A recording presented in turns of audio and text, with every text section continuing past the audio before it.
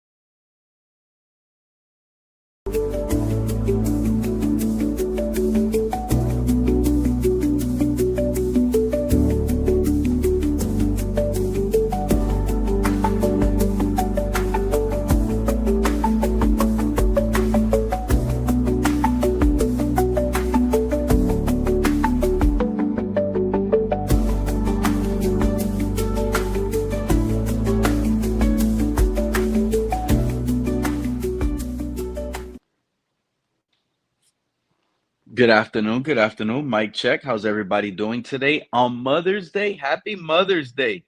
This team has me thinking thoughts on a beautiful Mother's Day. Mic check. Mic check. Let me see if it's working. Yep. The mic is live. Pete is live. The mic is working. Everybody's here tuning in. Appreciate each and every single one of you. Aqua Vision, first one in the building, saying hello to everybody. Love that. Appreciate you. Suicide Hotline. Josh Allen 17. He made it. Kevin Lee, what's good? 3 months till preseason. Why does it seem so long? 17 more Sundays to go. And I believe that's the regular season. I mean, the football's right around the corner. We got depth charts coming out. I see them on ESPN. Tua Tagovailoa still with a questionability. Everybody sees the title on the screen. New Orleans Saints. Could they revisit a Miami Dolphins Tua trade? Oh, but Pete, what do you mean revisit a Miami Dolphins Tua trade? We're going to get all of that into your brains once again because there's so much NFL. People tend to forget the past, which was only about 3 years ago. The depth chart looks stronger than ever. Shout out to Aquavision. Pete, thoughts on that A-Chain Club video? Oh, there's a club video? You see, Aquavision, I haven't seen Happy Mother's Day to all the beautiful mothers out there once more, but honestly, I have not seen that Devon A-Chain Club video, Aqua. I haven't. And you know what? I'm telling you guys right now, it's the lack of leadership from our quarterback, Aqua. It's the lack of leadership. I blame that on Tua. If this man was at Tootsie's, he was at a nightclub, he was doing something like right now during the mini camp sessions, like you're stating, it seems like Tua's lack of leadership, it's gone. There's zero hope of it. We haven't heard not one rookie, and they've been asked, plenty of them. The rookies have been asked, have you spoken to Tua? Have you seen Tua? They have literally said this. Why isn't this breaking news on more Dolphin platforms? Why does it only have to be here? The negative side. None of the rookies, not even your favorite second round all-in pick guard, not even the second round has spoken or even seen Tua at the facility. Shout out to Snorty Jordy. So yes, Aquavision, I don't have a problem with A-Chain right now. He's a lost rookie. There's no leader to look up to. Who is he gonna look up to right now that's gonna hold it down? What on offense who's a leader? This team has zero leaders right now. I just read a report. I think it was the Fin Fanatic. Shout out to those guys that drop the articles on ESPN or wherever they drop it. Zach Zeeler is the leader right now on this team. I don't know how further to go. Snorty, I see the title. You feel terrible. What's going on with you? How you feeling about the title? Do you remember anything? And what is on your mind right now? Wow. Just getting keen for the season. No, I'm talking about the thoughts on A Chain, the club video. Supposedly now he's at the club. Go on, debrief me on this. Tell me. I don't have I ha- time always to read everything. Tell me. that's what I'm saying. I haven't seen the club video that Aquavision is stating, but What's it again, about? What's he licking pussy? What touching tits? What's going on? he's not at work. I'm assuming that's why Aquavision is bringing it up. And to me, Tua hasn't shown up either at the facility. None of the rookies haven't seen him. None of the rookies haven't even spoke to him. Not even the second Well, he's not a round guy. leader, Pete. We all know that he's not a leader. I want him fucking gone. Okay. I honestly, you know what? I don't care how this sounds. I want him concussed first game. I want him fucking gone. Pete, you 25 need to years. watch the AFC East breakdown on the Clean Pocket channel. They absolutely destroyed the Dolphins. Well, Why don't you click that link and tell us a little bit about what yeah, I they know. Why said doesn't he come that up? you haven't heard? How about that, Why Suicide? don't more people Why come don't up? you click that link? Yeah. Tell us what you love so much at the AFC East breakdown on the Clean Pocket channel and come inform us over here and tell us what they said that we haven't said for this same exact team throughout the years. It's Yeah. not out there. We spoke it all. Armando Ayala, shout out to CRR. Cool, let Tua go. He wasn't worth the money the team paid for him. That's how you feel? And I think that's exactly how the organization is showing this whole fan No, base right no. now, Two Armando. aside, Mr. Buffalo, we're not going to win 4. We'll win about 7, which fucks us for the draft. That's all worry. You know what Big O said? And I don't really like that guy. He's an asshole. He said they drafted these players for the next regime. I agree. McDaniel's fucking gone. Okay, this team, I got my, as you say, my weed beer drink right now. This team's shit. Okay, we need to get a quarterback. Is it Zach Wilson? The Mormon in Miami, will he be our savior? I don't think so. We Why do got you to call hope him a that Mormon? because he's a fucking Mormon. And the Mormons don't deliver on Sunday, like Dennis Rodman said years ago. So I know what? Andy's number 0. Holy fuck. We better hope that Quinn Ewers comes through. I want Tua gone. First game, tears ACL, concussion. I don't give a shit. The guy has no speck of athletic ability, and reason. Listen to me very carefully, everyone. Respectfully, please listen to me. I went on Reason's channel.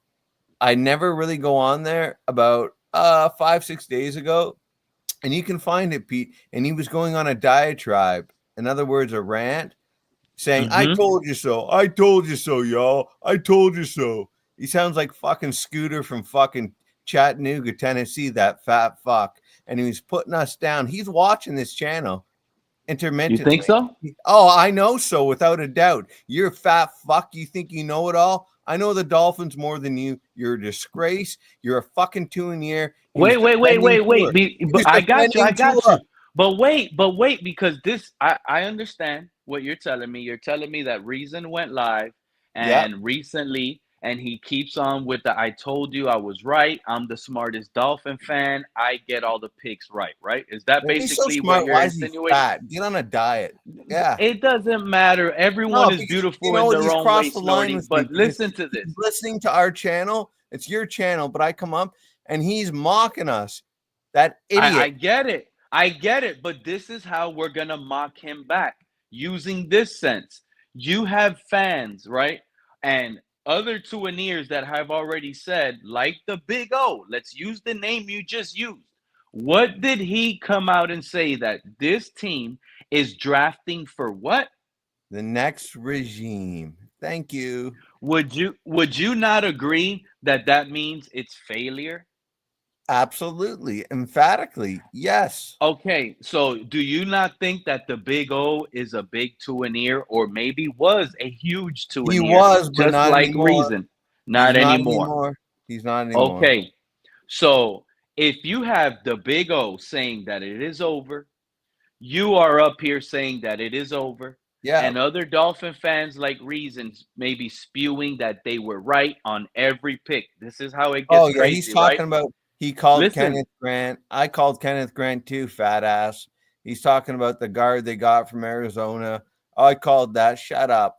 He's so fucking annoying. Anyone that would subscribe to that guy's channel should go to a fucking hospital and get a fucking lobotomy. He's so disrespectful, that fat cunt. You know what? You know what? If you were Canadian, all these people, they're on your channel, they're American. It is double worse if you're a Canadian because the way he speaks. Y'all, they should make like a comedy skit out of that fat ass. He's so disrespectful to Canadians. He represents us poorly.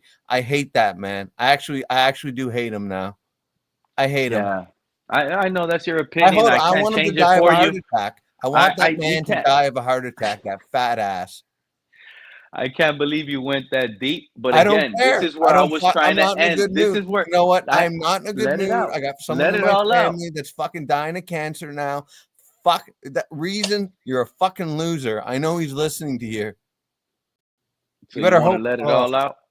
I can't stand that man. No, he drives me fucking crazy. I will never listen to that show again. I'm such an idiot. I'm a fucking Nimrod for clicking on that fucking channel. He was going after me. He didn't mention me. He was going after you, Pete. I told you so. I told you so. I told y'all gotta listen to me. Y'all gotta listen to me. Okay there, Scooter from Chattanooga. Fat ass. But if he was right and spot on, So this is was where I'm I trying to about end. I Grant. got you. But you were exactly. So I could use you as an example. You came on And the you show should. on draft day before the draft and said we're going to draft Kenneth Grant in the first, and you called the guard in the second. You said we're going to draft the guard in the second. You were spot on both picks. So Thank you. now you calling They out say, those Pete, do picks me a and favor. being Do me spot a on, favor. right? Hold on, Snorty. You calling out those picks and being spot on draft day here live on this show still doesn't make you feel like this team is the next thing. You just feel happy that you were right on the picks for some reason. But on the other sense, you being right on these picks, excuse me, I drank a little soda. You being right on these picks, guess what? It hasn't changed your mind on this thought process on this team that's gonna get you better. You see where I'm going with it, Snorty? So if the team got what you wanted in the draft, you, Reason, like you just pointed out, he called it out too. So shout out to Reason. If they got what Oh, y'all wanted, which you're included too now, why don't y'all think the team got better? well, I wanted to debate that fat ass on your channel, and we can stream it on. He can stream it on his channel too. He thinks he's some big fucking NFL executive. Shut the fuck up. I want to debate that clown. He's been spot on, right, over So have the I. years. But look where the team has gotten us. So him being spot on the picks and the players and everything that Well, happened, it didn't help us. It was bad Reason picks said after year after year after year. So how can you could be right, but then you just are a bad scout out of your own eyes because maybe Pete. you He got the said he picks was right, saying but that they how were bad Tua has players. the highest winning percentage, and that may be true. One of the highest percentages, I think it's like 65. The guy's a certified fucking tuneer. He'd look good with a fucking lobotomy. That loser. Okay, he's throwing out all these stats. He's just a little. That guy. That guy will give you a brain aneurysm listening to him for so long. I can't believe people subscribe to such a moron's fucking channel. Consistency and Dolphins content. We're all fans. That's why I encourage you to keep watching because if you Oh, keep watching, I'm you're not gonna watching see his what the channel other anymore. side is thinking. You have to. That's a Um, Dolphins fan's job is to do, not, yeah, to okay. tune in to You can even everyone's give me the channel hottest and look fucking at 18-year-old the fucking avenue escort that we're heading. to And listen to now that you see channel. the majority of every fan base and every content creator is saying we're done. Fire McDaniel. Greer is done. You know how sad it is that this community, like 85% of this community right now, are projecting that Anthony Weaver is going to be the interim head coach by week 7. Like, Oh, probably. how Yep. is do they not see? Do they not look at the roster that was put in our place last year? Look at the roster this year. And some of you that actually wanted the trenches to get better, now you're sitting here correct on that part and you're still not satisfied. How are you guys still not satisfied? Explain that, Snorty. Because I get it. You're mad that Reason came out and said, I told you we were going to draft Kenneth Grant. I told you we were going to draft Jonah Savanea. You're mad at that, and you are correct on it, just like him. Both of you were. Both of you are neighbors in Canada, right? Both of you Canadians, and you're mad at your own neighbor for being right on the same picks both of you were on, but yet you are thinking this is about to be a dumpster fire. He's not And my Reason neighbor. is probably projecting that this team is going to win the division. I'm not there. I don't know. Is that what he fucking said? I'm asking you. We're not winning the division. We're going to win about 7 games. So by getting the players you wanted in the draft, made you feel like we're going to regress? We won 8 last year. We went 8 and 9. Yeah, With a but we bad will roster. listen, respectfully, listen to me. Give me the floor for a minute. The team has quit on McDaniel, and I can't totally blame them. In a way, I do, because they're getting paid millions of dollars to play a fucking game. But you know what? McDaniel is a little meth head nerd. He's alienated himself from the team. I want him gone, and Weaver should probably be our next coach. You see, I'm going to say something that's very provocative. I don't give a fuck about the race baiters. You got to get a brother head coach in most cases because he can relate to the brothers. Okay? So we got to get Anthony Weaver. Okay? He's got a strong personality. He's a good candidate to be a head coach. Take him over, and you know what? Fucking make him the head coach the next offseason. I have confidence in Anthony Weaver. He's a smart black man. He's a good man, and to tell him to assemble his own staff. I have no faith in McDaniel whatsoever. And as for Reason, you're going to have fucking egg over that fucking face of yours when we win 6, 7, tops 8 games. I'm going to laugh at you. Watch. Everyone is. And for Mr. The Tua side hotline, okay, I actually like that name. But just remember what I put up there. Bills. Boy, I love losing Super Bowls. That's an acronym for Bills. You guys can't even win a fucking Super Bowl. So put that in your fucking chicken wing and fucking eat it, you fucking goof. Woo. Agree. Totally. I love that. Shout out to Liz. Good afternoon. Happy Mother's Day on this beautiful Mother's Day. The Dolphins have me live on Mother's Day, and it's unbelievable right now based on the information that I remembered today on Mother's Day on how Mickey Loomis, the Saints GM, were speculating and waiting for the Miami Dolphins to make their initial trade at the time. I don't know if y'all remember this, but the Saints were waiting for the Dolphins to trade for Deshaun Watson in order to get a better deal on Tua Tagovailoa on the market when he was on a rookie contract. The Saints were heavy, and that wasn't the only time. Jeff Ireland and Mickey Loomis were also, and the Saints, linked to Tua as a trade-up team during the 2020 draft. This is the reason why most Tuaneers and Dolphin fans were saying we might have to trade up. Remember these conversations so I could remind the community, because I know people forget things. Tuaneers were trying to secure Tua so bad that they even wanted to use some capital to trade up to number 2 to secure Tua Tagovailoa at number 2, because there were teams like the Saints that were interested in moving up in the draft ahead of the Miami Dolphins and get Tua Tagovailoa themselves, because Drew Brees came out of his own mouth and endorsed Tua himself as a comparable quarterback to himself. So when Drew Brees came out of his mouth and endorsed Tua, that sold Tua to the New Orleans fan base. So it's 2 times the New Orleans Saints. I'm giving you guys information that everyone probably forgot.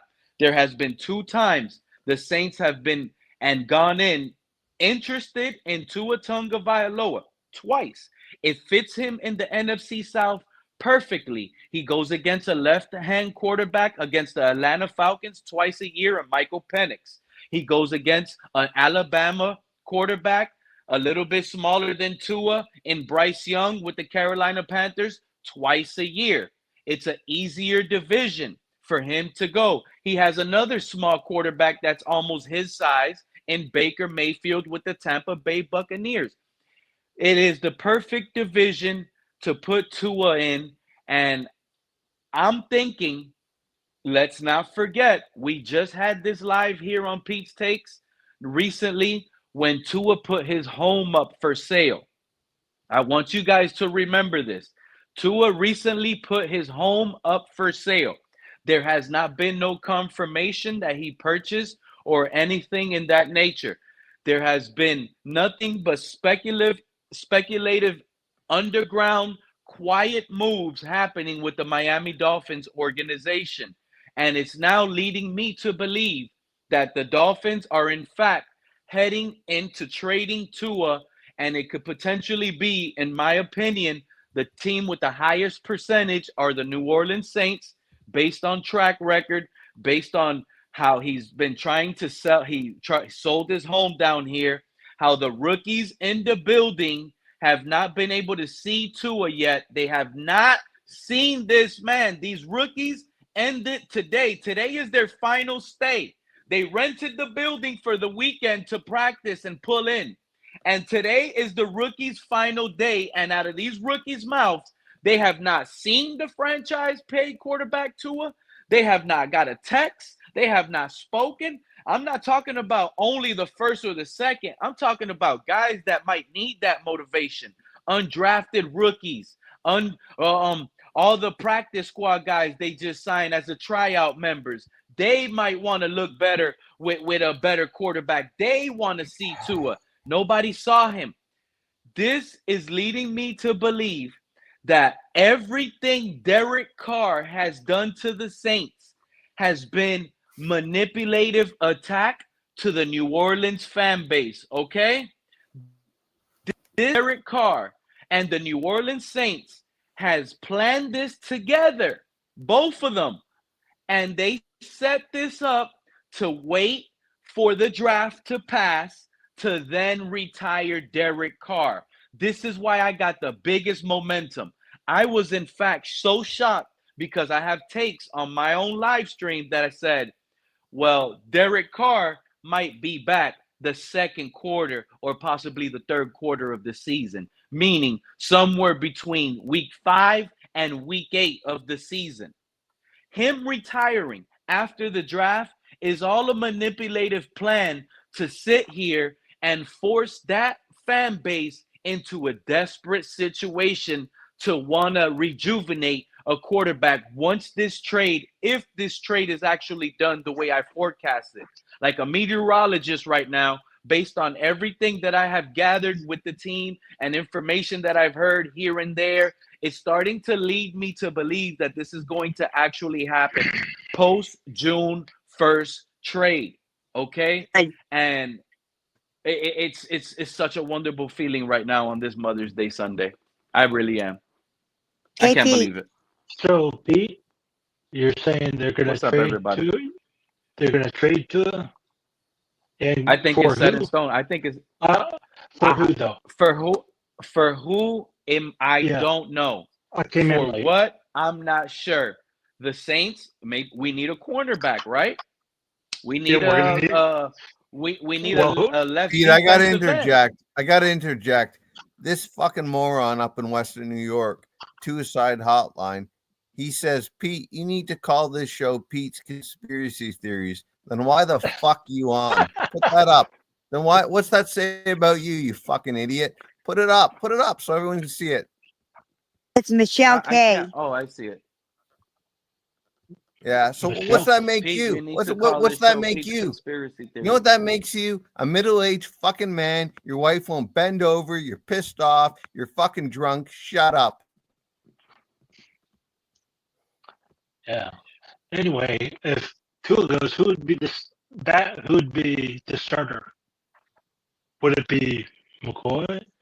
Would it be who?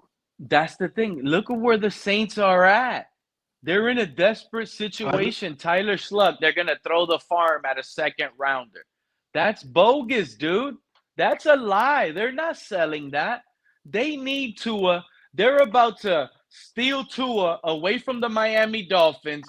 We're probably going to end up doing one of those same Ryan Tannehill tradeaways where we pay like $15 million for Tua's contract. In return, we get a nice second round pick for Tua, where it makes us believe, hey, we got something good in return, but we had to pay a portion of that contract. And like that, now we're not in trouble losing Jalen Ramsey. This is the type of move that'll calm Jalen Ramsey down. And actually, Chris Greer he'll be the man of the year. This man will get so much respect if he's able to pull this trade off to the Saints around the league. All 30 GMs who are out there will text Chris Greer and let him know what type of job this man just did and how he just saved his career with that. Because you're better off. You're better off strutting out and going with Zach. Because it's a disaster going with Tua. Okay, he has two. Are you guys aware that Tua literally almost went out last year? Instead of on a 2-1 run, he almost went out on an 0-3 run. Against the Jets, he had to take them to overtime. Mm-hmm. Then this man turned around and lost to the Texans. That's 0-2. Then he played the 49ers that had nothing to play for. And the Dolphins had everything to play for. And we lost to the Titans. No, I'm just saying last year, this man easily could have went out 0-3. We didn't see Tua no more after the 49ers game, John. The last 2 weeks of the season, he was gone. Ghost. Adios. I really can't remember what order we played the teams. So. How you doing, John? I'm okay. All right. I'm glad you're okay. John, how you doing? I do want to go over. I do want to go. John is doing good. He's doing okay, and he's a happy Dolphin fan today. Well, I want to know that because I like John. No. If Tua goes, Tua goes. I mean, I didn't expect any big wins from us this season. Really, like I said, if we get to 8 wins, I'm be surprised. I'm so happy. Early ESPN depth chart came out, and I am so it means like this regime, Coach Butch Barry, offensive line coach Butch Barry is not playing any games. He has Liam Eichenberg there starting at left guard. Jonas Salvanea, he's the backup lineman. He's the sixth man. He's the sixth man right now. It is open competition. It'll motivate the kid. It'll motivate him. That's good. That's good psychological warfare by our O-line coach. Kudos to him. Yeah. Good. That's a good spot right there. That's a good take. Ramsey has not left yet, right? So no, he hasn't left yet. If post-June 1st or 2nd, you said, right? If Tua leaves, Ramsey's going to stay, right? You think? 1,000%. It's like I was telling everybody when everybody was laughing and thought I was trolling. I was telling everybody that this team is at war. Tyreek Hill must go or Tyreek Hill stays. If Tyreek Hill stays, then Tua is out of here. Mm-hmm. This No whole one's taking Jalen on Ramsey Tua. Pete, I love you, buddy, but no one's trading for Tua. He's shit. No one's trading for Tua. This will be his last year, and then we'll just cut him. Did you not No see one. the thumbnail? Did you not see the thumbnail? Oh, I Yes saw or no? some of it, but he's not getting traded. Did you see the thumbnail that I use right now? I Do can't you remember see what team? all of it, but he's Okay, not that getting was his traded. final. There's something That about was Tua to the that was Saints. Tua. That was Tua's final game played as a Dolphin last season versus the 49ers. Tua was on an 8-game streak heading into that game with a 80% pass completion or above 75% pass completion percentage. That hasn't been done in the NFL with that many pass attempts since 1950. It's on your thumbnail. Okay? Okay, he's not getting traded. No team's taking him. That's what I'm saying. Statistically, you can't knock him. The man has been shattering Dan Marino records left and right. Even though we don't like it, he's been doing it. But that's misleading incredibly. Now you're starting to act like reason. That's misleading incredibly. How is it misleading stating that even though we Also, don't do you wanna like know why? him, I said even though we don't like him, let's not take away the production statistically that he's been able to do, shattering some of Dan Marino's records. Whether we believe it, like it or not, he has done it. Snorty. Technically, you could be right, but I would take Marino's records over Tua's any day of the week. Okay? 1,000%. Marino has more records than everything. Marino's done this to the playoffs more often than Tua has. And John, I'm not looking to go into Marino lane right now. I understand. Marino is light years better. But you did, though. But I was bringing up the stats that he has shattered on a great like Dan Marino. A fan base like the New Orleans Saints could sit here and accept Tua. This whole fan base is broken. They don't want Tua anymore here in Miami. No, and it looks like it's finally over. Tua putting his house up for sale.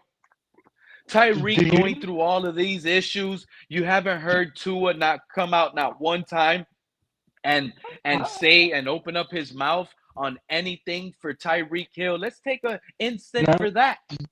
How much respect did Tyreek Hill lose for someone like Tua that didn't reach out to him, didn't knock on his door when he was doing the worst right now during the offseason? Are you aware? Haven't been there, but God forbid, please don't put me there, but having to go through a divorce, losing your spouse, having to lose your family, your kids, that part where it's breaking up, where you're going to have to go to court, litigations, you're going to have to fight for your kids just to see them. This is tormenting, mental breaking. This is traumatizing to any man and any woman. And where the hell was Tua at when Tyreek needed him? It's not up to you, though. That's the problem. Yeah. Shout out to the New Orleans fans pulling up in the chat. No disrespect, but we not signing Tua. Unfortunately, I know you probably don't like Tua, and you guys probably don't want it, but someone like Drew Brees, who's already endorsed multiple, not just once prior to the draft, it's been multiple times that you can go and do your own due diligence, search up. This is all you have to do to believe Pete. Search up Drew Brees and Tua Tagovailoa. Nothing else. That's all you got to do is just put Drew Brees, Tua Tagovailoa. And you're going to see videos of Drew Brees comparing himself to him. You're going to see videos of Drew Brees saying, he plays a similar game. That is a mental way to sell to a fan base, because now when the Saints trade for him in June 1st, because now Tyler Schluck has been looking like a Tyler Slug out there in OTAs. Spencer Rattler is still not better than Tua if you want to put a spin to it. He's not selling. Spencer Rattler ain't selling. And then you turn around and the third quarterback, I can't remember his name, with the funny picture they threw up, Jack Hayner. That's not going to work. You need something that's going to sell. And I got to be honest, something that I don't want to speak about. But again, the chat is smart. The people on the panel here with me are very smart. These guys cannot be, and they don't fall for things.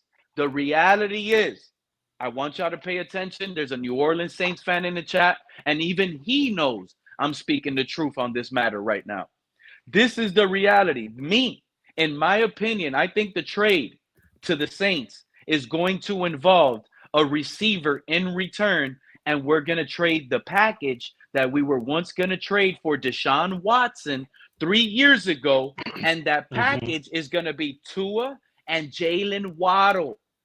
Tua and Jalen Waddle are going to go to the New Orleans Saints, and in return, we're going to get Chris Olave, who's been getting steamed rumors coming out of the Saints facilities that he's been open in trade discussions. So he's injury prone, concussion prone. I get all of that.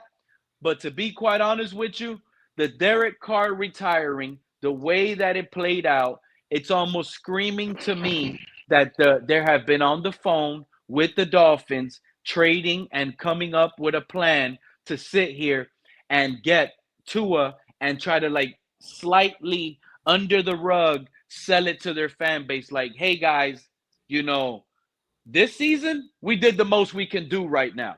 Because just like the Dolphins have an out next season with Tua, once you trade Tua to the Saints, you leave that same contract, New Orleans Saints, you're giving that guy a 1-year buyout. You're selling your fan base like, hey, not only did I give you guys second rounder Tyler Schlow, the oldest quarterback in the draft that gives us the most veteran experience, played college. He was a backup to Justin Herbert in 2019. Not only are you giving us that, but we're giving you Tua as well. And it's coming with Jalen Waddle. In return, give us Chris Olave.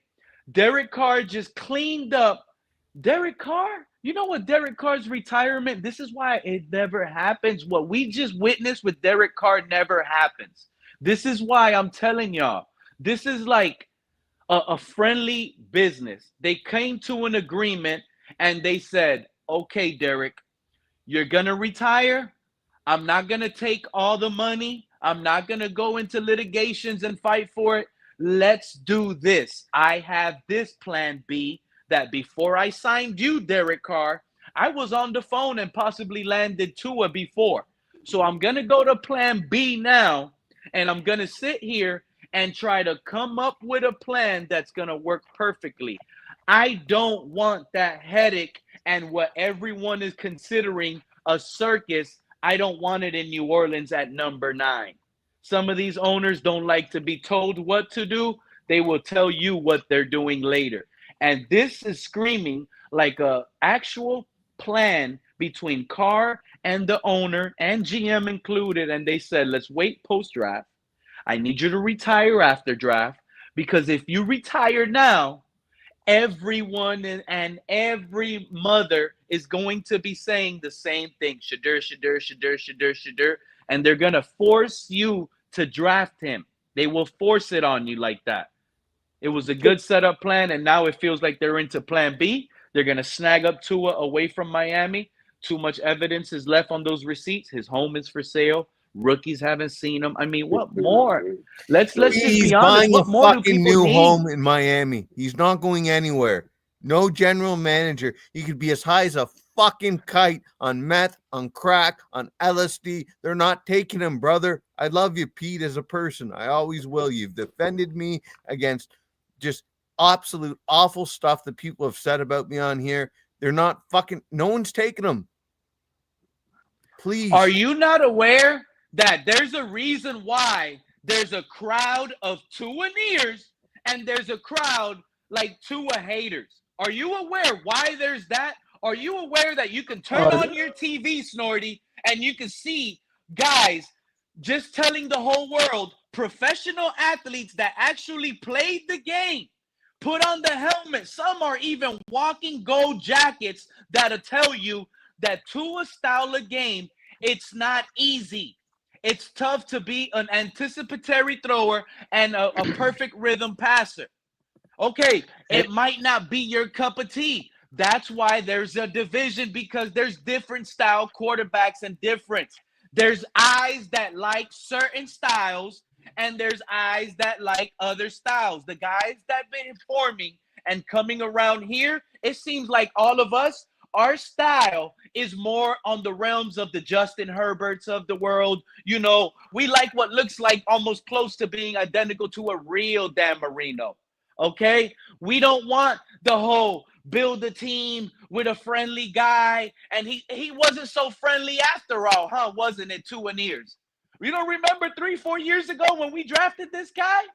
Oh, we drafted the perfect guy. He's the perfect locker room guy. He's the type of guy like Tom Brady. He's going to take these cheap deals. He's going to get so many endorsements that he's going to force the Dolphins to say, here, I'll take $20 million a year, build it, and continue building it like Bob the Builder. Come on now. It's over. It's been lies since the very beginning. And it's over in Miami. And I'm thankful for the New Orleans Saints. I'm really happy, and I can't wait until it happens, because right now, if you ask me, it's a done deal. What do you want to? It's what do a you want to done bet, deal. Pete? The Saints Pete, cannot go into the season. Enough. Pete, what do you want to bet? I'll transfer it to you. What do you want to bet? I'm saying the Saints aren't getting to it. What do you want to bet? I don't want. I hope he goes. And Pete, don't accuse me of being rude to you. I love you. How much do you want to bet? No. I'm talking to Pete, John. How much do you want to bet? You're talking about a GM in Jeff talking Ireland, about money. How much do you want to bet? You're talking about Mickey Loomis in New Orleans Saints, who targeted Tua and had conversations of trading up for Tua. Trading up for Tua. That was fucking 5 years ago. The cat's out of the bag. It doesn't matter. And what about 3 up. years ago? And what about 3 years ago? And what about 3 years ago? So that's 2 times they have come out, and the cat has left the hat. 131. And guess what? Go to a psychiatric hospital. Pete knows his stuff, but Pete is wrong on this one. And friends are honest with each other. Pete's my buddy. Pete, you're wrong. Okay, wrist is right. If the deal, right. You want me to tell you something? I'm gonna tell you right now. I'm gonna tell you something right now. If the deal happens or doesn't happen, it still doesn't make me wrong, because based on what's going on right now, based on what you're hearing with but if it doesn't happen, it doesn't mean that they didn't talk on the phone. It doesn't mean that they didn't just come into a trade. It just didn't happen. People One team didn't like it all the time. People fucking call up sex lines and say all sorts of shit. Hi, honey, here's my credit card. Well, who cares? If the phone was picked up, that means something is involved and conversations are having. And with that in mind, makes it seem like the possibility of Tua being traded out of Miami are still here, dude. They're still here, and it's available. And you can't tell me not for once, if you haven't heard all these reporters asking the Dolphins rookies, oh, have you seen Tua? Have you spoken to Tua? They look shocked. Go look at it for your own. Look at their body language. They're hiding something. The Dolphins are hiding something. Yeah, that's right, Adam. You should go to a psychiatric center if you think that fucking Tua, honestly, I don't believe Pete believes what he's saying. If you think that Tua is going to be on the Saints and that they're going to trade for this guy, John, you should go to a psychiatric hospital. I was just wanted to ask if I'm correct on the 2 years. Is a 2 year someone that believes in Tua until he's gone, then they're not a Dolphin fan? Absolutely not. And I heard over here. I don't know. See, everybody's gonna have the no. Because I heard the show. I got you, John. I'm gonna tell you what a souvenir is, because shout out to TD. I heard it on his show with the Dolphins Collective. They want to sit here and try to make it go away. I get it. They're trying to ease some of these souvenirs away. A souvenir. Let me explain. You could. I should pay the dictionary and have it set up there already, because a souvenir is a fan that argued against Tua haters' claims and they defended Tua to the core. Now, that's what a souvenir is. If you defended Tua, you fought for Tua, and you went against claims like, oh, Tua doesn't have a good enough arm to be our starting quarterback. Tua is not a mobile quarterback. He's not a dual threat. Some of these guys considered Tua a dual threat. We said he wasn't a dual threat quarterback. Well, Like they went against I those thought, claims and they defended. If you defended him, you're gonna be labeled a Tua-neer. It's not gonna be forever because soon, we'll get a new quarterback. But at the moment, yeah, you're on that side. You're a Tua-neer, 100%. That's the so rule. It ain't no. yeah, Oh, I'm it's a Tua. Alabama fans that came over here. Are you Yeah, a Tua-neer? I don't know. I'm trying to find a definition. I mean, I just because I heard that. have you I caught was yourself? I'm figuring gonna that find the out if you're a Tua. No, I'm gonna find out if you're a Tua-neer right now. Have you caught I yourself defending Tua? Have you caught yourself defending Tua, no, arguing with Tua no. against Well, someone that probably said Tua can't win big games or Tua's not gonna beat the Chiefs. He can't win in the cold. He has a strong arm. Like, have you defended those type of takes? no. I keep You're not a saying he's Tua-neer, done and that. you don't. Yeah. Okay. You're Well, you okay. are a Tua hater. Welcome to the team, my friend. Whatever.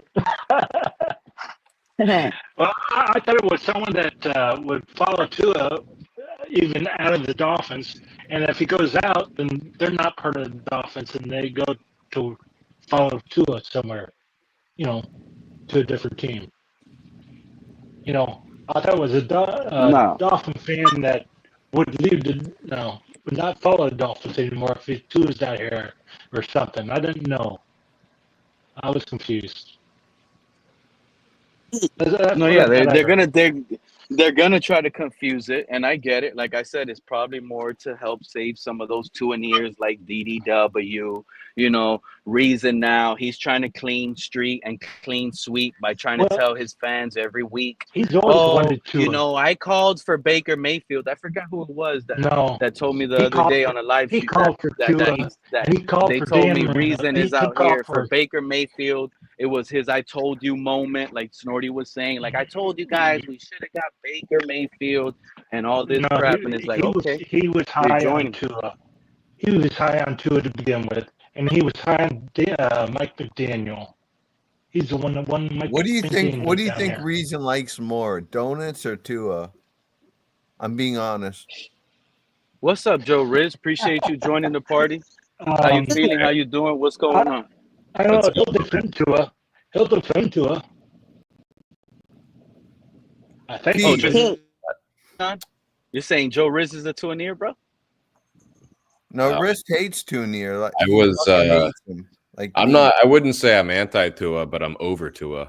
And like I was optimistic at first.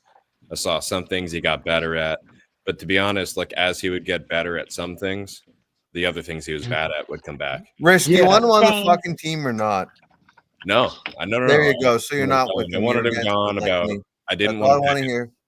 I didn't want to pay him. We should have played out. I would have never would have drafted him. I was all right with the draft because, like, I mean, he Well, had. he had an injury coming out. I mean, he had a. Yeah, we were going to be mad if we severe enough. didn't go QB there. Yeah. We were Well, going to be real mad if we did. So the only other option would have been Herbert. Well, is Herbert really that good? I mean, he's a stat king, but he can't win big games. Yeah. Exactly. wait a minute. Wait. Did Tua ever win big games? No, that's what I'm saying. There's not really like They're a better both. option They're where both. we were. They choke, Joe. Well, Joe. but one's more. One's not as hurt as the other. One doesn't get as hurt as much. Yeah, but they both choke in big games. For sure, yeah, but I mean, if you lose in the playoffs, it's done regardless. There you go. Thank you. The playoff will probably be easier that's for true. Tua in the NFC South. The division will be easier. Let me ask you, gentlemen, a question, and let's be honest up here. If Tua is traded right now to the Saints, is he not starting for the New Orleans Saints over Tyler Schluck, the second-round quarterback? I Probably don't not. think Tua's got any trade value. He's too expensive for being unproven and injured too often. Wait. How is he unproven? Because everybody All you knows hear- to give him the bag. All This would be like trying to trade for Daniel Jones a year ago. No one's going to do it. This will be like trying to trade for Sam Darnold a year ago. Not to fucking trade for Tua. Okay, Pete, 50 million reasons why not to trade for him. So is every fucking GM. If it's a bad deal, okay. If you buy a pair of shoes right now, you paid $100 for these shoes, Snorty. You opened the box, you bought them from the streets. Dude opened up the trunk, told you they were brand spanking new, never worn. You believed them and you looked at them in the eyes and you copped them. You went home and saw that they were smeared and smudged around in some corners. You're going to want to resell them. You're not going to resell them and get that same value, Snorty. Now you have to resell them. You're going to get 50% off, and this is what the Saints are going to get in Tua. I would never buy. He's a 50% off quarterback. They're going to probably end up giving up a third-round draft pick. But the Dolphins are going to Ryan Tannehill this, and they're going to pay a portion of – you see the rumors that just recently came out? Oh, Jalen Ramsey. Rumors are the Dolphins are going to partake in some of that contract in order to trade the Jalen Ramsey away from another team. Y'all believe that crap? Liz, are you still there? Sat up here and believe that? That's them warming it up, putting a Quaker oatmeal on the pot and letting it warm up and brew right now for everybody to get that trade done with Liz, Tua. Can you say something? Because if I don't ask you, I'm going to be accused of being a misogynist. Can we allow Liz to say something? Because I don't want to be accused of being a misogynist like Trump. Liz, do you have anything to say, dear? Yeah, we should have gotten rid of Tua a while ago. I gave him a chance. Even the woman gets it. Go on. Sorry, Liz, go on. I gave him a chance, and I was hoping for the best, but I'm done. Over. Bye. Don't let the door hit you in the ass end. Thank you, Liz. Now no one can call me a misogynist. They call me a racist. Now they can't call me that. Now they can't call me a misogynist. Thank you. Next. Who wants to speak? Oh, you know what? Saying what you just said right now, Snorty, you just reminded me of something that recently happened. I have the clip on my phone in case anybody wants to hear it. How do you feel with Coach Mike McDaniel when on draft day, I got to go outside. Give me a second. On draft day, with the second round draft pick, when we drafted Jonas Ovenaya, he told him on the phone, on draft pick phone, he told him, "Oh, I'm so fired up to have you over here in Miami. We're going to have a Polynesian takeover." That's what Coach Mike McDaniel. I think he's just awkward, man. I'm not looking into that too much. I think he just was. I think he's just awkward. Yeah. No, he's not racist. Mike McDaniel's just a fucking weirdo, like Rich said. Well, he gave a euphemism. I'm more blunt. He's just a fucking weirdo. So now he's a weirdo. Like everybody calls him a weirdo when I tell people, "Oh, he said he's gonna have a poly take." What if he would have said, "I'm here to have a Cuban takeover," or "I'm here to have a white takeover"? If we had like a Cuban QB and we drafted a Cuban lineman, I think he would have said that because it's not a huge majority of the NFL. Oh, I love that. A white takeover. I love that. Because you know what? They'd call him racist. You have the fucking my fellow tribe members at the fucking ADL and the Southern Poverty Law Center. They should be ashamed. They're fucking Jews. They make me want to kill myself sometimes. They're my own tribe members. They make me sick. If he said that, they'd ban him for life from the NFL. That's how the double standard we have in this fucking world. Fuck. I don't think it's needed. What's the background of McCoy? Our third. He's gone. DM fins up. 2 teams. And Aaron Rodgers is not going to New Orleans. There's nothing over there, by the way. And Pittsburgh is not a nice destination to go to if you're 42 years old to fight in a division against Lamar Jackson, Joe Burrow, and whatever now, Shadur Sanders? That's not happening. That's not happening. Aaron Rodgers is waiting for the Sunshine State Miami Dolphins. The absolute Pete, put up Batman Pop's comment. Pete, put up his question. Actually, it's a question. It's a good question. Who is more soft, Mike McDaniel or Tua Tagovailoa? I honestly, that is a great question. I don't fucking know. It's McDaniel. I don't think any of these guys make the league being, soft. I think it's a product of your environment, and McDaniel's in charge of the environment. That's an astute point by Wrist. As the coach goes, The product of your does the environment. team. Yep. Okay. As So the how do you coach guys goes, feel about so does left the guard team. Liam Eichenberg So as take that. potentially being the starter? Liam Eichenberg right now No, is the I've starter already at left addressed guard it. over the rookie.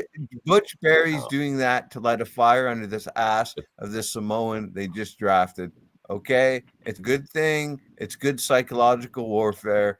Come in there, he's gonna have a chip on his shoulder, and he's gonna beat Liam Eichenberg like you never believed. Oh, yeah, That's how it should Eichenberg be. won't. That's a good pick. We got a future Pro Bowl guard. Yeah, Eichenberg Yeah, won't I be know. starting. That's what I'm saying. Yeah. We'll put him number one on the list. Left guard, he's the guy. And Joan or whatever, he's gonna be like, what the fuck is this? That's good. I'm not gonna lie. bold The from question, Jordan shout Tua. out to Batman Pops, but the question should have been who will win in a one-on-one, Mike McDaniel or Tua? Oh, If they that's both even a fight, better if question. they both I fight, don't know. Who has more respect from the locker room? Yeah, put That's it that way. another Mike good McDaniel, in question. my Neither. opinion. That's just why I love I this hear, show. I don't hear none of these players call Tua a genius. I don't hear none of these players call Tua Not a anything. captain. In fact, we've heard the opposite. We've heard praises from Mike McDaniel on how he's made Tua look good in this league. We've also Do you call Tua a captain? He's No. not. Didn't do you you feel just, like he's a John? Didn't captain? you? Heck no. That guy is not a leader, dude. He is not. He's a one-read quarterback. That's all Let he me is. ask you something. He's what Let me- coaches another dial up, question. and he's Give me gonna throw another- it to the first read. I'm gonna ask you another question. Did Mike McDaniel ever coach as a coach before coming here? What do you mean, like a head coach at a college? Like a head coach from a NFL team. Well, Not, he not, was not, always not, consistent. I'm not talking about upstairs. I'm talking about as a coach on the team. No. What? The answer is no. Okay. Yeah, he was basically an offensive assistant for his whole career. That's right. No, well, even for San Francisco. Yeah, he was He the was a offensive coordinator the year before he came to us. Running back. No, Yeah, he was never. their OC. He was never a coach. So what he was you never a have, head coach. your coach makes up your team. So Right. Well, what your Brian coach Flores is was like, never a head coach either. so as your coach goes, so does the team. If the coach is soft, the team is going to be soft. John, I Okay. get what your question is, and to answer your question, he's never been a head coach, but that doesn't refrain from the fact that what he was asked to do here as our head coach, he pulled it through. He did his job. Whether you want to look Yeah. at him as a traditional, maybe. old school, mental toughness leader, head coach type, He okay, he picked up a quarterback that had no leadership. This is his first time being a head coach. If you are around leaders, you're going to adapt to that leadership quality. You will learn it. Like if you had a big brother growing up, you're going to tend to have qualities as your older brother because you had that leadership to grow from. If you don't have it, you're on your own pretty much. And right now, Mike McDaniel, he's a head coach in an environment that's not good with leaders, and he's pretty much on his own, and he's focused on one thing, what he does best. And the best thing Mike McDaniel does is draw up plays. This guy misses hours of That's sleep what he trying to was sit doing here in San and Francisco. force somebody how to trick the NFL rule book, how he can put 3 players in motion. That's what he's trying to figure out right now. And that's all he was in San Francisco. Okay, that's all he was in San Francisco. I think we really got screwed over by how they cracked down on the illegal motion before the snap. I think that really put a damper on McDaniel's offensive game plan, and that's why we had all these dumb screens last year. When I was telling AVS for life, when I was telling everybody that I'm pretty much just using what the Tua takes are, I started getting labeled the Tua that week. And I'm telling them I'm using what Tua said based on so I can get reactions, but they started putting it on me. I could tell them what the Tua said, but even though I'm telling these people what Tuanier said, and I'm using their ammo against the same people on my panel, they started calling me a flip flopper only because I'm bringing up the Tuanier takes. When they were to say something, I would say, "Oh yeah, but what about the Tuaniers? They say this. Oh, he does have enough arm strength. He did it to Jakeem Grant in the Cincinnati game. He overthrew him, caught him in stride." You see where I'm going? Now I'm a Tuanier. Now you're a Tuanier. Now, you know what these Tua haters don't want to admit? We lost that Buffalo game because of Jordan Poyer. But they want to blame Tua because they're the biggest Tua haters out here. And they don't want to blame Jordan Poyer on that late penalty. They still want to put that loss on Tua instead of marking it on Jordan Poyer. Like everybody knows that flag was on Jordan Poyer, got Josh Allen in field goal range. And that's how they were able to milk the clock and win the game. Sheriff, If it wasn't for that penalty, we probably win that game. That wasn't on Tua. Yeah. Unfair. He dropped that fucking What game? pass. We would have won the game against Buffalo. Trent Sheriff. Like 2-3 years ago in the snow. He dropped it. That touchdown pass before the fucking halftime. I've been more than fair with Tua. You can't, I get it, but that's still a dumb pass by Tua. You can't be that wide open in the end zone. That was impeccably thrown. It was to the dirt. That ball was thrown to the dirt. No, it wasn't. It was perfect. Go look at it on the replay, Pete. That ball was thrown to the snow. It almost hit the snowflakes that landed on the ground. I'm telling you, it was a low throw. I remember that one. CRR, why don't you come up here? We've been like 99%. Come up here, please. I am glad they picked up an offensive lineman and a running back and a quarterback. Okay. That was a good 3 picks that I guess they had. I don't know what they did on defense. I forgot. But the running back should be a good running back, I think. Right? That they picked. Anybody? What running back? Did we pick up a running back?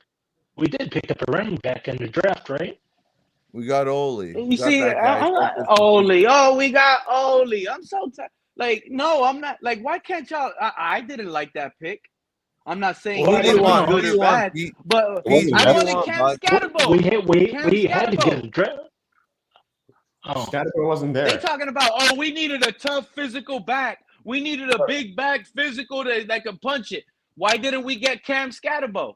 He's overrated, man. He lowers his head every round. Now he's overrated, but he had the most broken tackles in college. Yeah, he because had the most broken tackles in college. Dude, you lower your head like that at the NFL level, you're getting penalized or concussed within your first few carries. He's not going to work out in the NFL. Well, maybe not. But you know what? We all know that it cannot run the ball more than 15 fucking times a game. Agree or not, Rush? What? I don't know what you said. What's up, Mr. Paul? Can you build an offense with a guy that barely weighs like 200 pounds? Can you build an offense around that? No, I don't think Achan's a long-term thing. Like the Achan Wright experiment, I don't think it's really going to pan out. I think our best days of Achan are really behind us. He's a gadget back, in my opinion. He's someone to use when you need the speed. Yeah, he got about 2-3 years. He's like a Warwick done. That's what he is. Yeah, I just want a solid committee with low investment. So do I. The Saints are under a complete rebuild with that new coach, Kellen Moore, whatever his name is. They have they could take Tua, inherit him, and he can lie to that fan base.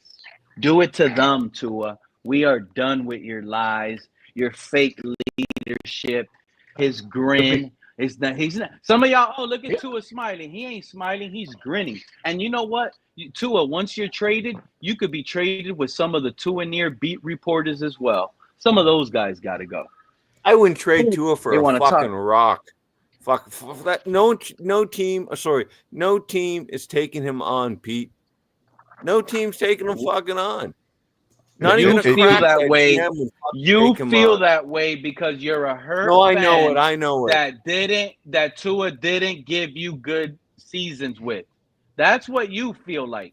That doesn't mean everybody else feels like that, Snorty. There's people in the real world, especially NFL agents I'll and give you NFL teams $1,000 and US owners if they that trade him. think Okay. that Tua is only injury prone. Are you hearing me?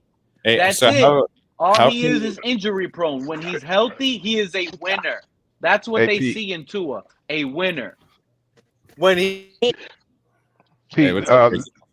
let's let Liz say something. Liz been trying to say something. I just wanted to go back to McDaniel. You know what he reminds me of? One of the guys off the movie Revenge of the Nerds.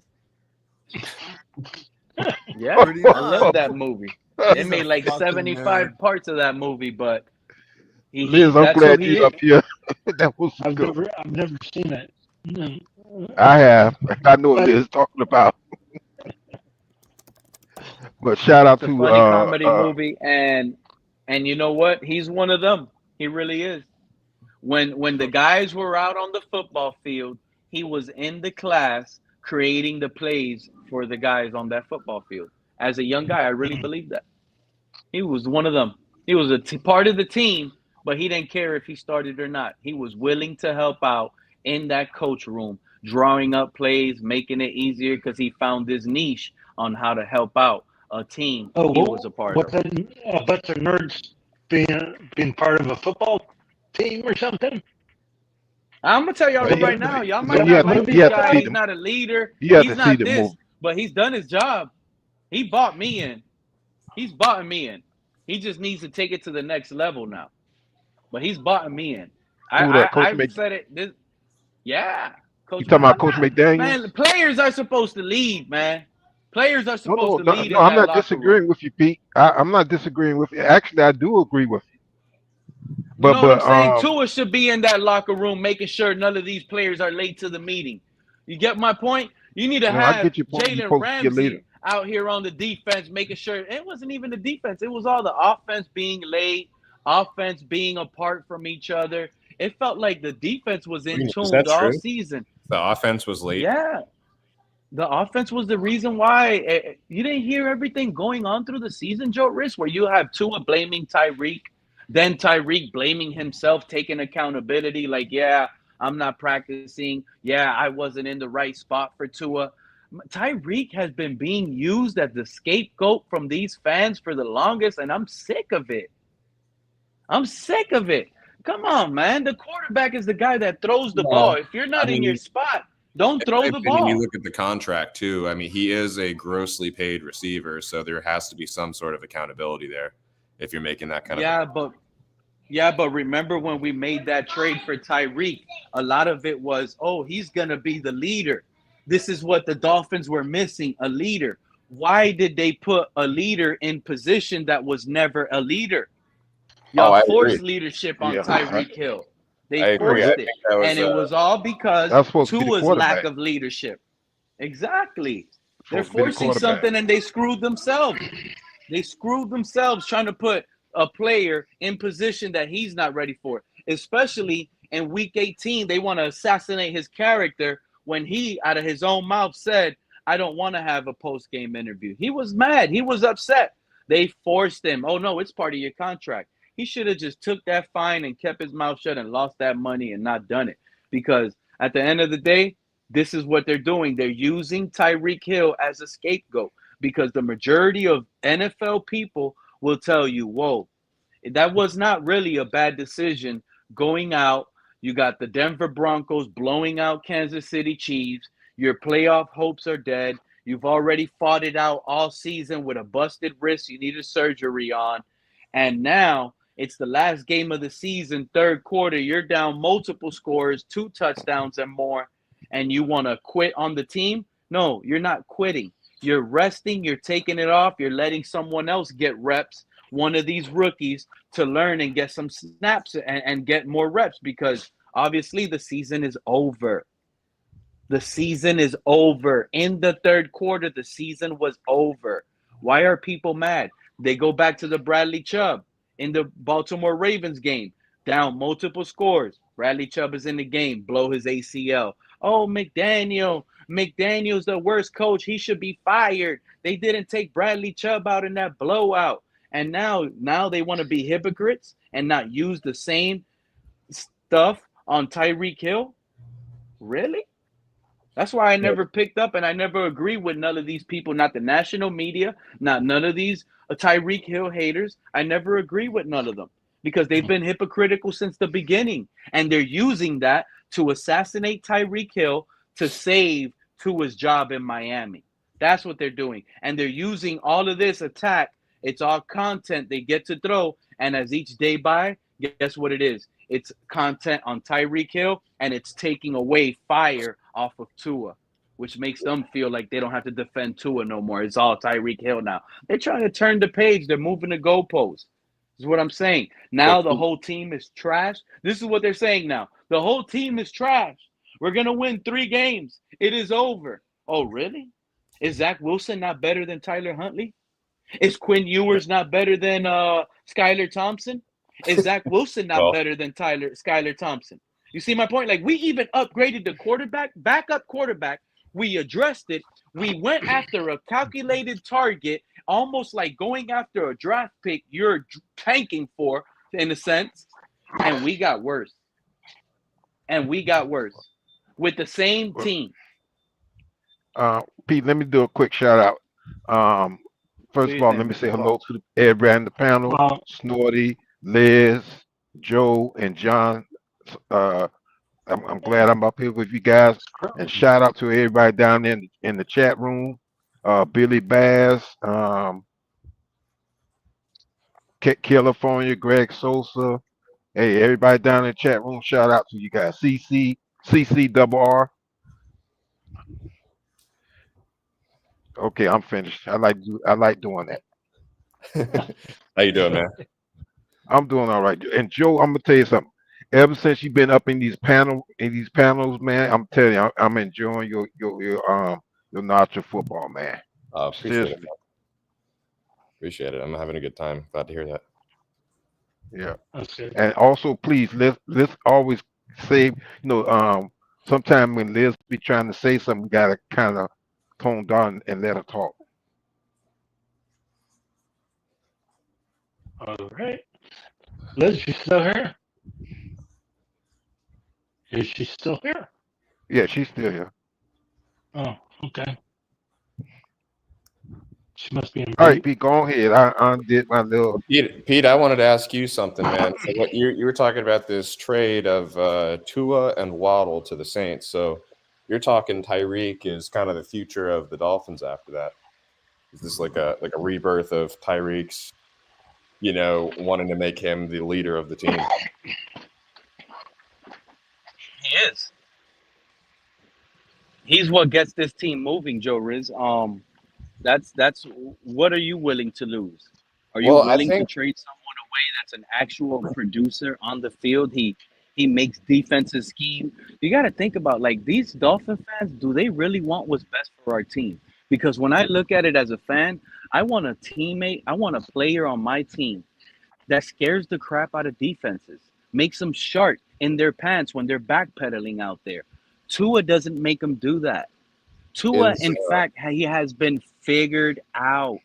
This is what most fans don't want to come to an agreement. Like, believe me when I tell you, these teams that want to win, I get it. Tua's the poster child for the concussions, Joe Riss, and stuff like that.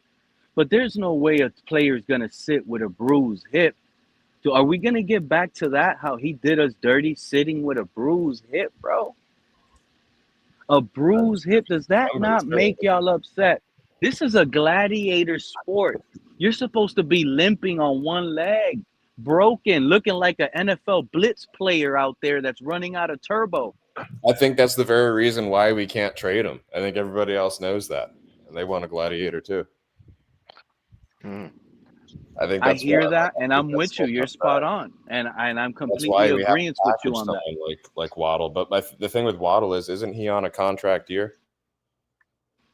No, he just got extended last year. Oh, he got 2 more years. He probably got 3 more years. That's right. So they're together. They're a pretty hefty hit against the cap, right? If you were to try to trade them somewhere, it needs to be someone with a massive amount of cap space, which the Saints just cleared up. But 30 million. If they're looking down the barrel of a top 5 pick, why wouldn't they want to roll the dice on like Arch or Aller or someone instead of taking a 6-year vet Tua? who's Because still let's be out honest here, Joe. They can give up a third, make it seem like they're not tanking for Manning. You know, I was watching NFL Network. They could go out there, take the Dolphins could trade Tua to the Saints, like I said earlier. The Dolphins take a portion of that contract, whatever he's paid this year, $40 million. We take 20, they take 20. Now it looks like they're really trying. Now it looks like the Saints aren't tanking, but everybody almost already feels like the Saints are gonna tank. What and are if they they're giving gonna us? dump Tua, they're probably. I mean, in that scenario, you're admitting to guilt that he's not a franchise quarterback Right. by taking on that payment of Right. part of that contract. So you're admitting he's not worth that. So now the value goes all the way down to the third or fourth round. Nothing more If than that. we I can move stretched it Tua, earlier just to sell it as a second rounder, but the reality is it's a third or a fourth at max. I would do that just to get rid of Tua. I would sacrifice someone like Waddle, and only get a third in exchange. But if you give it to someone like the Saints, that's not. Oh, okay. Well, That's like where it pick gets 70. tricky. I'm sorry, Joe Riz. That's where it gets tricky. I forgot that part. I'm thinking Tua by himself. When you include Jalen Waddle, now we're in the discussions of possibly getting a first and a fifth, a first and a third. Now we're in that realm because you're giving up a real deal type player that can produce a lot of in a good scheme in Jalen Waddle. Jalen Waddle is not a Jamar Chase. I'm gonna tell you that right now. He's a scheme at that fit. value, Tua is like the add-on at that point. Exactly. They take on the full payment of Waddle. You give us a first, and now for Tua, give us like a third or maybe a fourth. Or if you guys were gonna give us a fifth, now it has to be a third, so you can sell it to your own fan base. See, the Saints might be willing to overpay a tad bit because if they give up a fifth, they're gonna be like, "Oh, we got crappy Tua for a fifth." You give up a third, now you just like the NFL. It's like a mesmerizing thing because it's like based on categories in a sense. So once you hear we trade him for a third, you're already thinking developmental, probably good enough, just needs maybe a new scenery. There's a lot of things. They're gonna start using the Sam Darnold experience. Everybody's been using that lately. You're saying May or June, possibly even July, is when this trade would be pulled. Yeah, because it just feels like that's the way it's going to end up turning around. I do not see that guy. I just don't see him. And just knowing that the Saints have been involved with Tua, conversations twice throughout Tua's career here in Miami, knowing that, it's almost to the point where based on how they played the game with Dereck Carr, they want that next breeze. They like that. Pete was saying that Tua hasn't been showing up. Right, Pete? You were just saying today. Yeah, but this is that's like the rookie 100%. But it doesn't matter, bro. It doesn't matter.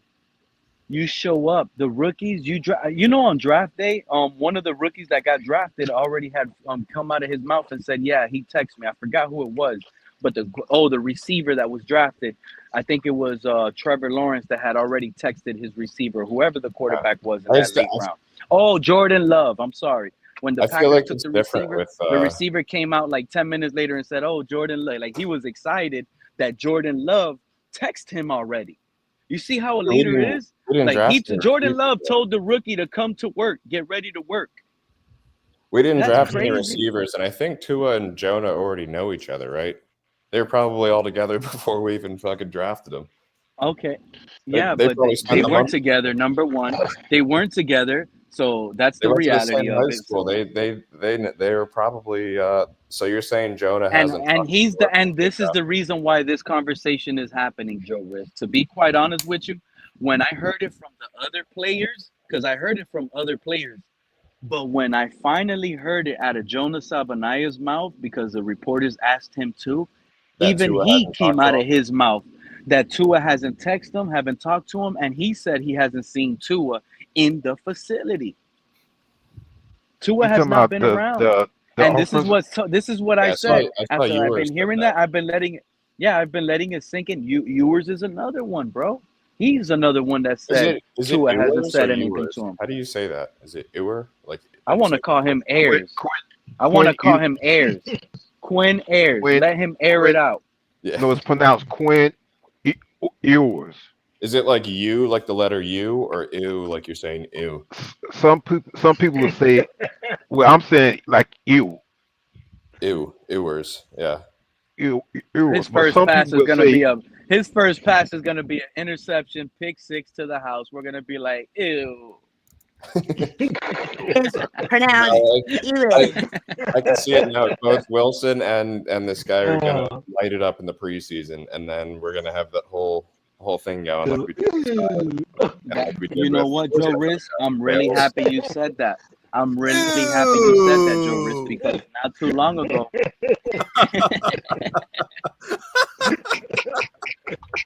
oh, yeah, hey, Snorty, don't fall out the chair, Snorty. But that's hilarious. That's I hilarious. know. That's what I'm saying. Don't fall out the What chair an now. unfortunate Yeah. name. Yeah, everybody. What do the what way what you said is I said, what an unfortunate name. Crazy. You're gonna be watching the fucking Dolphins with your beer and your Lay's potato chips, and you're gonna be going, ew! y'all tripping, man. Y'all That's why nobody wanted him. That's why he fell to the 7th. Nobody wanted their That's fans yelling probably ew. right.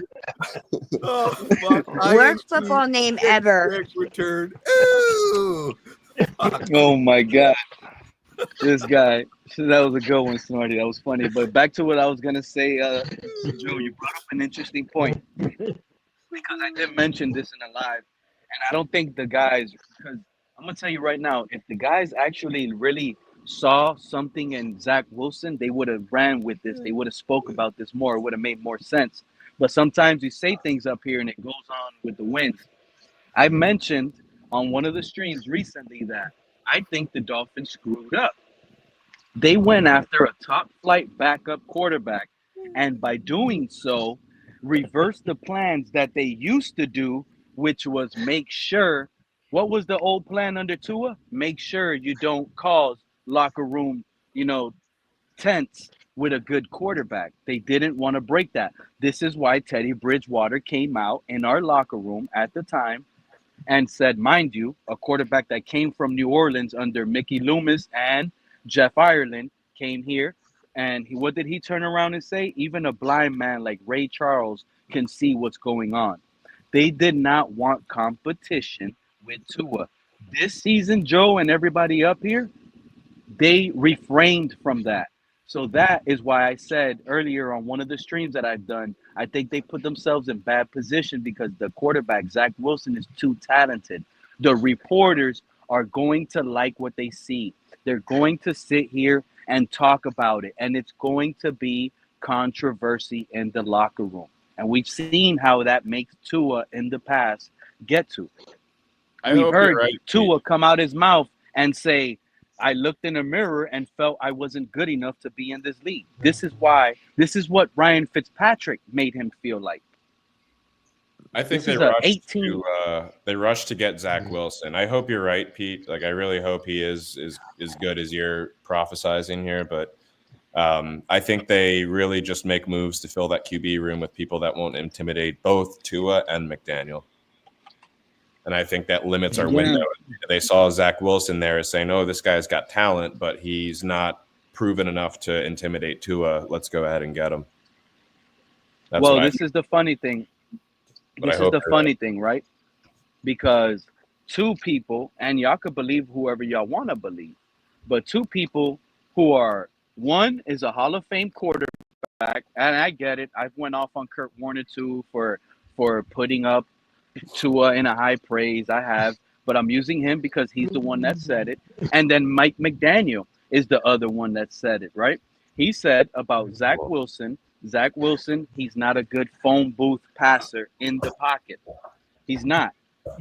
But in the other sense, someone like Kurt Warner, he came out and said that Zach Wilson can create things in the pocket other quarterbacks can't because of his different throwing angles and how he's able to throw in the pocket in tight spaces is what makes Zach Wilson.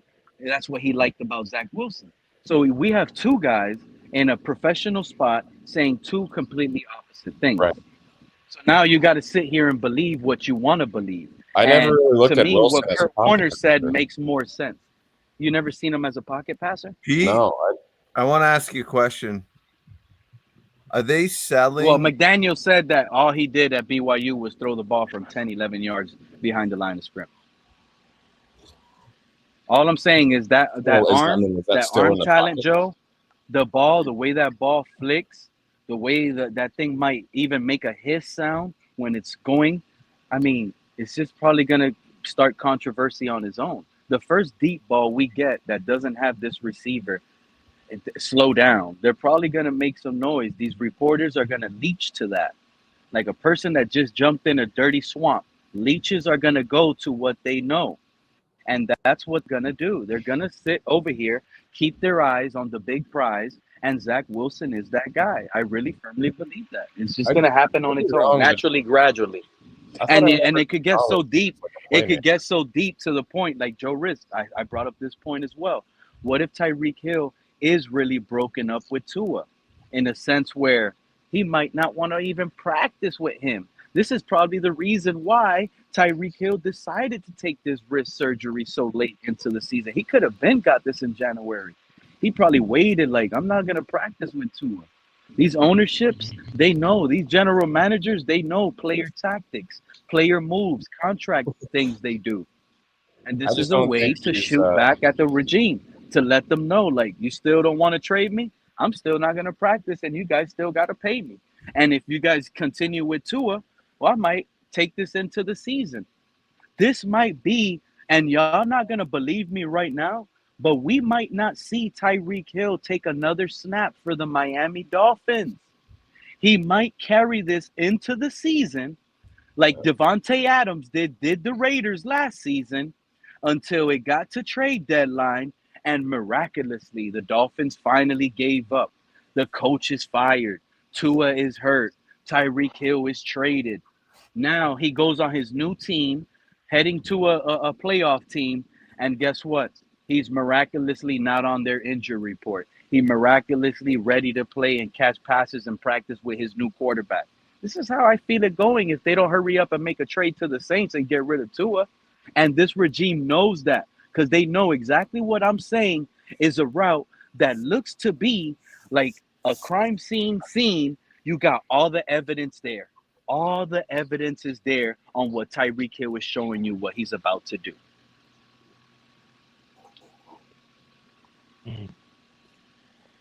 Yeah. So what are you going to do?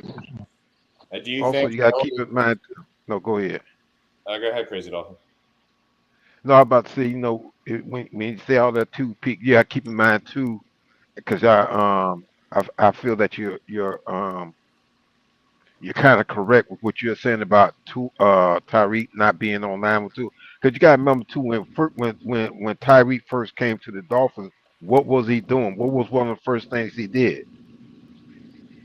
You remember? That man hasn't even practiced with Tua. He never even practiced with Tua. Didn't even throw on a helmet, and he boosted Tua up. He boosted Tua up big time, exactly.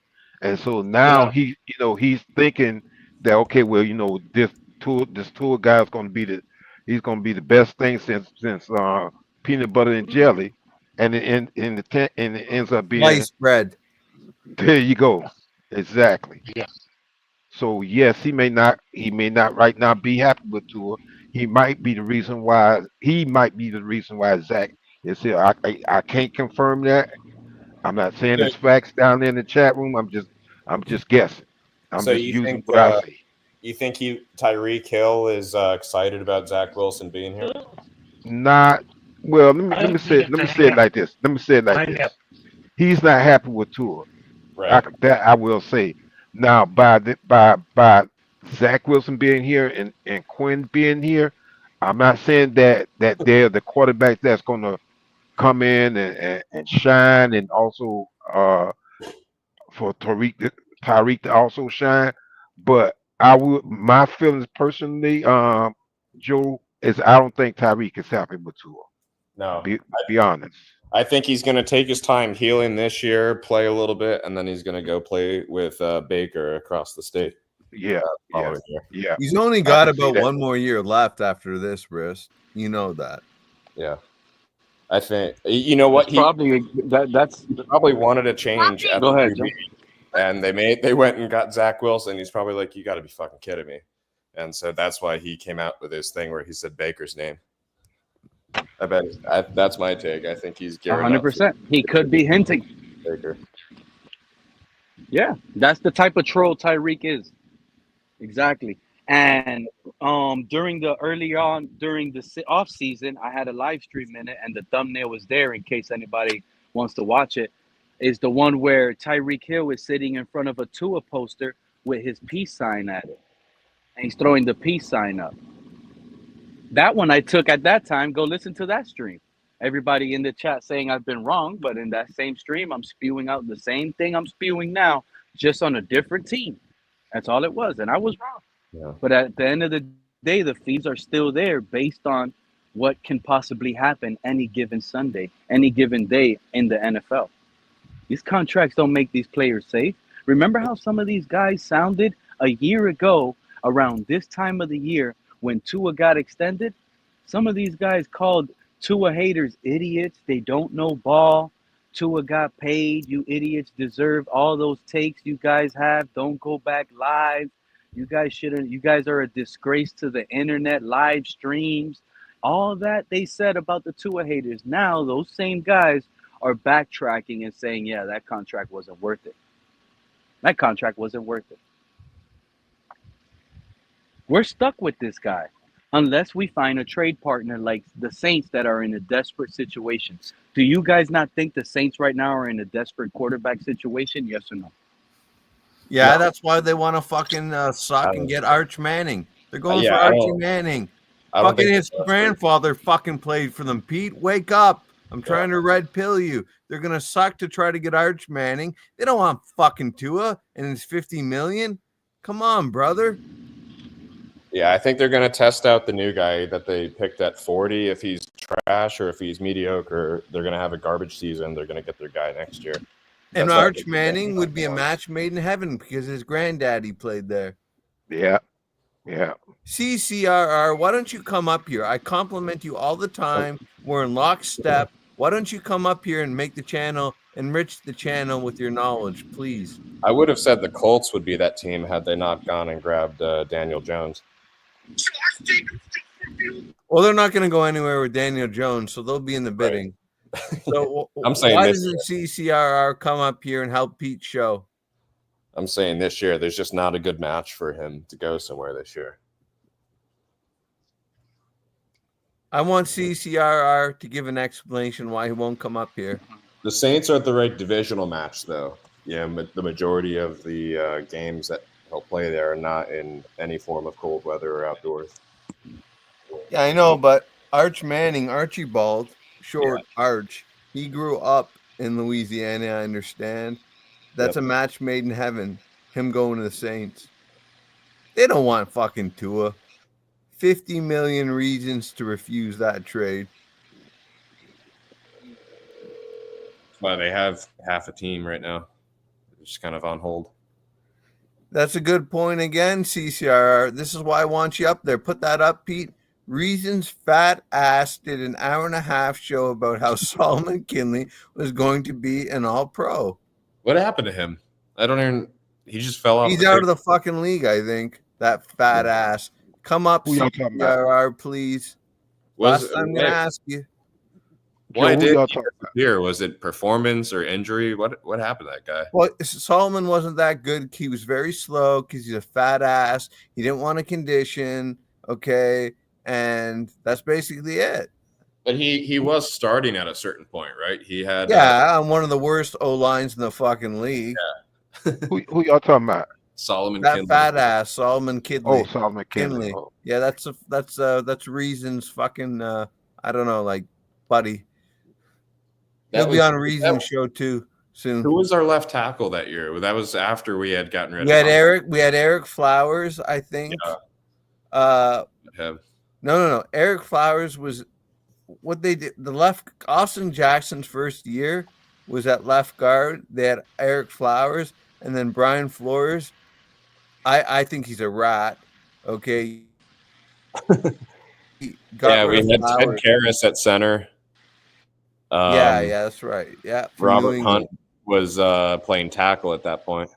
Well, no, he played guard, but they moved him to tackle wrist. And you know what? Yeah. Robert Hunt, he can play good right tackle. We should have never we should have given him the 20 mil. He deserved that. Was Austin Jackson on the other side? No, yeah, he was next to Flowers his first year. He was left guard his first year. And he played all right. That was it. That was when we had that big receiver that never panned out either. Well, Preston Williams, it didn't help that in that Arizona game you had Christian Wilkins that got him injured, that jumped on him after he scored a touchdown. Yeah, exactly. Yeah, we used to have some pretty solid possession receivers there. It was Devontae, Parker, Gesicki, and Preston Williams. Completely flipped how we. I think Matt Collins was on the team. I could be wrong that year. Yeah, I could be wrong. No, that year. you're right, Snort. Matt Collins was briefly on the team. The thing with Matt Collins is they mainly stuck him in special teams, and then I think when Preston got hurt, that's when they brought in Matt Collins. I'm gonna tell you the truth. If it was me, I would have had Matt Collins getting more snaps, not just on special team, because I think he had more time than we realized. Who was that? We had the one guy that he was like kind of like a running back too. Oh yeah, you talking about Lynn Bowden? Lynn Bowden. That's it. Yeah. Lynn Bowden. Yeah, he was like a jack of all trades. When he was in college, he did wide receiver, quarterback, running back. Yeah, he was a jack of all trades, master of fucking none. But we didn't utilize him. Just like a lot of other players we bring on the team that have certain, I'm not saying Lynn Bowden it was it, but I'm just saying we don't. Sometimes we bring players on this team, we don't utilize them. We send them to another team, and then all of a sudden they just blow up because we don't utilize them right. We don't we don't utilize their talent and skill set. Crazy. What's your prediction for this year? I'm saying 7-10. Tell you the truth, I'm kind of at that myself. Okay, that's fair enough. Joe, what is it? Ballpark figure. I'm around 8 wins. I think we have a easy road schedule, but I think our home schedule we're gonna be upset. I think we get Liz. I can't be called a misogynist. Now your turn. Liz. Oh, not sure. I would have to see some of the preseason first before I even give a number. Oh my God. Nah, that's fair enough. Means nothing, Liz. Come on. No.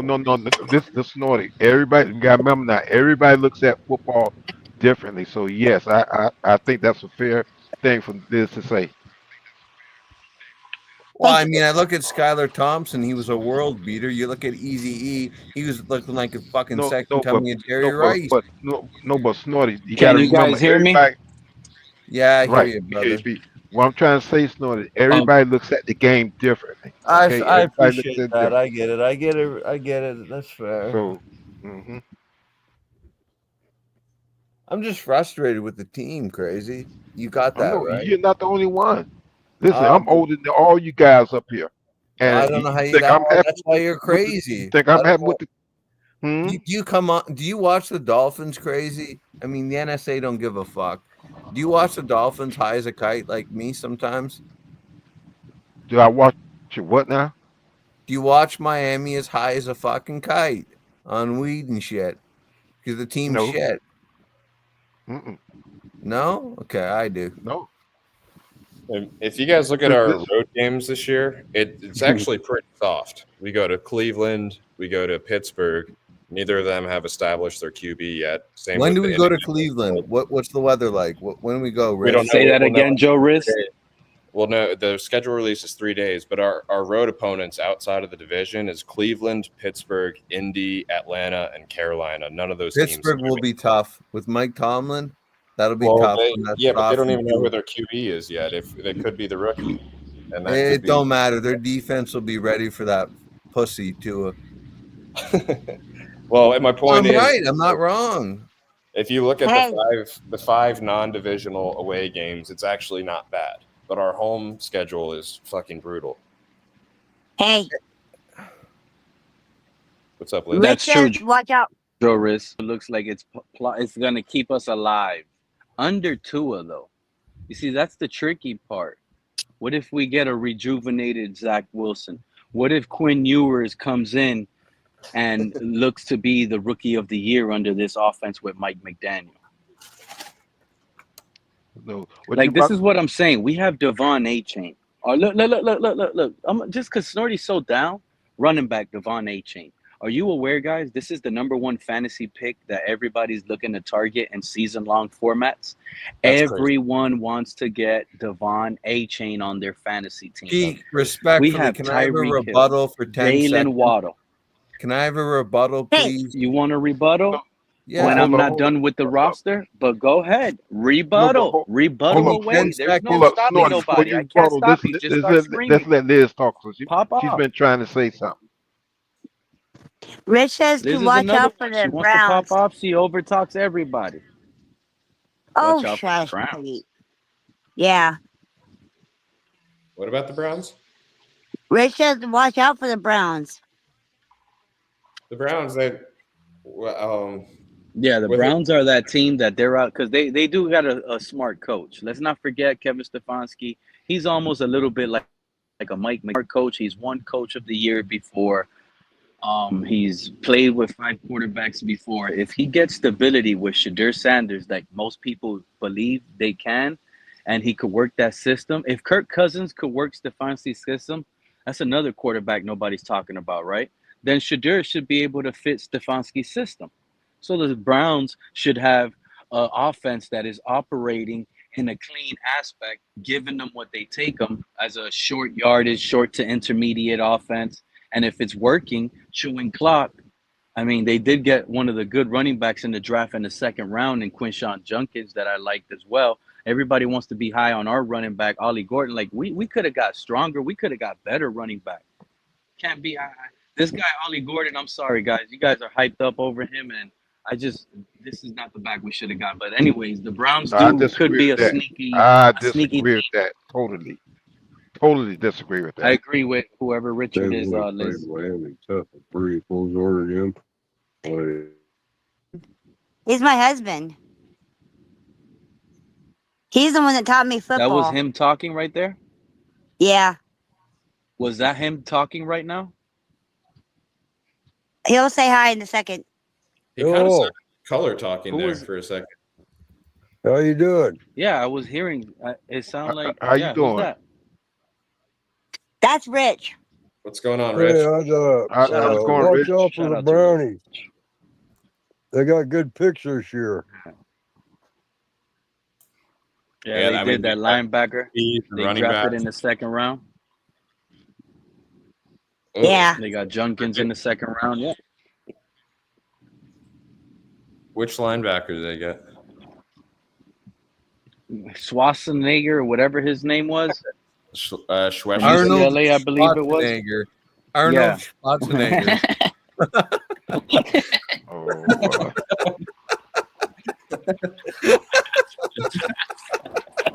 Pete, The weed is very potent up here. now we bought Schwessinger. Oh, that's a kid from. Was he from UCLA? That's a Yeah. That's a Yeah, good yeah. pick. I like that guy. That guy's fucking a good tackler. He's got a high football IQ, and he's hot. We should have drafted him. Check this out. hey Pete. What's going on? I was just gonna say, well, if I don't interrupt you guys, I wouldn't get to talk at all. Am I supposed to sit up here and look pretty? Okay, Liz, Or you got talk the about floor. football. You got the You floor. got- Say whatever the fuck you You want, gotta dear. pop off. You gotta pop. That's why I said earlier, you gotta pop off. Let them know. So basically, what I was saying earlier, Snorty, you're down on the roster. We got Devon Achane. Everybody in the NFL loves him. They see him as an RB1. Tyreek Hill, Waddle, Nick Westbrook, No, they don't. Jonnu Smith. Listen to the names I just gave you. Devon A. Chain, Tyreek Hill, Jalen Waddle, Nick Westbrook Akini, John Smith. We got one of the best fullbacks in the entire NFL in Alec Ingold. We got a Who's our second rounder quarterback? that sat a Who's our year. quarterback? Case closed. There's not that many Well, fullbacks I'm not anyway. gonna name one. Now, at the quarterback position, I'm gonna say quarterbacks. We got Tua, Zach, and Quinn Ewers. At left tackle, in my opinion, I believe we upgraded because Teron Armstead played on one leg last year. At least we know we're gonna get a healthy left tackle, young, ready to prove himself and fight hard. And Patrick Paul But we already don't got know the if we're gonna scheme get a under his healthy belt. right tackle.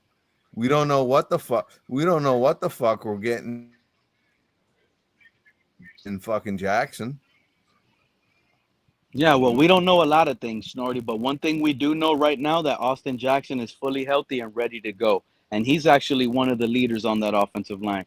We got James Daniels, who's a Pro Bowl right guard, center Aaron Brewer, and right now, Liam Eichenberg. Liam Eichenberg, who's entering his prime in this system 4 years in.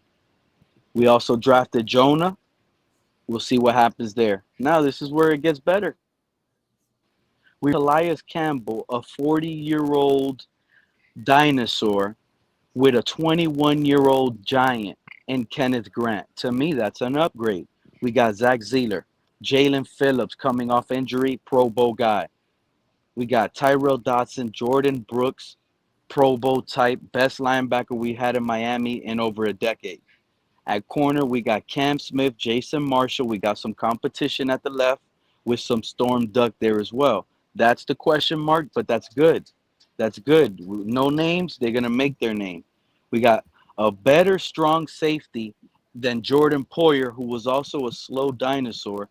Now we upgraded the strong safety position with the Melifonwu guy, the Iffy Melifonwu. Ashton Davis, he has a higher ceiling and better skill set. He's faster and more rangier, and he tackles better than Javon Holland. He just hasn't started, and it's weird. So Javon Holland was slightly better. We're gonna give him the edge because at least he started. Ashton Davis didn't, but he has more athletic abilities. He's more rangier. He has more interceptions. I like that in his limited role. I believe that's my opinion. We upgraded, but if you're gonna argue, I can't because you guys are gonna be right based on more games played and everything involved. Jalen Ramsey is still on the team. He is still our corner, so we got to count him. Whether you guys believe it or not, that's just what it is. And then we got Cater Kohu, who's serviceable on the boundary, and he's great at nickelback. We got one of the best nickelback corners in the entire NFL. So this team, people could sit here and be down with it, say we're going to be bad, we're trash. It's just certain positions we have new names, just like every team in the NFL does. Mind you, the Philadelphia Eagles, they won the Super Bowl last year. Well, guess what, Snorty? They lost 5 starters on defense. They have new names on defense too. Guess what, Snorty? Last year, before they won the Super Bowl, Vic Fangio got Zach Bond, a linebacker nobody knew about from the New Orleans Saints, an all-pro. We potentially have so many of these guys that can take up on that role. We do. Who is it? Who could it be? In my opinion, the closest thing that leads me to believe that a player on this roster can take advantage of this roster the most, I do believe that player is Zach Wilson, guys. If that guy, it's the perfect scheme fit, like everybody believes, he's going to work this offense to perfection and he is going to flourish. He's going to bring a different fire to this locker room. He's going to bring a different, like, mental to this locker room, a different grit. And all of that has to be led with the quarterback. And I firmly believe that's the guy. That's the key. It is going to be Zach Wilson because Tua, he's either out of here or he's lost his job permanently. I really feel that. One thing I will Yeah, say is he this: has. Zach Wilson and Quinn Ewers are McDaniel's picks. as far as quarterback goes. So I want to see McDaniels develop these guys. That's all I can say about the quarterback room. The running back And room, I'm when happy with Stephen the running Ross back. and Very when happy. Stephen Ross hired and when Stephen Ross hired Mike McDaniel, he's the new coach, make their pick at quarterback. And now he's making his picks at quarterback. Because if you go back, not With even two. Skylar Thompson was linked to Mike McDaniel. Skylar Yeah. Thompson was linked to John Babel, the quarterback coach. So these are Yeah. Mike McDaniel's guys. It's Zach and Zach Quinn. That's Wilson right. I and agree. Quinn Ewers. He Those didn't are have to waste time. He didn't care about those backup quarterbacks because his job was to make Tua look good in this league. He let the coordinators deal with the backups. That's what he did. Now he's taking time out of his own time. Now Mike McDaniel has to deal with Tua, and Mike McDaniel this year, he's going to have to deal with Zach Wilson, and he's also going to have to deal with Quinn Ewers. So yeah. in preseason, I expect us to have, you know what? I think we're going to be the number one offense in preseason. I I expect us to have the number one offense in have to preseason. wait and see I on really that. do. Yeah, because we're going to get a lot of Jalen Wright, a lot of Ollie Gordon. We're going to get a lot of Malik Washington, Ekuzama, probably Akeem Westbrook. We're going to get a lot of Zach Wilson, who's been a starter in this league. And we're going to get a lot of Quinn Ewers. We're not going to play Tua in preseason whatsoever. Get it? So I think we should expect nothing but high performance offenses popping off in preseason. Well, all I gotta say is I hope we do. I'm not gonna make no predictions saying that we are. I'm just saying I hope we do.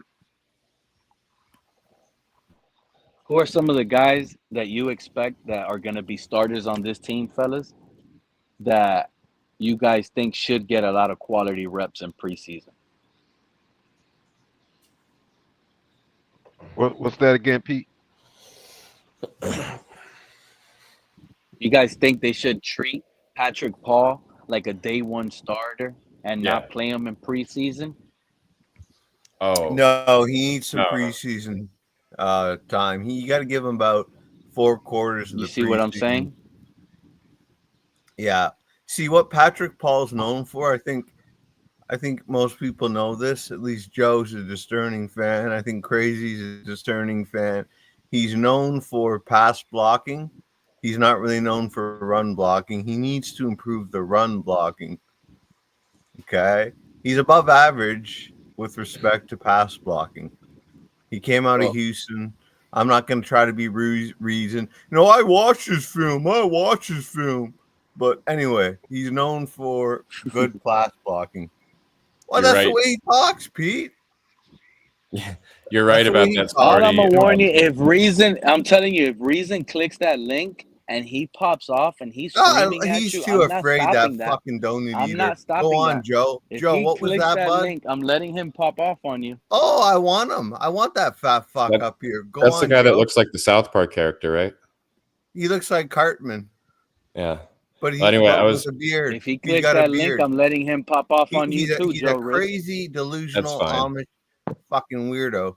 I'm Joe, all what right did with you say Reason. about Paul? What do you think about Paul? Yeah, well, I agree with your point. Like we need to make sure he's good with the run game, especially if we're switching that up. But he's also going to be playing next to a rookie, so I think them Yeah, I two know. getting I'm a little time bit next to each concerned. other.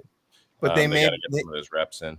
they may actually put James Daniels next to him and put the rookie at right guard.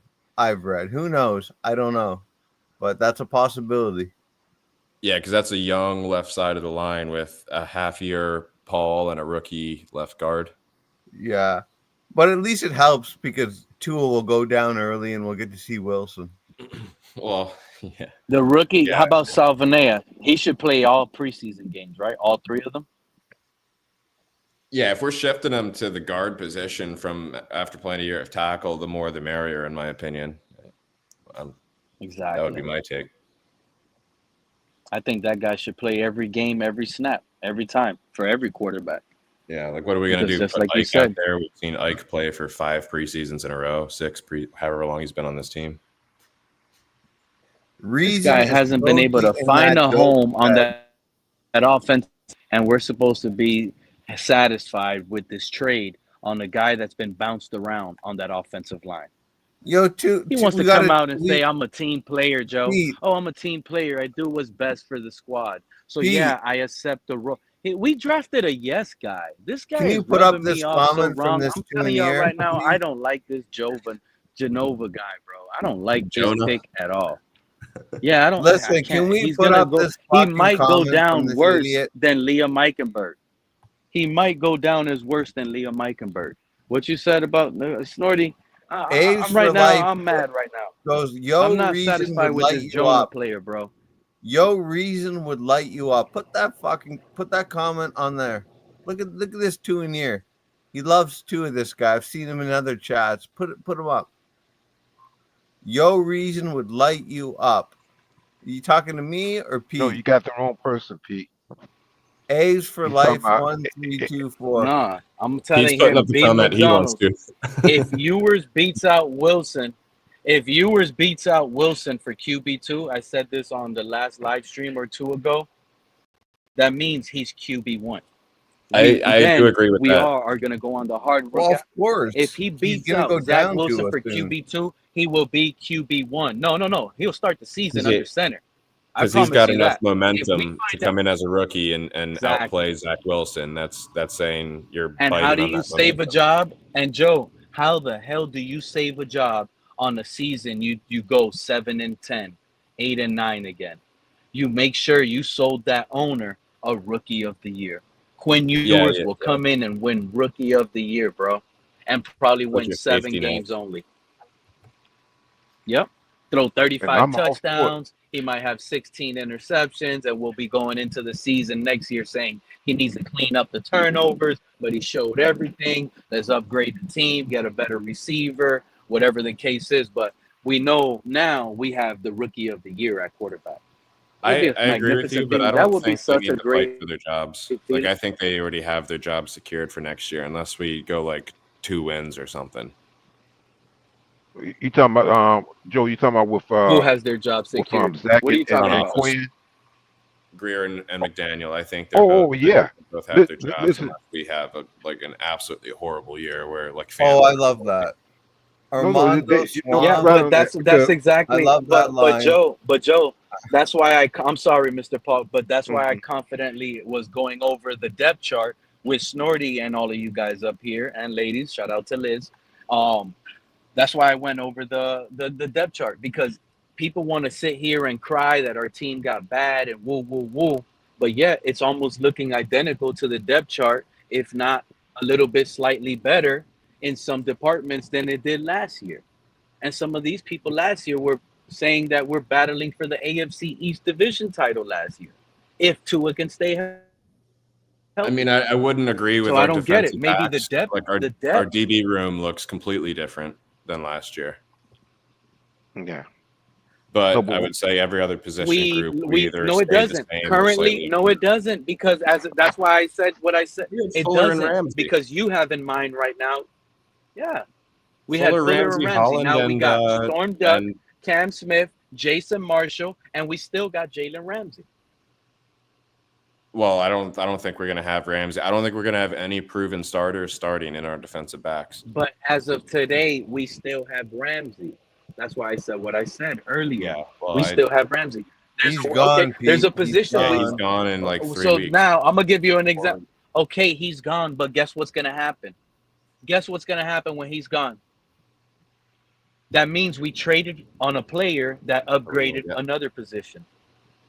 Yeah, I mean, maybe. So if we use Jalen Ramsey and we trade Jalen Ramsey for, let's say, quick example, Chris Olave from the Saints, you won't get we that. so much that the corners are only going to have to worry about getting interceptions and deflections. They don't have to worry about tackling anymore because we're running up the score. Round pick like 3 years ago.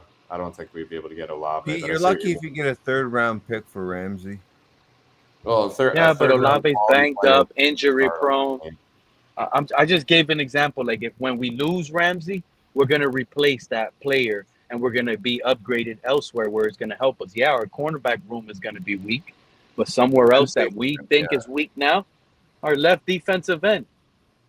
Our Pete, left why defensive can't you end might get embrace the upgraded. rebuild? We might trade Ramsey to the Bengals, and we might turn around and get Trey Hendrickson. Next thing you know, we get Trey Hendrickson, a guy He that's doesn't pretty fit much the had. system. We run a 3-4. He's an He's a end. left defensive end. Yeah, He in could a be left 4-3 and a defensive end 4. next to 4 down, Kenneth 4, Grant and 4. Zach Zeeler, and on Well, the if they run Phillips and 4, yeah, Chubb, he fits it's if a they wrap, run 4. bro. But Look, they got It's Chubb. a wrap. They got We get Trey fucking Hendrickson. Robinson. We have probably the best defensive front in the entire We don't need AFC East, and it's Hendrickson. not even a joke. We're not trading for Hendrickson, Huh? Pete. What? We don't need Trey Hendrickson. How Are would you you saying pick you're Trey giving up like Hendrickson? Chubb or someone? We're not getting Hendrickson. Did you not just hear who I said we give up? We trade Jalen Ramsey, and we get Trey Hendrickson, and we give Yeah, but Hendrickson a big that's contract. not anywhere close to even. Pete, that's not happening. He wants total huge money. With that attitude, you're like Chris Greer. We're not doing it. The man is like 29, 30 years old already. You give him Yeah, a and that's 2-3 almost year geriatric contract fucking with unit good money. for football. No, we're not doing it. It does. Watch. He I has want to go 17 ahead and a and just half start. sacks. I want Cam Smith and Storm Duck starting. Look, if we could play them for a year and find out if one of them's good, that saves us position next year. I agree. We're in a rebuilding year. There we go. You just said a key word: rebuild. Thank you. That's Crazy the key word. agrees with me.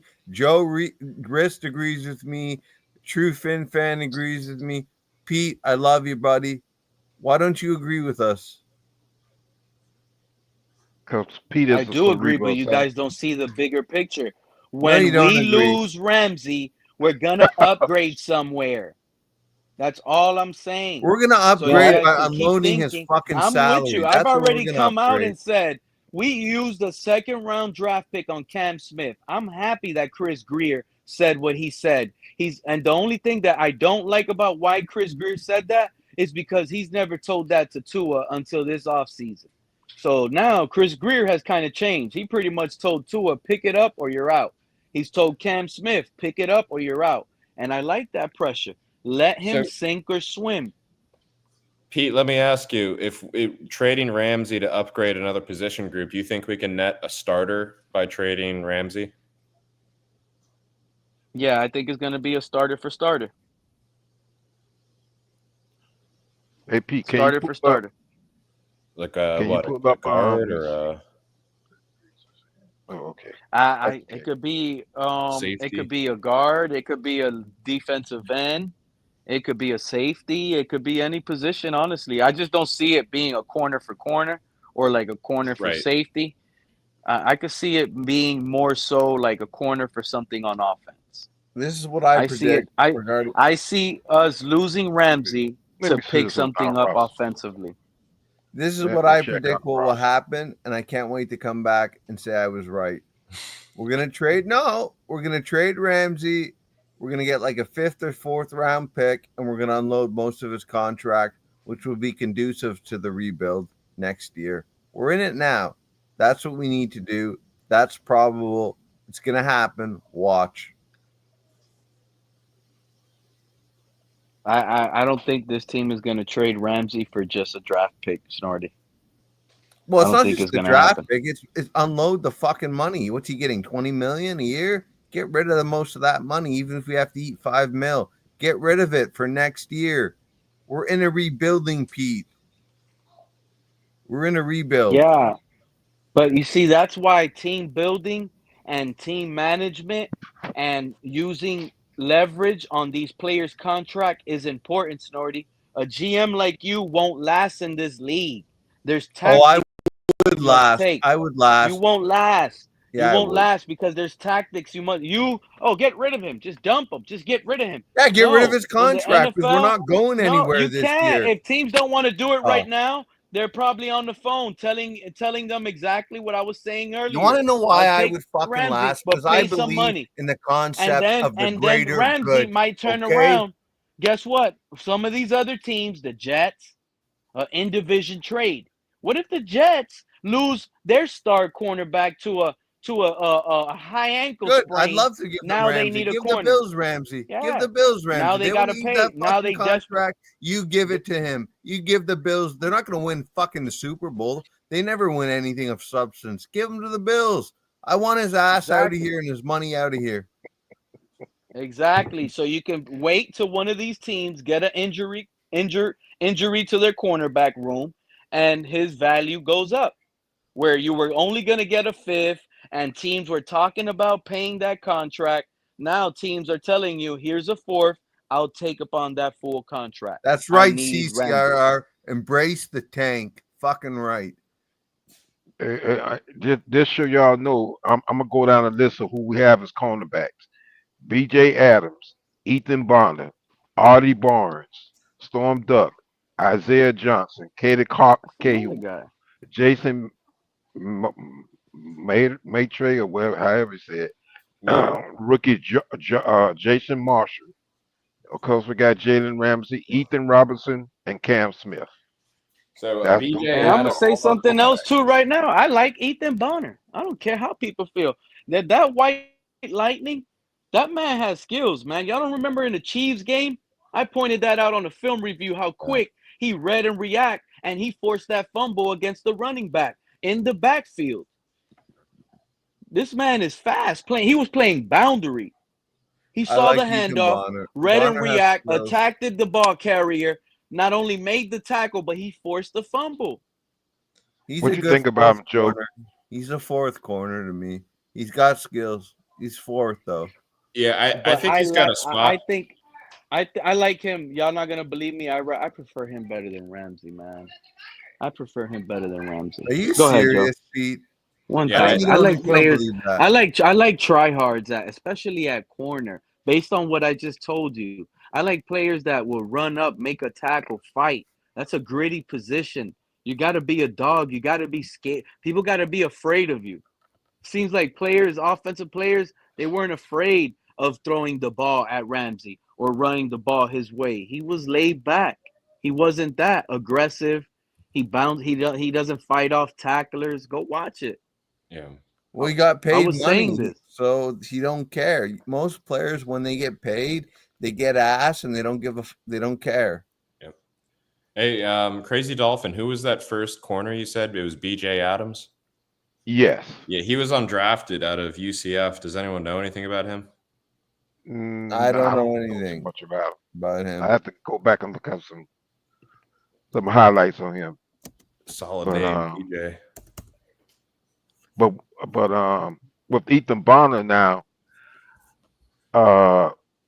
Tyreek and Waddle both gave him praises because they said that he's on, as far as speed go, he's on the same level with them. He is a very speedy guy. And But like Jason I Marshall said, too. yeah.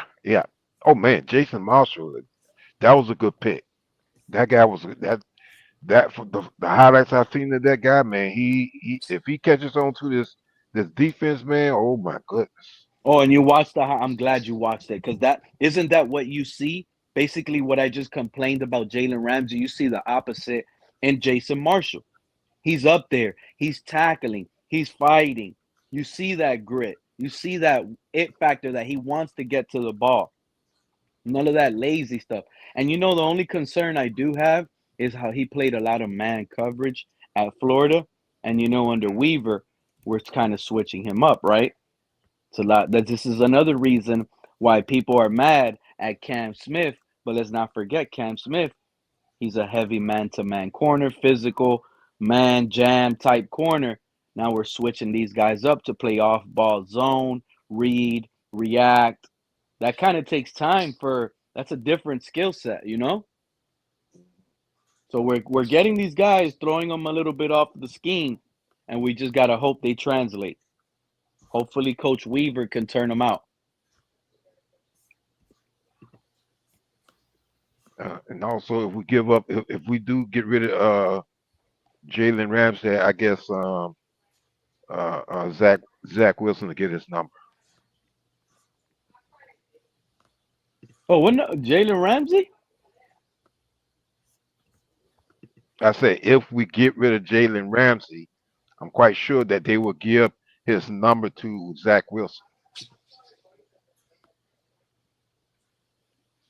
We need Jadeveon Clowney. That's one thing nobody in this community haven't spoken about, and that's a position of need that we have at left Yeah, he just got defensive let end that go a he few could come days in. ago, right? Yep, What's that, we Joe? got to make What some Joe of said? these moves that he You got said let go a Jadeveon few Clowney days got ago let by the go. Panthers. Yep. I couldn't hear you, Joe. I said he got let go from his team a few days ago. It was. Is he Hold kind on of a second. okay? He's kind Says of a journeyman, but seems like every team he goes to, he kind of plays out. He does his job. Yeah, as a journeyman, he does to me seem like he does a very good job.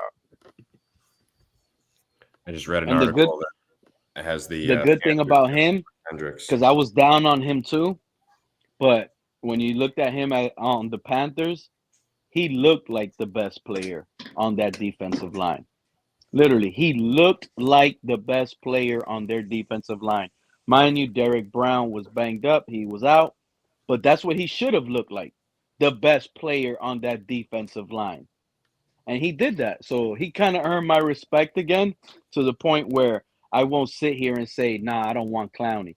No, he's earned that respect. He didn't get all the sacks, but you could clearly see that the best person on that Panthers defensive line last year was Clowney, and I like him over someone like Matt Dickerson on the roster.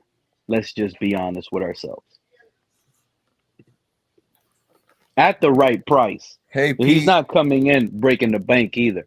all the Dolphins, there's leaks. I don't know. Nothing can be substantiated, but apparently we're going with the Miami Vice look for the city uniform for that one game. I don't know if it's true. I think those are just concepts so far, right? Yeah. We don't know, but I'm reading a lot of stuff on the internet that says we're gonna have a Miami Vice style kit. I saw As a three uniform. concepts. One was Vice with like blue and pink. One was the orange jerseys, and one was more of like a Miami like sunset type of color blend. They're not gonna bring back the orange for this. Vice jerseys would be cool. That one college in Miami, was it Florida International or someone does them? Yeah, I'm down for the Vice jersey for one game. Yeah, I'll do it. I'll actually buy an authentic, I think. It's actually timed up pretty well because in the video game Grand Theft Auto is coming out, and that's the whole Vice City theme. And they had a trailer recently. They show the local football team is the Manatees, and so it's supposed to be representing Miami and the Dolphins. And it actually has like those Vice players. I wouldn't want a manatee though on the uniform. That's what I said, Joe. On one of my live streams, I said we should change our names to the Miami Manatees. You're Soft we are. joking. No, I said that because we were the soft team. Well, we are soft. And you know, there's a lot of manatees in Miami too, all over the Everglades and stuff. You know, a true story. I was in St. Pete's Beach, and oh my God, I almost ran over a poor manatee on the Sea-Doo. I'm glad I slowed down. Yeah, I saw some manatees in Belize a few weeks ago. Yeah, Joe, when you travel, do your two-factor tokens, are they all fucked up for your email? If you go to your time zone, I wanted to ask you that. I just leave all my shit like I'm still at home in Florida. Oh, so you leave your mobile with your two-factor codes at home? Yeah. I only have one thing that I do two-factor authentication with, but I do it doesn't fuck up with the time zone for that. So you're good. So you're good if you go down there with your phone, because I'm getting conflicting information on two-factor tokens. I only do two-factor stuff for like work. I don't really use it for anything else. Okay, I use a password manager. It's complicated Yeah. for people to get in, but I'm big on that. Okay. No, I don't really use it for work sometimes, and even then, I sell it like a cloud software, so I'm mostly just logging into it from wherever. Fair enough. Yeah, I live in Manatee County and on the Manatee River, so I see a ton of them here. Oh, they're Oh, cute. goodness. They're like they're really beautiful. They're cute. Yeah. They're just like I used to soft, see it pudgy, like our team. growing up. I used to go fishing in a town called Miami Springs, and on those canals next door, they used to have a lot of manatees. The saddest thing is looking at their backs, how they're all sliced up I from like know. jet Yeah, skis, from and from the boats. and I'm not gonna lie, it kind of traumatized me young because I saw like the meat opened up. I saw Yeah, like how yeah. nasty that cut, how deep it was. I was like, God, man, these big. I'm not gonna lie, those things were huge, man. They were scary. Yeah, They are boats kind are of like their only scary. predator. Yeah, They it won't really is. attack you though. They Oh won't, no. but In it's just fact, they're so big. They just look scary. the thing is they it's I forgot what it is. It's something about them being because they're in the canals and waterways. They do something positive with what was it in the Well, I'm waterways. no marine They biologist, eat but like algae or something. yeah, they eat all that algae and stuff like that. Right, Yeah, right, yeah. exactly. I think. And the bad thing is that but see here's the thing, they changed the laws down here where if you Wait, have a boat that's in the waters that have the manatees in it, you definitely got to go by the laws that they changed because they're trying to. they will pull you over quick. Oh yeah. Can't Oh you got yeah. to do the speed limit. You can't even make a wave. Mm-mm. You got to go real slow. Yep. But I'm looking at Yeah, the because Saints roster, man. Tyler Shuck, Spencer Rattler, Jake Hayner. That's not selling, guys. They need Tua. Well, They need Tua. And they have Alvin Kamara. You know how many catches Alvin Kamara will have with Tua at quarterback? keep in That mind the man might Browns are have probably over trading 100 someone catches. too. What happened? Browns are probably trading one of those QBs too, because all 5 of those guys aren't going to be on the roster. five, that's way too many. Yeah, they got Gabriel, Pickett, Flacco, Shadur, and Mm. who's the 5th one there? Oh, Daniel what's Gabriel. Deshaun Watson doing? Is he even going to be on the team? That's good. If I'm the Saints, I'm I calling the think Deshaun Colts. is still there. If I'm the Yeah, I think Saints, I'm Deshaun is not. one of the I'm calling the quarterbacks. Colts. Let me get Anthony Richardson over here, or if you guys are gonna start Anthony Richardson, give me Daniel Jones. I'm getting one of those two. Give me Russell Wilson from the Giants. Now that they got Jackson Dart, if he wants, you see, that's another thing. We can make sense on some of the quarterbacks to go to New Orleans, but that's up to them. Do they even want to play for New Orleans? You know, you're going into a division that's open, but let's just be honest. This roster does not look good at all. You're right. At Well, if all. you just said, Pete, that this roster doesn't look good, how the fuck can you say we're going to win 12 games? I'm No, he's talking saying New about the Orleans. Saints. Okay, fair enough. I retract my statement. And Tua doesn't care if you're winning or losing as long as he's paid, so it's a perfect destination. Well, I think most players are like that, Joe. I know.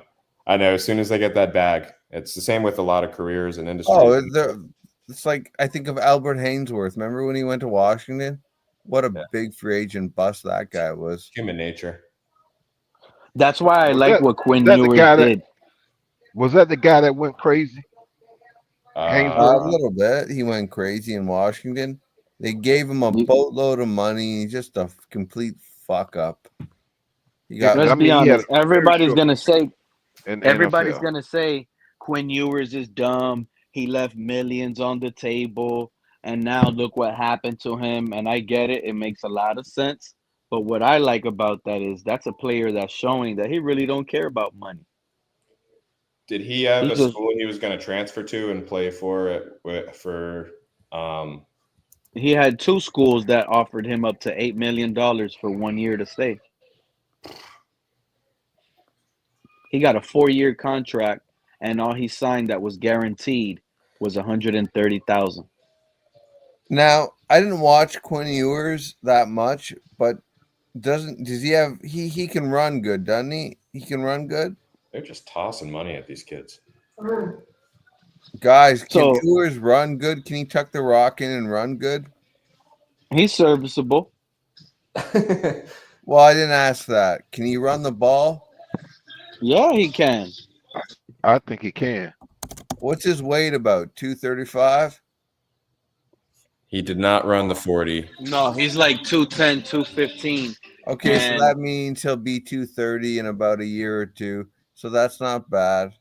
I mean, it's not Josh Allen. That's the weight I want, but it's doable. it's not about weight either. Quinn Ewers is 225 6'2". is perfect. Yeah, No. 6'2". Josh Allen would not 225. survive if he wasn't 240, 245. The way he plays, Because no Josh fucking way. Allen, yeah, I mean the Bills In fact, call running back the quarterback design runs. Where that I guy love just Josh runs. Allen Quarterback as a draws. player. He's a mouthpiece, but he's if I'm building a franchise, I want Josh Allen as I don't want Mahomes. I want Allen. I don't care what people say. In Exactly. fact, I agree. Zach and Quinn are the same height, same weight. 6'2", 214. Both of them the same size, same weight. But you agree with me, Mr. Paul, that usually rookies, they'll fill out a wee bit, 10 to 15 pounds, right? Especially quarterbacks. You agree, right? Say that again. He'll put on a little bit of girth. He's just a rookie, so he'll eventually be bigger than Wilson. You talking about Quinn? Yeah. Yeah. Well, my thing is that I would. Well, I'm just saying this from what I've seen in the past. Yes, if I was him, I would put on some weight because you're in the NFL and this is a different level from college football. So yes, I would tack on a little bit of weight, not so much though. This guy only played 72 snaps. Who? Who's that, Joe? Ewers. It said I'm looking at the stuff on the CBS. It says one of the concerns played 35 snaps under center in 2024 and 72 over 3 years at Texas. That can't be right. Under center, it could be right because under center. I see. Yeah, because they played out of the shotgun. Okay, I could see that because they ran shotgun a lot. And don't forget Quinn Ewers. Yeah, wasn't we run always with shotgun a Texas. lot too. I think he came from Ohio State also. Says a high amount of screen passes. What's that, Pete? Like the Dolphins, Joe Riss. Yeah, he got out of Ohio State. Yeah. That's He not wasn't gonna bad. beat So out did CJ Joe Burrow. Stroud. He's in good company. Says NFL comparison Colt McCoy, according to CBS. Oh, yeah. How much does Terrible that got body to type do with to the Andy both Dalton. from Texas? Joe Riss, did you hear what Des Bryant said about Quinn Ewers? I mean, I didn't, but just the fact that it's Des Bryant makes me kind of take it with a grain of salt. But what did he say? He said he's watched every game Quinn Ewers played, and he could tell you for sure that he won't underthrow Tyreek Hill like Tua does. You know what? I was watching that Baltimore game that everyone always raves about when Tua went off for 6 touchdowns, and you go back and you look at some of those touchdown throws, and they weren't pretty passes. That a lot of them. The one to the right, that Tyreek Hill almost couldn't score on the first one because it was really underthrown. Yeah. Tua had the great play where he did that fancy spin and then got the receiver that cut back and ran his direction. That was a great play. But the other ones, he almost didn't get the throw because they were short.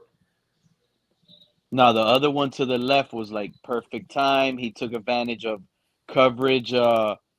Was off on that one. Somebody blew the coverage and wide open Tyreek Hill. He caught him. He did slow down. You're right. Now Yeah, both those remembering deep balls, he had to slow down to catch to not outrun the ball. Yeah, you're right. He even did slow down our on the best left. example of Tua's games. They're not like there's so much to criticize still.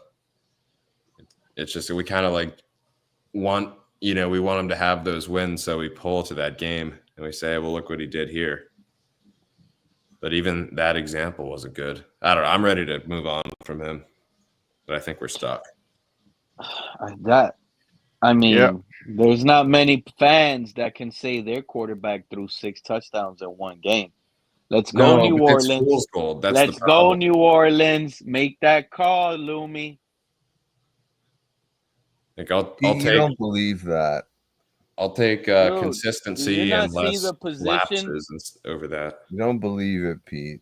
Look at the position the Saints are in, and look at the position we're in. The It's Saints don't want to connecting the win an dots. extra 3-4 games. They want Arch Manning. Fuck. What if Arch Manning doesn't come out next draft? Well, So they're then gonna fucking they'll for 2 tank years? again for him. No, you Oh, can't tank goodness. for something that's not there. Well, There's it'll be there still next good year then. QBs. The They LSU could QB tank comes with out next Tua. year. They could tank Newsmeyer's with gonna Tua be and made it and sell it like they didn't try to tank. Wait a If minute. Let's be the honest. Saints are You know looking what? at a draft with Arch and Newsmeyer. Their QB is in 2026 draft. Do we play the Bills the first You game? know That's what? a They rumor. Oh, Nussmeier is the offensive coordinator over there, right, Joe? Or the quarterback coach for the He's- Saints. the LSU QB. So his dad is the Saints offensive coordinator.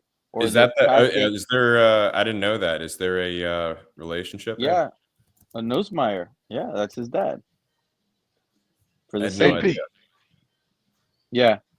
I'm looking at this roster. You know that they added another inch to his height. Last season he was 6 foot even. Now they're saying he's 6'1". I don't even think he's 6 foot even. Wait, Maybe he's Come wearing on, No, man. yeah. Y'all gotta be kidding. Because remember, he was leaning on that broke hip when he was 6 feet. Now they balanced him out. He's 6'1" now. He's Oh, wearing my platforms. I didn't realize that. Newsmeyer is their OC. He's wearing platforms like a female.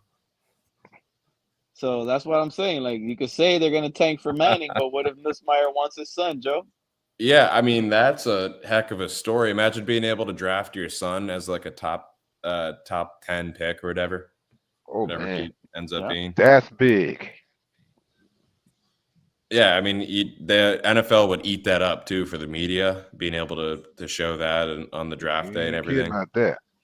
They eat that up big time. Yeah, Marty Brodeur got to do it for the NHL. It was awesome. He got the I forget his son's name, but he got to announce the draft pick for his son. And Frank Gore almost Tua was had a trying to chance hire play. his dad as OC in Miami. The Cowboys, Deuce Vaughn, his dad, I think, worked or works for the Cowboys, and he got to call him for the pick in like the 5th round or whatever it was. NFL loves that. Louisiana would love that too. So they're all LSU fans and Saint fans there. I'm glad you said that, Pete. Now I'm going to take that and run with it. Hey, that's what we do. We speak football up here and we spread information. We all learn something new and it all starts to click and make sense.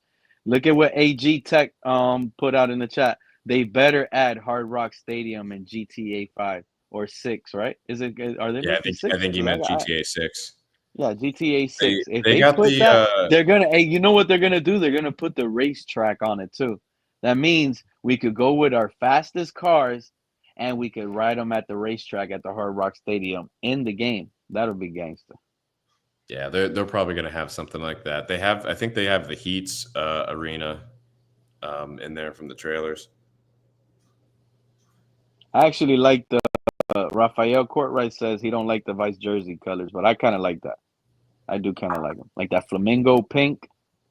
That's why I called it. Those were the two names I said they should call the Pink. Dolphins. Let Since me we're get so this soft, right. I said they should call You us the like Miami pink? Flamingos or the You like Miami pink? Manatees, Joe Riss. You like pink, Pete? I do. Yeah, I kind of like pink. It depends. I think they look good in white. I think I got some nice like pink Nike shorts there that I've worn a few times already. I think I look nice in them, Snorty. I got a pink Lacoste shirt. Oh, I have one Next of those time too. I'm in Miami, I'm gonna wear that with 5 o'clock shadow with my Ray-Bans. I'm gonna look like fucking Yeah. Miami Vice, but 1980s. Do it. Fucking right I am. Pink is a nice Did color you- for sure. Come on up, Cap. Come on up, Cap. Mr. Paul, did you used to watch Miami Vice? I Yeah. watch reruns. Yeah, I used to You like watch it. that?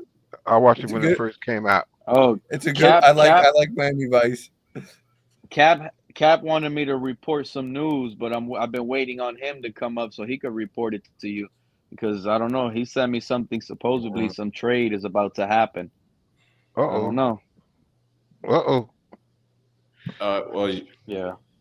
we're right in the pocket for those international games being leaked because they always leak those a few days early. They did. I think Brazil was last year's opening game. We're going to Spain. Who the we might go to England and Spain. No. That's what they're saying, Joe. Look at it. What to play? We may go to Ireland actually to play the Steelers. We're playing at Pittsburgh. Whoa! Look It's around here. We are playing at Pittsburgh. I don't think they would do that. If anything, I think the Bills get that Pittsburgh Ireland game. I would like to play in Ireland. That'd be nice. I would too. I'm hoping to go to Dublin you see that? The Irish you got that highlighted, Pete? That's what I'm waiting for Cap for Life to bring up. Raphael, you're on it. Was that a rumor or is just a suggestion? No, but here's the thing, Drew. I just heard that they were saying that Josh Jacobs just bought a house down here in what is it, in Florida or Miami? Oh, okay. So it's a rumor I that's don't know what building that steam. means. What you saying now? It's a rumor that's building steam. I mean, I know a lot of these guys come from South Florida and stuff, but for him to be about to start a season and buying a house down here is kind of interesting. Especially with a player like Ramsey and Josh Jacobs, that seems fitting. That's exactly what I was pretty much talking about earlier. When we trade Ramsey, we might trade a defensive player to upgrade on the offense. Well, why would and we Josh get Jacobs? Why would we even trade for Josh Jacobs? Exactly, Joe. Would you even have liked that trade if we trade for Josh Jacobs? Well, I would assume we're moving Achane at that point, or Wright, or someone, because that. If we trade for Josh Jacobs, we gotta trade Achane. Yeah, that's a crowded Joe room. doesn't want that. He knows we're in a rebuild. Why the fuck we want Jacobs? I know. Yeah, Jacobs is unfortunately you want youth at that position, and he's on the opposite side of that. How old is he now? 26, 27. That's too old, man, for running back. Let's see. Actually, I could be wrong. Let me look up. Josh. That's almost like 40. Right, in running back years, he's 27. Yeah, you want running backs that were born past 2000 at this point. No one born in the 90s.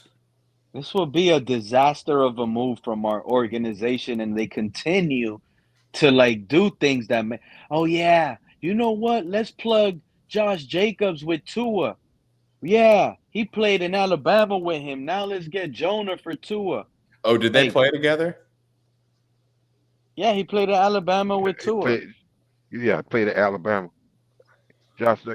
Jacobs from Alabama. That's right. That's right. But I don't think that's why they get him. If they get him, if they're trading to get him, I don't think it's because of Tua. They trade Ramsey and they trade him for Josh Jacobs, Tua's running back in college, I'm telling you right now, you could book your ticket and Tua is QB1. Forget all this trade talk. He's gonna be QB1 anyway. No, he's not. No, he's not. Because there's a possibility we reject the trade with Jalen Ramsey because this organization says it's better to keep talent than to start and continue trying to lie to a fan base and sell them a product that's not worth it. And who are they saying is going to be QB1 regardless of the Josh Jacobs situation? Who they say going to be QB1? Right now they're saying that's Tua. He's saying they won't even bother with trading him because it means they're building around Tua instead of trying to reset and get a new QB in here. Instead of trying to keep the talent, not lose it, and just turn the page over on the quarterback that you calculated, targeted, and you believe is good. Are you saying all that, Joe, just because he went to Alabama, though?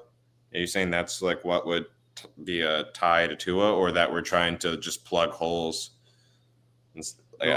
I'm saying that because I don't see that being an upgrade to the running back room, and I just don't. So you're saying it's like just the basically to trade. appease Tua. There's got to be like a other reason. Yeah, for the running that's back. it, because we have our RB1. Yeah, I don't think the trade makes sense. I don't know. It doesn't. Was that a rumor or was that like no? It's just a a rumor suggestion? for now. But I mean, it's kind of lining up because they did say that Josh Jacobs did buy a house down here in Miami.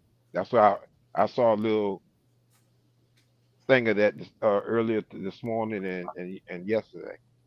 Yeah. So I don't know. It could just be a coincidence. Maybe he's trying to get a jump on the market because he's probably 2 years from being teamless. There's a reason why they're trying to probably get rid of him already in Green Bay. Why was Chris Brooks getting carries? Why was Chris Brooks getting carries late in the season like that? Ooh, Pete. They ran Josh Jacobs to the ground. They ran Josh Jacobs to the ground. That guy's done. He would not last a full 17 as a full starter, and we will be the dumbest team to trade for him and pay him what he's getting to not even have him as the featured back when we have Devon Achane. Do we have a linebacker? Oh, that's college football. Okay, my bad.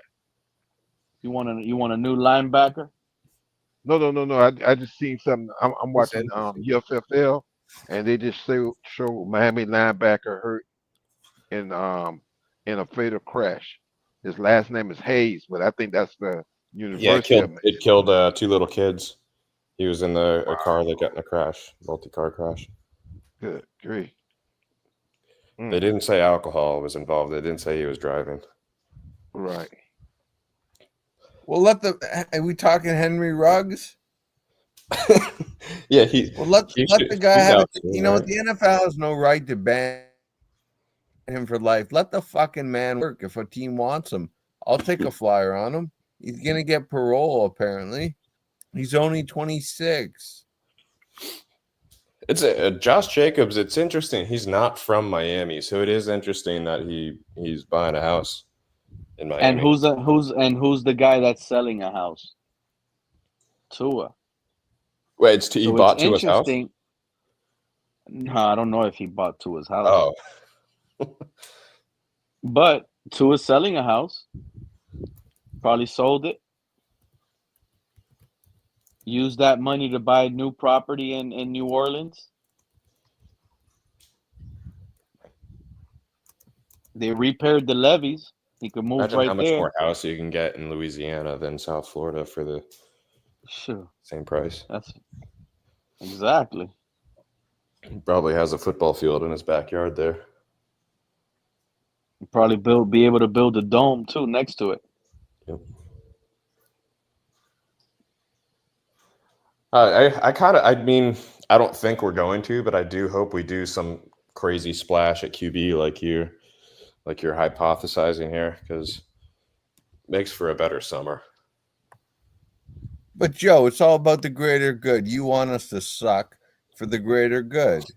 We need a franchise quarterback. You get that. I don't want us to suck. I think it's going to happen. Like at the end of the day, the NFL season's 18 weeks, and I love football and I love the team, right? So I hate going into week in, week out being like, oh, I hope we lose. Like that sucks. Like life's too short to be like rooting like that. I think the team's just going to suck. So I figure. But look, this is the main reason why it's important to get rid of Tua week 1, because he's lost that lust in the locker room, and the lust that I'm talking about is the belief he gives out like a cologne. When you spray yourself because you want other people, when you're in the store, wherever you're at, to smell you, and you want to smell good. You want that aroma to spread out there. Tua has lost that aroma in that locker room where players are going to sit here and believe and fight get his for musk him. back. Yeah. Oh, so my goodness. you know where I'm going with it. You know where I'm saying, like, it is very important. It cannot be where Tua starts the season. Turned on up here. We start the season 1-3, Now the fan base, Pete is up here with his pom-poms. We're getting Zach Wilson. No, because that aroma, that energy, all of that, the players lost it. Now it's going to take time to gradually get it. It's Yeah, not like a cologne, though. You can't just spray this and let it happen in 1 week. that's morale. Zach, Slow. It's low morale. exactly. So that's important. That energy, that camaraderie, that team build, that is very important because that's what it's that energy. It's almost like what they say, the fans, they're the 12 man. There's a reason why that field goal kicker probably missed that kick away, and you're in the stadiums with all that energy you're spewing because of that aura. I'm telling you, I believe in it, and I feel like that is something that's very important. Tua loses that. He's already lost it. There's no point of going into the season with it because players now, I know it's popular to say, oh, the players, they believe in him, but they just don't trust his ability to stay healthy. I can't agree to that. I don't think they believe in him with injury or his play style. That is me. That's what I believe. That's what the players to me let out. They don't think they can win. They twist an ankle. They don't fight for him. I think See what I'm I think saying? he crossed into a new plane of judgment when he got paid, and now he's going to have both fans and players kind of look at him instead of saying, "Hey, oh, you're growing." They look at him like, "Hey, what are you putting out?" And I think this is the first year we're going into a season where you have more people that don't want Tua than want Tua. I think this is the first year that we've actually had that. It is the first year. And that's why I said it finally. This is a good offseason. It feels so good. Most fans are down, but to me, it's like, hello, there's someone at the door. Just open it. Someone get the door. It's knocking. You know what I'm saying? Like they're knocking already on the door, and it feels good. Like he's almost out of here. He's about to get his eviction papers. What if we make the wild card, snag one playoff win, and then get absolutely tossed? Does the team look at that and be like, well, Tua got us something we haven't had in 2.5 decades, so we keep him around, even though it still wasn't enough to really prove anything. Maybe he didn't do anything stand out, but we did technically get that win. At some point, are we gonna sit here and say, okay, Tua is elite now? He got over that playoff hump. He finally got his win. Is that playoff win really gonna make us sit back and say, wow, Tua got smarter? No, Tua for me, got no. taller? It doesn't That playoff win, if it does happen, Joe, is that gonna sit here and tell us he's no longer injury prone? He's not concussion prone? No, but His hip got fixed the now? general public will see that, the larger fan base will see that and be like, this guy finally got us a playoff win, keep him around. When really, we could look into it and see, oh, no, it was actually the team that got us there, and it wasn't necessarily Tua, and we have future risk with Tua. I'm just worried that the team would see that and bite into the fool's gold instead of doing you know what, Joe? It might sound bad, but guess what? I don't want it to be Tua no more to get us that playoff win. I don't want it to be him. Exactly, because he could do just enough to keep himself around. It could. That's scary. That is scary. That's scary. I mean, that's what we've been doing for the last few years, just enough to keep himself going to the next year. It's what we had with Tannehill too. Just enough progression each year. That's why we had that 7 year. What was it? 7 years with Tannehill. He wants to earn the respect. He needs to go out and go on a playoff run and take it to the Super Bowl this year. Good luck. For me, it's making the conference championship. Obviously, I want a Super Bowl, but my sign of success is making it to the AFC championship because we haven't done that since '93 when the Bills knocked us out of it.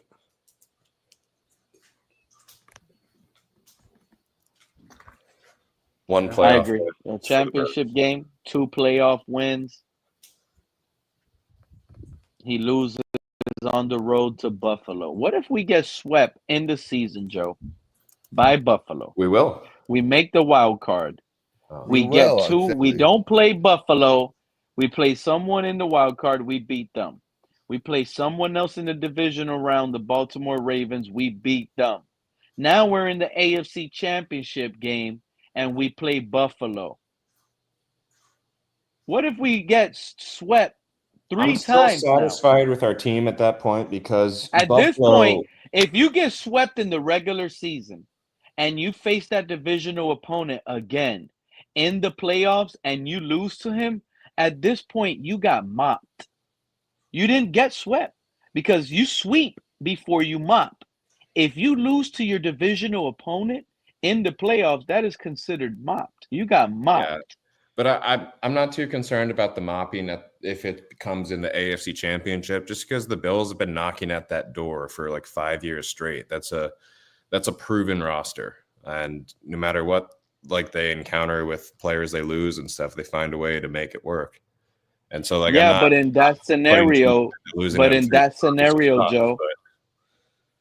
But in that scenario I laid out, which is it could happen. Let's just be honest. Yeah. But if we get swept by Buffalo in this season, we still make it to the championship game, and we send Buffalo to the Super Bowl, and it's Tua that lost all 3. That means this guy will be 1-16 in his career against the Buffalo Bills. And let's be honest, that only one win he had against Buffalo, if Buffalo had an extra timeout late in that game on that last drive, they kick a field goal, they win that game. They ran out of time.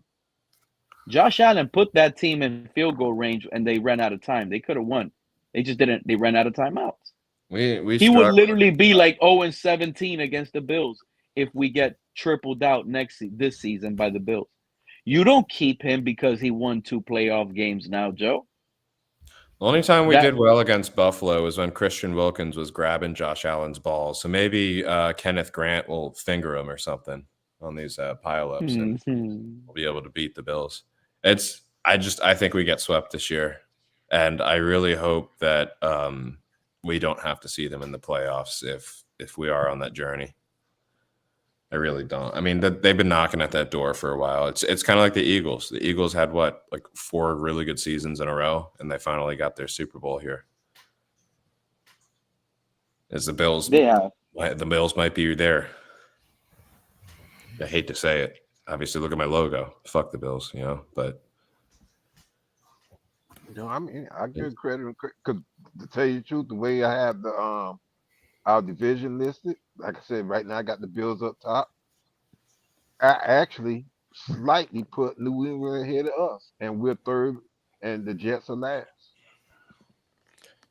New England, I'm not sold on their roster yet, and I know they had their rookie sensation. What's his name? May. But Drake May. Yeah, a lot of those rookies can have slumps in their second year. Plus, and I like that guy they picked up on their offensive line. I think they're building the right way. I just don't think they have a complete roster yet. And I'm also not sold on that coach. Everyone's big on Vrabel. Oh, Vrabel? Yeah.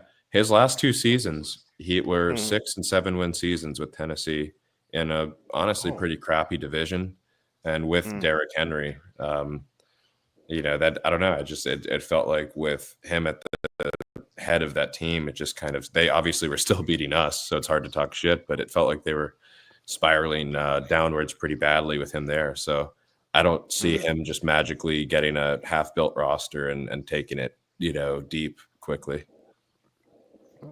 Exactly, Joe. I said that like 2 weeks ago on a stream. There's a guy called True Fin Fan. He just loves to go against everybody what they say. He's contrarian on purpose. No, I'm trying to tell people that man ain't the Patriots this offseason, they overpaid. Most of the players, the contracts they gave weren't worth it. They got Stephon Diggs, dude, coming off that bad leg injury. That's an overpay. That dude Milton, He had a good Super Bowl with the Eagles. He had a good game, but throughout the season, everybody knows it's Jalen Carter on that defensive line that causes all the havoc. It's another guy that got overpaid. They overpaid for talent because they had the money to go out and do it. Mike Vrabel, he's overrated. Like I was telling people, even though I give him credit, he knows how to stop Tua. But I mean, it shouldn't be hard to stop Tua. Just coach your players, tell them to stay in their spot. Don't fall for his eyes, because when he looks right, he's throwing left. When he looks left, he's throwing right. Don't follow his eyes, and you'll be okay. Play your role, and you'll intercept this guy. Exactly what Patrick Queen, the Ravens linebacker, said about Tua. We are figured out. Under Tua, it's not even a joke anymore. You guys think he's going to drop back, sit back there 3-4 seconds? Oh, we upgraded the offensive line. So Tua's going to stand back there and slice his dice. He's going to read defenses, go through progressions. This is what he's going to do this year? Really? I don't see that happening. If we upgraded the offensive line, y'all don't think Tua's going to sit back there 3-4 seconds, look at his second read? Oh, no, I see the safety carry over. Boom, here goes the third read. Oh, he's open. Let me throw him this ball. No, I don't think Tua is going to be holding the ball very long, regardless. That's what I'm saying. So upgrading the offensive line for Tua is useless too. Upgrading it for our run game is what needed to happen. When we had what's his name, Mostert run for 20 touchdowns or whatever, that's our offensive line was cooking. Especially the interior offensive line. That's why I had Connor Williams and Hunt. I forget who was the left guard at that point. You know, I'm not going to lie. I'm not falling for that crap. This man got 20 rushing touchdowns because we were able to hit the deep balls finally. Well, you're saying that opened up his run game? Yes. I think it's the opposite. I think the run game opens the pass game. No, not here in Miami. They're complementary. The pass game has to be working and clicking in order for this run game to work. So you can be able to work off the light boxes. We want to take advantage of light boxes. You get a physical team up there, they want to play like a 5-2 front. They're eating us alive. All you're going to see us do is those quick tosses to the outside. Boom, toss, toss, toss, toss, toss. It's hard to call a 20 touchdown season a complement of the pass game. It is, because the guy he got 1,001 yards. It was all because we were able to get to the red zone quick with big splashy plays from Waddle, Tyreek. And once we got up there, we were not trusting Tua to throw the ball in closed out situations. Yeah, once we got to the red zone, we were pounding the rock in. We were pounding the rock. And it wasn't like Barkley runs when it was like where you're running from like your own 20. Yep, sure it wasn't. We were all pounding it from up close. And Tua and this offense is really what made that work. Tua and this offense is really why Mostert had his best career. It really was. And I say Tua, but it's really McDaniel. So you're not big on this guard. You don't think that's gonna be a good pick for our line, Jonah Savanea. You're not gonna believe me, dude. I saw the rookie video that the Dolphins dropped, and I don't like the way this guy staggers left and right. What, the clip where he was talking to McDaniel? Yeah, the clip he was talking to McDaniel, and he's doing the overlegs. Yeah, but he was laterally. He was talking. He wasn't like full go. I saw that too. It did look like he's like awkward, like his legs move a little bit awkwardly. Yeah, like he ain't got his weight under him. But that being said, he moves a little. I don't like his movement. He's got the fastest release off the line, though. That's why he was drafted so high, is his quickness off the line. So his burst is there. But his quickness off the line is there. But this is where it gets scary. Y'all heard the color rant on my last live stream when he was talking to Real Talk Perez? Shout out to Color. He's the greatest. Yes. But Color was spot on when hold on. Thank you, Bill. And when he was talking about the counter trap, our guys, our offense, we just heard Aaron Brewer talk about he don't care how big these new guys are that we drafted here. If they can't move, they don't fit in our scheme. And based on how I saw Jonah moving, people might not like it, but you So can got this to guy give not credit pull? where it's due. Liam Eichenberg looks like he could be a ballerina dancer compared to what I saw Jonah moving. Liam Eichenberg moves way better than this guy. And if movement is the best thing, I'm sorry. I don't think this guy has a what starting kind spot. of offense was Arizona running? Because he did play guard at Arizona, just not this past year. That's why it's concerning. That's why I brought that up. But everybody wants to be satisfied. You know what I think? I think everybody wants to be satisfied with this pick because on the internet, these fans said, I want a guard in the second round.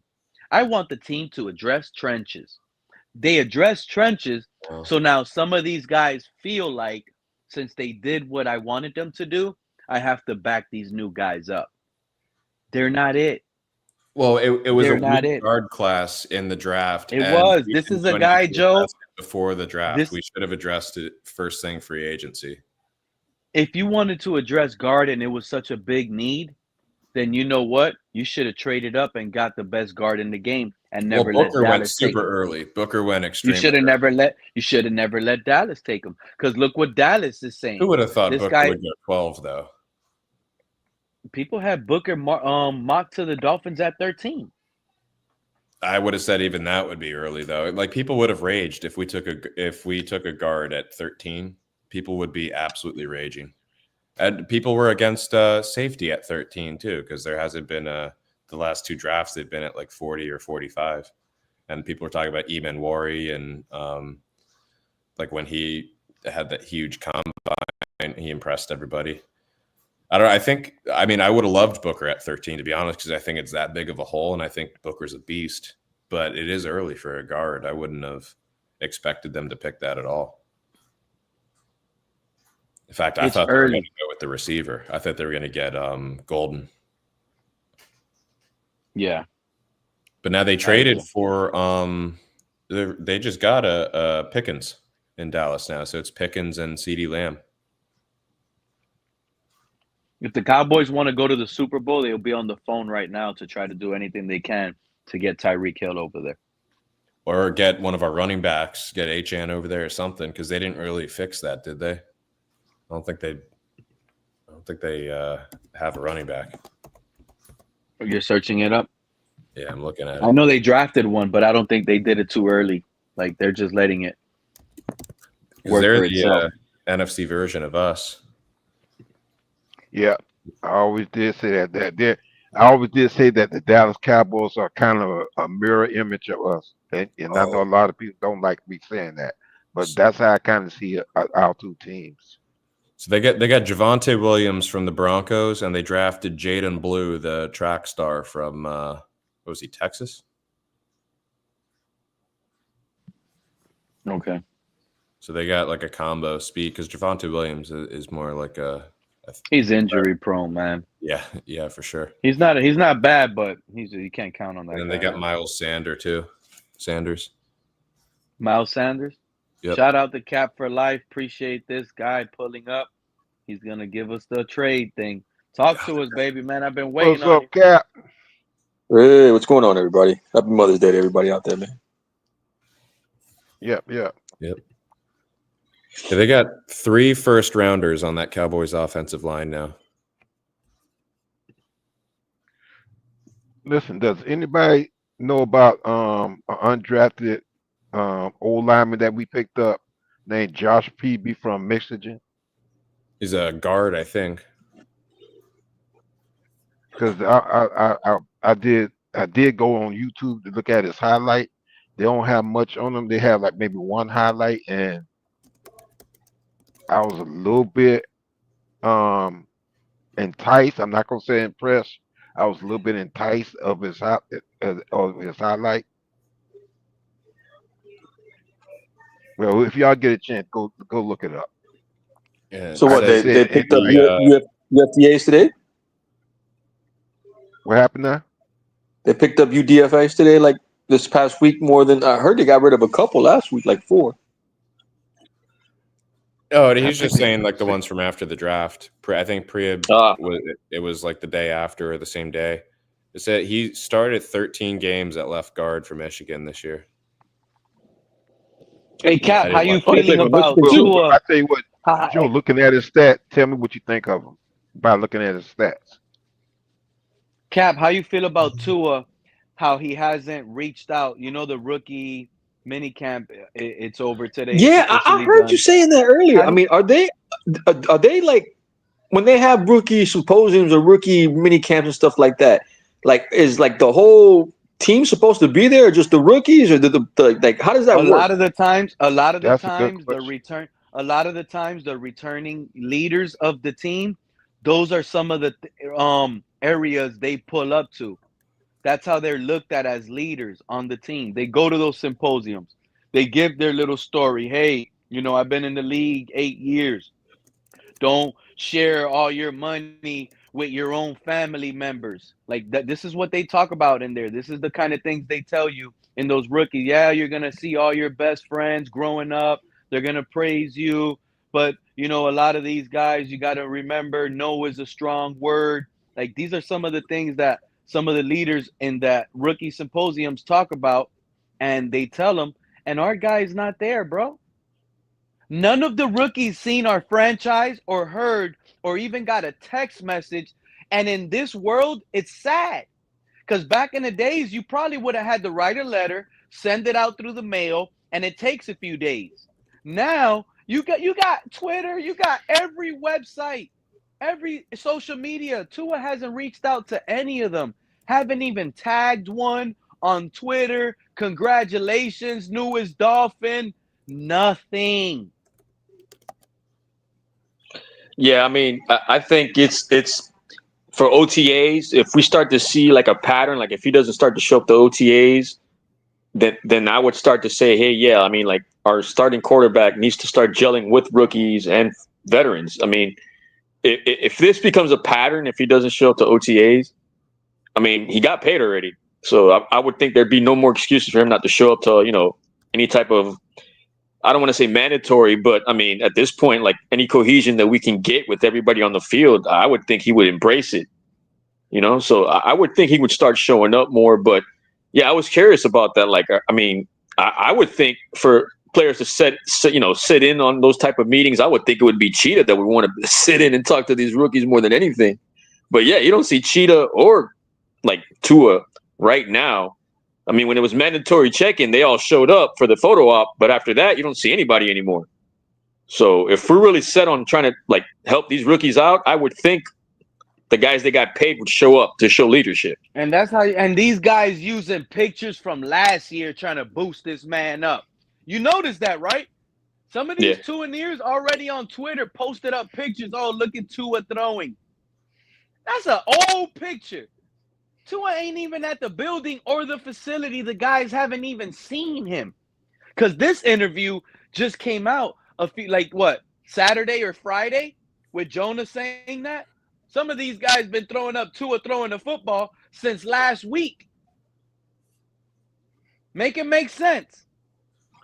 Make it make sense. They're throwing up old pictures they got that they never posted, selling Tua to the potential. Because Tua ain't going to go out there and sit here and say, that's an old picture. Tua might giggle on the internet. Ha ha ha. They're using an old picture on me. What's up, KP? KP, what's good? Hey, what's going on, fellas? What's going on, guys? Yeah, hey, listen, I just tuned in, right? So I don't know what you guys have discussed. But, and I've been, out of it for about a week, celebrating my birthday. But I'm hearing rumors that your homeboy, the three-lettered one, Tua might be retiring. Anybody heard the retirement rumor? Yeah. I'm hearing everything. I've heard that. I've heard trade speculations. I'm hearing everything. KP, I heard that there was a thing that came out on the internet, and it was from our former quarterback Ryan Fitzpatrick, calling out Tua to retire. And I sent that to you, Pete, a little ways back. What But I yeah, that's what I heard. what Oh, I okay. got I what haven't I seen it. got was a random message from a fan that I never seen before, and the message said Tua hasn't gotten his physical done yet. Well, So I that heard was Ryan like a Fitzpatrick. like that kind of threw me off. Like Tua hasn't got his, like, who is this? Like, I didn't even respond or none. I just like, what the hell is going on? This was In out of fact, nowhere. I had posted that on text. KP, you didn't see it? I haven't been tuned in much, Mr. Paul. I've been Oh, okay. out, I've been out doing different things. Like I said, I Oh, celebrate yeah, my yeah. birthday I on got you. Wednesday. So yeah, I've been out of it. I've been Yeah, running around with family doing different things. got you. So yeah. Yeah, I'm that's just what's getting That's up. back into the Dolphin swing right now. Hmm. So So KP, you were around when you remember hearing that Tua put his house up for sale, right? yeah, that was about a month ago. Yeah. Yes. So Tua put his house up for sale. Now, what I did, this is me. I went listened to a lot of these rookies when they spoke to the reporters and everything. And a lot of these reporters asked the rookies, have you seen or spoke to Tua? And all of them gave the same answer.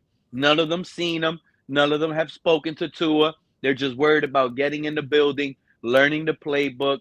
They all say the same thing, like almost like a script, but none of them seen or heard him.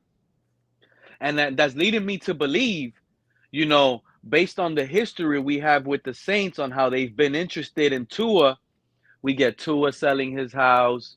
It's kind of quiet in the facility. Nobody hasn't seen or heard from Tua. Now the Saints, Dereck Carr randomly retires post draft, opens up 30 million in cap. Like, knowing that Jeff Ireland and Mickey Loomis were interested in Tua before he was a rookie. They wanted him in New Orleans. Drew Brees endorsed Tua to New Orleans at the time. Back when in 2022, when the Dolphins were going to trade for Deshaun Watson, the Saints were another team again in conversations, speculating that once the Dolphins trade for Deshaun, they're going to be the team that trades for Tua. Look where we're at now today. The Saints still need a Yeah. quarterback. I just feel like it is so fitting. I think that's where the chips are going to lay. We'll see, man. It's gonna be interesting. I have, like I said, I've said it before. I think one of those Washington quarterbacks, rookie quarterbacks, is gonna be on the move, and I wouldn't be surprised if one of them ends up here on the Dolphins. So we'll see. Either Shador or Dylan Gabriel. One of those But what quarterbacks? I think Cleveland Browns quarterbacks. Browns. Oh, Yeah. yeah.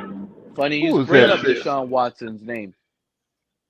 I wouldn't be shocked if Deshaun Watson does end up getting cut and finding his home in Miami, KP.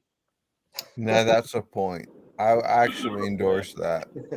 He's only Well, fucking what, 29. He's only fucking yeah. 29. Yeah. But what about Gabriel or Sanders, the two rookies? You One think of I the two care rookies. about what these All fans right. will say? He was a failure in Cleveland.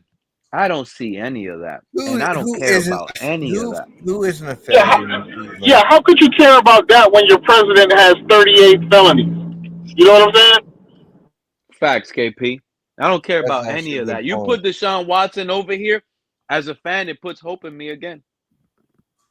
Oh, Straight there's up. Jermaine. Two-year alert. Jermaine's in the chat. Fucking idiot. Fuck. I'm laughing at you, Jermaine. Put up that comment, Pete. He says, I've been listening and laughing. I'm laughing at you, bud. Fucking idiot. That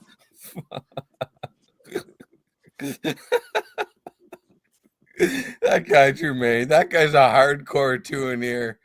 If there ever was one. Oh, shit. KP, I'm glad you're up here. I just remembered. I even mentioned your name on you possibly being one of the better people to talk about this, because honestly, I've been shocked. I don't know how to take it. I'm actually shocked that it's not bigger than what it is. And maybe it's just me. I'm not sure. But when we drafted that second round Polynesian guard, Mike McDaniel is heard on draft day on the phone telling this guard, "We're fired up in Miami for drafting you, and I can't wait for this Polynesian takeover." How do you feel about that coming out of Mike McDaniel's mouth, telling a Polynesian that? It sounds funny as hell, man. I mean, hey, listen, I don't care as long as the player's good. I don't care what their background is, right? But, I don't see how Polynesian players have had mixed results in Miami. I'm talking about going back to Junior Seau wasn't the same. Koamisi was okay. Isaac was good. Isiata was a failure. And that doesn't mean anything other than the fact that the thing those guys had in common were that they were Polynesian or, Samoan or Hawaiian. It really depends on the individual player. But I did find that guy's quote on draft day very interesting, that God wanted him to block for a Hawaiian, basically. And that could have just been overexcitement. I chalk that up to just nationalism. Nationalism can be negative, but it can be positive too. And he's happy to block for somebody from his background. So I don't put too much weight on that comment, to mean anything insidious. But I think it's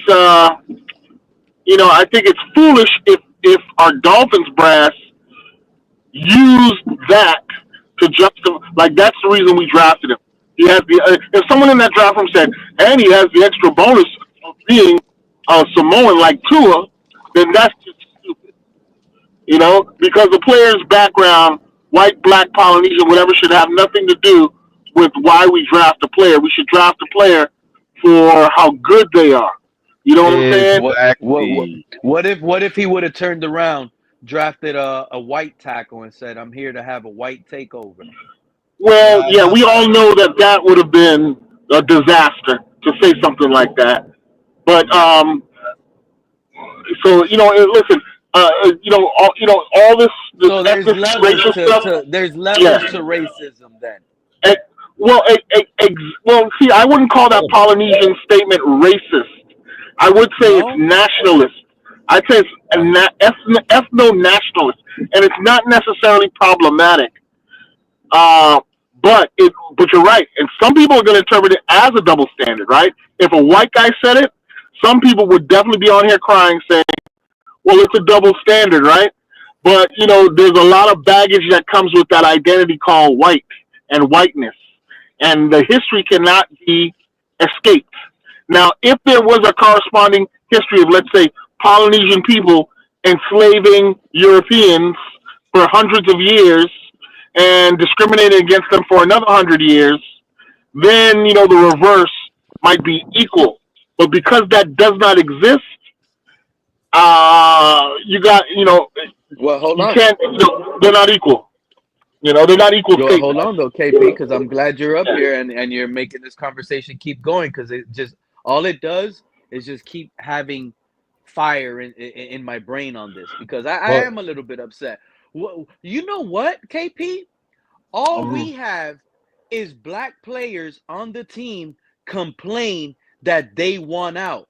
They're not happy. Have you heard one Polynesian and Miami Dolphin complain lately here? No, but come on. Has any Polynesian wanted out? Has any Polynesian player on the roster says that? Pete, I know you're being extra provocative, and that's cool. But remember, Andrew Van Ginkel wanted to get out too a year before, so it's not just the black players getting out. The players who are getting out of this team are players who are veterans who don't want to waste their time on this team, who just happen to be black. I would account it more to the status of these veteran players who don't want to waste time with this failed project. But I did, Agreed. but I did say this though, Pete. If somebody in the draft room argued that Jonas Savania's background was a reason to waste all that draft capital and draft him, even if just a little bit, I would have a problem with that because a player's ethnic background, racial background, should have no part of why we draft that player. KP, Exactly. KP, can you? We That should man was draft. drafted here for Tua, KP. Fuck. Well, like I said, if his ethnic background was part of that, I would have a problem with that because I You don't always see want. that's what happened here? No. Like I said, I can't listen. I have no evidence that it did happen, and and I wouldn't even suggest that it happened. But I would say if it happened, I would have a problem with it. Though that would be effed up. I agree with everything KP just said. I also think, I don't think McDaniel would have said something like that if there was a larger amount of Polynesian players in the league. Like, there's only a handful of them, so he's calling Right. that it's unique that we happen to have a few Polynesian players on the same team.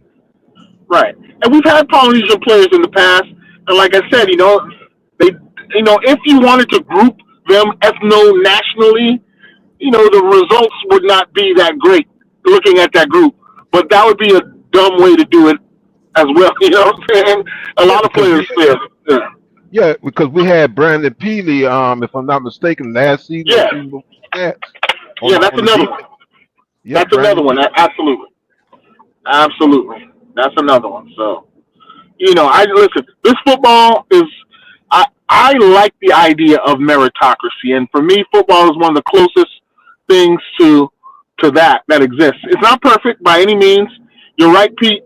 All the old world problems still seep into this industry.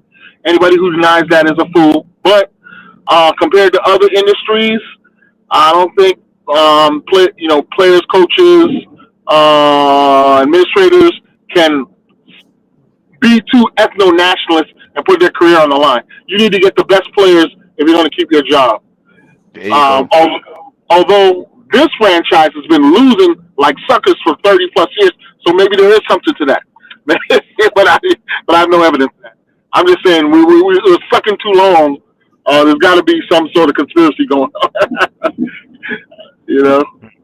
So I want them to draft the best player, whether they're white, black, Hispanic, whomever, for every single position. That's my position on this. Mm-hmm. He has. I'm gonna tell you, Feel Jonah that. to me has a big target on his back. If this guy's the week 1 starter, he better clearly look better than Liam Eichenberg. Because I'm gonna call it out. Yeah. And you know why? It's because they spent so much extra capital to trade up to get him. Mm-hmm. They didn't wait for him. We traded out of day 2 to get this guy. So yeah, you're right. He got a lot of pressure on his back. This is almost looked at as a first-round draft pick. Yeah. He got 37, 5 spots out of the first round.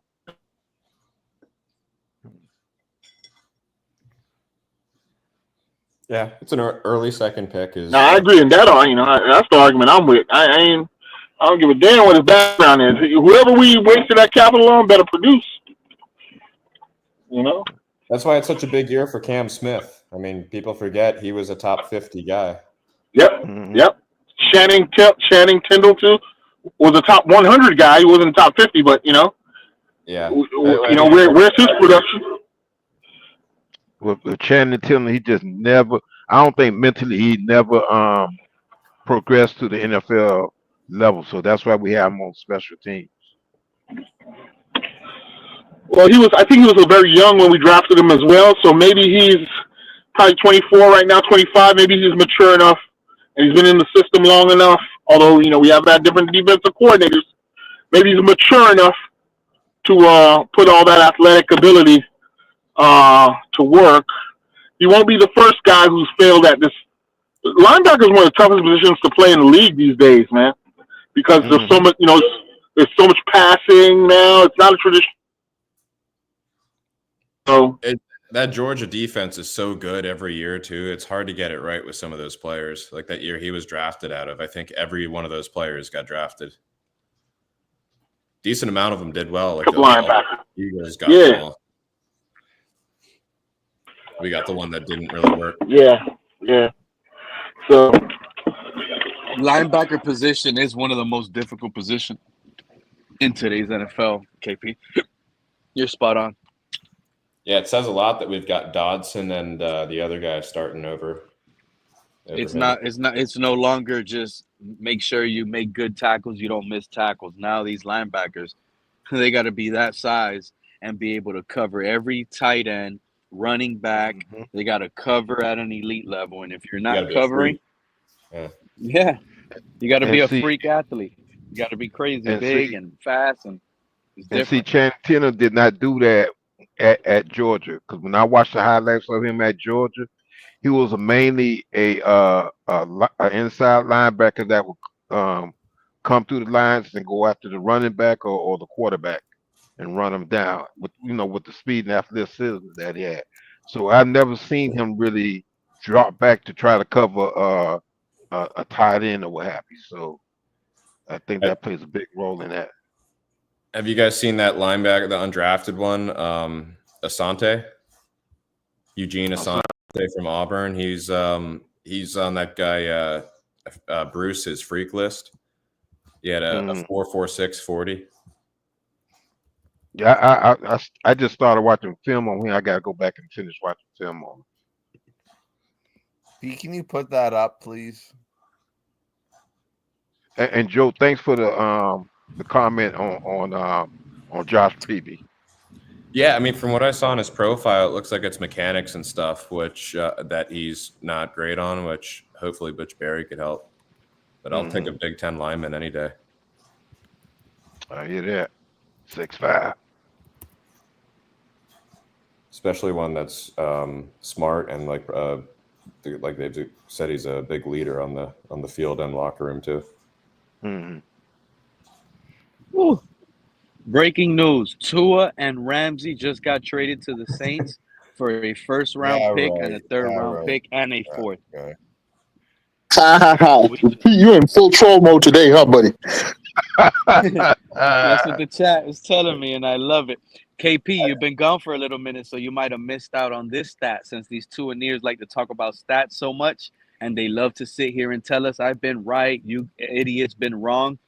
Isn't this the most important stat for a quarterback? Check this out. Warren Sharp from Sharp Football. He put out a tweet that says most clutch quarterbacks when you gotta have it, trailing in the last 5 minutes of the game since 2020. And he put out a list of 42 quarterbacks, and Tua didn't make the list. Yeah. They keep that as a stat, don't they? Like fourth quarter comebacks? Fourth quarter comebacks, or at this one, is this the most clutch quarterbacks when you gotta have it? So this is including like even in a this losing is fourth factor. Quarter comebacks in the last 5 minutes of the fourth quarter. Yeah, trailing the most clutch quarterbacks. You know who's at number 11 and missed out on a year? Ryan Tannehill.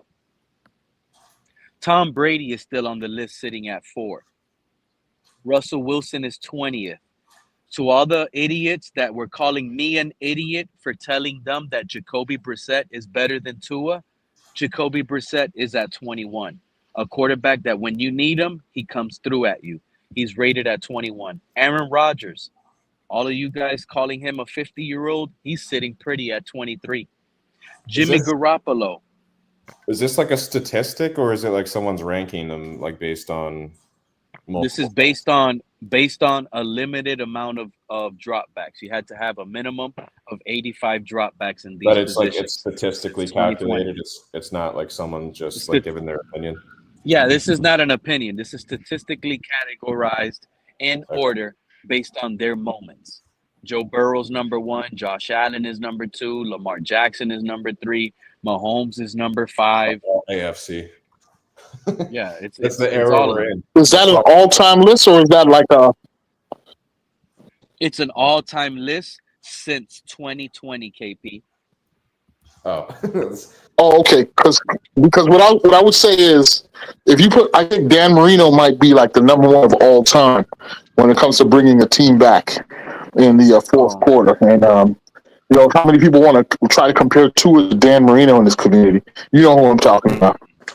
Yeah, but I know. Those But you know fools. who made the? You know how So much fools they look like, based on when you need Tua, how bad he doesn't come in. Mac Jones made the list, and he sat out a year. He's sitting at 34. Daniel Jones at 35. Bryce Young at 36.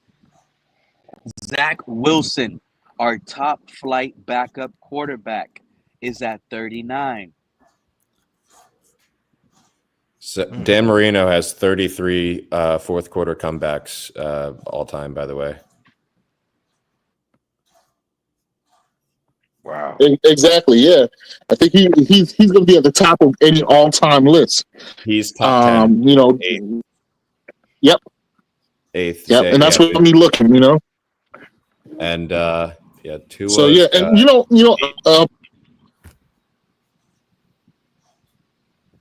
What happened, KP? I was on Facebook yesterday.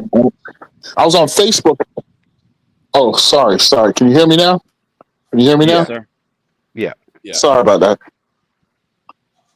Okay. I was just saying I was on Facebook yesterday, and they were showing a clip of Tua making a play to Waddle against the Buffalo Bills in the back of the end zone. A really good drive, and he ended it with he rolled out to the right, avoided pressure, and then hit Waddle in the back of the end zone. I don't remember that play.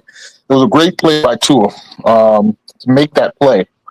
Everybody expected him to throw the fade to Tyreek on the left side, and he rolled out to the right and found, Waddle on the base. And I'm like, yeah, that is an excellent play by Tua. That was a great play by Tua. The problem is, though, he makes that play 1 out of 100 times when, we need a quarterback to seek to make that play every time. His weakness is those improvisational plays outside of the structure of the play. And that's always been my main critique of Tua, because he fails in those moments when he needs to come up with something. Well,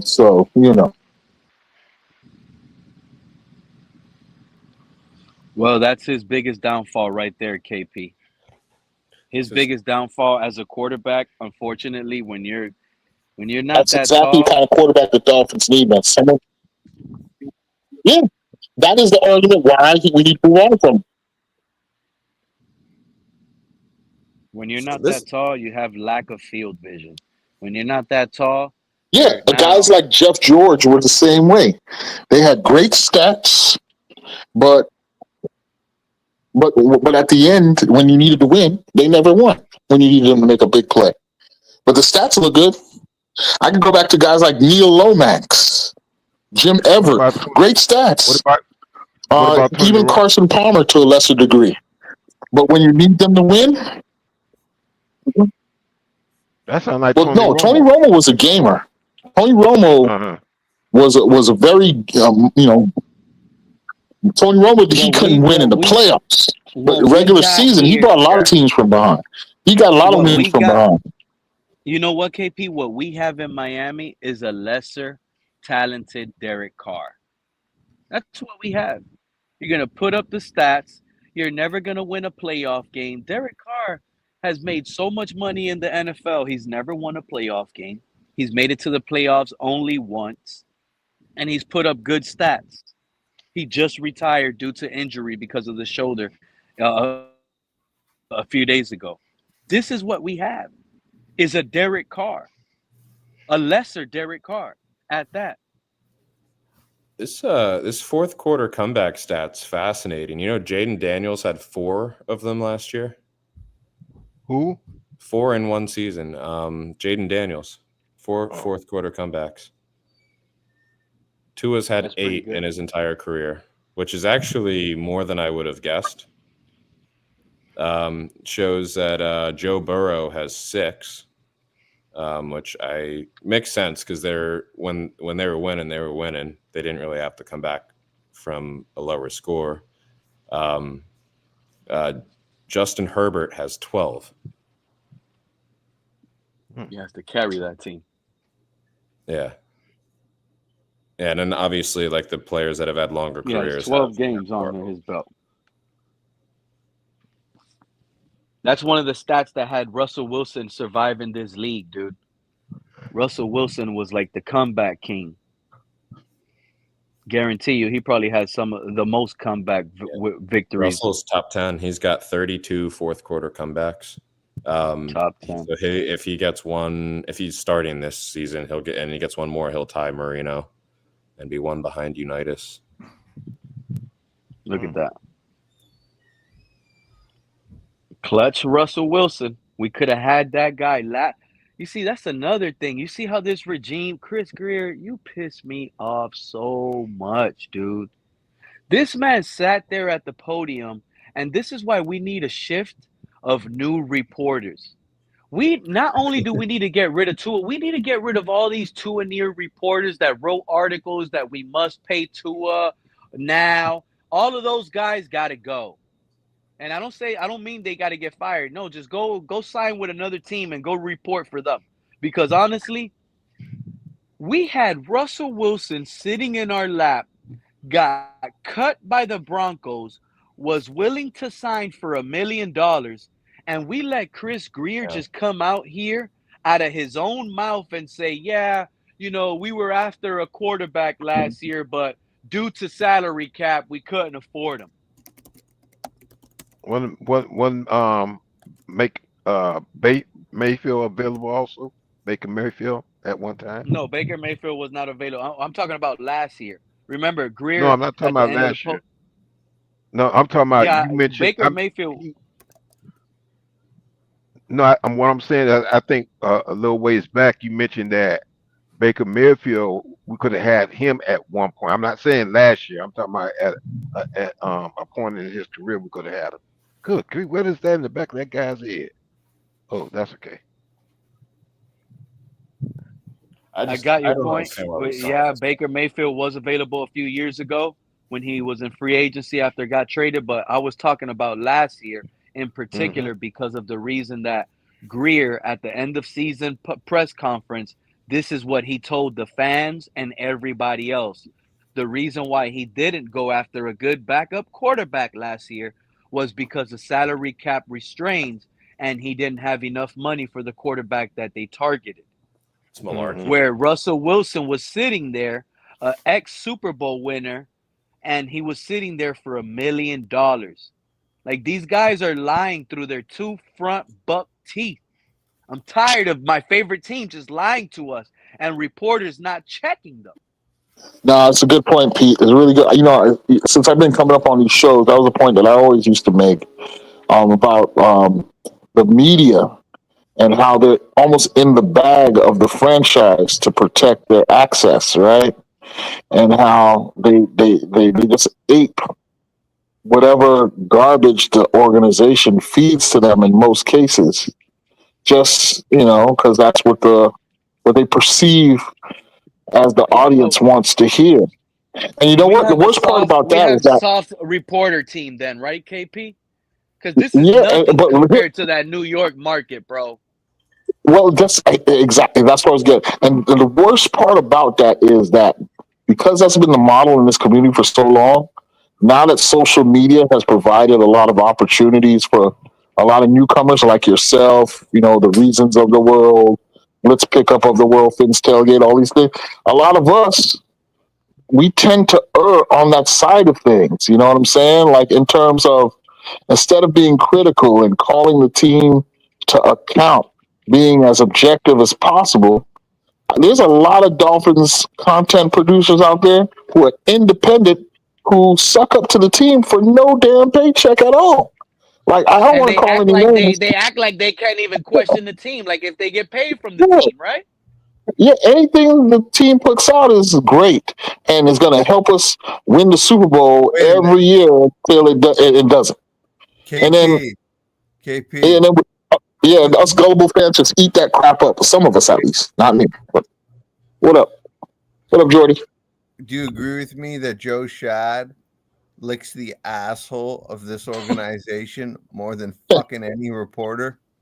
Man, I don't read enough of Joe Schad, honestly, bro. Joe Schad tweeted me like a day or two ago because he didn't like what I told him. I says we should trade Tua and some of the Tua near reporters.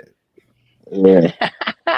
The last Joe guy Stat who is terrible, KP. He's terrible. I I agree. hate that fucking guy.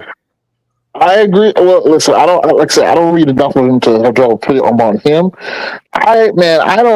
Omar Kelly drives me up a wall, man, because he speaks with an authority that I don't think he's earned. And he says stuff all the time like, well, Tua is the best quarterback I've seen in my career. Like if he's been around for maybe 20 years reporting on the Dolphins, but so yeah, you've been Omar doing it a Kelly long has time. more stories than fucking Walt Disney. He's Yeah. another fucking Nimrod too. Yeah, and the last guy to call it any semblance of being straight, in my opinion, was Jim Mandich, the Mad Dog. And even he was kind of towing the line because of his past affiliation with the team as a former player for the team. Armando Salguero was good. Oh, Salguero was the worst of them all. No, you think so?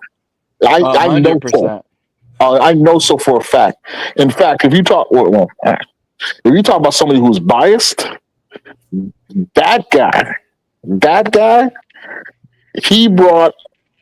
Listen, I'm gonna get tore up for saying this. That guy brought all of his anti certain people type of bias into his opinions. I'm talking about like the anti hip hop type of stuff. That's what Armando Salguero was coming from. I never liked his reporting. Always thought it was stupid.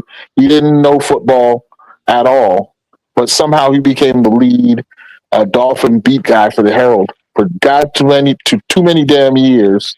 And then he's the guy. He went after Ireland. He went Well, after my guy was Lebitard was a guy. Was a guy I liked. Dan's good. I like Dan. Yeah. You know who knows the truth? Like guys like Kimbo Camper know what the hell is going on, but he plays it like too. He follows and manages. Joe Rhodes are as thick as thieves, of course. Yeah, they're in it for the longevity. Occasionally on a bad day they'll tell you the truth. Yeah, but when they go to work with a headache, that day they do tend to tell you the truth. That's right. I like that line. When they go to work with a headache. Yeah. Right. No, but it's a good point, Pete. Man, there's a lot of shills out there. Just keep that paycheck coming. Oh yeah. So well, if Crypto is tuned in, or if he listens Miami, we hold got on, because we got weak press, we got weak fucking players. Everything's weak about South Florida. Well, now you're going too far, in my opinion. Chat GPT. Yeah, that's real. Chat GPT predicted the next 50 Super Bowls. Uh-huh. The next 50 Super Bowls. And I know it's just AI. Take it with a grain of salt. But what's puzzling is the Dolphins, the next 25 years, it'll be 2075. And the year 2075, Buffalo Bills will win that Super Bowl. And from 2026 to 2075, the Dolphins are not in here as a Super Bowl win. In fact, there's a team called the Archers, the Spurs now, the Invaders. There's new teams in the NFL that have won Super Bowls before the Dolphins won a Super Bowl, according to ChatGPT. Wow. The Bills win it multiple times. I think Crypto predicted that the next time the Dolphins win the championship would be like somewhere in the 2070s. So maybe Crypto is AI. I just plugged it in AI because he said 2080. I just plugged it into Chat GPT and it tells me 2032. Ah, okay. It tells you what? 2032. Oh, 2032 on this one says it has the Washington Commanders winning it. Yeah, it changes. Any little thing will change the. It's the internet. I'm just kind of puzzled that they don't even have the Dolphins not one time. That would be a good trade, Mighty Zane. I like that. Looking in the chat, trade Tua for Spencer Rattler. It also says the Bills in 27. Wow. No thanks. Oh, you said you've been out of the loop, right? Did you hear what Des Bryant said about Quinn Ewers, KP? Yeah. I did get that. He's already the favorite. His favorite to be the starting quarterback here in Miami. I did hear that. In fact, called him the best quarterback on the team right now, way better than Tua. That's crazy. Yeah, And here's well, another thing I keep saying about our reporters. Y'all the notice we don't have many clips of our rookies making plays. You hear Omar Kelly, oh, the big guy, the receiver is making good plays down there. Who's the one throwing that guy the ball? Yeah. How come we're not getting clips? The What are they internet is actually doing loaded right now? with. Is this pads or like what? What are they actually doing in It's, this I practice? think it's rookie mini camp. They're like, Yeah, giving the rookies their playbook and getting them to run through some of the concepts so that they're not so far behind when, you know. Okay, so like the throw it, you're probably just seeing like, and it's not like full plays. You're seeing like routes and individual Yeah. throws. Yeah, it's just to see the guys in real Well, life, get them Luther attuned. Burden got injured doing that. I heard he went down. I forget what team picked him Oh, up. did he? Yep. Wow. Okay. I hadn't heard that. That's bad news for them because he was pretty highly drafted, wasn't he? I mean, Yeah, it was on a. It might have been. yeah, it's what they're doing is like 7-on-7s. But look at Shadur Sanders, and as Okay, a so he's Brown, all you do is see clips of Shadur Sanders nonstop. We got a lot of plays of him practicing throwing the ball. Where is that for us? yeah. Well, They're I not saw something showing about. it. This is what I'm trying to tell y'all. Like Omar's talking about it, but we don't get to see Quinn Ewers throw that Yeah. ball like Shadur. They're not showing it. When they I saw showed us Ewers. they showed a catch by Ali Gordon. We don't even Mhm. see the quarterback throw that ball. That looks like a dart. But we don't even see the quarter. They're hiding it, fellas. They're Yeah, hiding it all I over saw again. something on Facebook with like all the draft class in one group saying, "Hi, we're happy to be Dolphins," like some promo crap, some propaganda junk.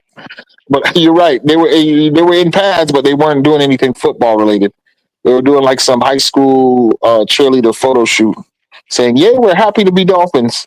But you're right. I haven't seen any of clips from the field. I did read But though look about at you were talking throwing an about Joe Shad. 85-yard bomb. Joe Shad is even posting a video of Shadur Sanders in Browns camp, Yeah. showing off his arm and throw. He's saying Shadur Sanders goes deep once again at Browns camp. Show us our. I'm gonna type right now. Show us our players. Yeah. Yeah, you're right. We should be able to, as fans, we should demand to have a look at the rookies going through at least a few drills. And that pressure should be played on our media or the Dolphins propaganda team, their media team, to show that to us. Who's pushing that button? Who's demanding that from this team? I mean, you're saying that today, Pete, which is great, but where's that public pressure? No, everything's normal. Everything's hunky dory. Another season, another new crop of players. Ha ha ha! We're gonna be great until we fall on our face again. Look at the And I might Giants sound like, showing off Jackson Dart. yeah. Hey, Pete, I just found a video where it has the some early looks at Ewers, and then also where he comments that he hasn't talked to Tua yet, and it also shows that clip you had mentioned earlier where Jonah was moving around looking awkward. It has like all of that in there, like from some of those practices. You know how to share it so everybody can see it? I just put it in the chat, the link. But Pete, make sure that we don't do. And when I say this no bad towards you, Joe. Make sure it's not you getting the copyright issues. Yeah, I don't know how all that goes. No, Pete knows how it Color goes. knows That's why I said just color knows how to like do it to where I don't know. I can't. If I click that, what you send is gonna take me off the screen. I've done that, but color makes it go like backstage where I can add it to the stage. I wish I knew how Just to copy do and that or paste it and request put for it in that. the fucking chat. For what? That's not gonna come up to as a guest like how color knows how to do it. It's weird. Color might know how to hack through all these systems. Color said he was a computer tech. He knew how to do all that. Color could get in your computer and take your virus out, I bet. Yeah, see, you might see that, Pete, because DGE, while I was in the chat room with him and some other people, he got shut down by YouTube. DGE. Yeah, Yeah, you don't remember I got suspended? They said I was yeah, going to be suspended for 2 weeks.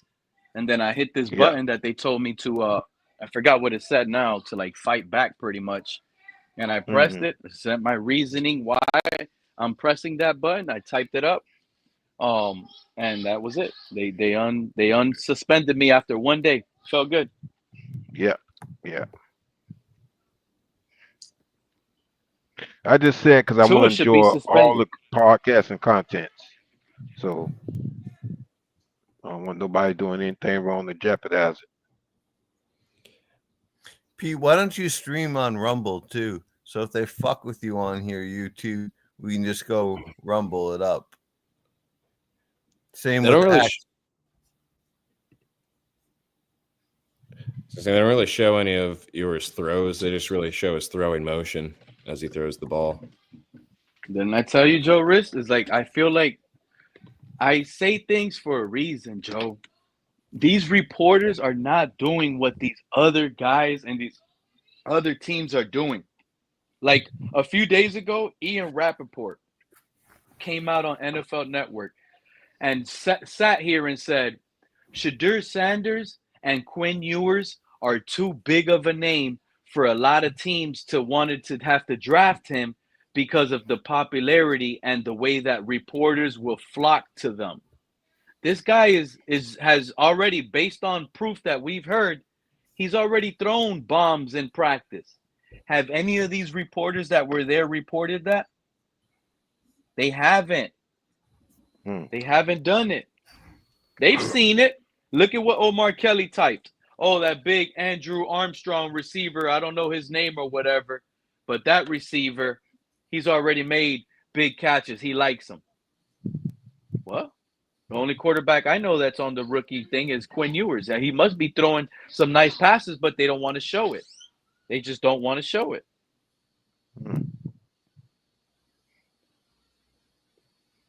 It is interesting. I mean, I feel like they did kind of do the same thing with Skyler a little bit. Like he didn't really get much of like his deep balls and everything, or like you wouldn't actually see the throw, just kind of like hanging around Tua when they were showing him. There definitely is a media control there. I'm telling you, our reporters, they're yes man. We lost Daniel Oyefuse. Why did we lose Daniel Oyefuse? They probably got under that guy. They probably got him. These Tuaneers probably got that guy out of here because he was reporting the real stuff. They got him. They said, oh, they probably took a picture or they clipped him. Oh, look how he's talking about Tua, guys. We got to get him out of here. He's a problem. And the same guys he was going to work with every day probably got him out of here. That's how big these snakes are in Miami with these reports. I don't trust none of them. None of them. I don't trust them they could sit here and say, I go to football practice. These guys don't. I get to watch it. I still don't trust your eyes. You could be at the camps. You could be at every practice. The credibility some of you guys have put out for yourselves, you've lost that. It takes time to like a partner that cheats that wants to recreate the relationship. It's not going to be trust overnight. It's going to take time. Imagine that. Yep, it's gonna take time to regain credibility.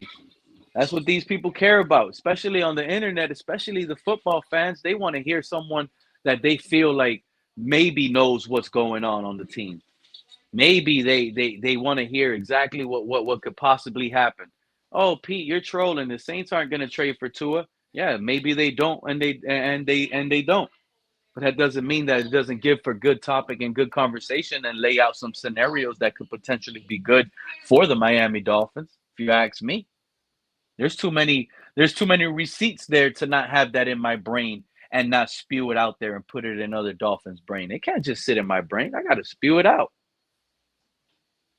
Saints need to make that call. That's the only way they can save their fan base from at least not jumping ship It's up. The Saints cannot start the season trying to sell them Tyler Shuck. Let's be honest. Anybody here thinks Tyler Shuck is going to be the day one starter for the Saints moving forward? Week I think one? he's the bust of the draft. Assuming you Better can than call Cam a Ward? 40th pick a bust, but yeah, I think he's. I don't think he's top 2 rounds talent. I think he caught. No one was talking about him all season, so people really fell in love with some of his highlight tapes and his height. No, you're spot on. Nobody was talking about Tyler Shuck. And then out of nowhere, everybody started talking about Tyler Shuck because I believe it was Greg Cosell. Like everybody hears this one person bring him up, and now everybody's talking about him. Yep. And I looked at Tyler Shuck. He didn't look that bad. I can't lie. He didn't look that bad. He looks like he has some skills. Lewis from the Blitz pickup, when he heard me talking about Tyler Shuck, he sent me a clip on Twitter showing how bad of a pass he did in his pro day. It was hilarious. Like I couldn't even believe what I saw when I saw Tyler Shuck make that pass. Like it was one of the worst quarterback body angles I've ever seen. One of the worst throws you could even imagine. Then they clipped up another one of how he just flopped it over and threw it. It didn't look like that for the majority of the watch. I'll tell you that much. Tyler Shuck is an interesting prospect. He does have a nice flick, and how isn't he like 6'4"?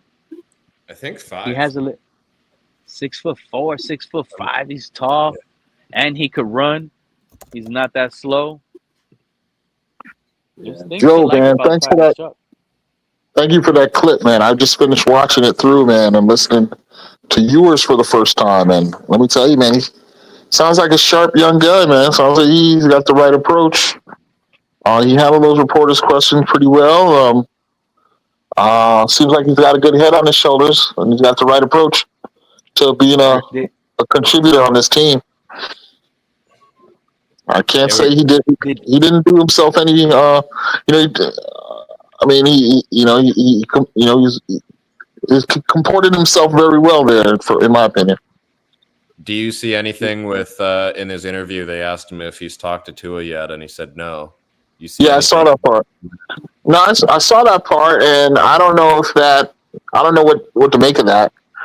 I would hope that Tua or whoever our number one quarterback is enough. Is enough of a leader to want to make a call like that. But I can't. I don't know if that is common or not. Yeah. I think new receivers that are actually going to see the field or QBs in his QB room should get some kind of call. Yeah. If you're the leader of the team, the face of the team, then that I think you're right. Yeah, maybe not even London too. Like that's what we were talking about earlier. Is Jonah? I think Pete said Jonah hasn't talked to him, and none of the players have. Okay. Kenneth Grant hasn't spoken to him. He was asked to. Wow. So maybe the reporters are onto something. Maybe that retirement rumor has legs, and they're trying to, Well, they got to feel it out this summer too. Yeah. We'll see, man. I mean, listen, he makes a decision to retire, man. Good on him. He's done better than probably 85% of all quarterbacks who've ever been drafted in the NFL. He's been a starter for a few years. But if he comes back to play, then he's got another chance to be the man. You know what? That retirement talk is interesting, KP, because the title that I have up here, you got guys like Snorty telling me to F off, Pete. You know damn well Tua has no value. Nobody wants him. He's over here trying to put his mortgage on the line, trying to bet me that he won't. Like, it is so bad that you're absolutely right. He is the type of player that I don't think myself he's going to end up being on another roster. So his best path will be to not go down to look like a loser in this realm. Like he's a winner in real life. You get what I'm saying? But as a Yeah. football player, as an athlete, you go down as a loser this way if if the team cuts you and now no team wants you. You're a loser, bro. So if he goes out retiring, he has a legitimate excuse to say, "Hey, I had to retire. I was a baller, but I retired. Look at my records. I threw 6 Andrew Luck. touchdowns, Pete." Yeah, but you know what? If Tua retires, we're not gonna feel like the Colts fan when Andrew Luck shocked them. Those Colts fans were heartbroken. Those Colts fans cried. They Sure. burned his jersey out of anger. It hurt them. But we If look Tua, back at right? Luck If we today, break, and we we get don't. breaking news tomorrow, Monday. Tua retires. He failed his physical. His hip is weak. We're gonna be like, what? Zach Wilson time, or we're gonna sit here and probably start talking about trading for a quarterback. Who knows where it might get to, but we won't Aaron be Rodgers, probably. Aaron Rodgers conversations. ESPN will wake up and say Aaron Rodgers to Miami, and they won't stop. They would not stop. Like the way they were doing Aaron Rodgers to Pittsburgh, that's what the next segment will be every day. Aaron Rodgers to Miami, Aaron Rodgers to Miami. And that Well, I man said Luck probably had to retire because of his hip. Luck's the example of an QB retiring early for health concerns, and he was 7 years he played, and Tua's entering his 6th year. It's about the same time period. And we look back at Luck today, and nobody says, "Oh, that guy was trash." You know, people say, No, Luck. Yeah, Luck. I mean, Luck was legit though. I mean, I don't think Luck had to carry the same kind of doubt that Tua's carried throughout his career. That's true. Luck never lost that aura. He has more to Luck, prove than Luck. Yeah, Right. Luck's cologne never wore off. Right. Yeah, that's a good way to put it. Yeah. I mean, I Every year, believe no matter what, his locker room believed in him. that's right. That's right. And you know, I was fully confident in Luck until he announced that retirement. That he made them, you know, legit. I just can't believe we've watched Tua for half a decade already. What are we doing? Like we could have pulled That the is plug a while shocking, ago dude. and just like got over the burn and been done with it by now. Well, you know, that's one of the dumbest arguments that's bothered me about this whole thing about people saying, well, the first 2 years didn't count because it was Flores. So really, Mike McDaniel's first year was Tua's first year. You know, I mean, whoever makes an argument like that, you know, you know what I'm saying? Plenty of players that go through regime changes, you know, and they're never given that kind of grace, you know. If anything, that should make him more of a leader because he's been the one that's been here longer than the new regime. But he doesn't show leadership qualities. But then it takes some sort of enabling from the organization to even allow that kind of nonsense to go on and perpetuate itself in the media. You know, it's freaking insane. And then we got so many fans who just eat that crap up, man.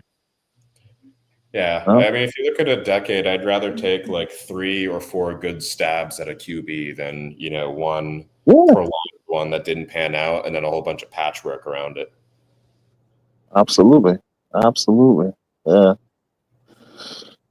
I'm done with all the propaganda, you know, programs. Man, I want a guy who's the real deal. I don't want you to sell me a guy. I want a guy where it's self-evident that they are the man, you know. It may not be perfect, but are they a leader, you know? Can they rally the team? KP ain't going to get that unless this team fucking tanks and finds a guy. Yeah, unfortunately, you might be right. Well, I Gotta am hit right. rock bottom. The tank's already begun. We're going to win 6, 7. Next year, hopefully, we'll win 3, 4. Actually, ideally, 1. And we'll get Archie Manning. I think there's a few other trash teams out there, so we have competition again. Well, there's invariably trash teams, Joe, but I mean, you just got to keep picking a quarterback till you find your guy. That's why I'm a fan of Chris Greer's trade when he got Josh Rosen. It didn't work out, but it was still a good trade. He took a chance. Just keep taking chances. I also worry about our top 5 picks because if you look at our last 2 top 5 picks, like in the last 15 years or whatever, it was Deion Jordan and Tua. So when we do get that pick, we better be able to make the right one too. Well, that's why the idiot Chris Greer needs to go after this year. That's my opinion. You just gave him a compliment. Now you want to get rid of him. Who'd I give a compliment to? You just said you like what he Greer. did. Who? Yeah, you said you like what Greer did. I want Greer to be. In I this want Greer to draft, be. yeah. Yeah. And with respect to Rosen, yeah. Well, Yeah. look at all the other fucking things he's done, Cap, for life. No. Listen, look, what you're saying is right. Like the time to make a bold move would be now. I mean, like Pete's not far off from thinking that we're going to go into this season and not do anything. I mean, we've done something, but I think I think if he's going to really want to save his ass to keep his job now more than ever, is when he'll do something like that, like try to trade into the top 5 or try to get the big splash name. He's done it before. I think what's missing right now is another team that wants to play with us. That's it. Nobody wants to play with us. Think about Well, they don't the wanna play with Tua, opportunities that's for sure. about not leaving no stone unturned when Greer said that. You don't see him. He's probably wondering, like, hold on, Aaron Rodgers, let me call you. Why haven't you signed with Pittsburgh? And you told them you only want to play for 10? Are you willing to come over here to Miami for 7? Are you willing to come here for 7, sir? You are? Okay, let me see what I can come up with. Hangs up with Aaron Rodgers. Now he's leaving no stone unturned. What if That'd be a Aaron good Rodgers deal. goes? That'd be What good. if Aaron Rodgers is not even answering the phone to the Saints or Steelers anymore? The owner of Pittsburgh just came out and said, "I haven't spoken to Rodgers in a while." You know what, Pete? I think there's a chance. It's very small that we could actually get Aaron Rodgers. I'd probably I'm put it at telling about you. 10%. I think he would light it up with these receivers and tight end. Well, that's I know, and he knows that. He's cognizant of that. Definitely. If he came here, we're a playoff team. If he comes here, I'm putting our money for the Dolphins to win the division, and I don't think Pete has ever been able to do that.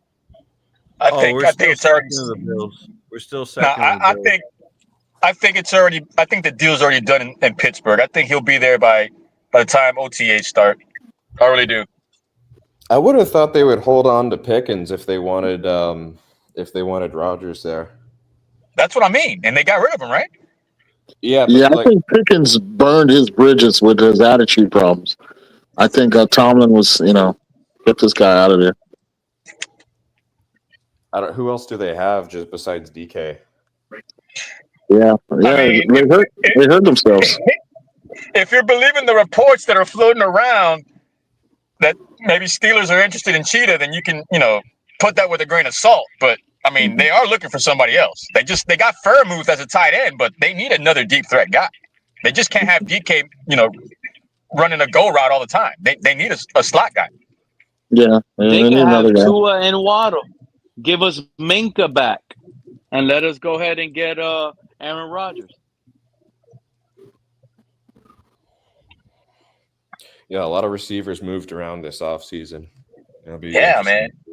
And I'm looking now at Buffalo. Buffalo's like playing hardball with Cook, and the running backs have been getting paid now when people were saying they weren't going to get paid. But that's also interesting. Like, if you're going to take care of everybody in Buffalo and you're going to make a run, you would take care of your star running back. I just think it's what they do down here. They wait to the last minute to pay him. But if you haven't paid that guy yet, a lot of running backs don't like living in Buffalo. That's proven fact.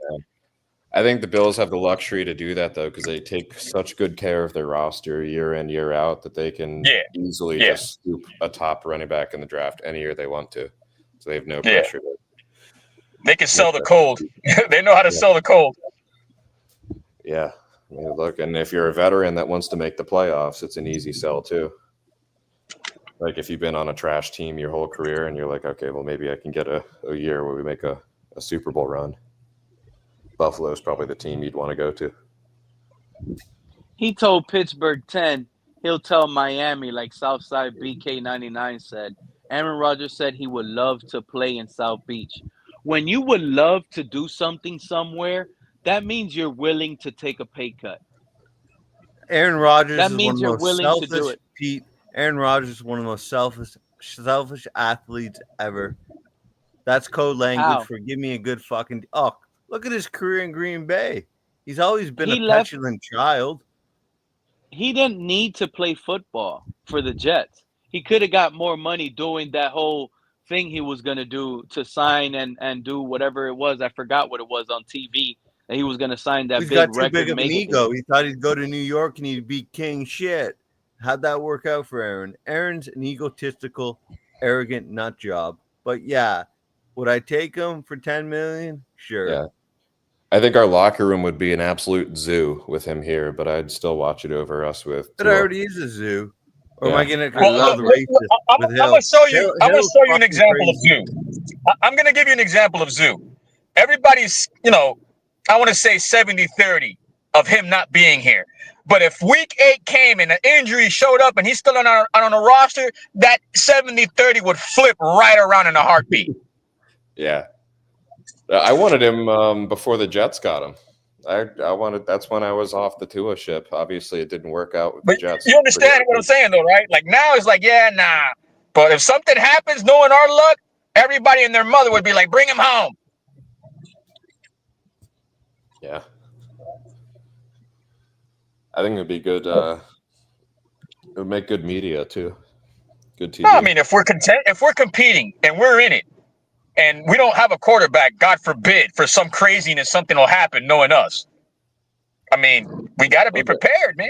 Rodgers has probably been salivating for a weapon like Hill his entire career.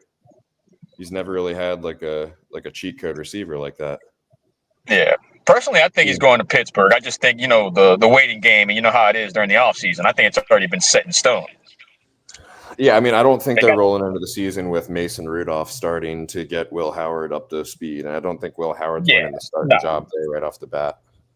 The Steelers are known to being cheap, but they're also notorious for being, calculated in their moves, man. They're not dumb, and they got the hardware to prove it. New offense, though. Completely new offense. They've moved some linemen around. They have a new QB, a new running back, new receivers.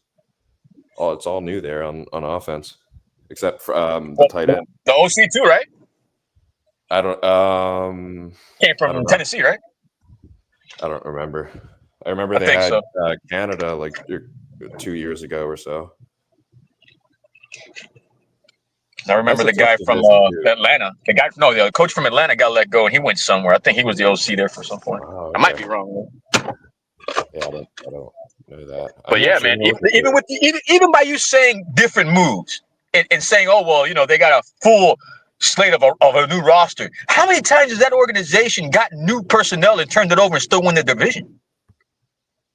Yeah, I mean, so Tomlin, though, I mean, they're kind of like us. Like they haven't won a playoff game in forever. I mean, they kind of like just do just enough to make it there. They never really turned. They haven't in a long time since they're. When's the last time they won the division? That's a good question. I see they got Robert Woods though. I didn't know they got Robert Woods. Really? Yeah. As a Dolphin fan, I hope Pittsburgh sucks because Mike Tomlin, they want him gone. The fans, I would love him to coach Miami. 2020. I would love that guy to coach Miami. Yeah, the Steelers won the division 2016, 2017, and 2020. So it's been mostly the Bengals and Ravens. Yeah, but you get what I'm saying, though, right? They have to mess with the Ravens, like you said, the Bengals, the Browns. They got to go through a lot of stuff, but they're always still in the mix. Yeah. Oh, for sure. They're always in the hunt until the end, and they're known for being notoriously cheap. It's tough to play in Pittsburgh. They've never really had a bad defense in my memory. No, man. Every time it's like, what? How many coaches between Cowher and who else? 3. Cowher Chuck and Noll, Bill Cowher, Mike Tomlin. 3 fucking coaches. That's all they've had. That's an illustrious organization. We're a fucking joke. Yeah, they've got. So they can have the knock on being cheap. The Cincinnati Browns, I think, are notoriously known for being, hardball players too when it comes to contracts. But crap, man, look what they've done. The Bengals are cheap. Joe yeah, Burrow but they've gotten to the dance more times than we have. Last time I remember was John Candy saying "What's up" to Joe Montana in the Super Bowl, bro. Look, Joe Burrow is the only reason why they signed T. Higgins. They signed all these guys. Burrow apparently told them, "I want the fuck out of here," if you don't start ponying up the cash. To keep Yeah, but they players. got a reason, like you said. They have a reason. That reason say, "Yo, I want them." We don't have that luxury down here. Our reason is like, "Hey, I'm not a leader. I wasn't born here to be a leader." I told Dudley Do wrong, that another fucking idiot. I told him we needed to suck that year, 2019, with Flores. He's like, no. We need to win. We need to win. We need to win. That guy knows nothing. He knows nothing look, about for the greater me, good. No, let me finish so Pete can clip this and tweet that fucking idiot. Okay? I wanted Joe Burrow, you idiot. Dudley Do wrong. You are wrong. That's the guy I wanted. You know shit about football, so shut up. Thank you. Sorry, go on. How do you feel about that? Were you around when Dudley Do Wrong told everybody to shut up? I'm fucked, but I'm right. He doesn't get the greater good. You can't tell someone to shut up when he already told you to shut up.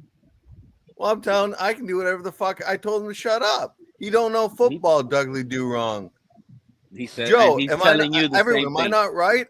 I told him we need to lose to Cincinnati. We need to keep losing so we can get Joe Burrow. So for the next decade and a half, we have a chance at winning the Super Bowl every year. But no. He says it don't matter from his New Jersey fucking home. Don't worry about it. Don't worry about it. You don't know what you're talking about. His channel seems to be more like updates and news type of thing than like analysis. That's a good point, Joe. That's why I always tell everybody he's the best, Joe. Because we don't even have to go read anymore on the like Dudley's gonna come on, he's on point, right. He's consistent, he's gonna tell us the injury report, he's gonna there is sometimes he gives his opinion though, Joe. And I don't watch his content too much on it. Well, yeah, Pete, that's where he gets in trouble with the fans. When he starts giving those opinions that are considered Tua takes, he falls in that trap. Pete, can you respectfully play that take from that Dudley idiot for Joe and everyone? That's why I'm pissed off. I literally just switched devices right now, Snorty, like a minute ago, because the other one died on me. Okay. I wanted to say one more thing about Rodgers, though, like whether he goes to Pittsburgh or if he found his way here, he brings friends, right? So he'd have, receivers and others coming, maybe even coaching staff that he wants to bring in with him. So who would he be? Jair Alexander? He's rumored to come here. Hey, I sent the clip earlier, man. Is that clickbait about Jacob? Where did you see that? Yeah, because it doesn't make sense. What it is, he's going off based on Aiden Ross. Aiden Ross is the one that's saying, "Oh, you bought a home in Miami. You coming to the Dolphins." I mean, it is weird that he's not from South Florida and he's buying a home in Miami, but it is Miami. Yeah, that's why I'm like thinking, everybody does come down here. And if he would have had a smarter investment team, Joe, he would have waited to buy the South Florida property. Another year or two when it would have went down. Right. So he has a bad investment partner. Only because you got money don't mean you could just go out there and blow it.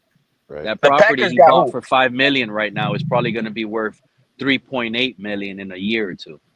Oh yeah, no doubt. It'll quadruple. See what I'm saying? No, it's going down. It'll quadruple possibly in another. Yeah, in 10 years now, it'll probably quadruple. Yeah, if he had bought it a few years ago, he would have been in good shape. It would have been making, yeah. But I mean, a lot of guys like to work out down. I don't say here because I'm on the other side of the state, but down there they like to. Do their off season there. Yep. Regardless, I don't. It doesn't make any sense to me. Like if Jacobs was to come here, we'd have to be making some big moves in not only the running back room, but probably elsewhere too. Because I imagine he's a expensive. Is he an elite running back in your opinion compared to H-Chain? He's an old running back. I think he's a better running back, but he's aging. He's significantly older than H-Chain.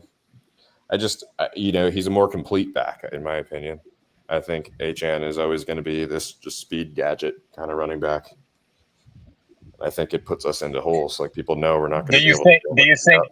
Do you think that's why McDaniel's drafted running back each year he's been here? Like he knows to cover his bases in cases they don't hold up. That, and I think he's just like I think his bread and butter was like the run game. Like that's what he was doing at Would you guys be okay with him? Like, that's hypothetically. This is a hypothetical, time of year. But would you guys be okay with a move like that going after a running back like that?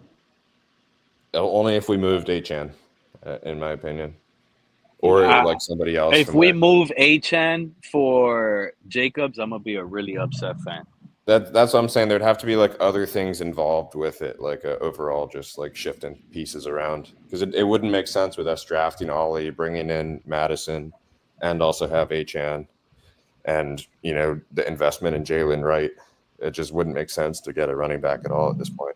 Madison barely made sense. Nobody in fantasy is dying to draft Josh Jacobs on their team. All the fantasy guys are dying to draft Achan. Yeah, I mean, I think that's a mistake to get to be wanting a Dolphins player or an offensive player. You got to get out of you got to get out of your feelings, especially when under Tua, Achan in a bigger role. He's going to be a fantasy football star for us. We finally have a football player that we can sit here and say, yes, let's draft this guy in fantasy. But we don't have like a he's not like a 3-down running, or he's not. That's the thing, yeah. Because I had him in fantasy last year, and like Joe says, he was like a 3rd-down specialist at one point in time throughout 8 weeks, and I was starting to get me pissed off. And even if that is the case, look at our defense. You guys project our defense to be top 10 or somewhere elite with our cornerbacks right now?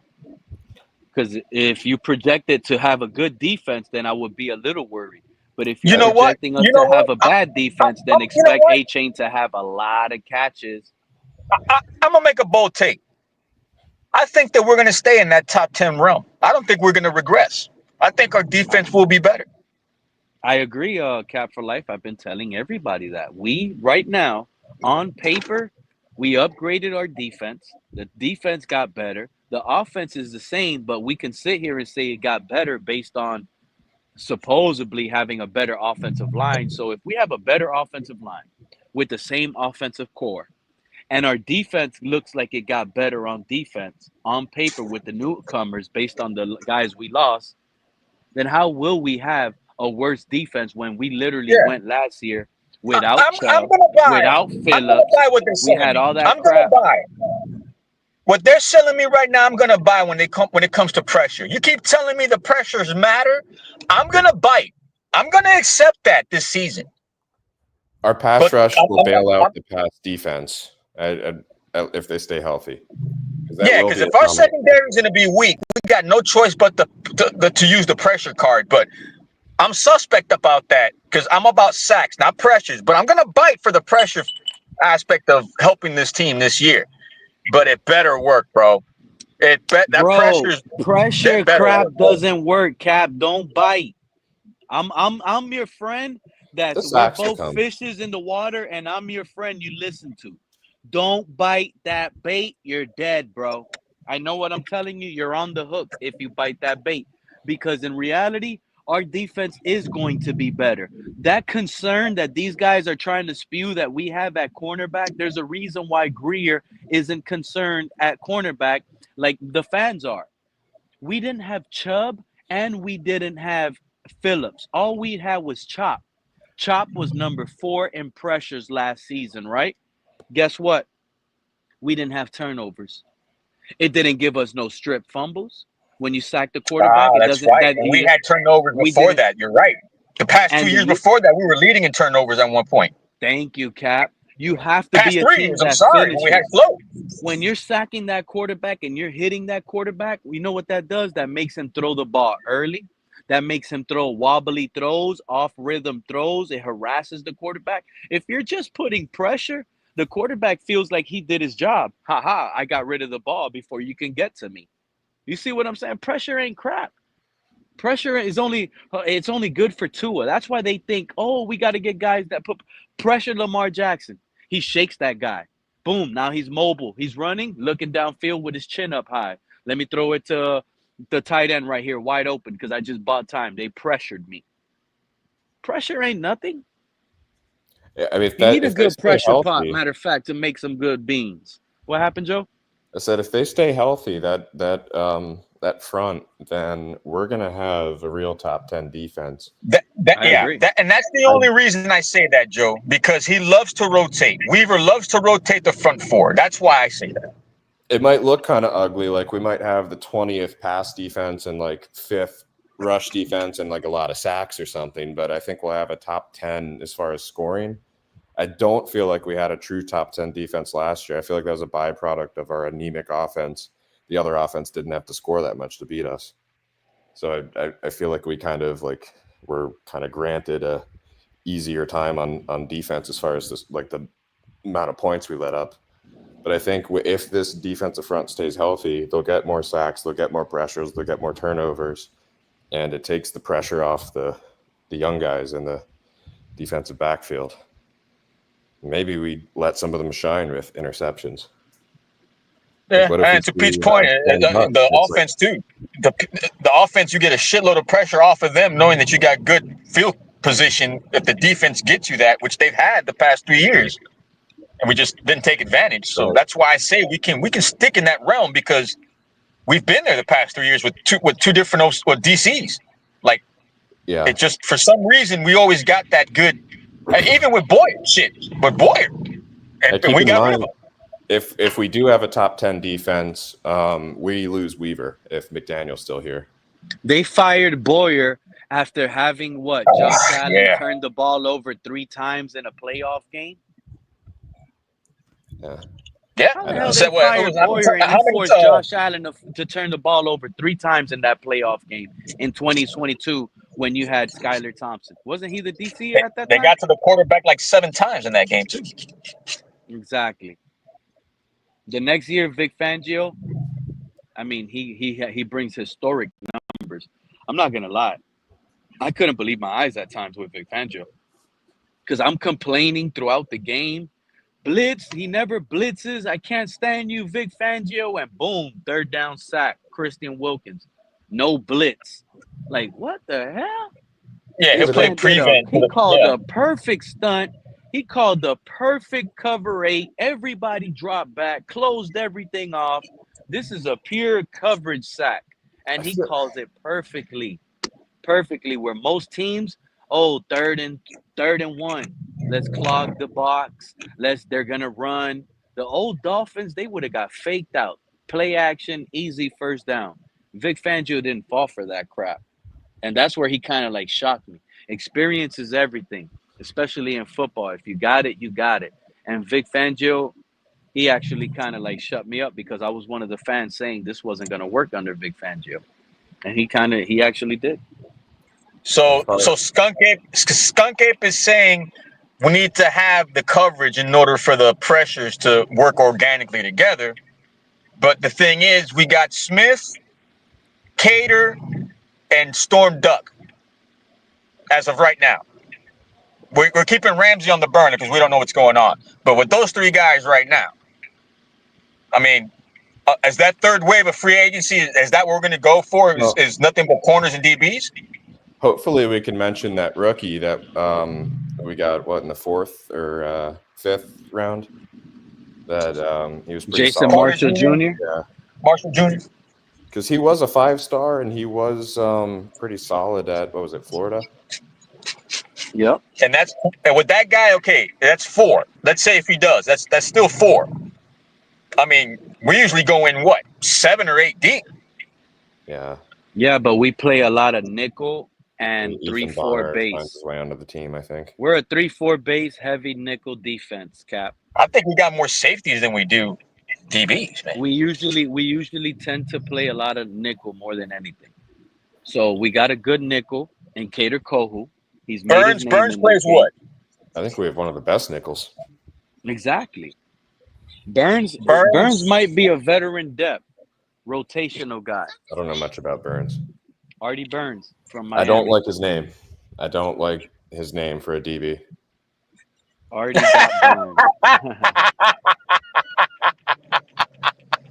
Artie got burned. Well, we never know because I really wasn't high on Kendall Fuller. Remember, we got Kendall Fuller coming out of the Commanders. He had just was coming off allowing like 10 touchdowns Wait, the season he's still out prior, there, Yeah, isn't he? they were selling me and all he about came in. Fuller. They were selling me. They couldn't sell it to me. I guess they were right then, and I was wrong because I didn't believe nothing in Fuller, and Fuller came in and shut me up, and he played his butt off, dude. Don't He be was surprised if playing. Miami looks to go get him again. I think he's still out there. So I if they do move prefer on, Fuller. I prefer Fuller over Jalen Ramsey, So even though you he's got what? injury prone. X is out there. Fuller's out there. Asante Samuel's out there. X better not be out there. Well, I know he's out there, but he better not be out there for us. I just want at least one of Storm Duck or Cam Smith to get a lot of snaps, so we could see if they're actually worth something. That's I why I'm think it's saying, Storm like, Duck, man. when we lose, yeah, because Storm Duck did kind of But we replace Cam didn't really Smith last invest year. much in Duck. We invested a lot in Cam Smith.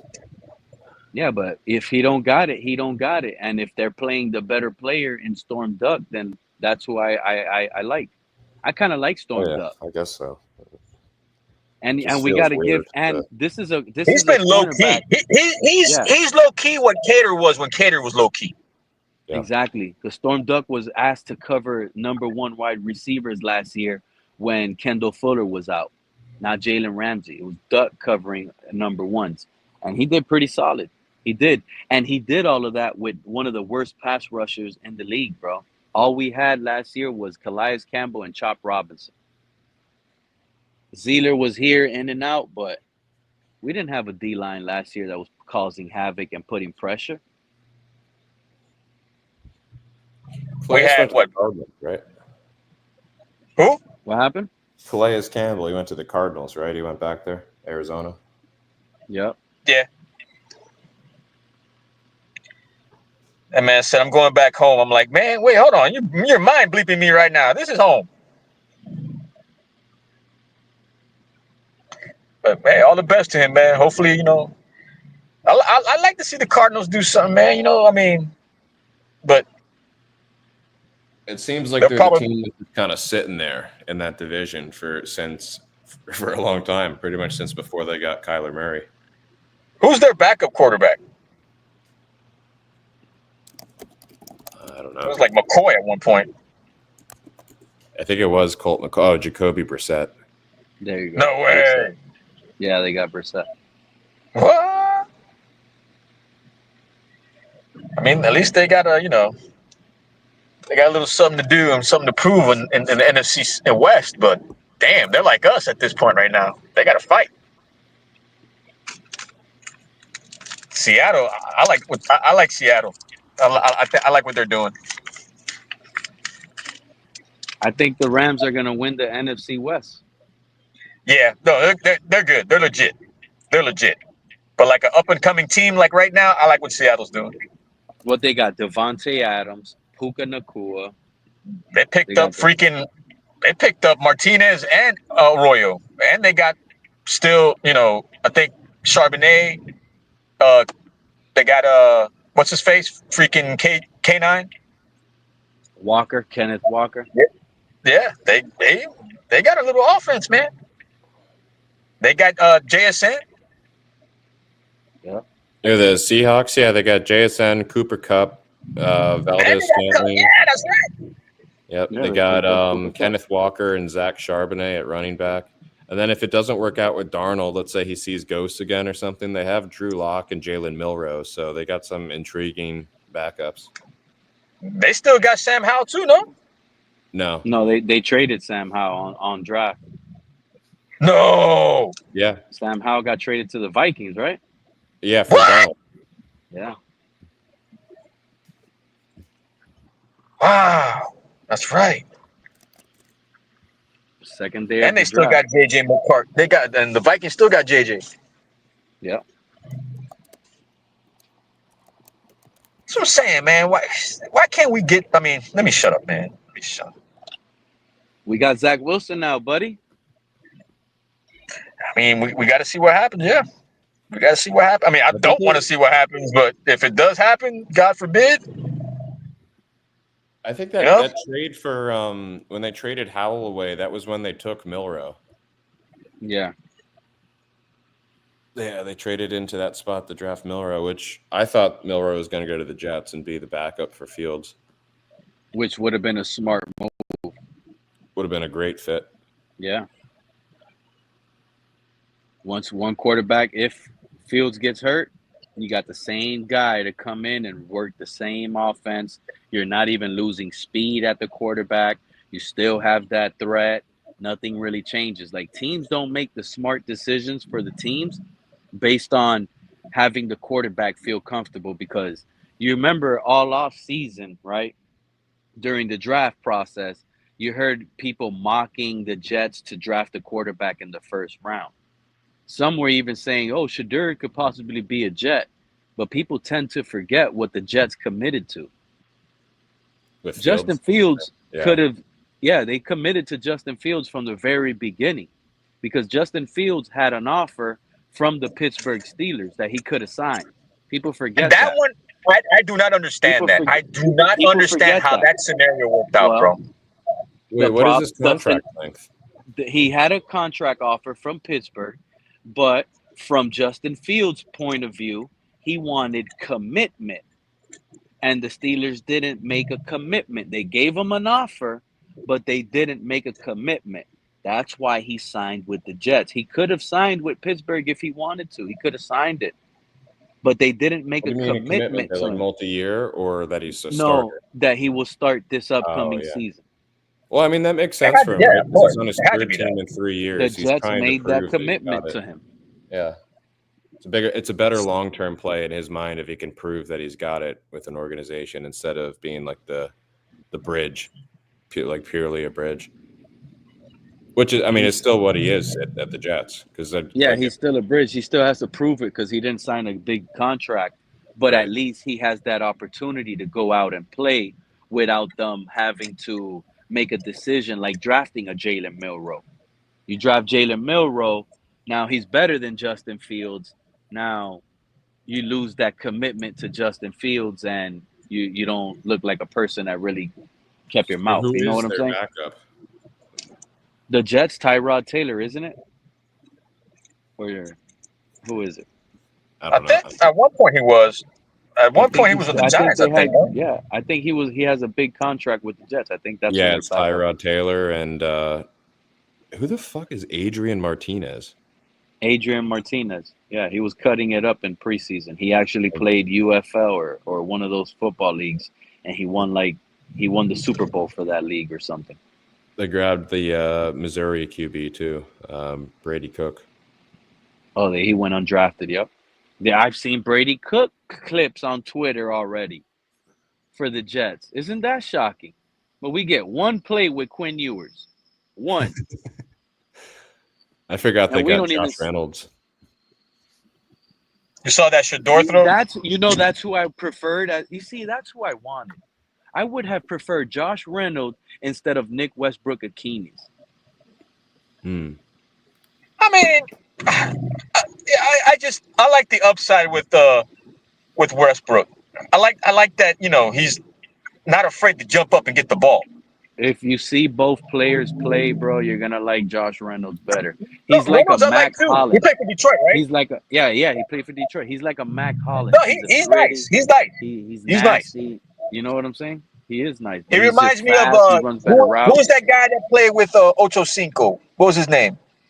TJ Houshmandzadeh. Yeah, he reminds me of a Houshmandzadeh, bro. But Houshmandzadeh just didn't have that speed. At least Reynolds has that speed. He's nasty. I like Reynolds better than Westbrook-Akinis, but people are gonna call me crazy, bro. He had 9 touchdowns last year. Oh. I'm curious. Yeah, a lot of them will go out, bro. I'm not even sold that he's guaranteed our number 3. Malik Washington might step up. Joe, how many times in fantasy everybody picked them up and dropped them? They dropped them and picked them up. Like I picked them up and dropped them like a bunch of times, bro. The Westbrook. Yeah. Yeah. It seems to be that way. Oh, it's always those hyphenated name guys. They're always hot for like a week or two, and then they kind of bust your team. Yeah. Go by that. I was hearing a lot of stuff about Restrepo this Joe, weekend, man. Earlier, I think it was you that agreed with me with the Cam Scatterbo. Well, my take on him is that he's great in college, but he lowers his head too much to make it in the NFL. He's going to get concussed or penalized. Who used to do that a lot? All-Star, no? Yeah, he's playing in the wrong era. Is kind of my take on Cam. Like if he was playing in the '90s or even early 2000s, he'd be a little bit better off than today's game. I really think he's going to have a hard time getting it translate. They didn't really play low, but they remember that guy that played for, who was it, for Denver? The one that was on the cover of Madden? Peyton Hillis? Peyton Hillis, yeah. He was, he was kind of like a hard-nosed runner, too. Yeah, he did. That was the Browns. He played for the Browns. Yeah. When he played nasty. I'm not gonna lie, I was like, damn, where'd this dude come from? I wanted the Dolphins to have a running back like that. Yeah, I remember thinking, like, why is he wasting all this talent on the Browns? Yeah, bro. They only come for like 2 years and they're gone. Well, that was our point about Josh Jacobs, is he's already 27. That's like 70 in running back years. Yep. Yeah. And that'll be, I hope we don't do anything that dumb. But knowing the Dolphins, knowing us, we're going to wake up. The Dolphins officially made a nice trade. They finally got rid of Ramsey. They traded for Josh Jacobs. They mean business. I forget about that aspect too, bro. You got me thinking too, bro. That's right. Because if Alexander leaves, I mean, Green Bay might be in play for something, but to get rid of one of their starters, to get a starter, that's dicey. I mean, who else they got? They got Emmanuel Wilson, and they got the guy they poached from us. What's his name? Brooks. Who? The Packers. They don't really have running backs. Oh, I see. Oh no, they got Malcolm Lloyd too, right? And he never played.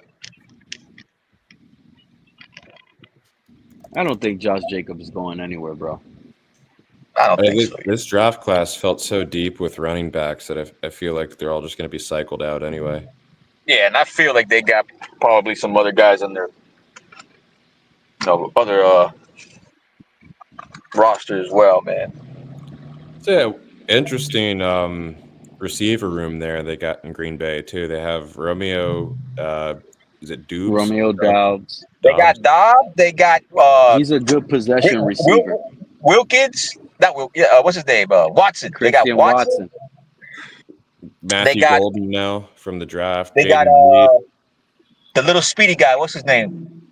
Jaden Reed. The one that's like Jalen Reed. I like that's my favorite receiver they have. Bro. Savion Williams they drafted too.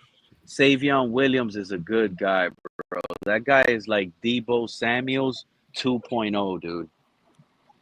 Yeah, they got another big guy too, right? What's his name? Wicks. The big guy. Wicks. Yep. Well, Wicks isn't. He's 6 foot. Yeah, but I like Wicks too. Jaden Reed and Wicks, I like both of those guys. And Mecole Hardman's on that team too. Mecole Hardman made it over there? Yep. I thought they got Kraft. What's his name? Kraft, right? The tight end? Tucker Kraft and Luke Musgrave. Musgrave, yeah. Musgrave is nice, but he was always hurt too.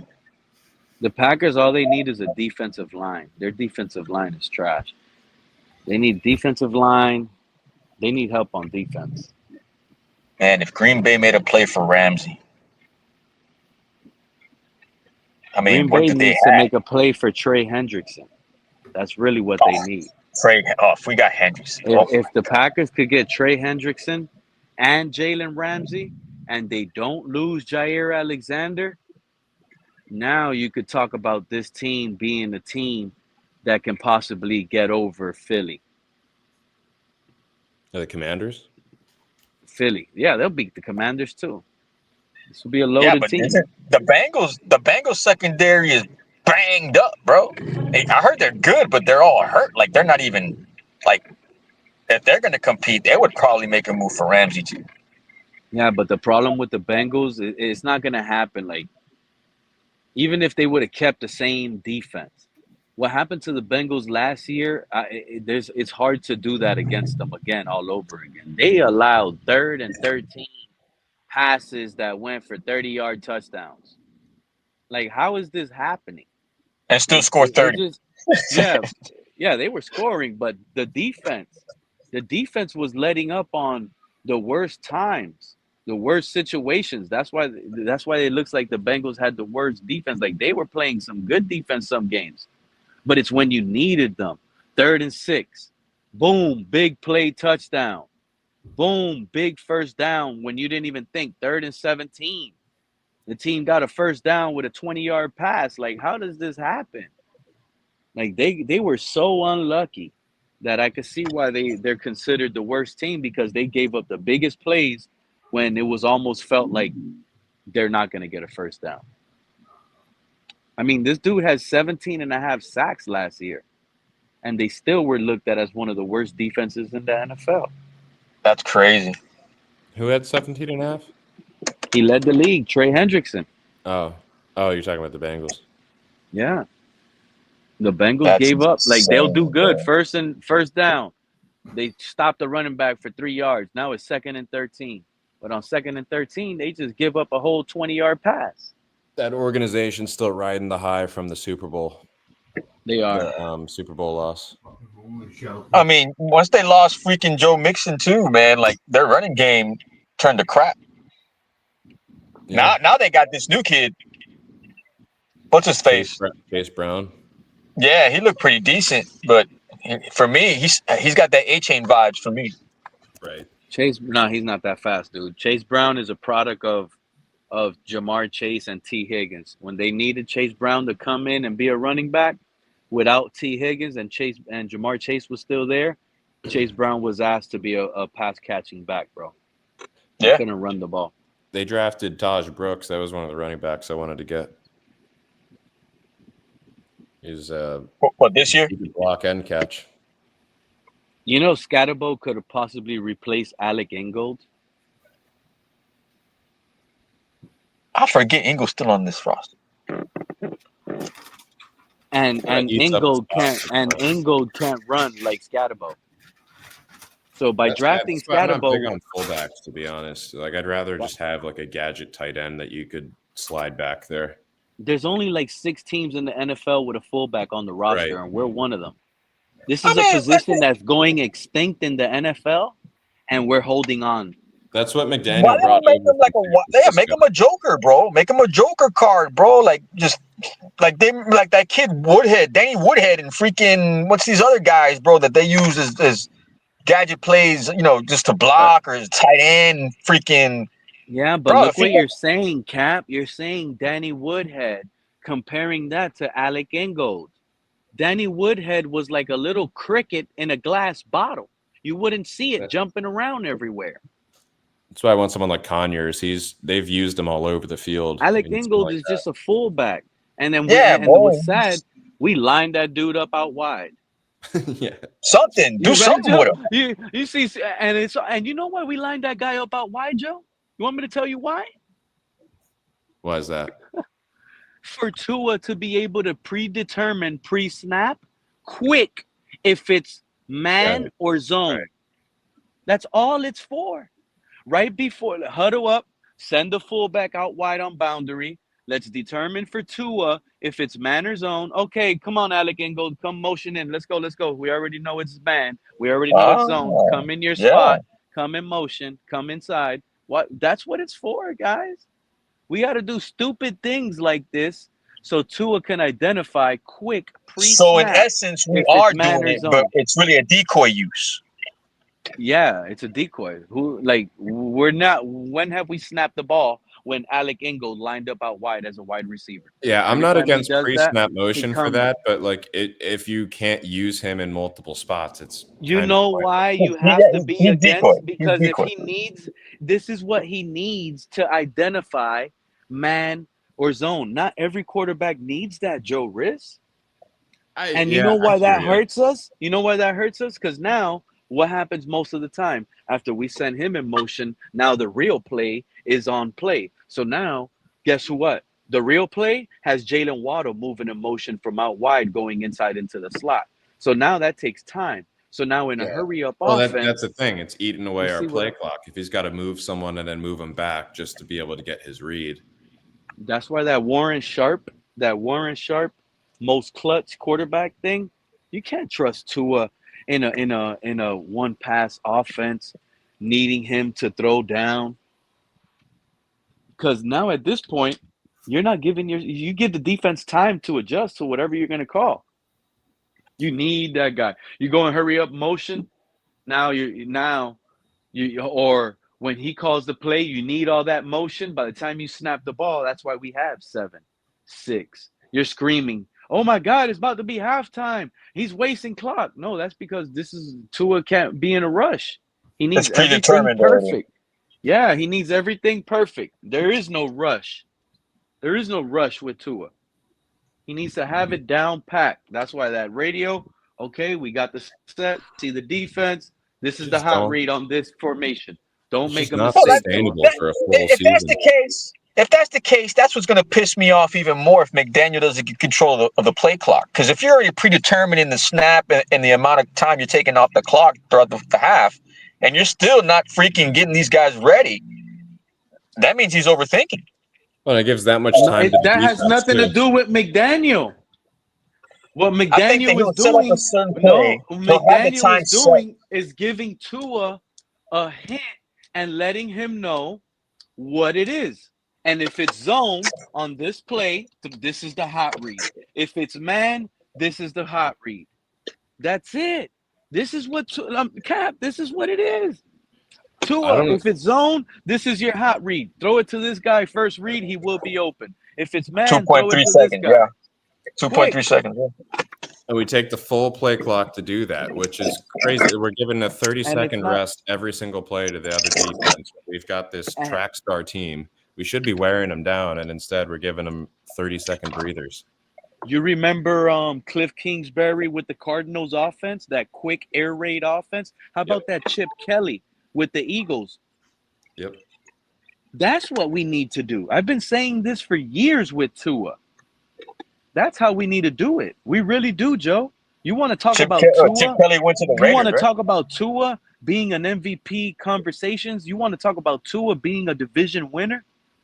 That's where he needs to have it in his head. He needs to be smart. He needs to eliminate some of this motion, understand, do study, be smarter about the defense, and run this air raid, burn these defenses out. Like exactly like you said, Joe. Yeah, you Quick. can't give them Use the time speed to to read your you. advantage. You can't have all this speed and you're giving the defense all this rest, Joe. Yeah, it just gives that much more film too when you're having to do all that pre-snap to digest the opposing team's defense. If I'm a defensive coordinator, I'm like, okay, I know exactly what I'm masking when I play them next week. It's just it's kind of like doing your math and like on showing your math instead of doing it in your head and letting. And you're everyone going, see what and also you're as a defense, you're going into the week not gonna feel rushed to call a play. You know when you play the Dolphins and Tua, you're gonna call your defensive plays on time. You're gonna have time because this is an offense that always snaps the ball Okay, with yeah, he's in 3-4 Washington seconds now. on the Yeah. clock. Yeah, And the Kingsbury's DCs are not in Washington, right? for us. What'd you say, Cap? That Kingsbury, he's in Washington now, right? I can't hear you, Cap. Yeah, he's with the Commanders. I think so. Who? Cliff Kingsbury. Cliff King? Yeah, he's the offensive coordinator to the Commanders. Didn't you see, bro? Rookie Jaden Daniels. Cliff Kingsbury had running a fast-paced offense. Yeah. Hurry up. Tua couldn't handle that.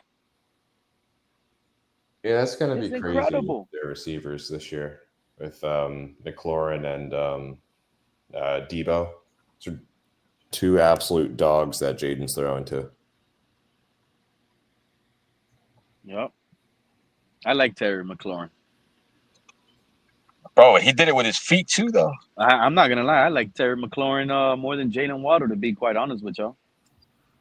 Yeah, he's low key good, bro. Real good, bro. I'll sit here and say we got a better wide receiver duel than them, but Yeah, pound Debo. for pound, Debo. I think What McLaren do is you think better. about Debo? Debo, he's a gadget player. He's like Tua in a receiver world, Cap, where his stats on paper look good and he's produced now. I can't take away what he was able to do with the run after catch, how he's broken tackles. Shoot, he ran over Javon Holland when we played us, right? He's a little fit. He's Debo to me is Jarvis Landry.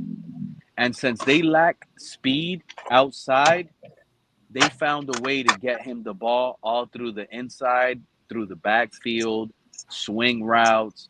They use pick routes with George Kittle. Like they use Debo in a way where they gimmick him.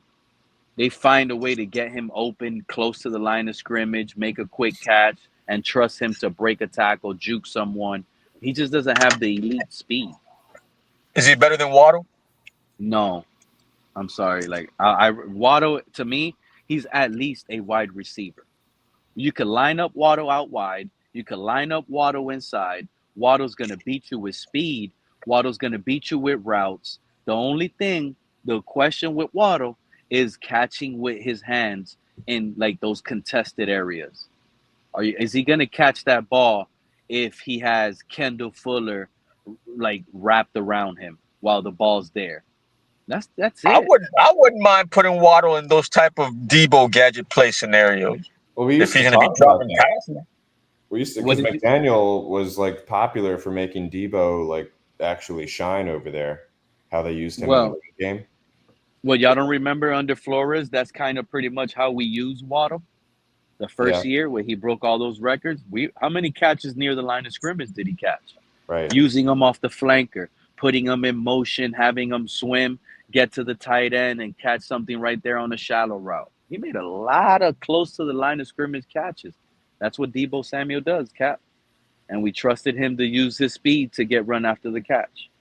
Waddle, that's not his game. Deebo, the reason why that's his game is look at his body frame. He's thicker. That's why he's able to use his body, break a tackle. Waddle, you want to use his skill set. He's a lightning, bro. You want to scare defenses and make them play back. When he gets tackled, you want him getting tackled by a corner. You don't want him taking a shot from a linebacker like Deebo Samuel does.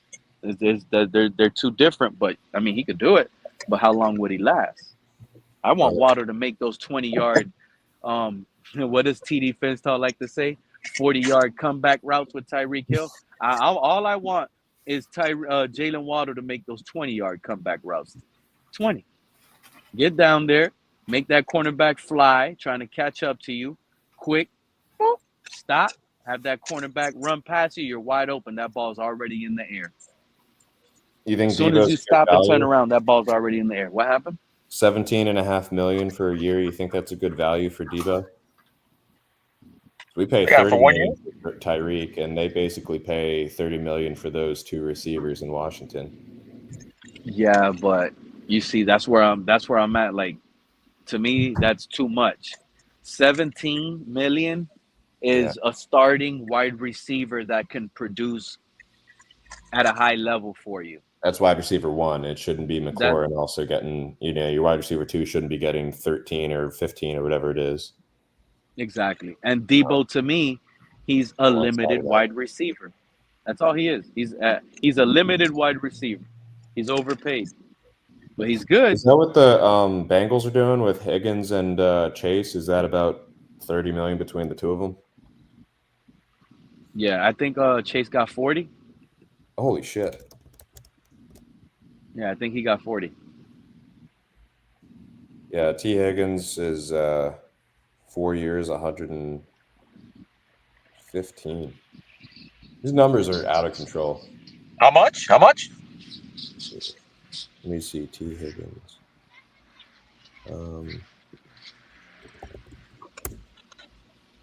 Yeah, 100. T. Higgins signed the.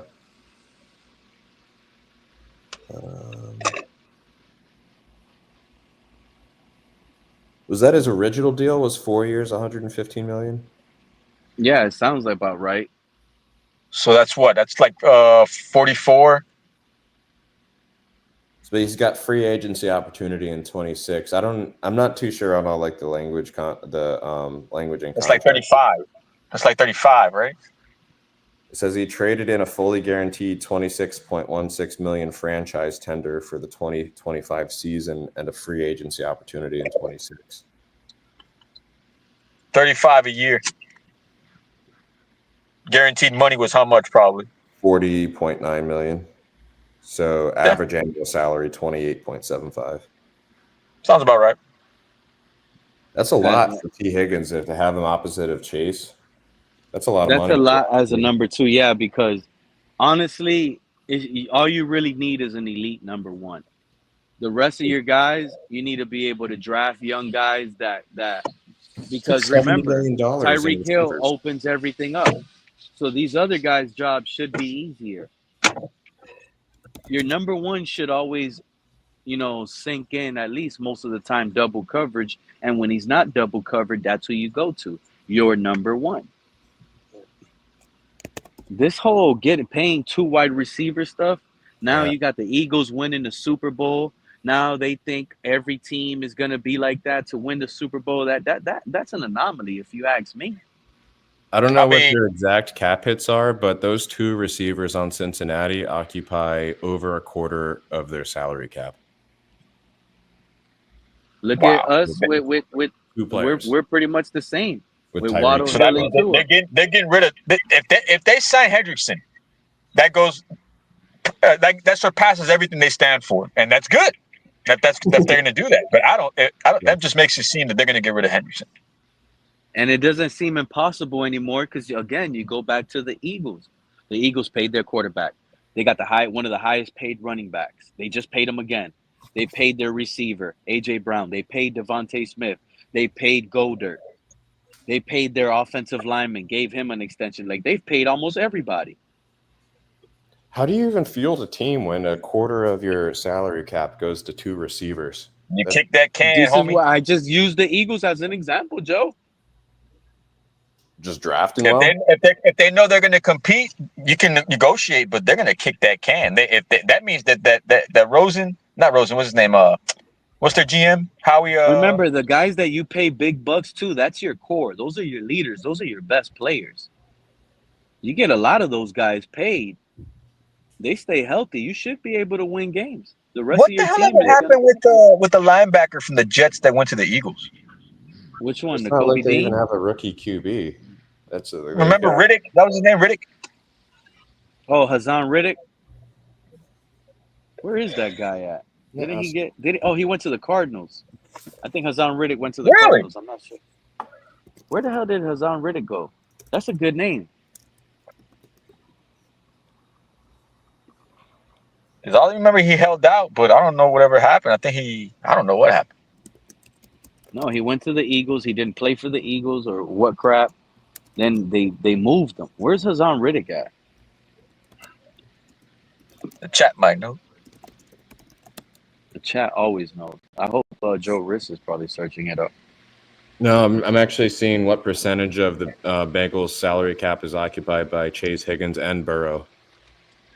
Because Burrow's too. That's 3 players taking up a third of the salary cap. Total hit is $91,963,000. So basically $92 million. And the cap is what? 250. Right now they're at 273 on their salary cap. I don't remember what the max is, 279 or something. It's basically 280 million, and they're paying across those 3 players 92 million against the cap hit. It's a third of their allowable cap is tied up in those 3 players. I don't know what it is normally, but it's just interesting, right? Like they've got. Well, I mean, from the way you're breaking down the numbers, that sounds like they got room to play, right? I'd be curious to see, like, what do we have? How much do we spend across Tyreek, Tua, and Waddle? Is it anywhere close to $92 million? Well, you got to put in, you got to put in Ramsey. Remember, Ramsey was put into that too, and then they paid. Just the 3 pieces, like what he's saying. Yeah, it should be near. Receivers. Like, I don't know if anyone spends like that on just the pass game. Let me see, actually. Because when the cap number went up, that's when all the contracts had to go up too, automatically. That's why the numbers look inflated. but still doable. But Yeah, all but those numbers, they had it's to pay something else. They had to pay something else. even though the Eagles won the Super Bowl, that just can't be a good look as a team build. No, yeah, they got rid of a lot of guys too. It says we spend about 26.8% of our cap on those three, on the QB and 2 wide receivers. So we're not that far behind. Still a quarter of our cap.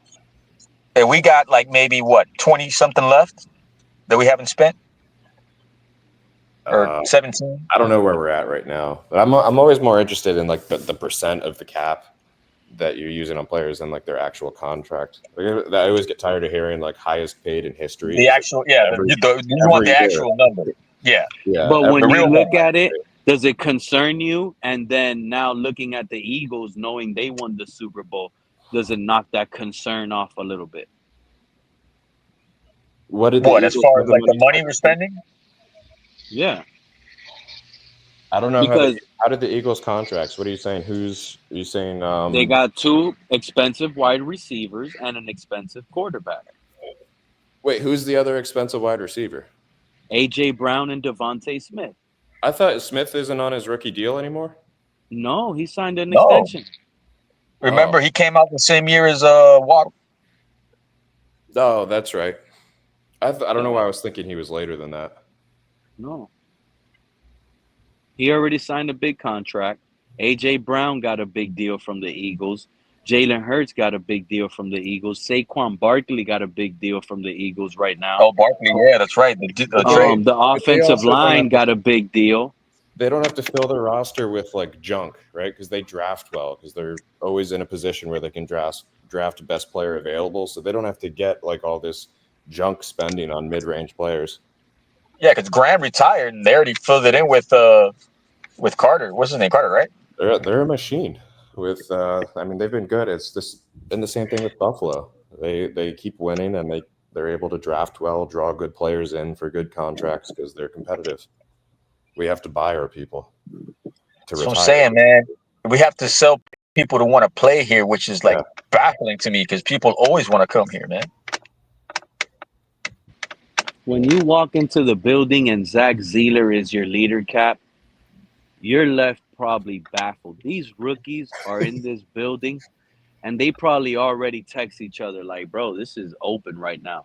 I'm going to take over this locker room. The other rookies like, you crazy. It's going to be me. And his rookies already feeling confident that they could be leaders in this locker room. That's how bad it is. I like it, though. I mean, Grant is in they don't have no one to look up to. They have no standards. Guidance. You mean guidance, yeah. Yes. Well, I mean, hopefully when OTAs pop up, like I was saying before, that leadership will show up. Like he's ready to retire, bro. He don't want to go through another punishing season. They done gave that man a role he never even thought he was going to be in. He's not happy. This is a guy at work that's not happy that have to pick up a bigger role. Hey, man, we need you to be more vocal.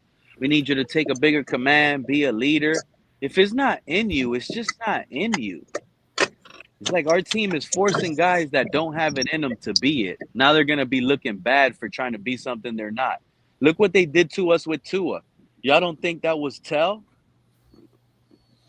You don't think the organization went up to Tua and said, come on, start speaking up a little bit more, look like more of a leader for us? And he started going out, talking, show me the money. I think he's been in honeymoon. He thinks that's leadership. He thinks he's a comedian. Tua thinks he's some sort of comedian. Like, this ain't football. He wants to be on the stand, making jokes. Show me the money. Joking around, hanging out with Jake Paul. This man, this time last year in rookie camp, he had Jake Paul running routes and he was throwing the ball to Jake Paul in practice. Fucking hate that. Exactly. He ain't in practice no more with no Jake Paul. Jake Paul don't probably like him no more. He probably threw that autographed jersey out. You remember when he was working out with Will Smith? You had Will Smith was farting all over the training facility? Had him farting all over Tua. Do you think Tua got a pity contract? Like I think he got. I That saw the confidence video. around. Joe Riz. And he did fart onto his face. He farted all over Tua, bro. That guy's not Miami. He farted on Tua. Have you seen that, Joe? Welcome to Miami. Bienvenido.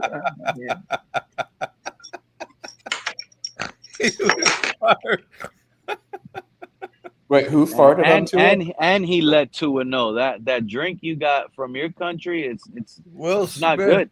Farted at least once. I heard it onto his face. If that drink make Will Smith fart a lot, you know Tua's farting a lot with that drink because he drinks that drink a lot. What drink? He told him before. He told him before, hey man, this stuff gives me a little gas, and sure enough, a couple what was it? It was Snorty. Like a couple seconds later, he was doing like lay down leg lifts. It was like what drink was it? What drink was it? It was some Hawaiian tea or something that they drink. I don't remember. Oh man! Wait, was this like Tua getting introduced to Miami or something? No, it was like Will Smith visiting the Dolphins, like what Pete was talking about, right when Logan, not Logan, when what's his name, the other Paul brothers showed up. No, they that did was like 2 years. Celebrity thing. Yeah. And Will Smith wanted to see how Tua trains because Tua's workout metrics were being questioned that he doesn't work out. That's what people didn't realize. So working out with Will Smith is going to make that even suddenly better. They try to make it seem. Listen to me. They try to get someone popular like Will Smith. You guys didn't see it, and they try to get Will Smith, right? And they use Will Smith's name at the time. You know, this is before the Chris Rock slap and all of that. Will Smith was popping, and they use Will Smith popularity and Tua's popularity to show the world, like, look, Tua does train, he works hard, all this crap, and that's what Will Smith is to me. Right before the Oscars. Yeah, you're right. As a matter of fact, and the way I looked at it, as you know, me personally, I'm looking at it. I'm reading Will Smith's body language, him farting all over Tua consistently, laughing and not taking it serious. And it looks like Will Smith is the guy taking charge and lead in this whole role, showed me that Will Smith sees already through the lens that Tua, in fact, isn't a hard worker. He really isn't. It's a mirage. They just try to use Will Smith's name, and he realized that. That's why he's like, oh, they're going to use my name to make this guy feel like he's going to be better and he's a hard worker. I'm going to fart on this guy.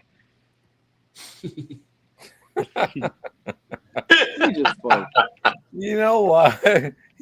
Pete, can you play that for everyone to see? Because when you told me that, I didn't believe you. I had to look it up. He actually farted at least once on his fucking face. He farted at least, I'm gonna say at least more than 3 times in that entire clip when they were working out. That's kind of because Will Smith is kind of a bitch. So to get farted on by him is like even more. Would Tom Brady take that? No. Would Dan Marino take that? Peyton Manning? Get the fuck out of here, bro. Tua. This guy. I don't even like when you guys burp on the mic on the internet. If you the first time I'm gonna let it, you do it 2 times in a row, my mouth is gonna say something to anybody. You fart next to me, my veins will pop. That feel like that's disrespect. Like in a little way, especially you aim it towards me. Yo, what the hell you got going on? I saw a thing on the Hey, Clip D, who's winning? Panthers are playing, bro. Who's winning? Who He said Panthers playoffs are gonna start in 10 minutes. And you idiots talking low-lie Dolphins. Shaking my head. I'm gonna tell you right now, Cliff D, don't jump on this bandwagon mid-season when we're running on a 7-1 run. I'm telling all you little haters right now, y'all not allowed. That's on never this gonna train. happen. Snorty, That's never. I'm gonna remember this date, the 11th of May. 7-1 no run. fucking way. Zach Wilson is leading charge for MVP of the season. They won't even fucking Mike McDaniel sucks to his fucking dick and balls. Teabag. He won't even fucking start till he gets injured. Fuck, man. You're not allowed on this train, man. I don't want you to celebrate a touchdown. When we score a touchdown, I want you to keep crying. I want you to keep saying tank for Arch. All that. Keep that same energy. All of y'all. I got all these receipts on y'all. Oh, we got receipts on you. Okay. 11th of May, 2025. Says we're going 7-1. First day games. Fuck, you're high, I said, man. I could jump on the train if I want to. I'm just saying, y'all don't jump on the train.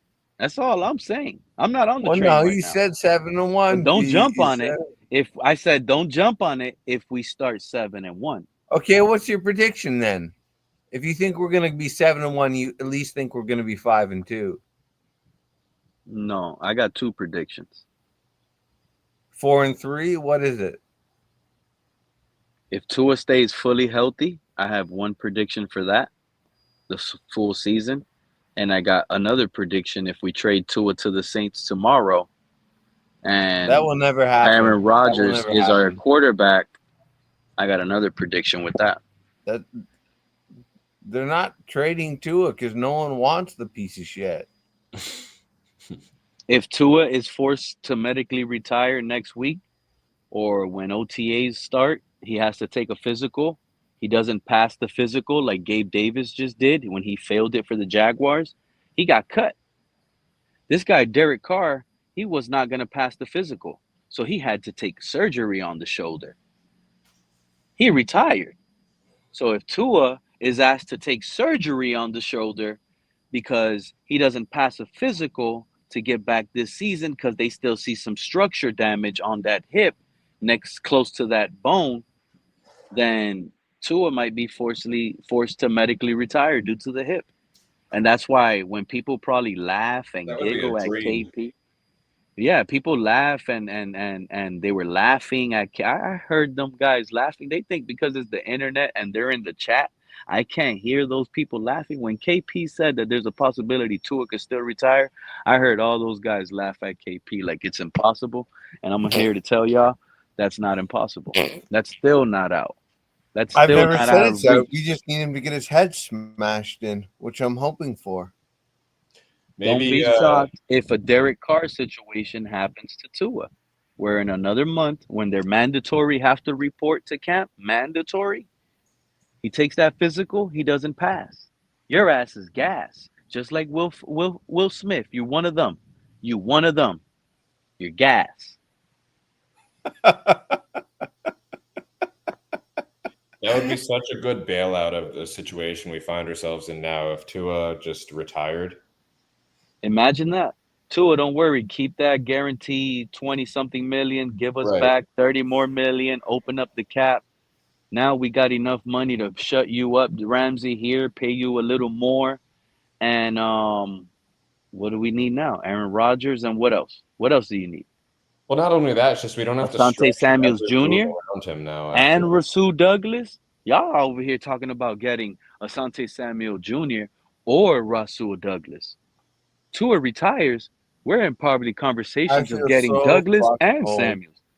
I remember Samuel's father like it was yesterday on the Patriots. Fuck, Yeah, it was a man. fucking nightmare. I feel so old. Why'd you say that, Pete? Fuck, man.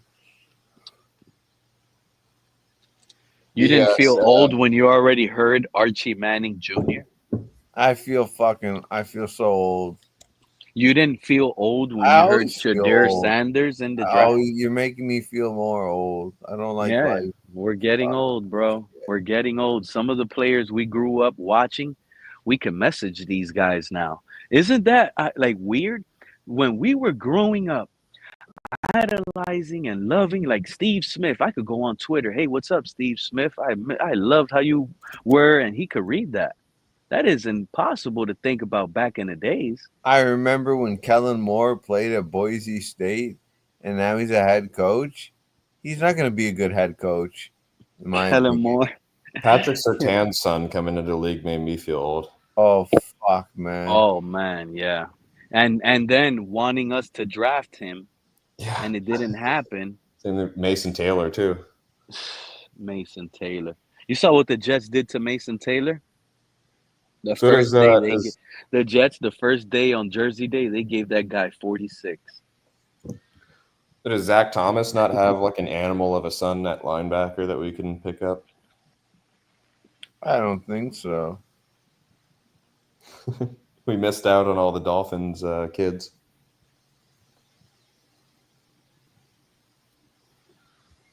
What's his name? Oh, Skunk Ape. Came in too. Skunk Ape. That's the thing, man. You're getting me so ready. I can't wait for that content because it's only going to ramp up. This is off season, dead season, hopium season. But when things get real and the season is here, and let's say, for example, we just had the preseason game today.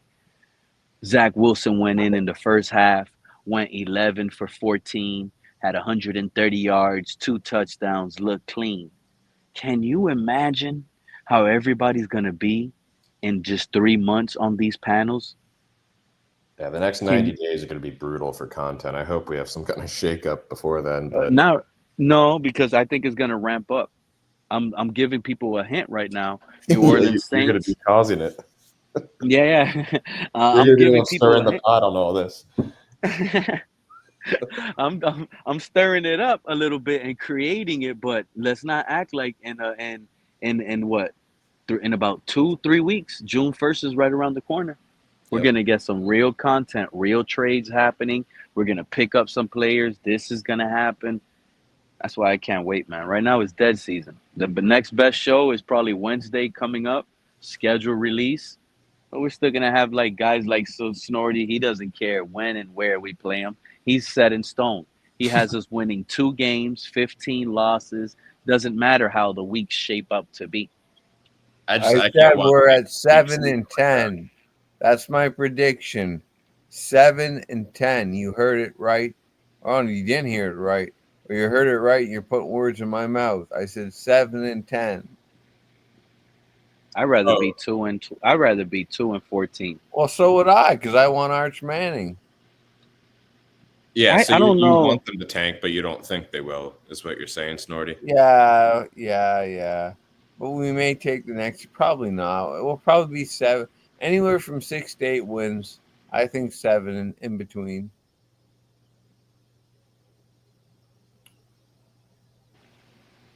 If we win 7 games, just know that around this time next year, we will have a new coach, a new GM. We will. We're going to be making fun of the Tuaneers because they're going to be hiding under Patrick's rock. Yeah. It doesn't feel like they're moving like that, though. It doesn't feel like they're moving like their jobs are on the line. Or at least Greer isn't. Maybe McDaniel. Well, maybe Greer's got dirt on Ross, I think. I could be wrong. I think he could. The only dirt he has is the dirt he picked up from his shoes. That's it. There is no dirt. The guy just hasn't. You see, y'all just in y'all feelings because he paid to, he drafted to. Yeah. We haven't won a division. Definitely in my feelings about that. But that doesn't mean he's failed. A lot of people, based on the rebuild and the timing. You're saying Greer? Greer, yeah. We can't sit here and call him a complete failure because of a bad draft here and there. So you think we can go out there and have a season that gets rid of McDaniel but keeps Greer? Say that again? You think we could have a season that ultimately is the demise of McDaniel, but we still keep Greer? You think it's possible to lose one but not the other? Absolutely not. Absolutely not. So you think they're both gone this year? If it's what Snorty said, a 7-10 season and Tua stayed healthy all year, and we don't see Zach, we don't see Quinn, and bring in the nuke if that happens. Exactly. They're all gone. It's all over with. Bring in the gas chambers. Yeah, it'll be over. Tua will empty out his locker week 18. His locker's empty, and he left that locker room that day knowing he will never come back. as a Miami Dolphin. Maybe Will Smith will come back, but he won't fart. He'll take a shit and fucking it on his locker. Or in that locker. I'm telling you, Joe, watch this video. I thought Pete was lying. I said for sure Pete's fucking full of shit, man. He actually farted at least once into his face. Yeah, there's no other NFL QB is getting their face farted in. They're not even allowing that content. Like Cam Ward would have probably slapped Will Smith for doing that. That's like Nickelodeon type of content. That's like it really shows Tua's this there to have like basically on vacation. So I said he goes on winter break in December. He takes winter break like he's in grade school. Okay, Joe, I'm putting so you can watch it right here. You can fucking see this shit. I haven't watched this video, but look at that. Patrick humbled. McDaniel deserves the quarterback of his choice before that decision to let him go is made. McDaniel inherited Tua. That's not his quarterback selection. Well, Patrick, I agree with you, but if Tua stays healthy all year and we go 7-10, he chose Zach Wilson. He's not going to get a second go round next season with Zach or Quinn or none of that crap. That was his decision to let the season go that way and trust Tua. That's his fault. It was his decision to come here and coach Tua as well. He, exactly. knew he was to that point, that's being a little bit too much. You know what I'm saying? I think all of us, if we would have had that opportunity, we're coming in there to coach Tua. If we're told you're going to come, like that's what they were told, though. That's the way I feel. Y'all don't have to feel like that. But I feel you can't like hire coaches when you interviewed here in Miami, it's like a regular job. And they asked, are you willing to coach Tua and maximize his potential? And coach said, yes, I can work with that type of quarterback, and I can probably work with this quarterback, and I can work with many quarterbacks. So you don't Other think he could have quarterbacks had input on saying, hey, don't pay Tua? Do you think that was totally out of his hands? I think that opportunity was there for him to get a new QB. Yeah, but they were riding high. Remember how, like, we can't forget he still had faith. Yeah, exactly. He's like a blind lover, you know? He was a blind lover. That's kind of the problem with the style of coaching. I mean, it's kind of a reflection of that. Yeah, because you got to remember you're in the lab, Joe. You're cooking up in the kitchen, staying late at night, learning new recipes, trying to master this to make this work. And next thing you know, you go out on Sunday and it works. You're amazed. Next Sunday, you go again and it works. Next thing you know, by mid-season, you have every platform, every national media saying that the Dolphins are heading to the Super Bowl, MVP Tua. You're going to be blind because you're actually believing that this is one of the best quarterbacks in the league because it's working. Yeah. Or you're probably not saying, as Mike McDaniel, he's the best quarterback in the league. What you're probably saying.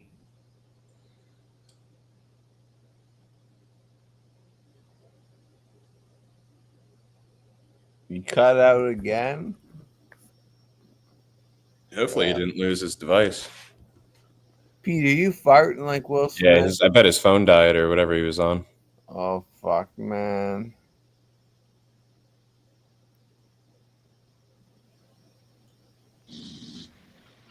My bad. What you're probably saying is I'm the best coach in the league.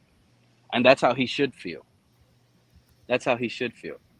McDaniel actually makes me feel like he could have saved Sam Darnold too.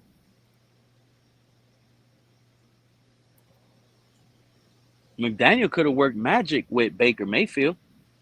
Some of these quarterbacks that were available that he had the chance to sit here and convince the organization to go get, and he decided to stick with Tua. Pete, I gotta ask you a question.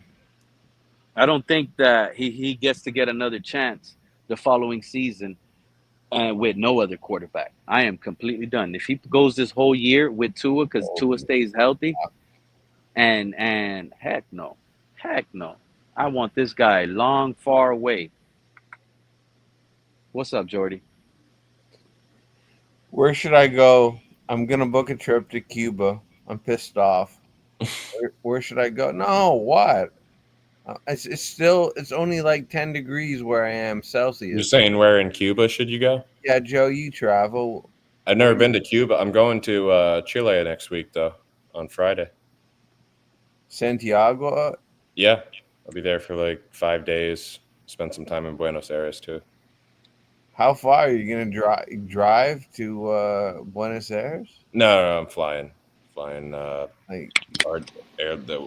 Why are you going? What do you work for? Like insurance or something, or what?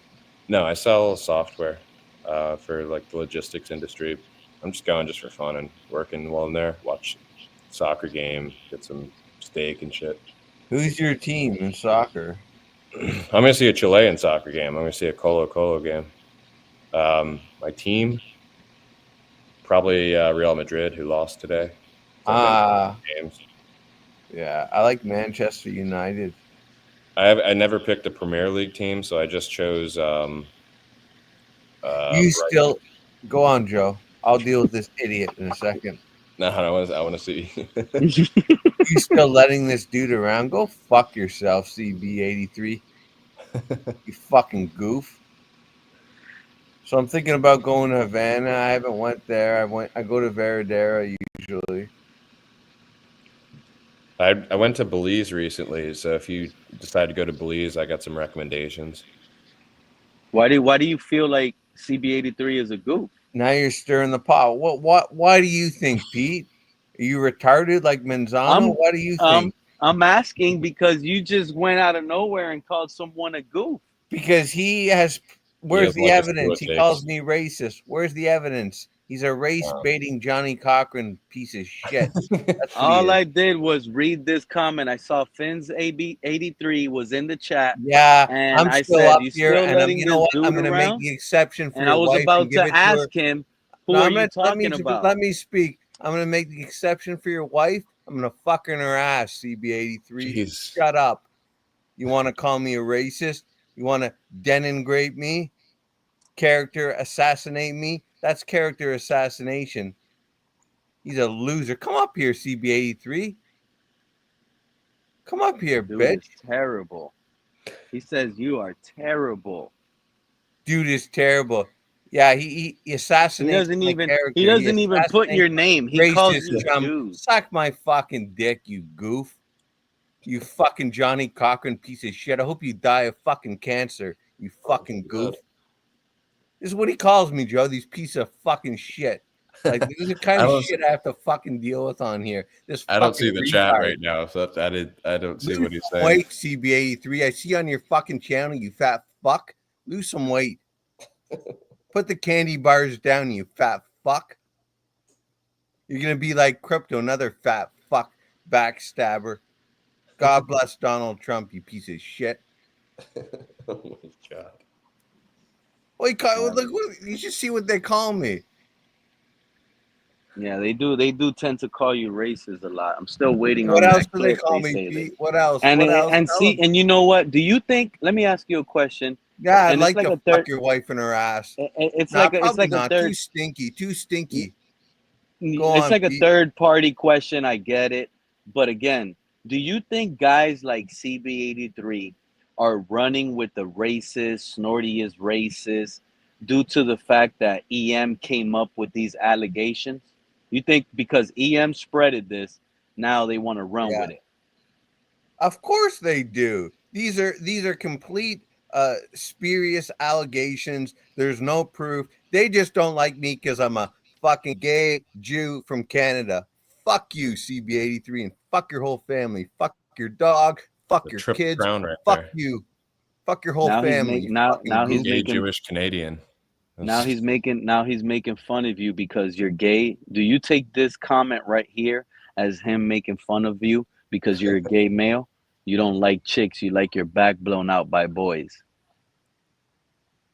I'm actually a giver. I feel like Snorty's the top. You know what? I would love to stand my ground and give it to you, CB83. Stand your ground, state of Florida. Thank you, Governor Rick Santos. Section fucking Second Amendment. If I'm ever fucking down there and you threaten me, I'll stand my fucking ground. I'll stand my ground. Keep walking. Get away. You don't listen to me. I got to defend myself, you fucking goof. He's a fucking goof. He's probably got at least a felony, too. No, not this guy. EM probably does. This guy's a fucking phone. He won't even come up here. He's too afraid. He's afraid. Oh, you don't think CB83 has a felony? EM definitely has a felony. EM has 3 felonies, but not CB83. Oh, he's too soft. He's just a keyboard warrior. CB83, that fucking Don't goof. run now. Don't run now. Look who's backstage. Tell him to come up. Shout out to Liz. What's up, Liz? Lovely Liz. Okay, I've had enough. You've had enough? What happened? Yes, I've had enough. You guys can stop now. Speak your mind. Let's talk about football. Thank you. Let's get over all this crap. I've had enough of all that stuff lately, and I'm just done with it. Well, they always started, dear. Liz, they I always don't care started who with started me. it. I'm stopping it. Well, I do Thank care. You think they're going to care about you, Liz? They don't give a shit about anyone but stirring the pot. They come on here, they bastardize Pete's You're letting channel. them get to you. Well, you know what? You could have a point, but I find it therapeutic and cathartic to get it out. And they're also bastardizing Pete's channel. Okay. The EM indirectly threatened to hurt Pete. Okay. He said, "You're being put on notice." What the fuck's that guy think he is? You're being put on notice. You're being put on notice to shut up or suck my dick, EM. What a Well, yeah. loser. Well, you're kind of being put spot on on, notice, Snorty. You're kind of spot on, Snorty, because there was a Twitter space that people, because I allow you up, a known racist, and this Twitter space happened not too long ago, but they said because Pete allows a known racist, which is you, they will no longer come around and support my channel. And that person and others said they will unsubscribe to my channel and they Well, will what was no longer come up.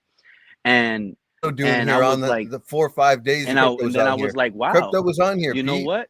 I've consistently asked for the clip. Y'all said y'all had it.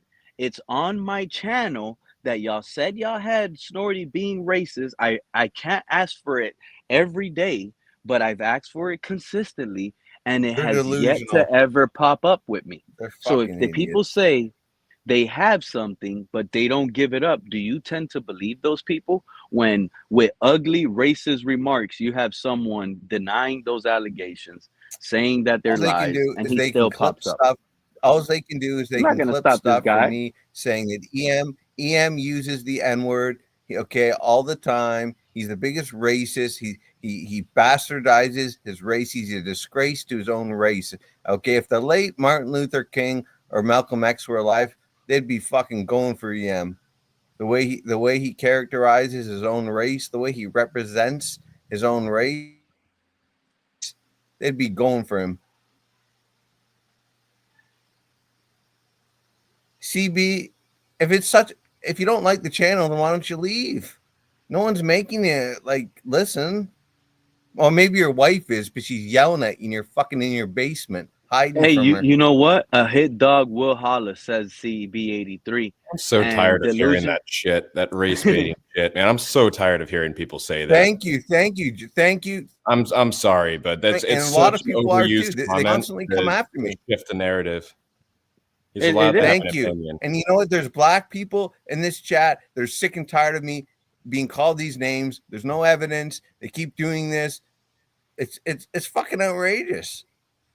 I hear that term, the hit dog will holler, every time someone just speaks their point. Like it doesn't mean that someone's racist if they make their comments about a subject. Why? You can't just use that as an automatic saying no. Because Johnny Cochran was race baiter. That's why. That's crazy. That's crazy, man. That's what I'm trying to ask you, Snorty. Why did you call CB83 Johnny Cochran? I just said because Johnny Cochran was a race baiter. Oh, And shout out Johnny to Cochran hated Jews. Johnny Cochran, in my opinion, Iceman. hated Jews. Iceman, you saying Oh, shut the shut hell up, up, Iceman. Snorty. You're a racist. Another You should guy not that be should be up on this suck my panel. Shut dick. up, Pete. Kick him off. Shut the fuck up, Pete. He's saying. He's Fuck, telling get me. your mother. I'll make the exception for your mother and CB83's mother. They can both lick my. Your wife, your mother can lick my left testicle, and CB83's mother can lick my right testicle after a tennis match. Okay, bitch? Shut up. I just want to clarify. I don't Guys are necessarily fucked, stand man. by any of Jordy's comments, by the way.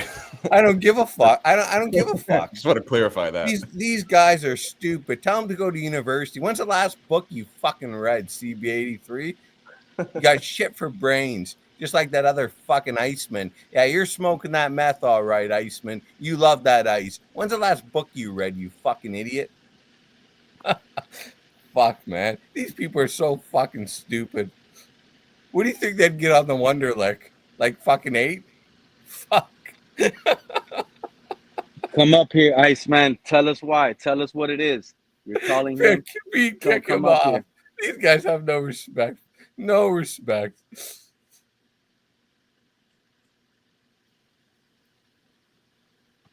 That is Snorty. That is wild, bro. That is wild on Mother's Day, bro. I don't give a fuck. They want to accuse me of they're anti-Semitic, in my opinion. Okay, although I can't prove it because I'm not gonna, look. I can give circumstantial evidence regarding EMs being an anti-Semite, but I don't feel like going through all sorts of videos and stuff to substantiate that. These guys are stupid people. Literally, they're stupid.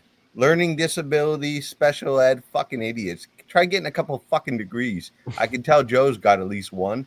Try getting a fucking degree. I got 2. You idiots. Man, my degree was over a decade ago. It's making me feel old. Where'd you go, bud? East Carolina.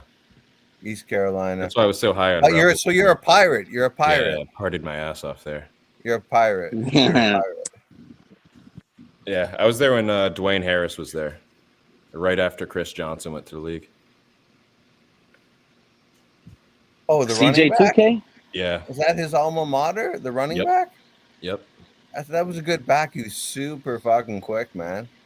Yep. He It was back played when for the Skip Titans, Holtz was right? our coach. We won the Conference USA before it got turned into the American. You were on the team? No. Oh. No, that was. I mean, it was mostly 3-star recruits, but it's still D1. Still. Educated people don't swear. Is that right? Is that right, Sal? That's All right, right. okay, bud. Sal reminds me of like he's someone from like a 1950s TV show. Oh, he's from Western New York. He's a piece of shit. What do you expect? Fuck.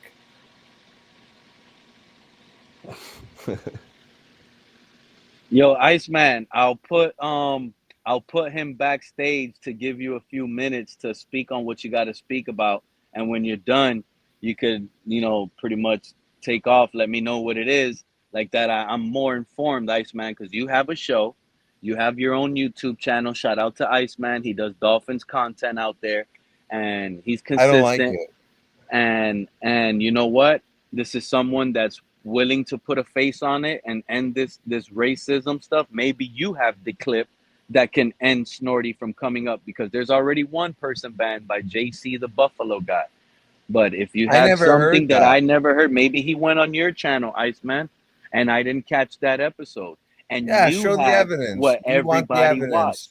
Maybe You want it the happened on your evidence. show. Maybe you hear him go belligerent and say a lot of racist remarks that I haven't heard, and it could be you that gets Snorty off this panel once and for all. Because I love it. I love it. It feels like there's Go a up, bunch show of the everybody proof, that kind of hates him, and I know his mouth is a little sideways, and people don't like how he's talking. But at the end of the day, you also got to step into Snorty's shoes, my beautiful chat people. If you're out here being called a racist and everything is a lie and you don't like what you're hearing, there's only so much Snorty, the Canadian, can possibly take from the people on the internet until he finally breaks. And now I think Snorty is a broken fan that the fan base has officially broken based on bad takes, based on debates, based on arguments that the community have had. And now he has to go out and sound, nasty and curse and say some of these things because it just won't stop. They So drove me. I'm You have exactly. driven me. They drive me crazy. So let me ask you a question. If you become a full-blown alcoholic, I should be able to sue them. I should Are be you able going to to blame sue them. these people from making you become an alcoholic? Yes. I agree. You should be able to sue them. They I drove should you be to able to become an sue them. alcoholic. They mock me because I'm gay. They hate me because I'm Canadian. Sal mocks me because I'm Canadian. Sal, I've seen all those dilapidated buildings in Western New York, you fucking goof. Shut up. I don't think anyone's serious though when they're ripping on you for being Canadian. Here's this I thought fucking that was goof, Liz Iceman. Where's popping your up. evidence, Iceman? Show Hold the on, evidence. hold on. Pete, Snorty, put this Joker. I'm a Snorty. Wait backstage. I gave him. No, the floor. I Pete, want to what's hear what going? he has to say. Shut the fuck up, Snorty. Yep. Shut up. What's up, Iceman? Appreciate you coming through. How you feeling? How you doing? And Wow. I'm ready to hear what you got. So I'm what you chilling. think. What's good, Pete? Appreciate you, bro. You know my dog. You're my dog. I've known you now for like 3 years, something like that. So you've seen it all in the community, the crap and all that. And seeing this crap right here with Snorty. First off, bro, you're known for being racist. The fact that you got Ian's mouth you got this man's name in your fucking mouth like a bitch, Snorty. You got to be the most disrespectful motherfucker. When you said, and I quote, you make the race of, because remember, I'm from Jamaica. So the fact that you said he makes us look bad for Black African Americans, okay? First off, Oh, who the hell and hold on. Let me quote Iceman. You're referring to when Snorty called EM a disgrace to the black I was race. what? Oh, uh-huh. Is that Right. what you're referring to, Iceman? Right, when Snorty just made that comment on your show, just what, like 5 minutes ago, give or take, when he said that Ian makes us look bad. He was talking about EM. Oh, okay. First off, you shouldn't have Ian's name in your fucking mouth, Snorty, because you don't know Ian like that. I've known him for years. He's come through my gaming channel, hell, even my small gaming channel, and hell, even Pete has been there. And they've shown me love and respect. They're not like those types of motherfuckers that you talking about. So the fact that you want to disrespect him like that, you're disgusting as hell. You have no education talking about degrees. I've seen you through other shows. You're not slick, bro. You've been on TFTG. Shout out to them. You've been on the other shows, been disrespectful, running your fucking mouth, bro. Constantly like that. You think it's slick because it's the internet. Everyone talks all tough and shit. But when we see each other in real life, what you going to do? Nothing. I'm gonna because punch your I don't face care. out. I don't care. I don't give a damn, to be honest, because the fact that your education shows that you have degrees, who gives a fuck? It shows how disrespectful and low life you are and how sad of a person you are, dude. You basically have been doing this now for a year. Oh, God knows how long, how you've been acting.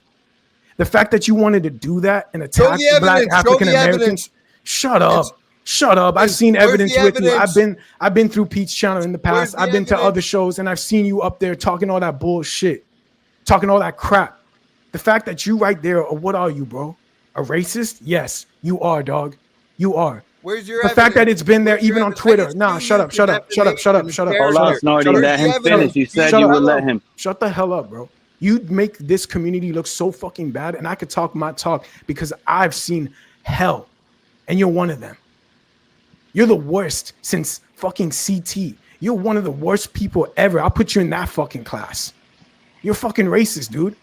And the fact that all these people come up on these shows. Yeah, I don't care. I don't give a damn. I don't care. Oh, evidence, we got it recorded and everywhere on fucking social media. You got it, bro. Pete's show, fucking TFTG show. You've been on all shows disrespectfully, talking all that crap about how the Black African Americans look bad, and then you got Ian's mouth in your fucking name. Like, fuck you. You don't even know Ian like that. Do you even know him like that? Fuck you, Snorty. You don't know. You don't know none of us like that. Evidence. Shut up. You don't even know us personally, do you? Have you never even chilled with us? Shut the fuck Who up. gives You're a so fuck? stupid. You couldn't even get into a fucking community fucking Oh college. my god. You couldn't. So Snorty, you telling me that? So who gives a damn? He can use it because he can. He can use it. Who gives a damn? Why does it make you obligated to the point that you want to say, oh, that's why he's so bad. Who gives a damn? That doesn't make him bad. That makes you look stupid. Well, does if he's doing You're dumb, bro. The fact that you always talking about people, shitting live on live, talking shit about people and how they live is bullshit. You're one of the worst people I've ever listened to. And that says a lot. You're one of the worst people I've ever had to fucking hear. We could be talking about dolphins, but instead you want to talk about men. You must be gay or something, bro, for that. Because the fact that you be doing that is crazy to me, bro. He is gay. You definitely are. And I have no discrimination to that. See, unlike me, unlike you and me, you just stupid. You said that negatively, though. I don't really care, Joe, because right now, Snorty, bro. Well, I mean, well, you should, because you just said that negatively, so you shouldn't. Towards him, really Joe. Not like that. I know what you mean, Joe. Get it, cool. Snorty, the fact that you want to constantly do this on shows and just talk crap live is stupid, bro. You look dumb as fuck by doing it. And you're disrespecting the fact on Pete's show. You're making him look bad on that crap because then it reflects to him. So the fact that you're doing that to my dog Pete, you're fucked up for that, bro. You're one of the worst shitty people I've ever spoken to in my life. And that says a lot, dude. I've met a lot of fucked up people in this fucking community through years, and you're one of them. And the fact that you want to do this live, dude, who the hell are you, dude? No one even knows you like that. You're not even well known in this fucking community. The fact that you bring no education and no knowledge to this table, dude, you got a sad fucking life, bro. You need to get some help with some shit. The fact that you want to talk about people, hell, dude, I bet you wouldn't even do that in real life. That's why the internet is the internet. But when we see each other, it's the different fucking story. The fact that you go constantly doing this, I don't care, Snorty. I don't give a damn what you got to say, to be honest, bro. I don't give a fuck. I'm not a tough guy. I'm a man that's going to let you know what the fuck you saying is disgusting. Boy, if we were living in Jamaica and you said that shit in front of everyone, you would not be a lot in bro. I swear to God, dude, you would not be here right now.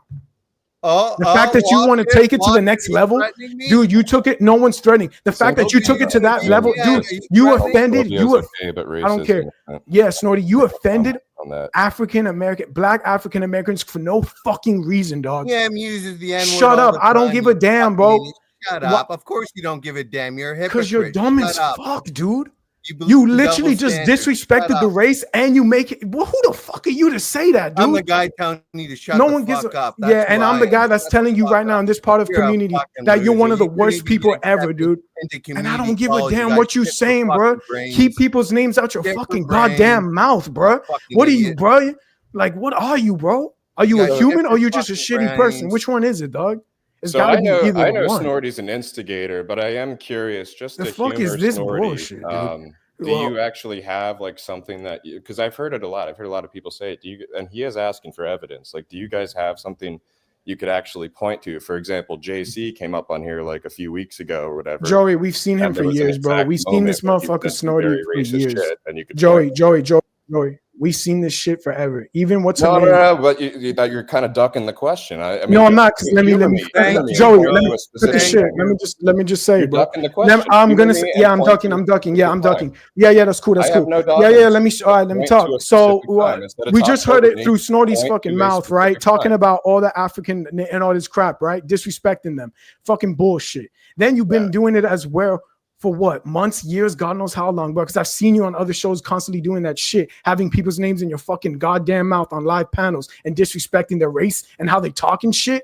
What the fuck's wrong with you? And then you had this, Pete, what's her name on the Twitter one? What, Pete, hold on, Joe. Hold on. What, Pete, what's her name on yeah, mute this mouth, bro.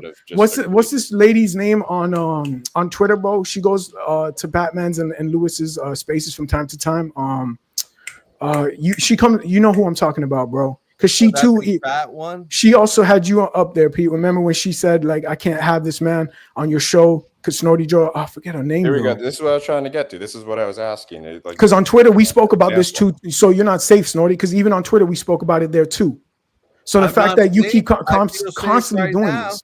What are you gonna do to me, bud? You betray me as like the Mark Furman of oh Canada? My God, that's the best? Look at your education, bro. I'm telling you how to shape up, and instead you've taken it as a threat. You're dumb as fuck, you don't dude. Tell me anything, bud. You're dumb as hell, dude. You're one of those sad individuals. Where is your You're literally one of those sad Look at special retard, Down syndrome. Where's your Wow. evidence? Look at you calling names and shit. You think I give a Evidence, fuck, man. bro? You think I'm care, dude? The Where's fact your that you evidence? constantly gonna get look at you, bro. Evidence. You want- Look at know you. what? You're just You're proving me guilty right. of- You're just you know what? proving You're me guilty right. of You're just character proving me right, dude. assassination. The That's what fact you're that you are guilty of. disrespecting Character Pete's show, bro, assassination. and you constantly doing this, calling people's names and I'm not bullshit, changing you a got a bit. lot You of know nothing issues, about dog. me. You know one thing, and that's my skin color. Got a because you lot can of tell that issues, based on dude. my voice. A That's the lot only of thing that you're disgusting going ass off of. issues, bro.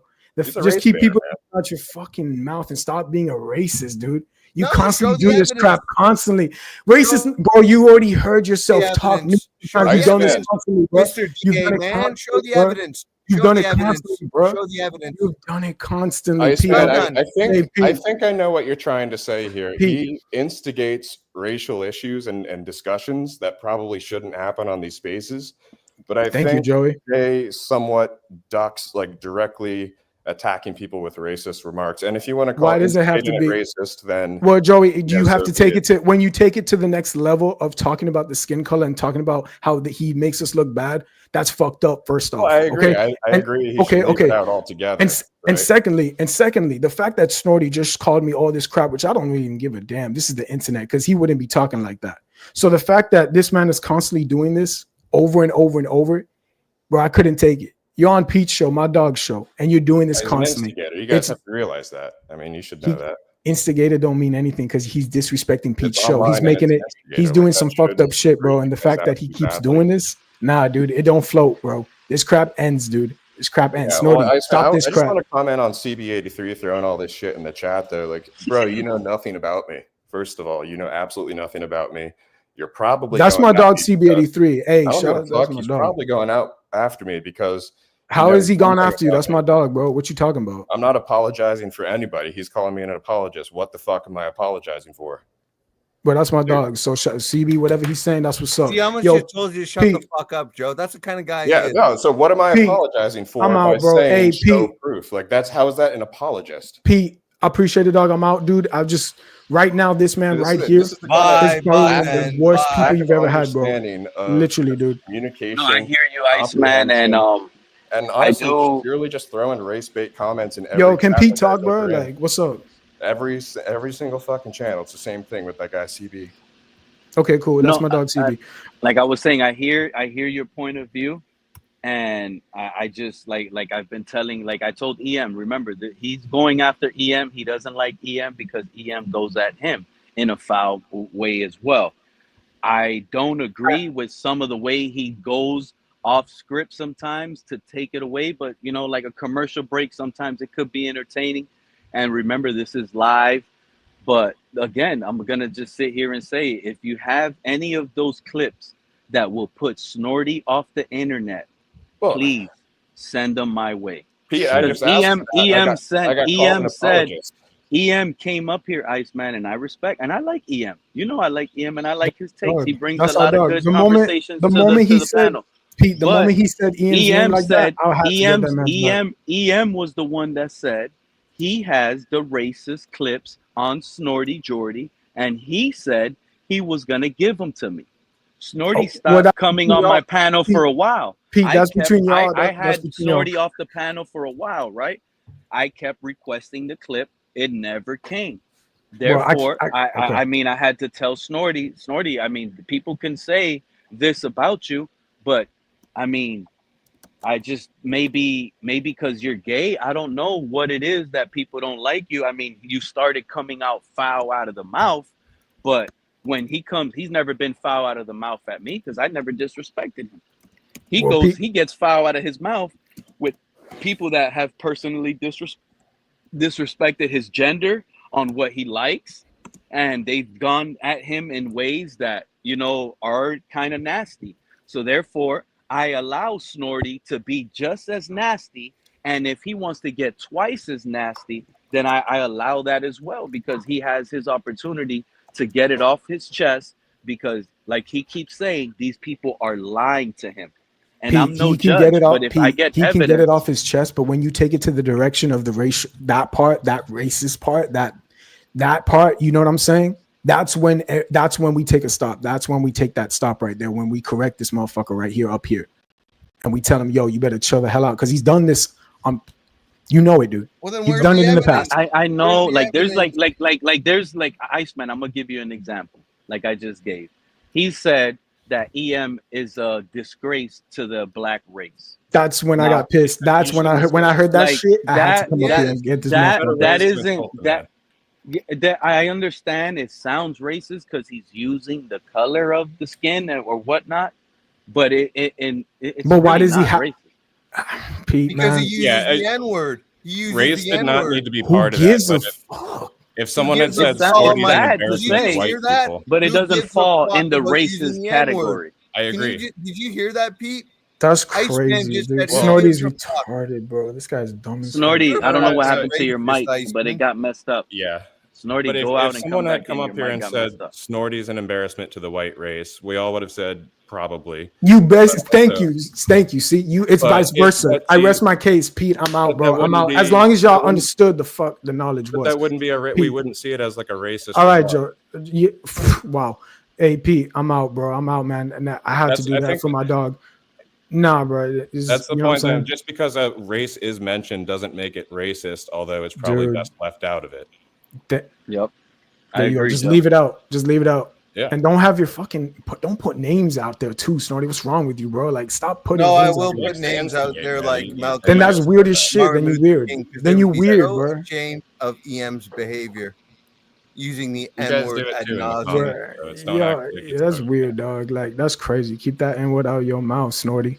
That's facts, bro. I'm out, Pete. Leave that comment Where's your there, bro. proof? That's the best. Where's your That's the proof? best. This is That's just the best bias. comment of This the is whole just fucking live stream. That's the best comment. Pete, I'm out, bro. that proves my point. Love you, This bro. is Peace. complete Shut up, All Snorty. right, Ice. Snorty, Have a shut good up. night, Snorty. You too, bro. I mean, Iceman. All right, man.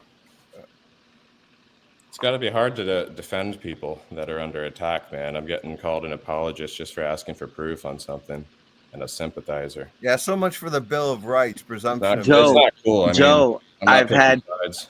I've Yeah. had, I've had a group of people unsubscribe to me and say they will no longer pop up on my panel anymore because you allow racist Snorty.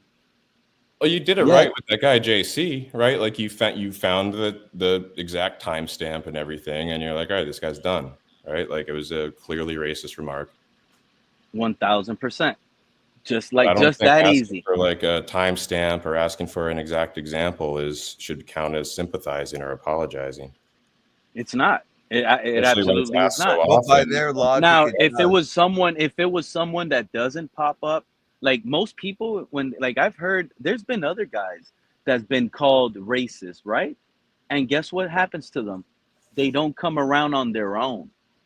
On their own, they don't come around no more. Not because they got banned and they got kicked out, because they know they were loud and wrong, and those racist people are clearly too embarrassed to ever come back around because they know they got caught being racist. There's fans already like that. Snorty, even with all these racist allegations and them DM fins up, I haven't heard him say the N-word. So I think Right. that is misinformation that Sure. you're spreading on Snorty's name. And to be quite honest, that's why some people don't like that and they don't want to come around a group of people, because of the fact that I asked, where is the clip? And the only reason I asked, right, Joe? It wasn't because I was trying to defend Snorty and go out of my way. It's on my live stream on record. The Right. reason why I asked for the clip was because I was told that they have the clips. You Right. see the difference? It's not like me, oh no, you're calling this guy racist, so go get it. I'm not asking you to work and go. If you tell me, oh no, I got Snorty racist clipped up and I got it and I could go get it and give it to you. If you flat out told me that, which that was EM Dolphin fan that said that on my live stream, Mm-hmm. and now I asked for it, why is it a problem? And why does it look like I'm being a racist apologist to Snorty when I never would have probably asked for it if I wasn't told in that manner? Yeah, I mean, if you're accusing someone of something, you should be able to have something you can quickly point to instead of just, being loud about it. That's my whole thing is like, if Snorty said something fucked up, then, fuck him. But no one's been able to point to that yet. So Why am I And gonna say that CB83, he's I'm gonna guilty tell when no you one the proves it? same thing I told all of them. They said they were gonna unsubscribe. Guess what I did? I unfollowed them first. I went on Twitter and I unfollowed them. They said they were gonna unsubscribe and not support me anymore, and I unfollowed them. And when I unfollowed them, they were still Twitter said they're still following you.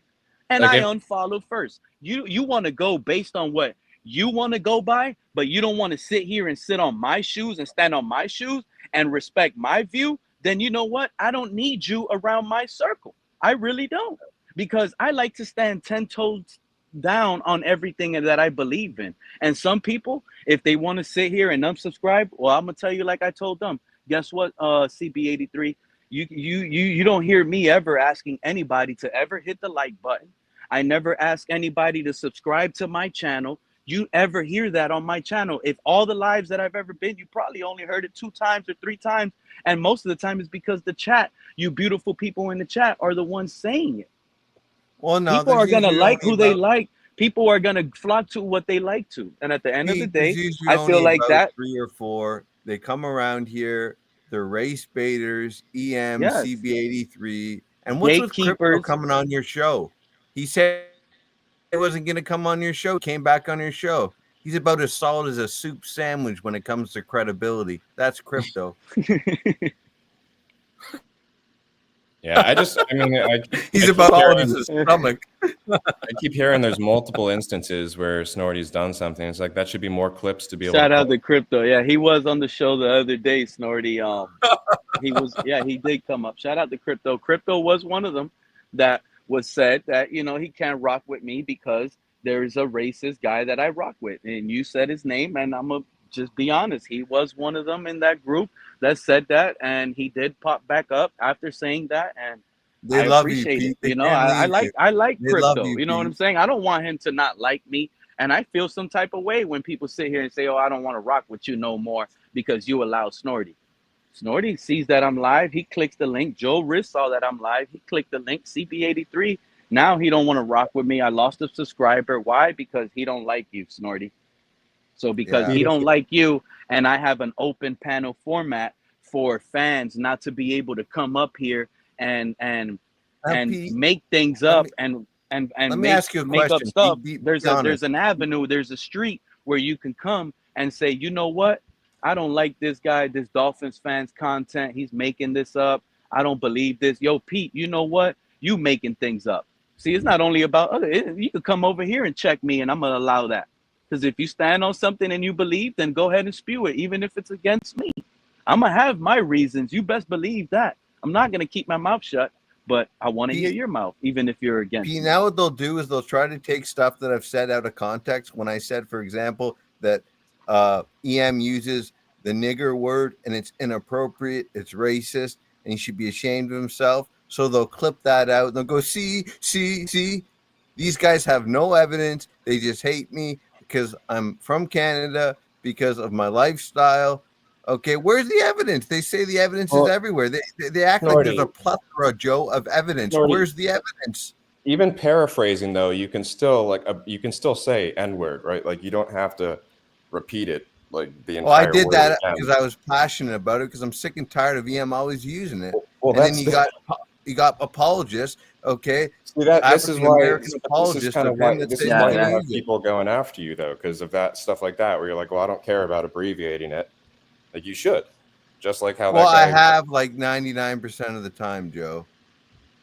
Yeah, but right I don't now know, you man. kind of said the And word. Pete, To be honest, and after Pete, that, it's hard to why defend you, don't you bro. Like, repeat some of the stuff Yeah, they've yeah. said on your show about me, about regarding something else, not even race? I mean, people can get fucking. I would never report you. This show would be fucking shut down if I reported you to YouTube. I'd never do that because you're a good guy. Okay, the homophobia in this chat from people, they should be ashamed of well, themselves. first of all, don't talk out of your ass like that, because I'm not saying anything that would get me shut down. First of all, No, you're not, Joe. I never said you. I'm talking about Pete. He allows these people to come on here. There's only about 3 or 4 of these fucking idiots. Okay, they come on Pete's show. They indirectly threaten him. Pete should be a comedian. Okay, he's a funny guy. He gives this innocuous, harmless joke about EM going to a gas station, and EM takes some bridge to it, and EM says, "You've been put on notice. You've been put on notice." Who do you think he's indirectly threatening to hurt Pete? He's an idiot.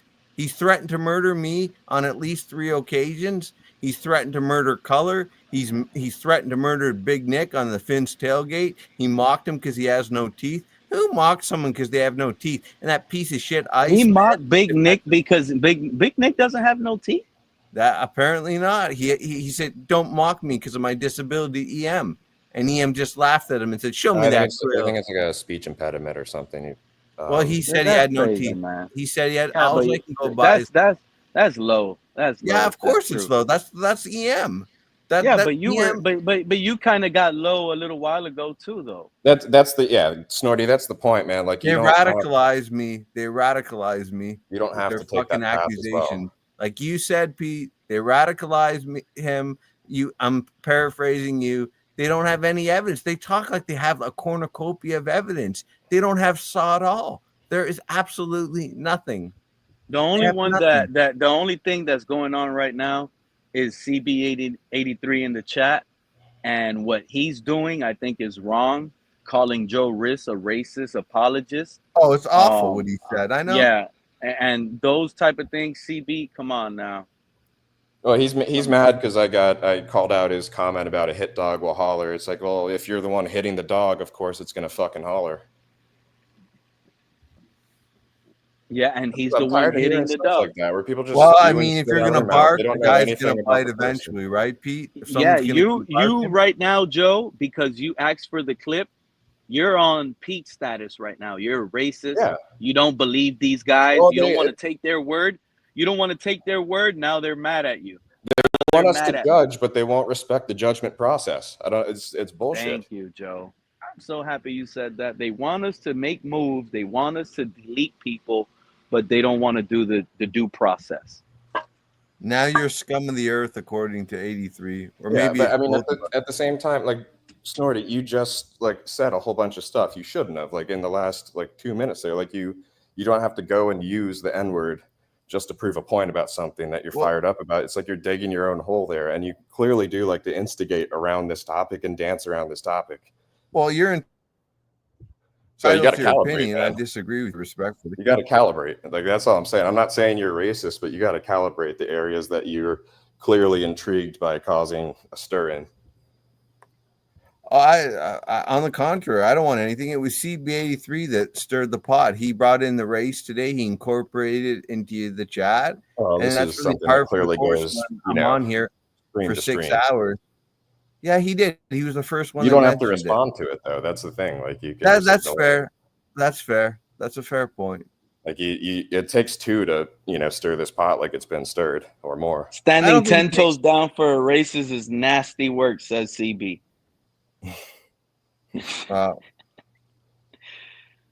CB says some of the earth. Putting that up. Well, yeah, I know. I mean, I think, but yeah, there's clearly maybe issues on both sides of that. It sucks to be thrown into a guilty party just for wanting to. It really offends me when Pete. I've never met the guy when he's getting indirectly threatened. It's not even me. They've threatened to kill me. Okay, EM has, Lewis has once. I mean, they're indirectly threatening to hurt Pete for what? Oh yeah. Lewis did threaten you, right? And what did you say you would do to Lewis? Me.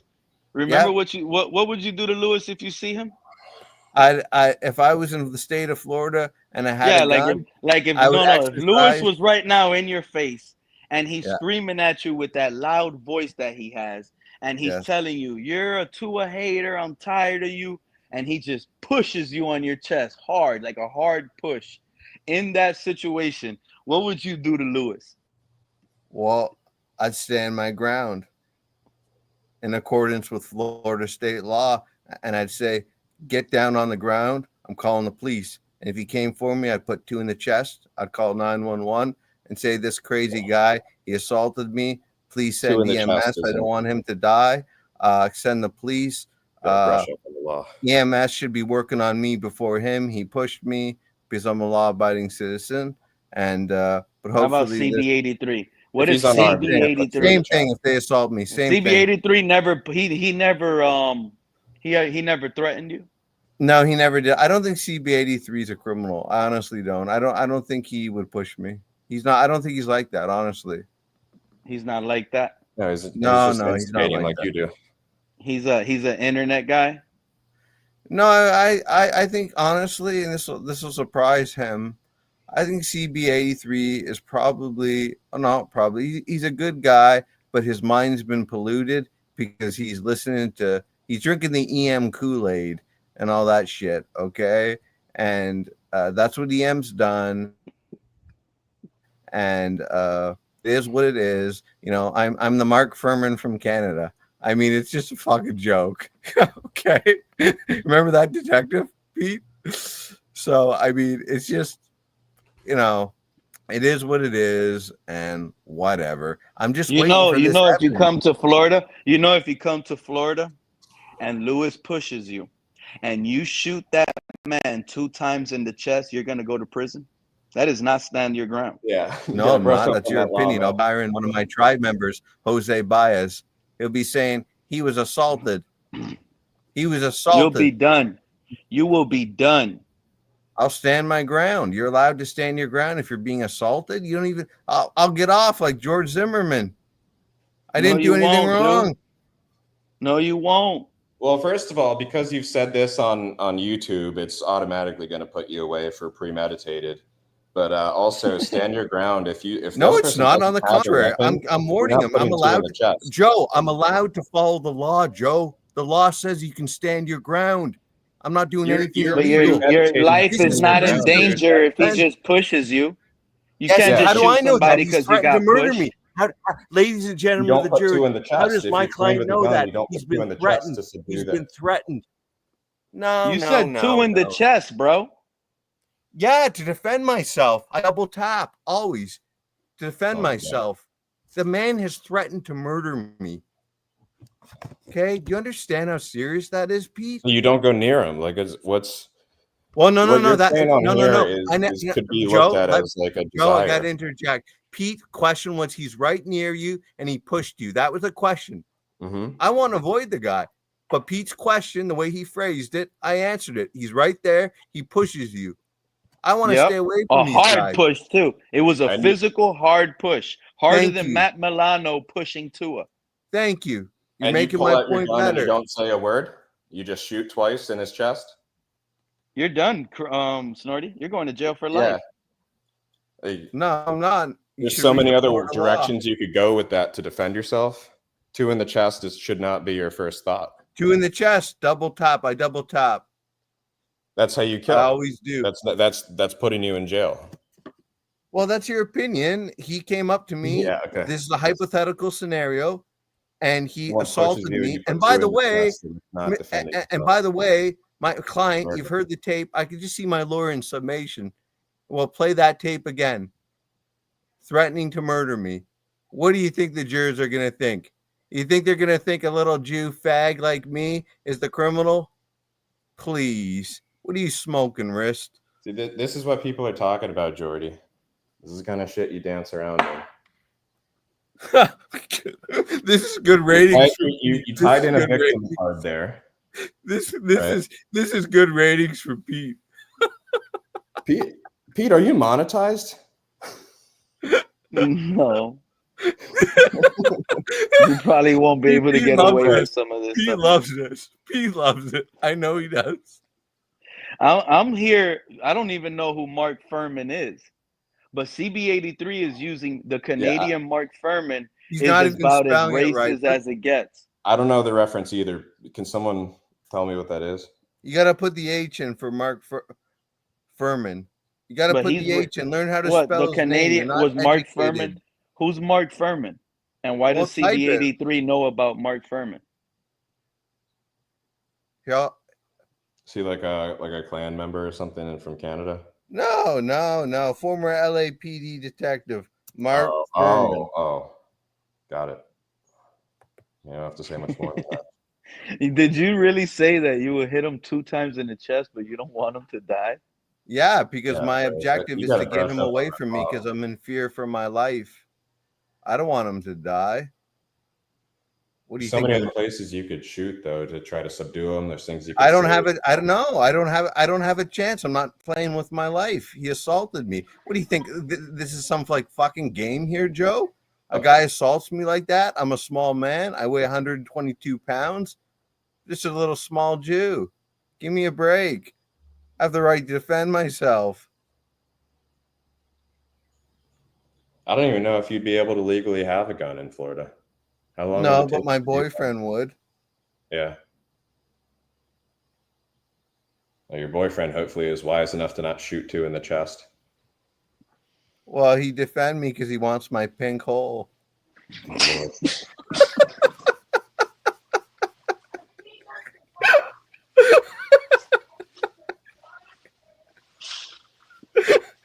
Come on, Joe. You're allowed to laugh.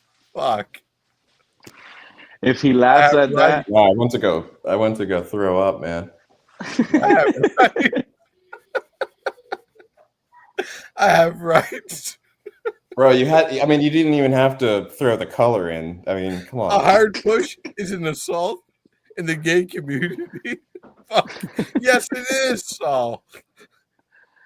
Yeah, Snorty, aren't you used to a hard push? No, on full disclosure, that was a joke. I'm a giver. Yeah, I was gonna say. I'm like Santa Claus. I love to give. I love to give, like Santa Claus. I'm a giver, not a taker. Okay. Snorty, there's a comedian I think you'd really like. He's a gay Jewish Canadian as well. What's his name?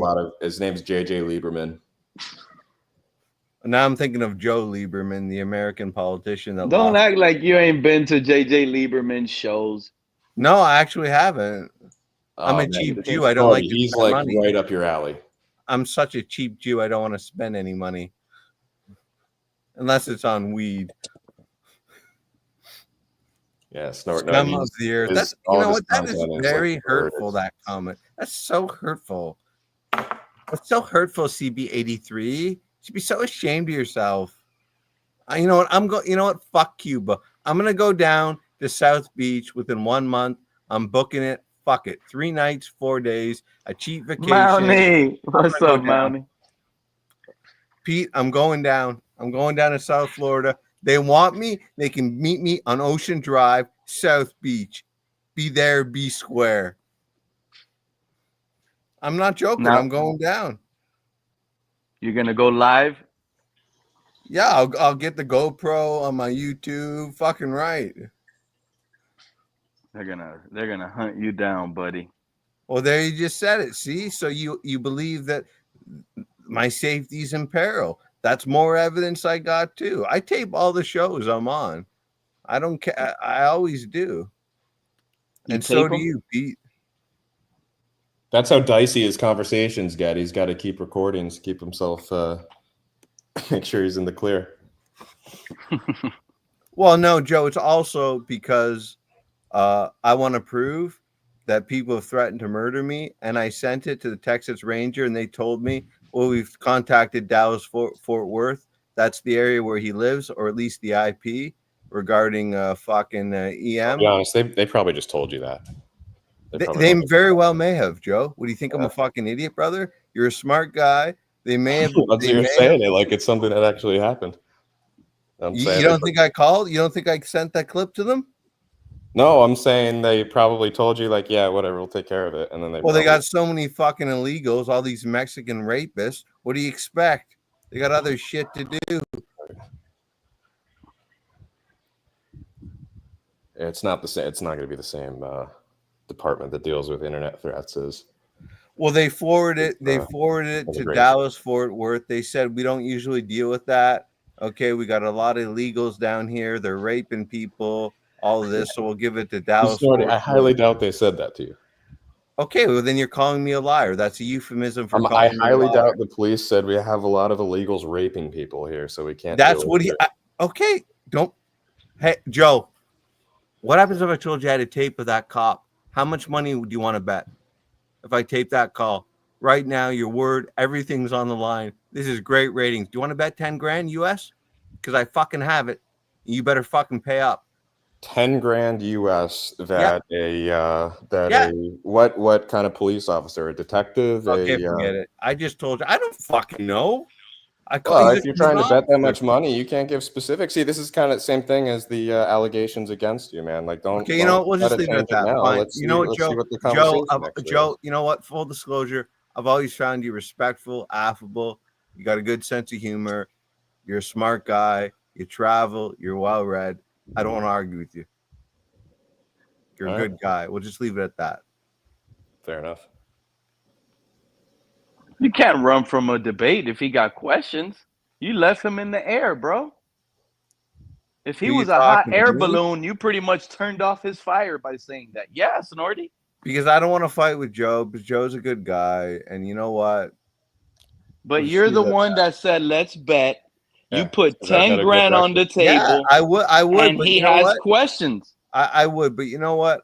I don't want to go. I don't want it to be contentious with him. I don't want to be argumentative with him. Okay, he hasn't. I really haven't taken umbrage to anything that he's said about me.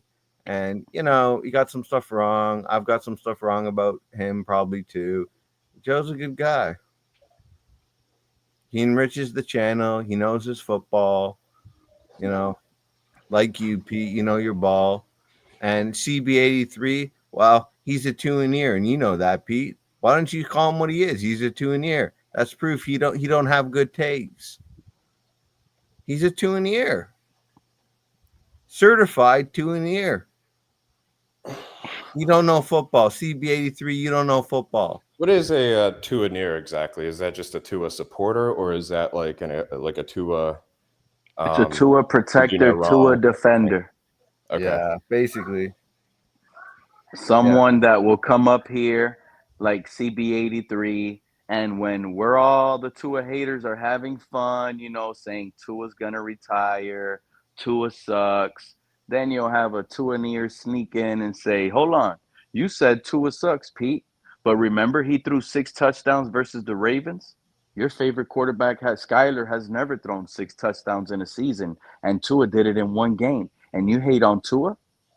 That type of stuff right there, defending Tua like that, will put you in the Tua near category. Even if he has a good week, you don't give Tua the credit. You become a Tua near. Because a smart football fan gives the credit to where the credit is due, which is the coach.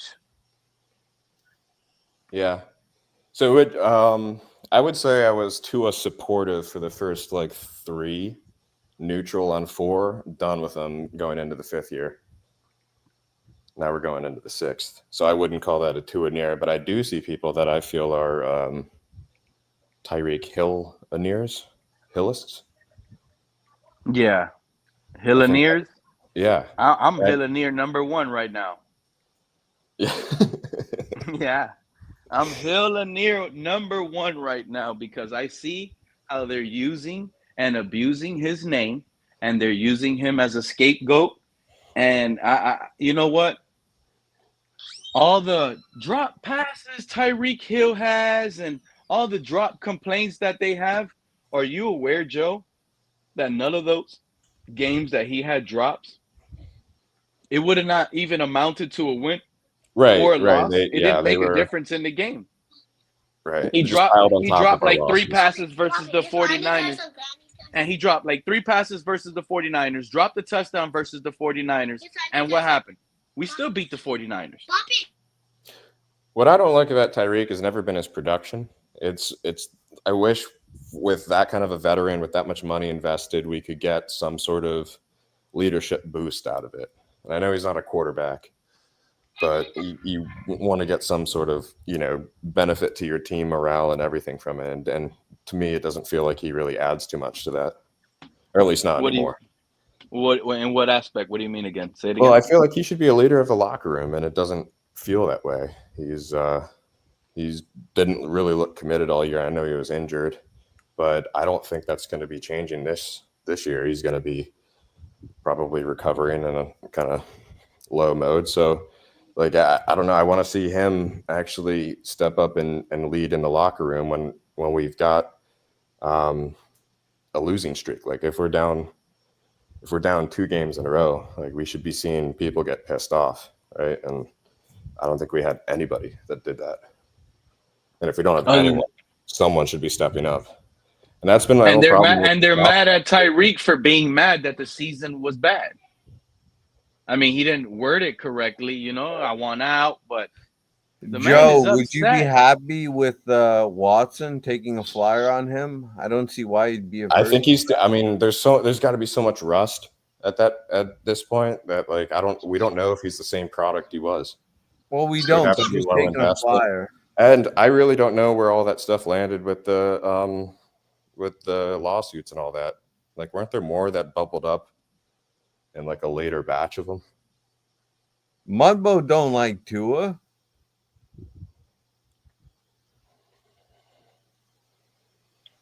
You don't think Mudbone likes Tua? Mudbone's a big Tua-neer, bro. Is he? I thought yes. He was. So he's another Tua-neer. Watson years. Tua haters still upset they didn't get their way. Well, I would say to that, my rebuttal is anyone that goes to Cleveland, whether it be Baker Mayfield, whether it be Deshaun Watson, they go there to like fucking end their careers almost. So, I mean, I think he needs to change the scenery, and he's another victim of character assassination, Deshaun Watson, just like me. Character assassination. Where's the proof? There's no proof.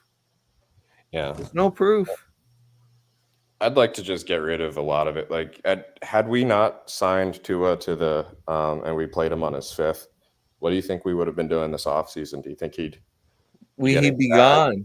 And me and Pete, Joe, yeah, we that's a question I've had for a while. Don't sign him. Fred was saying, don't sign him. KP, don't sign him. But all these fucking idiots, okay, these Tua-neers, they were like, sign him. Jermaine, sign him. And Mudbone probably too, because Pete just advised me that Mudbone's a Tua-neer. CB83, sign him. So if we weren't signing, we were dumping him after the 5th year, what do you guys think our move would have been? Well, we would have had a plethora of cash. I don't know, but I still want Wilson as the backup. I'm still fine with that Ewers pick. But I think we would have gone like Dart or someone. Maybe, yeah, that's a good point. Maybe they'd go after Dart. Or Rodgers would have been called like right away. Yeah, maybe Aaron. Okay, I'm trying to think maybe they'd have so much fucking capital. They'd have so much money. Yeah, you could do a lot. But you see that question you had, Joe? That's the same question that makes me believe there's no way this regime is going to go into this season gambling on Tua's health. Number one, they need Tua to be a better quarterback than he ever was. That's what Mike McDaniel said. Mike McDaniel has not tried to fight or force his quarterback to come back while he's hurt and play hurt because he needs that quarterback to win. He's never shown that. Mike McDaniel has never felt or shown that he needs Tua to win. Even though the stats on the win-loss record don't amount to it, but Mike McDaniel has never felt like, oh, without Tua, I can't win. So if you know deep down, everybody in this community, all Dolphin fans know, if Tua would have not got that extension, they would have played him on the 5th, and the season would have played out like last year. You think there would have really been fans screaming to pay Tua? Or would they not all have been screaming to draft Shadur, trade up, draft Cam Ward? They would have been off Tua. There would not have been a conversation of let's bring back Tua. McDaniel would have been fired. So that's why it all feels like a mirage. That's the reality. It all feels like a mirage right now because knowing that if Tua would have not gotten that extension, they would have let him walk. Yeah. I mean, right now, right this moment, we would be talking about, we probably wouldn't have, unless we drafted him. Actually, no, we probably would have our new QB by now. We would have been at 13. There's no way this regime would have not gotten Shadur Dart. Sanders. No, it would have been Dart or Sanders. Well, yeah, it would have been Dart or Sanders. in the first round. Desperate Assuming move. Sanders was still falling, it would have been Dart. Because who Dart was second QB, right? Yeah. Dart was the second quarterback taken, yeah. But Yep. So it probably would have been him. we would have had a brand new rookie, a lot of money to play with.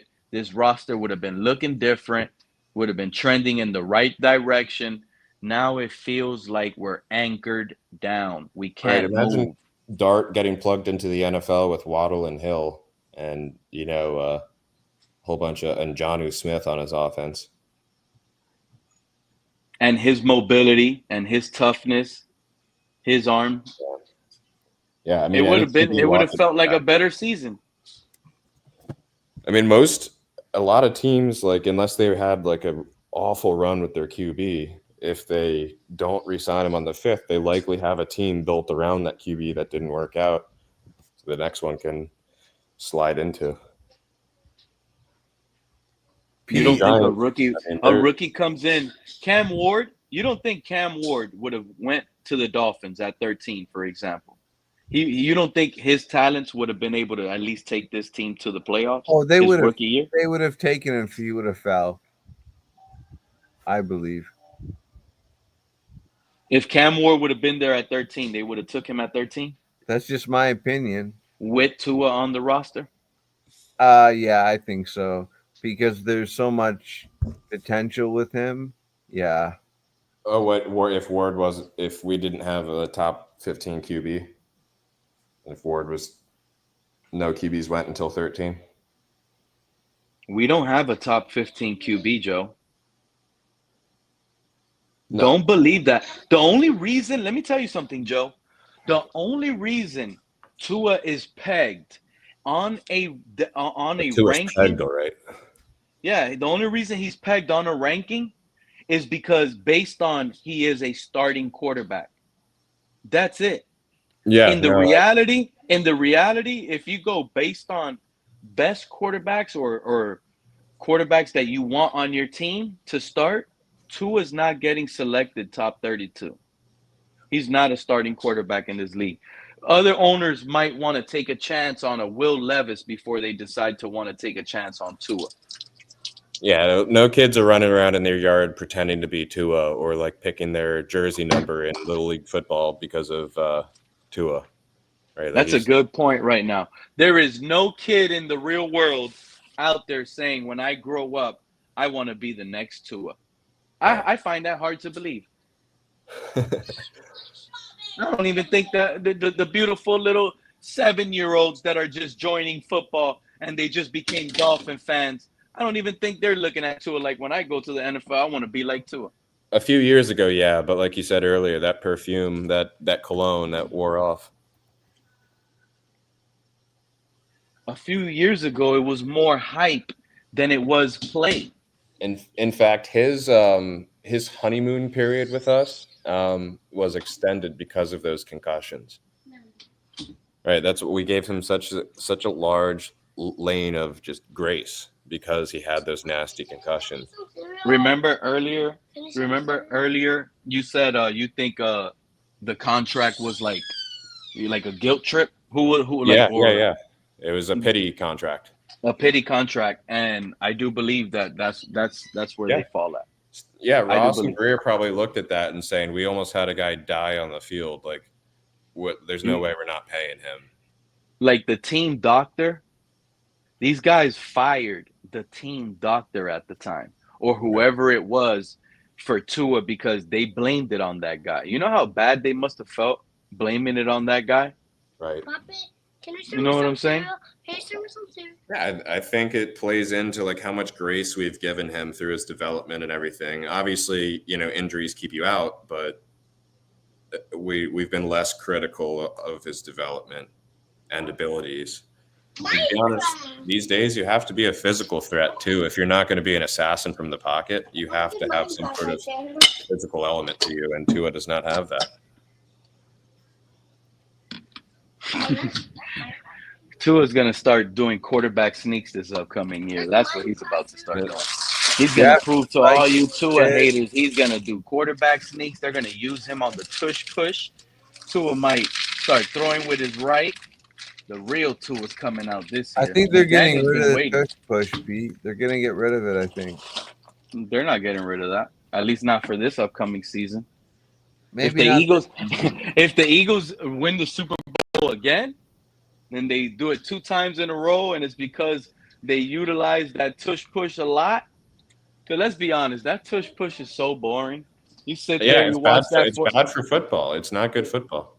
It's not. It's a boring play to watch. Like you're I really don't gonna like do it. this. I don't think it should be allowed. I don't But mind we it. also we're not able to use it, right? So, like Eagles fans love it because they benefit from it. So it's hard to say from But the thing that bothers me, Joe, everyone thinks Mike is like Mike McGenius. Look, why don't we have a short yardage package and let our tight end Smith be the quarterback for the tush push or something? Like, there's no ingenuity with this fucking idiot McDaniel. There's nothing, Joe. Am I wrong? Well, maybe we lack because all vertical you've and seen. smash mouth. It's purely West Coast and screens. Well, it's been figured out. He's been figured out, McDaniel. That's what I don't like, because a lot of these people, they get away with using, oh, we don't have an offensive line, and look at how many screens. Look at Mudbone. That's what he just said. Well, the reality is we have an offensive line that was pretty decent the last few seasons.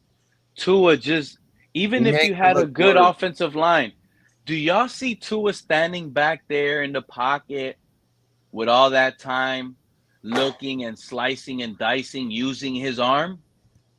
That's not his game. Even if he has the best offensive line, he still needs to get rid of the ball quick. Yes. Based on limitations in his arm. Short to intermediate routes. That's it. Short to intermediate routes. Yep. That's it. That's his game, even with the best offensive line. So they're going to sit here and say, now we need a running game. Teams that need a running game, they don't have. That means you don't have a quarterback. Yeah. It means you don't have a quarterback. Now you need a running back, and you need receivers, and you need offensive line, and you need a good head coach, and you need the best GM, and he needs to hit on every draft pick. Pete, respectfully, if you can put up Mudbone's comment, not sabotaging your QB, I'd like to just respond to that. He's not listening to me. It won't make it to 8 hours, but we've been on 6. You can use Ingold. You can use someone else. You can use Zach Wilson. You don't have to use Tua, nor should you, because he's so brittle. Bro, that top trenches make the Super Bowl it's a lie. The Chiefs didn't have the best offensive line last year. Shoot, their running back Pacheco was banged up. They didn't have a number 1 wide receiver. Xavier Worthy ain't no number 1. Rashee Rice, what happened to him? He was gone.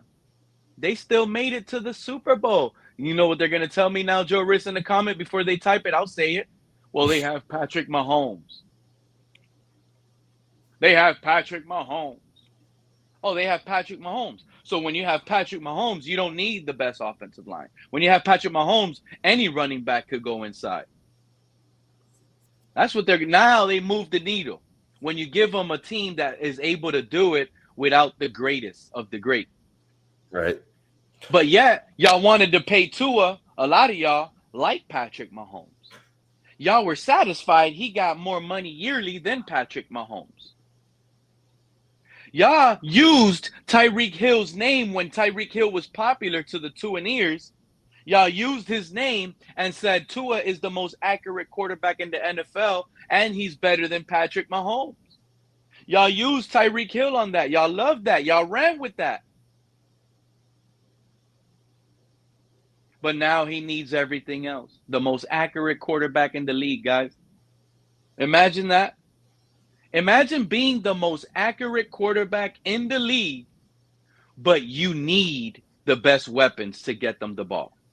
If you're the most accurate quarterback in the league, you can do this without the best wide receivers. You're the most accurate quarterback in the league. Why do you need elite receivers? But is he the most accurate quarterback in the league? No. So even that, even that testimony of that people give about him is not necessarily true. Well, when he's on his game, I'll grant the Tuaniers this and only this. When Tua's on his game, he can be one of the more accurate quarterbacks in the game. But it has to be very short throws, 5 yards to 12 yards. That's it. That's it. Like Pete said, that's it. I said that. But he has to be on his game, and Tua's very streaky. He's very streaky, man. Yeah, I would agree with that. He's very streaky. You can't get any consistency out of it. You don't know what product of Tua I know. Game to game. And that reminds me of who? Ryan Tannehill. What Ryan are we going to get? Yeah. Look at this. Joe Burrow had Chase and Higgins and didn't make the playoffs last year. Tell me more. You need a team to win. Joe Burrow had the worst offensive line and didn't have Jamar Chase, and he made it to the Super Bowl, pretty much. You know what? They made it this year, didn't they? You know what I find? No, he almost won MVP. He would have won MVP if they would have made it to the playoffs. He put up all the stats. They just didn't make it to the playoffs. Pete, take this as a compliment, and I think Joe will agree with me. Not to put words in Joe's mouth. All these fucking Tuaniers, they always come on this channel, and we're anti-Tuanier. What's that say? Pete, they always come on here, and we're anti-Tua. Look, Snorty. Because deep down they know you're fucking right. When you put on Snorty, this is the problem. When you put on your shoe, you don't just put on one. We have 2 feet. There's two types of people. So therefore, what we think is comedy, we go to these Tuanier show, right? Right, Snorty? We watch Reason, we watch DDW. We love those guys as human beings. They're probably great dads, great people, great humans. But when it comes to football, in our opinion, we don't think they really talk about the Dolphins correctly. So it's comedy to us, right? They are funny. They got bad takes. It's comedy. So the Tuaniers come around here. Why do the Tuaniers come around here? Because to them, we're comedy. We're dumb. We don't know football. So they get to sit back on their lounge chair, smoke a big cigar, drink a beer, and they get to laugh at the 3 guys hating on Tua, a quarterback that's, in their eyes, really big. Really big. But you know what?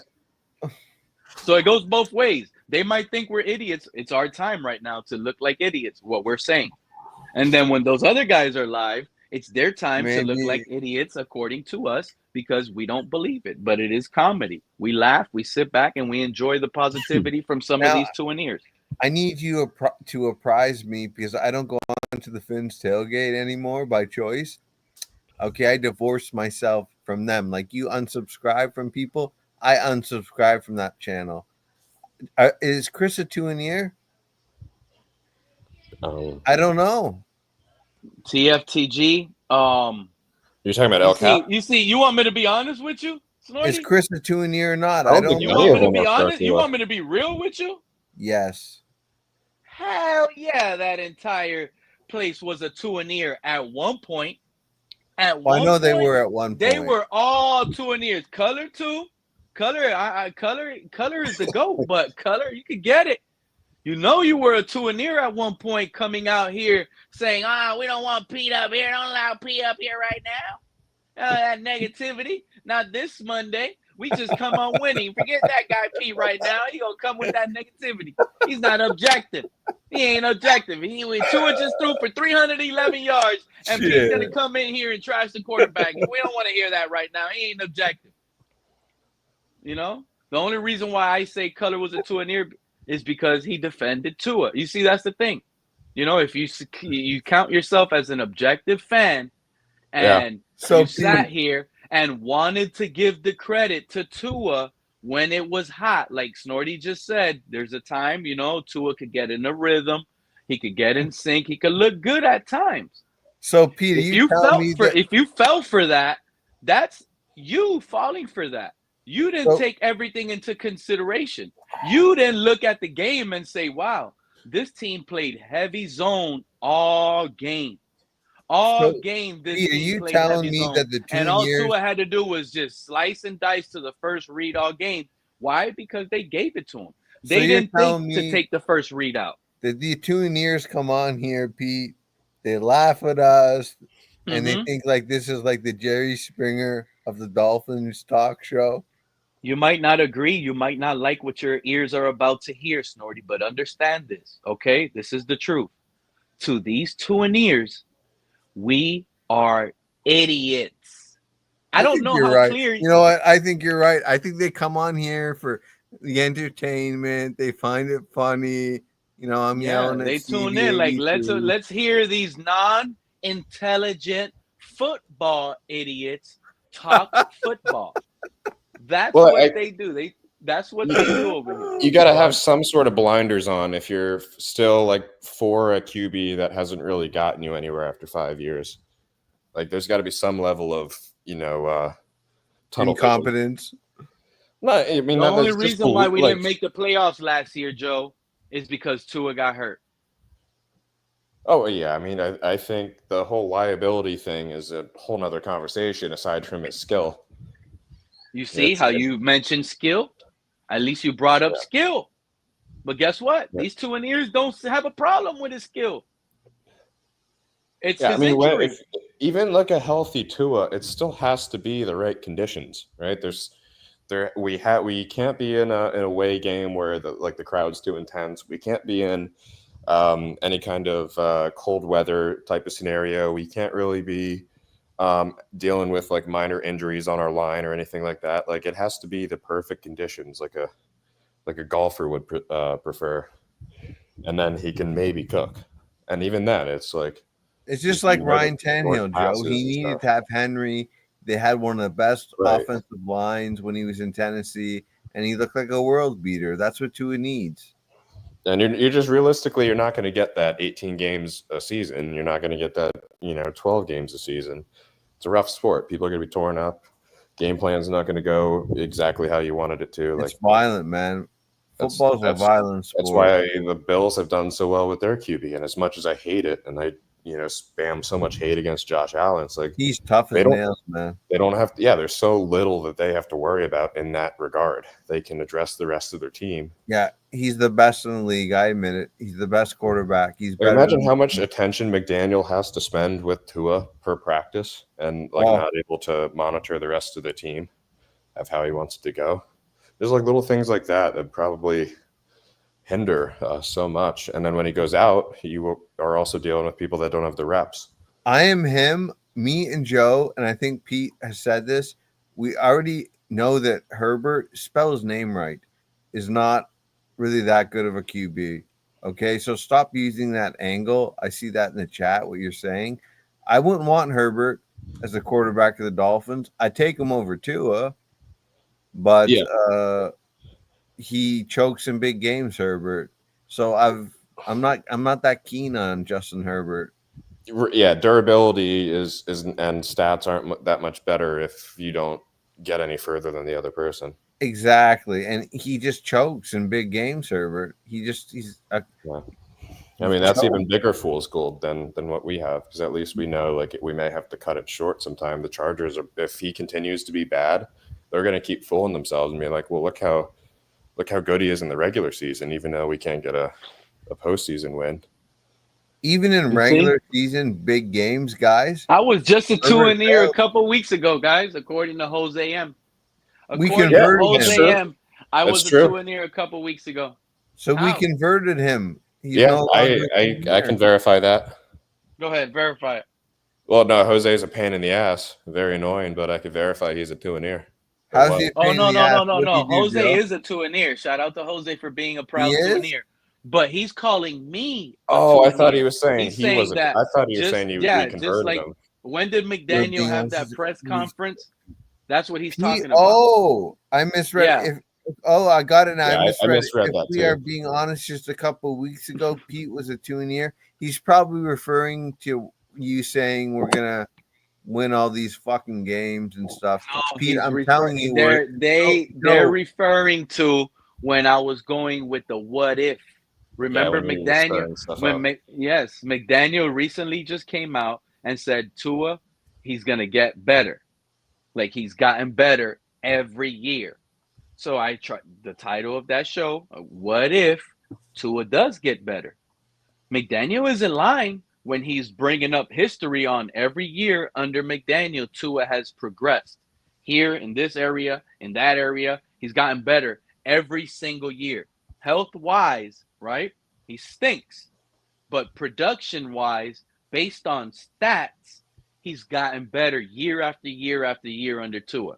So I was trying to have the conversation of what if this man actually does take another step up? What if his arm gets stronger? What if? The man's 27 years old, right? He's not old. This is the prime age on where you're getting the most strength, the most muscle. You feel yourself the hardest. I mean, is it impossible to expect Tua to be better? No, See my I point? mean, he's shown progress in bits and pieces, offseason to offseason. It's like usually his main criticism he gets slightly better at, but then like other things get worse. But he's shown the ability to grow. It's just, can he grow enough in multiple areas that would seem like they're something that should be coming more naturally to a QB, like his ability to read defenses more than one read. That kind of stuff where we limit the offense to based on what we know Tua can or can't do. And you know what the excuses are, Joe. And McDaniel can expand the offense, then maybe. Yeah, but what if these Tuaneers are right? We are complete idiots. We don't know quarterback. We should stop evaluating, period, because maybe it is the offensive line. Maybe Tua does need to feel comfortable in the pocket for him to be able to process, go to his second and third read. And maybe this is the year Greer finally admits, I messed up in the past, not addressing the trenches as I have. So now I have, and Tua is going to stay healthy. He's going to ball out. And what's wrong with a Tuaneer feeling like that? If they were to come up, a Tuaneer, and say exactly that, this is what I expect. I expect Tua to be better. I expect him to be a better processor. I expect him to hit more often his second and third read. Now, based on, his growth, based on where I project him at, and based on his knowledge of being in the NFL for what, six years now. Yeah, he's played 64 NFL games. So what is your rate for development with a QB? Like when they're at 50 games, 60 games, etc. Like where do you expect their development to be still going and at a certain level? Because it feels like a very slow upward, not even always upward, rise to Tua's development, which was the issue. But let's say he's a slow learner, Joe. Mm-hmm. Let's come to fruition and sit here and say, you know what? Tua is a slow learner.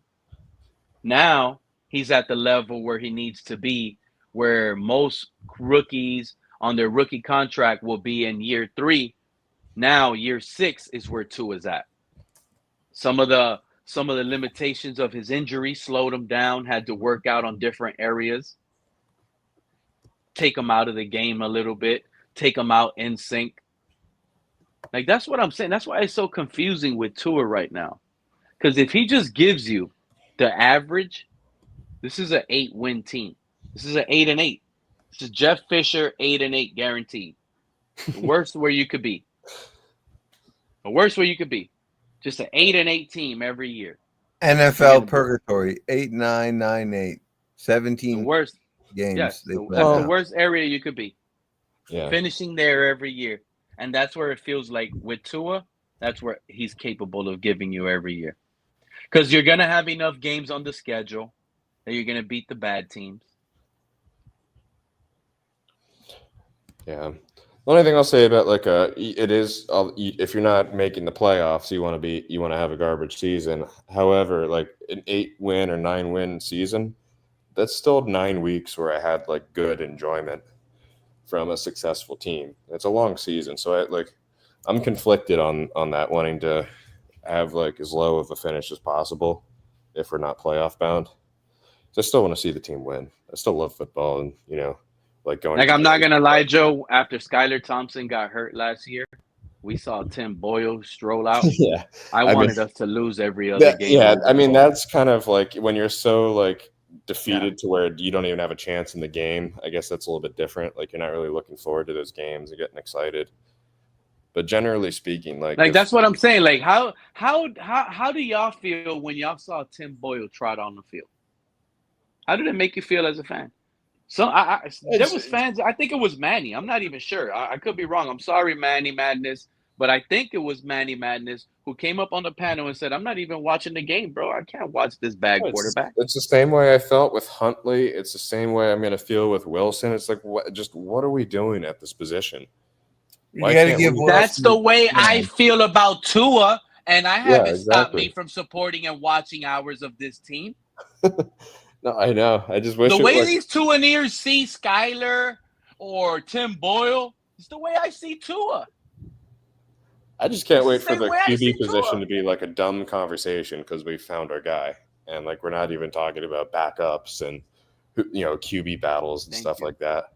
I can't wait for that day. I've never seen it. I don't care about who the backup is.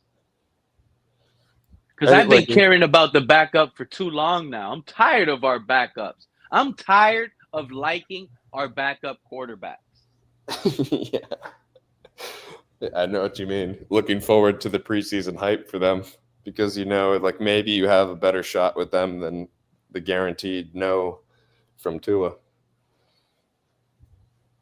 It's a guarantee. Yeah. We're guaranteed to flop with Tua. Just wanted to see what the heck Skyler had.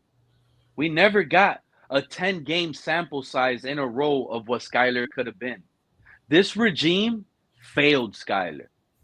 Failed him. There's a part of me that there's so much anger to our team. There's a part of me, there's so much, but it's just you forgive, you forget because they make you happy. Yeah. They make you happy. They give you a Zach Wilson. They draft you a Quinn Ewers. Who knows what would have happened if we just wrote out Fitzpatrick for a little bit longer? Who knows? Who knows which QB we'd have now? Would it be C.J. Stroud that we eventually drafted? Would it be Love? Well, what we should have done, Joe, Brian Flores, I'll never forgive him. He should have kept his word with Greer and Ross and tanked. We would have had Joe Burrow. That's a good point. I'm not going to argue. I'm just saying I fucking hate Flores. I do hate him because I love this organization. It was once proud, illustrious organization. Now we're shit. We make the 90s Bengals look good. This is shit team. We make the 90 Lions look good. There were moments last year that looked like high school football. We're really shit. Did. This whole shit fucking team. I warned this fan base, sticking with Tua, we're going to be the new old Browns. We're going to have paper bags on our head. At least they had Bernie Kosar. The new Browns haven't even escaped the old Browns. That sucks if we're the Browns. Well, it feels like the Browns got that off their back based on Baker Mayfield being able to win that one playoff game. Baker Mayfield, what? Yeah, he sent Ben Roethlisberger into retirement. And then they shoot off Baker. Why did Shedeur Sanders fall, you guys? And that's not okay. Well, oh man, now I'm gonna get accused of indirectly bringing up something. The R word. Was it his daddy? Why did he fall that far? He shouldn't have fell that far. Yeah, that's too far. We'll know once we see the guy take the field, I think.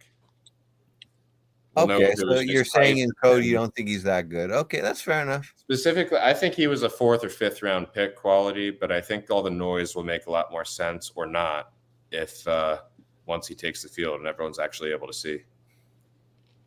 And I think he will get. I think he'll see the field this year at some point. All you see on Twitter, on even our beat reporters, Joe Shad, go search it up yourself if people don't want to believe me. Joe Shad is clipping up Shadur Sanders practice reps, throwing the ball in practice. I don't like That's all Joe you Shad. see. That's what I'm saying. Like, why is it Joe Shad showing us Quinn Ewers throw that rock? You know what the Palm Beach Post is? They're fucking woke. That's all I'm saying. I hate that fucking paper. I just don't. You know what? We don't need a team rebuild. We got to rebuild from the outside in. We need a new team of team reporters. That's going to be the next show on Wednesday. It's going to be called NFL Schedule Release plus Do the Dolphins Need New Beat Reporters? Because they're just not. They're not it. I know what I'm telling you guys. They're not putting pressure Pete, on you've the already organization answered like it. it needs. KP answered. They want to have access because the Dolphins will be like, no, you can't come in here. That's why they're sucking the dick of the Dolphins organization, a lot of them. If they get into if they're all buddy like they claim to be, you see them.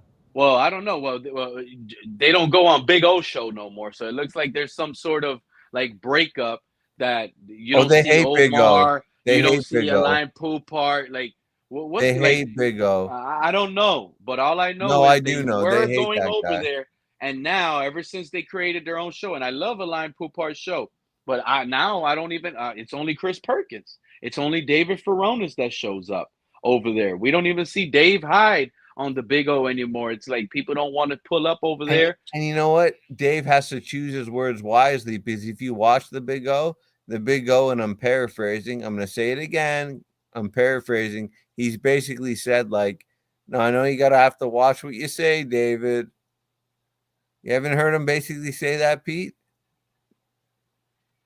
Because if David says something that they don't like, then they're going to cancel him and they're going to fire him at the mainstream paper. Got you. Where let me just get to the main point on why I was bringing up all these reporters, because since they want to be so close to each other now and be clicked up on YouTube, well, maybe they should take some of that. And since they're all buddies, stop being the yes people. Stop going along. Go with the plan.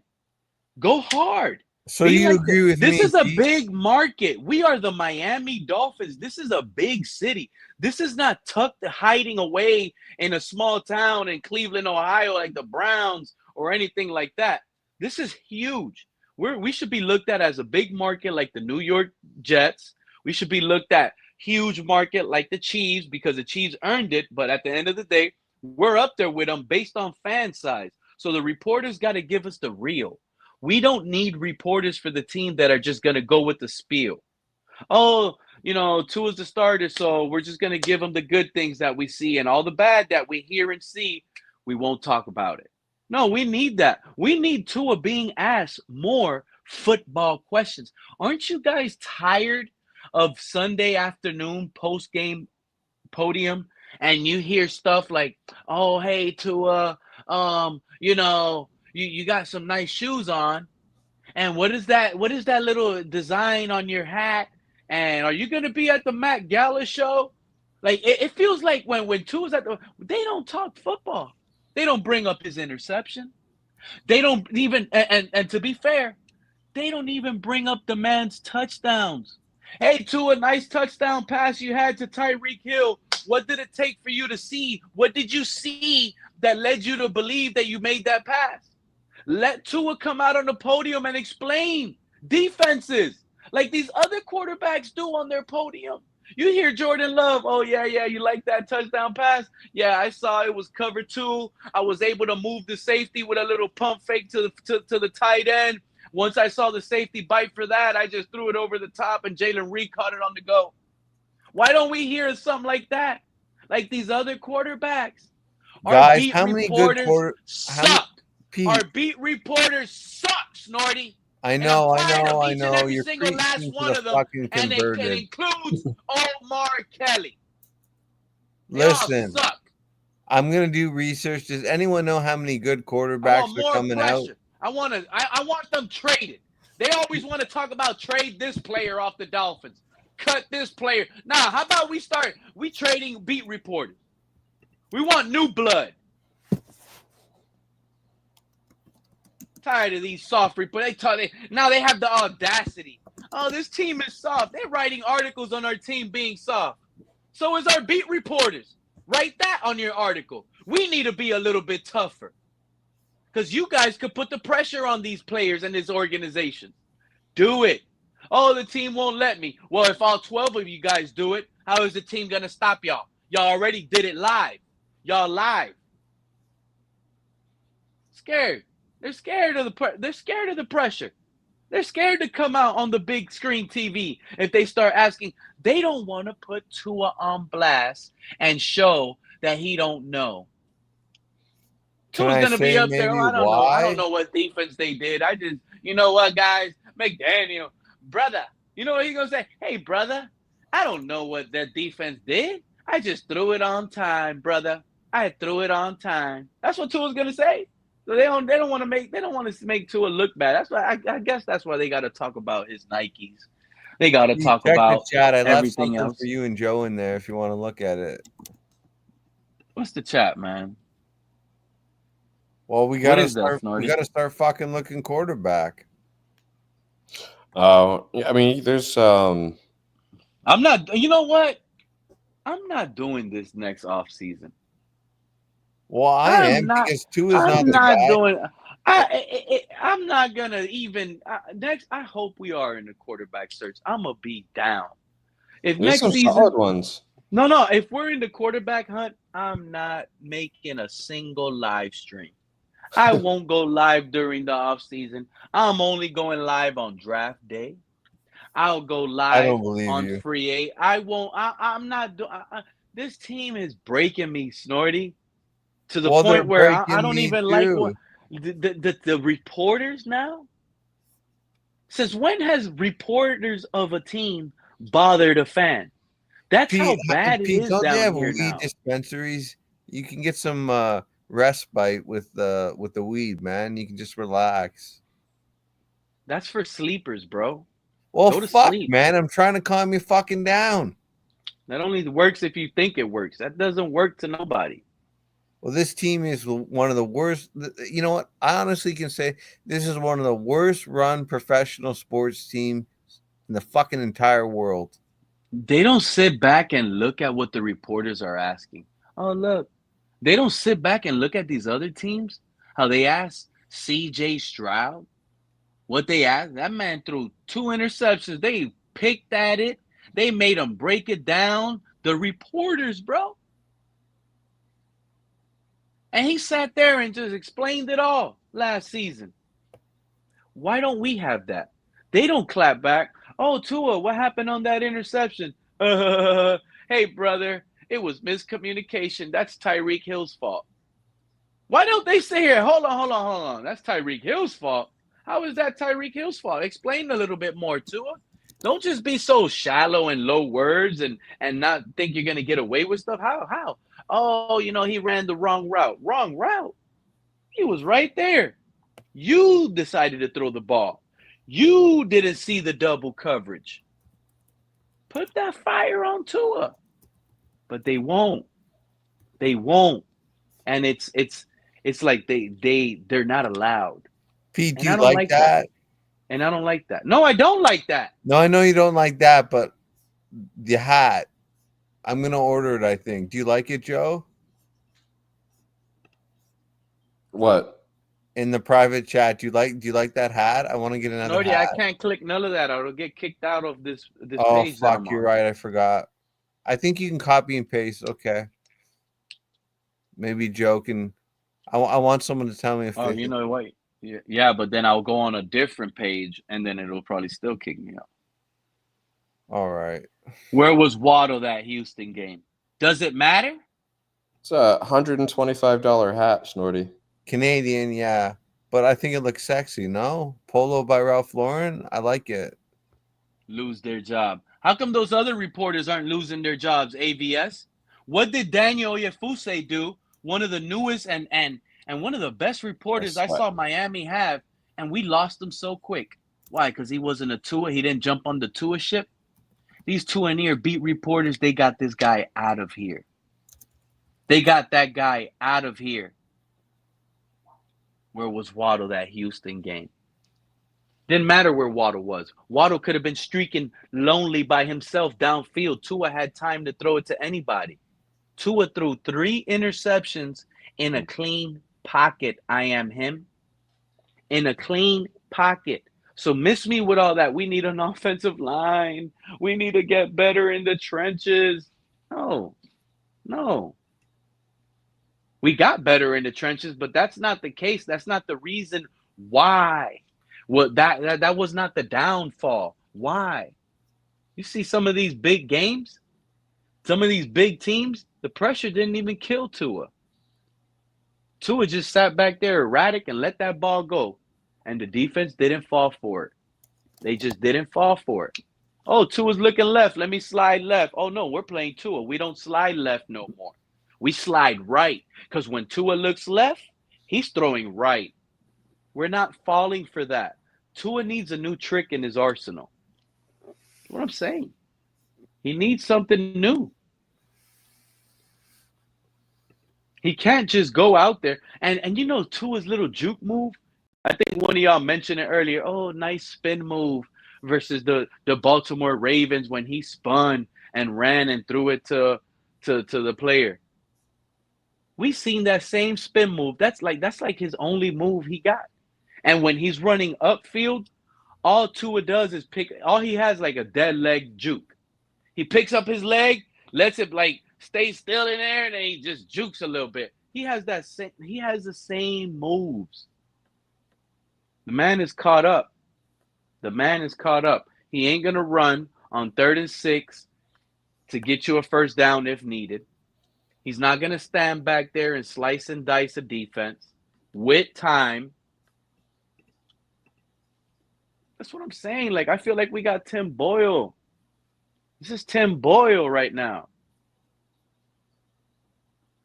We got a bad quarterback on a high contract. I can't believe it. It feels like it would be. It feels like, yeah, Pete, why can't you believe it? You've been known your team has always done bad decisions. Did you forget what they did 4 years ago? Did you forget what they did 7 years ago? Did you forget what they did 12 years ago? Or Deion Jordan. It's unbelievable. I like looking And we're back at all finally those here. QBs. Like, remember the Cutler phase that we had? That I ain't gonna lie. I love that we got Cutler that offseason. You ever seen I those can't smoking Jay Cutler memes? His cigarette photoshopped in his mouth. It's all you need is a quarterback with an arm. Let him get that ball out there. Give him a cigarette on the bench. Let him smoke a cigarette on the bench. Cutler probably did. Imagine Jay Cutler and Mike McDaniel smoking the vapes right now. They would have been on the sideline hitting the vape together. Hey, coach, what's the next play? Just hitting that vape, blowing the heavy smoke out. You know how there's some vapes that are like, you ever seen those people? They like to vape, snorty, but their favorite thing is they like. There's some crazy vapes out there I've seen. They have like a huge. It's either they have strong lungs, they know how to hit it, or it's specifically those style vapes that they hit, and it's like the biggest smoke cloud ever. I'm not gonna lie, I was in the truck one time driving at a red light. This dude in his car blew out so much smoke out of that vape. I thought his car was catching on fire. I thought the inside of his car was catching on fire. This vape smoking guy had one of the strongest vape smokes you could ever vape out of. Him and Jay Cutler would have been out there smoking on the vapes. Boom. Let me get that play right there. Nah. Jay Cutler would have told him straight up, I don't need no screen. That's another thing. When are we going to get a quarterback that's smart enough to tell this coach that's a bad play? Tua's not that guy. Tua's the guy that even if it's a bad play or his mind thinks it's a bad play, he's still going to snap that ball. There's been things Tua have said out of his mouth that rubbed me so wrong that I'd never liked, that I've said, I don't think I'm ever going to like this guy. How are you going to sit here and throw Brian Flores under the bus and say on the podium, yeah, I knew the play wasn't going to work, but I still called it anyways? You know how stupid that makes you look? Like you have no power. Like you have no control. If you're a quarterback, if you know the play's not going to work, hello, you call timeout. Did you run out of timeouts? You call timeout. You change the play. You call audible. The man has shown out of his own mouth how much he limits the team based on that alone. And I know it was some years ago under Flores. Pete, you're going way back with Flores. Come on now. You knew he grew. Now he knows how to make a check. Now he knows how to make an audible. I get it. Y'all going to want to ride with that. But I'm not buying that. Not even if it's for sale, half off. I'm not doing it. Wrinkles are going to, Snorty, get ready for wrinkles. Gray hairs. And Gray older pubes, too. Yep. Gray okay, beard. I'm going bald eagle. Totally. Yep. Gray beard, mustache growing out, looking like Santa Claus now. Joe, this team, I swear to God, I'm actually worried. I'm going to have to smoke weed. I'm worried if I don't smoke weed when I watch them, that I could smash my fucking TV or something. They're awful. I could not watch Huntley last year more than like fucking two drives, like 5-6 minutes of the game. He was awful. And then Boyle, that other guy used to be with the Jets. I mean, this team is like I know you think I'm trying to be funny. They will induce a bowel movement. They make me sick. I can't watch them. If they're shit, all shit. I can't watch the team if they're shit this year. That's where I'm at, bro. There you go. Even Pete agrees with me. Thank you. I thought you were going to say that's gross, Jordy. Shut up. No, I do feel like saying that because look how long I've gone through having to sit back and watch Tua. So I didn't like watching Huntley. I can't do it anymore. I didn't like watching Tim Boyle. Oh, my God. I sit back and I was mad. Oh, some of these fans coming around, lucky them. They didn't get to sit there at agony for 4 hours trying to break a TV now because your coach can't get it right. Picking the wrong quarterbacks left and right. Knowing that we've put in our hobby, our friendly time hours on the internet to sit back and try to fix this team as some casual fan GM can. Sitting back saying, man, let's get Russell Wilson. He's only $1 million. If Tua don't pan out, he don't stay healthy, we got Russell. Nah. They kept with the Tyler. They went with Boyle, Mike White. Can you believe that? We got Mike White. They gave y'all Mike White so y'all could be happy as a local homegrown guy. Yeah. Mike White is from Pembroke Pines. We got the home guy. Yeah, Mike White is the great White. I know. They've been doing this homegrown guy for how long now as backup? This is the avenue they've gone. Look at the recipe. Look at the receipt. It's not just Pete saying it. We went with Jacoby Brissett. Brissett is a homegrown guy. Hold on. Brissett is a homegrown guy, born in West Palm Beach, Florida, down the street. Teddy Bridgewater grew up minutes away from the stadium, homegrown guy. Mike White, homegrown guy. Tyler Huntley, homegrown guy. Why do they want all these homegrown Florida guys that never threw a football in the snow? Because they want more Dolphins fans to buy tickets. Because you know what? I predict that if this keeps continuing, that the Miami soccer team will have more fans than the Dolphins. I'm not being sarcastic. Give this another 15 fucking years. I don't think it's going to take 15 years, Snorty. It may not. You could be right. It could be 10. It'll be at least 10. I'll say 7 to 10. Okay, 7 to 10. Like The no soccer has people traveling to Fort Lauderdale now to watch them. They don't is get that a where they're lot. based? Where is the I mean, Miami team based? it should be in Fort Lauderdale. They're in Lauderdale with Messi. Yep.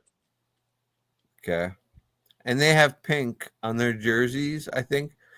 Yeah, they have a nice jersey. I like their jersey. You know, in Toronto, we have the Toronto FC. In Vancouver, we have a team too. Montreal has a team. Same league. It's Chase Stadium in Fort Lauderdale. Chase Stadium, so like the bank, Chase. Yeah. I'm actually going to a Blue Jays game.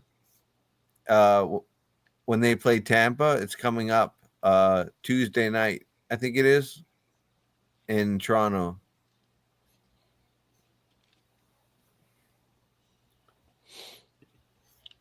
Pete, did you go to a Marlins game, Pete? Marlins. I mean, I want to. I haven't, but I do. It's a long season. Still have a lot of time. Yeah, to go. there's 162 games. I know, but I'm flying back. I need to meet with someone, and I'm gonna see a Jays game. And they won. They beat Seattle. I was gonna go see them. I'm out on the West Coast, but I won't go over the border because the bullshit. Joe, when you travel, are you seeing, even though you're American, are they giving you a hard time at the border? No, not really. I mean, the last two places I traveled were Montreal and Belize this year. I know you went to a Habs game, right? Yeah. Devils won that one 4-0. Yeah, but they're treating Canadians like shit. They're like going into cell phones. You got Canadians. They're using burner phones. They'll go get a pay-as-you-go phone and leave their phone, at home. Oh yeah, they're searching everything. It's really getting fucked up, man. Only thing I've had was when I went to Colombia, they searched my bag like 5 times before I got on the plane. It's because of the dope. Yeah. Would you go Bogota? No, Medellin. But I flew through Bogota. Is that how you say it? Bogota? Bogota, yeah. I was there years ago. You know what? You got to watch it going to these countries, Joe. Yeah, I got pickpocketed when I went to Medellin. What'd you do with your credit cards all gone? I was leaving a concert with some girls. It was a Romeo Santos concert, actually. Oh, Romeo Santos concert must have been fire, dude. Yeah, I've never heard of Romeo Santos.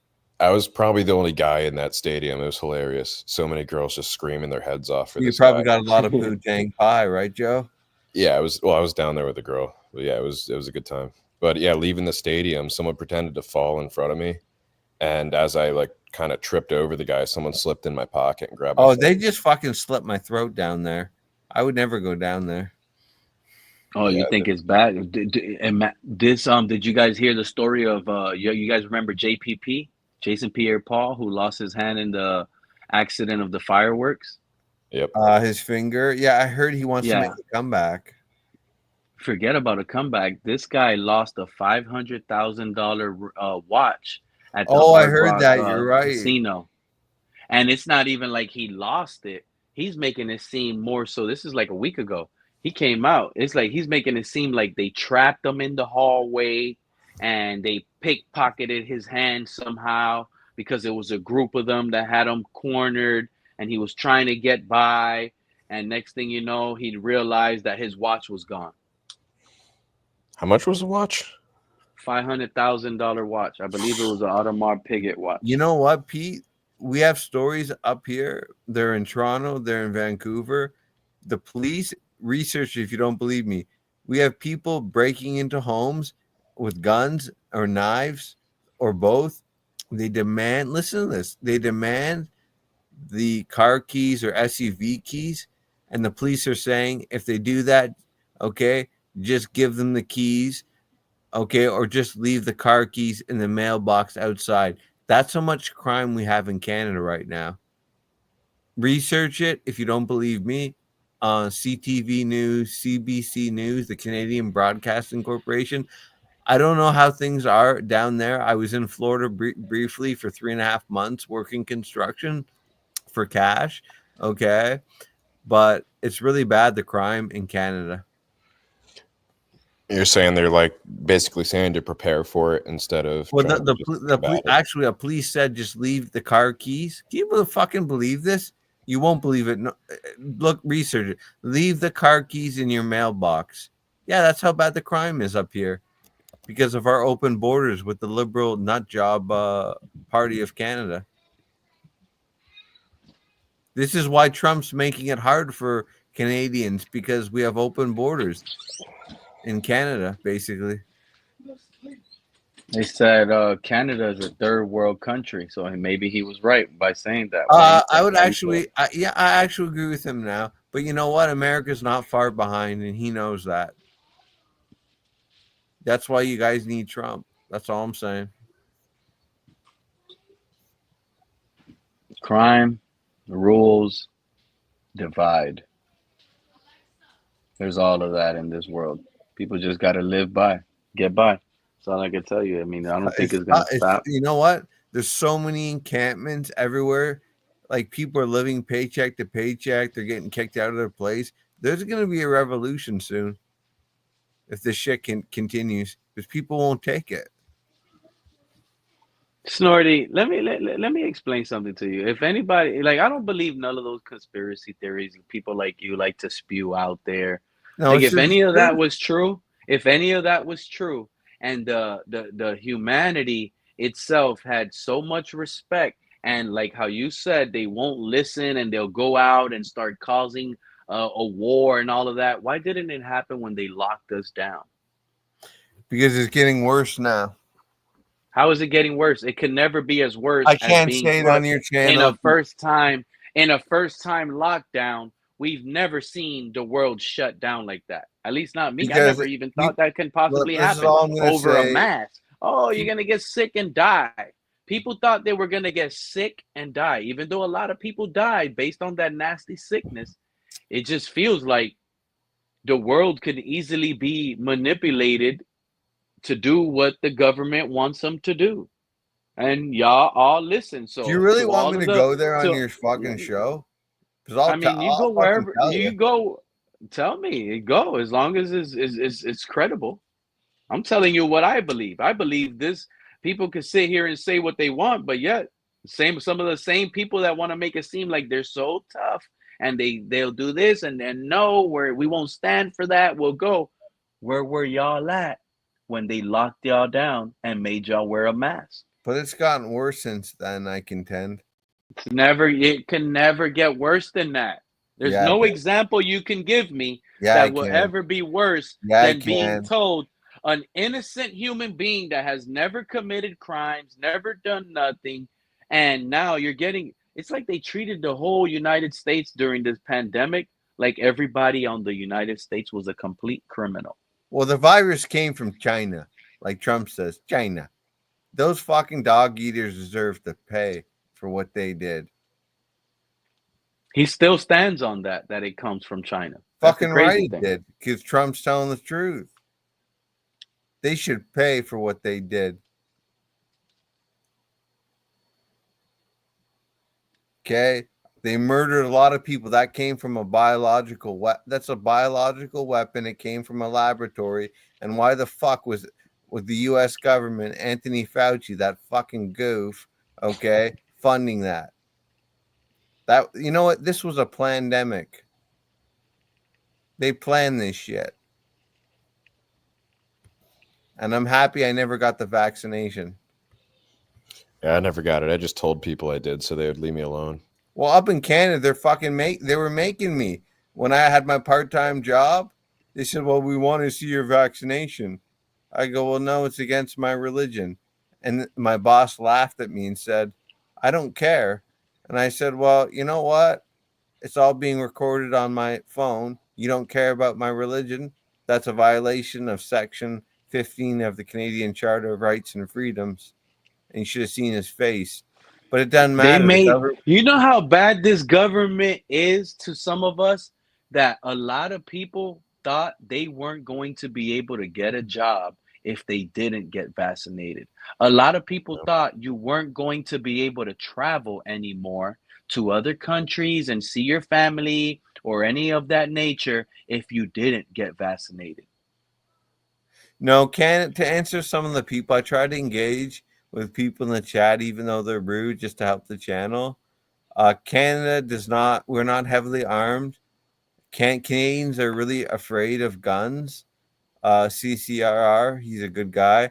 As for this scumbag from Western New York, does Canada have a navy? We do have a navy, and we were fighting Adolf Hitler before you guys. All right, Canada. Thanks. Canada. Look at that comment. The last one from Gmail CGS. What's that? What's this guy on? I see G. Where's the last one? How many boats? Well, we don't fund that much. The Liberal government of Canada does not fund the military. All right, Suicide Hotline. They're very left wing. You know what I have a problem with, and this will surprise people based on my orientation. Do you want me to go here, Pete, about why there's going to be a revolution? You said you wanted me to go there. You want to know why? The breakdown of We're the live. church. You talk about it. The breakdown of the church. We cannot be having she-males reading books about blowjobs to children. That's pedophilia. That's sexualizing our children. It's fucking disgusting. Okay? And you know what? Why do you think all these kids, like 10 years old, there's been newspaper articles, they all have the human papillomavirus. That's HPV. Wait, what does this No, have to do with listen to me. What was that? What does this have to do with the Canadian Navy? Because we're talking about the breakdown of society, Joe. I'm telling you right now, give it 15 years, okay? People are going to be amoral. They're not going to be immoral. They're going to be amoral. They're not going to have any morals. There's going to be no ethics. We're going to be living in a dystopian society completely. People are going to be like fucking kids that are 12 years old. There's a sick pedophilia agenda in government, and I subscribe to the idea of Pizzagate. It's disgusting. I believe that. So's Donald Trump. So's General Michael Flynn. God bless that man. Retired General, 3-star General Michael Flynn. Steve Bannon. I love all these guys, man. Stephen Miller. I love Trump. Even though he's making it tough on Canadians, I love that man. He's trying to save the world. He's trying to save Western civilization, people. And it's very sad that people laugh. They don't understand this. He's trying to save Jews and Christians. He's trying to save people. When are people going to wake up and realize ain't nobody trying to save a world? They're trying to save themselves. They're just in position to be looked at in that way. But ain't nobody trying to save California. You know what? Elon Musk. If it weren't for Trump, listen to me. Hold on. You think these people care about Earth? They want to sit here and run around. No, they don't. You think they? You know what? If it weren't for Donald Trump, some of these people got so much clout and they have so much abilities to change it. If they really cared, then they would. They would put all that money and effort into the world. Guess what they're doing, Snorty? They're lying to you. They're saying, "Oh, we need to sell new style cars." Now, since we're not making money on these type of cars anymore, let's make production into electric cars. Let's tell these idiot humans that it's better for the world, right? The same humans that are destroying the world, building all type of stuff, they're trying to convince us that electric cars are better for Earth, greener grass. The same people that created that theory are the same people spending billions of dollars to try to help out and create a world on Mars. Is this idiot not even bright enough to understand that? Why would you even think about fixing another planet instead of trying to fix the planet we're currently on? They're trying to spend billions and trillions of dollars every time they send these NASA, these rockets, these ships up there, these gadgets, these AI robots. They're going to plan 1 million humans up there. Y'all spending all this money on that? I agree when there's with you on that. humans out here, no. there's humans out here, right? Beautiful humans out here. Like, shout out to the Big E who needs a body part that I don't want to say which one it is because I can't fully remember, but he needs a body part, He needs to stay function. He needs to be alive for his kids so they can watch him grow and be healthy. But these people rather worry about Mars. They rather worry about I electric agree with you on cars. that. I agree with you on that. I seen you know a human needs. I seen like how much there was just a commercial, not a commercial, an ad not too long ago, like a week ago or 2 weeks ago, of the Naples dog place, and and this is just an example. I'm not mad that they fixed the dog's eye. I'm just saying, like, so the dog had a bad eye. He went to this whole they picked up a street dog. They fixed the eye. They gave that dog surgery. A dog that has never worked in his life and built this earth, made it better. Humans are out here working on a daily, not only to make their family proud, but sitting here making themselves proud on the work that they did to make the world better. Yeah, some of the people that have the power and the leadership But to that do dog it ain't and could do evil. it in an instant. Yeah, it doesn't. He's Don't you not think the evil, that people? dog. Most humans are evil. But the dog got picked up off the street, Snorty. They saw the dog and they gave that dog a free eye surgery. I Good. can go right now, walk up to a homeless guy, and I know, oh, Pete, he's a homeless. Most people, what do they think? Oh, he's homeless. That's his fault. Oh, he's homeless. He must be a drug addict, crackhead. Are Oh, you I aware agree with you there. You're making good points. homeless? Yeah. There's some homeless that are really educated. There's some homeless that just they ran out of family. They ran out of money. They were in a bad predicament. They didn't have Absolutely. insurance. They broke their leg. They lost their job. They lost it all. Yeah. Just that quick, just that instant. I Nobody agree, cares Pete. about You're that. right. And you know That what? man You could know write a what? letter to the president. He could write a letter to the president. President don't care. He could write a letter to Elon. Elon don't care. He's going to send trillions to Mars. But these people that have this whole space in front of them, they have the whole world behind them, like little cult followers. They think is actually good when they're morons. They're all morons. Would you at least agree with me, though, that Pete, that I there don't be agree. I'm starting to think every human is a moron and they don't care about anyone or anything. Humans only care about the people they love and the people they care about. After Well, that's that, what, it's all. please. It's all. Oh, After God. that, it's all. Let me be nice for the internet and say the right thing. But They that's what turn I'm off that. saying. There's the breakdown of religion that's going to cause more problems because people don't give a fuck about other people. That's what I'm saying. At least Trump, he's pushing Christianity. He's protecting Christians and Jews. He's protecting Americans from getting fucking raped by these guys in It's all MS-13. talk. It's all talk. All no MS-13 is not talk, bud. They cut people's fucking heads off. Every gang that's a gang does that. That wouldn't be happening if these idiots don't spend money out on another planet. Well, there This is where I'm definitely trying needs to. look. Like, this is where I'm trying to. This you don't get it though. No, You I just get it. don't There needs to be more understand it. money spent on social housing. There needs to be more money spent on. There shouldn't helping be a people. human dying because they need a body part transported.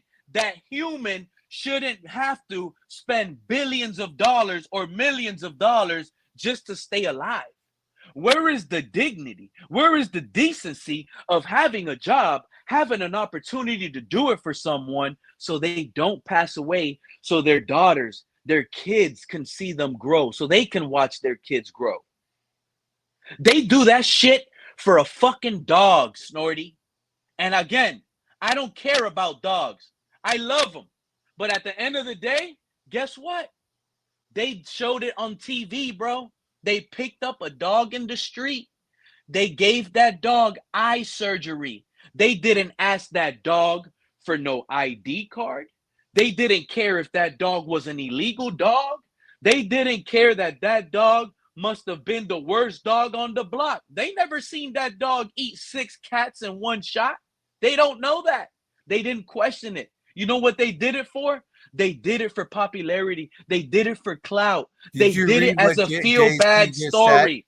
They did it as, oh, we are a good pet store. We have the That's best right, doctor. JC. We You fucking it's tell all- him. JC What? made a good point. JC just What? made a good point. Can you please put that up?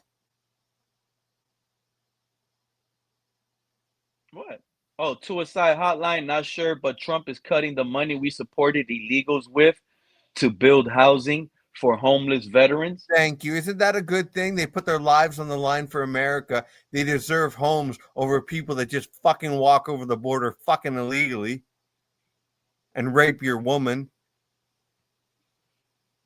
That's another conspiracy. You see, that's another thing.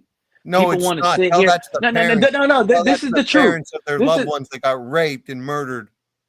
rapists are not only illegals, and I'm not defending illegal immigrants, not whatsoever. But this is another lie that y'all living in. And you're not in America, Snorty, but it could be happening in Canada as well. Oh, it is. But not, Believe me, it but is. not every illegal immigrant I never is a said rapist.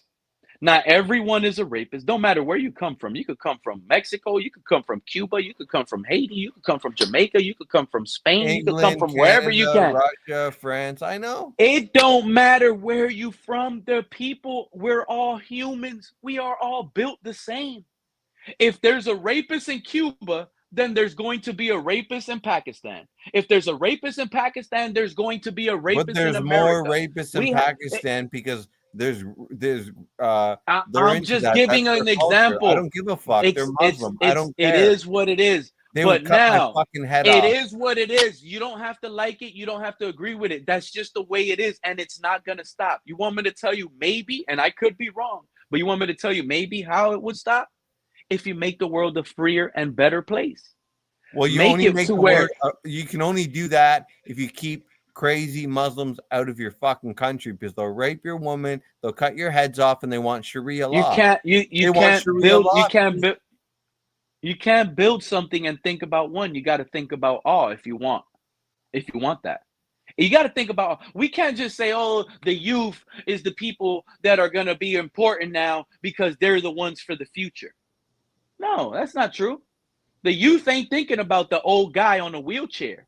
There's levels to this. A young person is never going to think about the challenges that a 65, 70-year-old guy has to endure in life. He's too young. He's not there yet. He don't have that knowledge. I told you that I was a social worker before I stopped Snorty, working at the harm reduction place. People aren't worried. People aren't worried about what needs to be worried about. I've helped a lot of marginalized people. I'm telling you. This isn't about you. This isn't about you. This is about the world in general. Well, and I don't care about the world. Then you don't see. Country first. Okay, that's fine. Okay, but it's not about country first. That's where you see how we're meant to be a divide.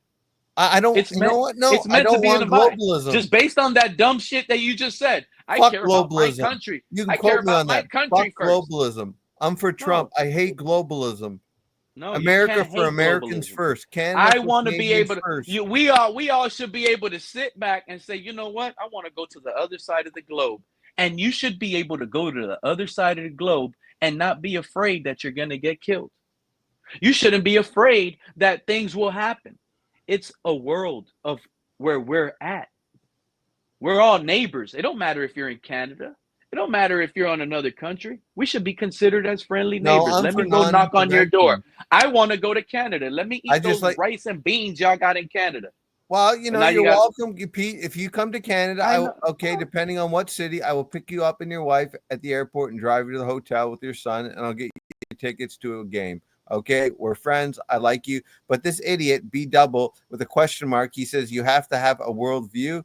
Well, not really. I'm for non-intervention. I don't believe in going over to the Middle East and fighting wars and doing all this shit. All the money being sent to Ukraine. Why? Trump's smart. Save that fucking money. Why? He straightened out my fellow tribeman, that little fucking arrogant Jew. I can say that. My tribe member right in the fucking White House. God bless him. He wants war. They're not in a good position. Ukraine will be finished without the United States. You guys have given them billions and billions of dollars. So's my country. You should spend. They only want war. They only want war because behind the war, there's something going on. The reason why the war is going on. Who got gypped?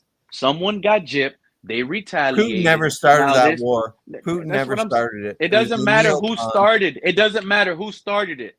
At the end of it, I guarantee you, is behind some money.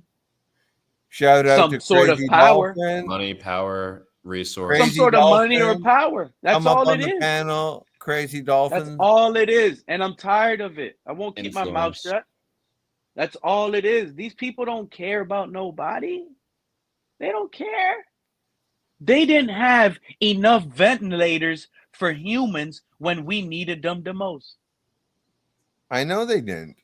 They were falling off the beds, couldn't breathe. They were all dying. They were Look, all dying. it's a dog-eat-dog world. Everyone fucks everyone over. I get it, Pete. Believe That's me. what it is. But I'm saying, That's look, exactly who would what you it rather is. be the president, Kamala Harris or Donald Trump? Be honest. None. I've said No, this you have to before. pick one. No. None. You have to pick one. None. No, you have to pick one. I don't have to pick any if I don't agree with. I don't only believe because only because that's the candidates that we have in front of us. Don't mean that Pete has to vote for one of them. What if Pete don't like Kamala, and what if Pete don't like Trump? Y'all gonna force me to vote for somebody I don't like? You know what? If Kamala Harris got in, what? The world could be blown up. There could be World War III. Same could be said with Trump. No. Trump scares the shit out of Putin. He scares the Trump shit out of ain't that scaring rocket man. nobody. Oh, Trump ain't he scaring scares nobody. that. He scares that fucking dog eater in Pyongyang in North Korea. Rocket Man. He scares him. Oh, for sure he does. Absolutely. And Trump is 3 the years, best. 4 years down the line. Donald Trump is the best we want president this since guy. John We Fitzgerald need Kennedy. this guy. Okay, and that's we need coming this from a guy. Canadian. We need that guy. You know who stands out, Snorty? You know who stands out as people? Guys like Martin Luther King Jr. You know why? You know why? They came out of nowhere. They came out of nowhere. They ran, they stand for something. And people liked it and believed it and vouched for it. He could have made it big. He could have been someone that sat here and made a difference in this world. See my point? Not somebody that's given. People that really deserve. There's people that really earn stuff. There's people that really deserve things, deserve the praise. People that are silver spoon, they don't get it. Donald Trump, Pete, who's your favorite president? Do you not even care? Do you not think that JFK was great for America? I don't think I ever had a favorite president. Really? I don't think I ever had one. Okay. Because I think that Trump is the best president since Kennedy. That's my opinion. And he's the leader of the free world. I love Trump. It's too much divide. He causes too much. He doesn't know how to play both sides. You're a leader, Snorty. You got people in America that hate you as a president, and you don't know how to get these people right. Because they've all gone woke. They're fucking crazy, the people that hate Trump. That's an excuse. That's an excuse. It doesn't matter. You got a job to do. Go ahead and make it right. You got a job to do. Make the people that don't like you, make them like you by doing the right things. Fix it. That's what I'm saying. Like Lenny, I gave you an example. I gave you an example, Snorty. A 25-year-old leader. A 25-year-old leader is not going to think about how to make life easier for a 75, 80-year-old. What would you say? It's just not in their brain. Pete, what would you say to Mr. Finser that says Trump is saving family values? And I agree, and that's why I love Trump. Coming from my lifestyle, and I'm saying that speaks a lot. You need family values, because if the family breaks down, you're going to have chaos. What I do like about Trump is how he went against the whole. You see, people don't know. I don't like to be political, but I'm against the lockdown. What they did to us during the pandemic, I agree. It was how criminal. they didn't even have resources for people and just let them die out. Morgues piling up bodies being thrown out, catching all. Can I just say something to Mr. Sean Tunsil? Some people you don't couldn't know even be anything about buried. family values, buddy. Because your fucking cousin won't give you a little bit of fucking change. But at least Trump was, at least Trump was one of those people that didn't want us to be shut down. They called the cops on me when I went into fucking the grocery store because I refused to wear the mask. I told them, I'm not going to wear this. What are we, in Saudi Arabia, and I'm a woman and I have to cover myself? Fuck you, goof. And they called the police on me. That's how retarded people are. We shouldn't have to wear the mask. That was that's what I was talking about. Well, thank you. That's what I At was least we talking can find some common ground, Pete. But I love you, bud. Joe, about. did you wear the That's what I'm mask? talking about. Joe, did you wear the mask? You probably had to at work. Joe Joe's Joe used to afraid. wear Joe's that afraid. mask. Joe used to wear that mask on a daily. He was They So I made him don't at know. work. My ceiling's leaking because it's raining you so know, hard. I wasn't hearing what you guys were saying. What'd you say? Snorty, I Yeah, had a, right. hey, Yeah, right, did y'all Joe. ever did y'all have a dolphin mask? I had a mask that was a Miami Dolphin mask. I paid $30 for that mask. What do you mean a And I'm not mask? gonna lie. Oh, like The COVID mask? Yeah. No, And I have like a black, just like Trump this was cotton convicted one. of sexual assault. I'm not gonna lie. Hey, I he wore wasn't. that mask. I wore that mask for like 2 days straight. That dolphin Trump- mask. I was like, ooh, I got a CCRR. dolphin mask. Don't No, I'm say not that. gonna. That's And it false was like that information. third day. I went to put that mask on, and I got a whiff. I must have had like bad breath that day or something. But I put that mask on. I smelled my breath. I said, "Was that my breath? It can't be nobody else. This is my mask." But golly, I can't. It was a whiff. I couldn't believe I smelled my own breath. It was bad. It was those masks. After that, I said, you know what? There's a reason why you have to go with those white ones, and you have to throw them out. You can't be saving. You can't get a stylish Louis Vuitton. People were out there buying, I'm gonna get me a Gucci mask. You know how bad their breath got up in there wearing that same mask? See, you can brush your teeth every day. Every single day you wake up and brush your teeth in the morning. By 3 p.m., you done talked all day. You haven't brushed it. You done ate 3 different things possibly. Your breath is kicking. You put that same mask on, you're going to smell it by 3 p.m. I guarantee you. That's what I just hung that mask up and I said, I got to wear the paper plate ones, the paper ones. What happened, Snorty? You sound like you got a lot to say. Go ahead, pop off. Yeah, CCRR. First of all, I'll preface this by saying I hope this doesn't spoil our internet relationship. I don't know why. Hey, Joe, I thought this was Hooked Up Joe. I thought this was you right now saying that, Joe Riz. I was like, what is this guy talking about? We're He's up here making with these us. checks, But then it's you Hooked Up fucking Joe leave. in the chat. It's Like, not what did Joe I Riz. do? That just threw me off. I'm not gonna. I don't threw me off a remember. little Trump is not a convicted sex I mean, I offender. kind of share his sentiments. CCRR is telling me that Trump is a sex offender. That's bullshit. That was a stupid political witch hunt. They did the same thing to Justice Kavanaugh. They accused him of being involved in like fucking bukkake parties with alcohol. These liberals are fucking mentally ill, okay? And it's coming from me. Remember, I share a lot of liberal ideals. They're crazy. The Democrat Party is suffering from Trump derangement syndrome. They're crazy people. Nancy Pelosi should be put in a fucking bubble room at a hospital where she lives in San Francisco. She's crazy. These people are nuts. Kamala Harris, okay, Cory Booker, all these fucking losers and the squad, put them in mental institutions. Especially Omar. Omar all is a I'm saying crazy is person. there's a lot of like you go out into the world, Snorty, especially here in the United States, and you have a lot of Trump supporters, and I mean some of the biggest Trump supporters that fully believe that once his term is done, everything is going to be sunshine and rainbows. And these people are going to get hit on the side of the head with a bat, not literally, but like in a way where they're going to realize Trump 2 more won't leave. years, 3 Trump more is not years. leaving, Pete, unless he dies. Trump's going to stay in 2028. They're going to redo the Constitution. He's not leaving. Mark my words. I don't want him to leave. It's over. You see how some people are so tied to Trump? You guys are desperate. It is over. That guy's going to be done in the next, 2 years, 3 years. He's out of He here. won't leave, Pete. Trust me, he won't leave.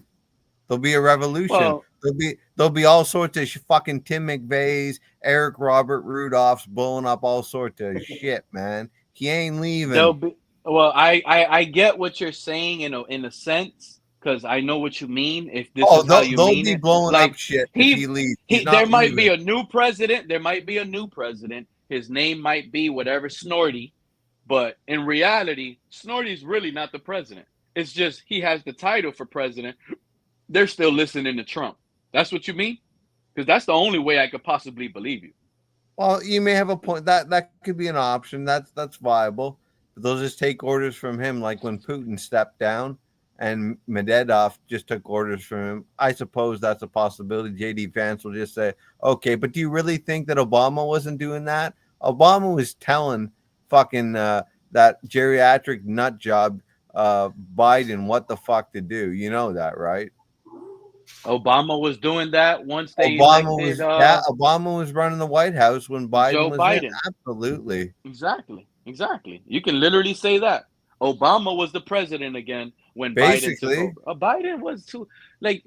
Think Biden about, was fucking crazy, like, buddy. How That's dumb? elder abuse. Like exactly. Joe Biden. I know disrespect, but he was too old, man. That's too old. How old So is Joe suicide Biden?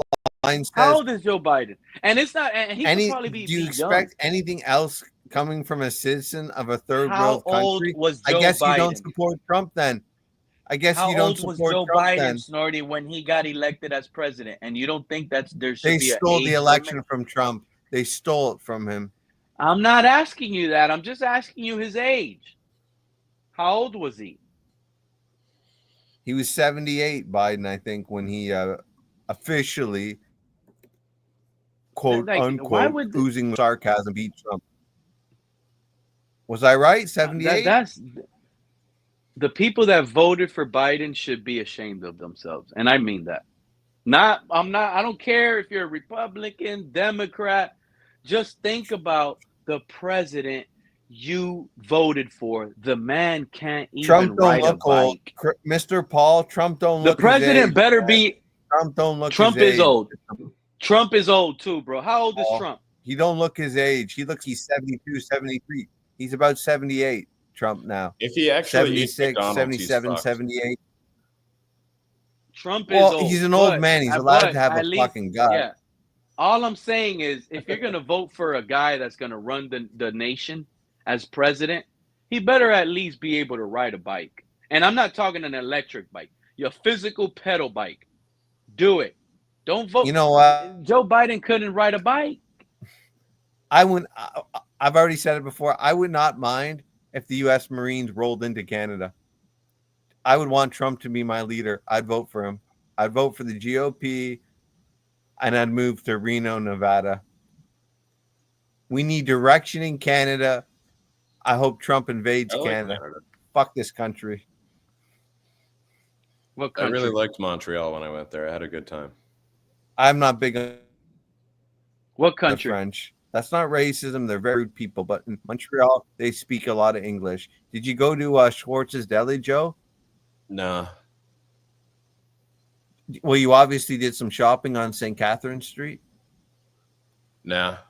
What did I do? What the fuck did you do, bud? I learned how to curl. I went curling. I went on an e-bike through the snow through Mount Royal. Oh man, you must be in good shape to do that. Holy shit, winters are terrible. Went to a hockey game. I went to a music festival called Igloo Fest. Igloo, I've heard of that. I haven't went. Okay, I can handle Joe Montreal only in Quebec because they'll speak English.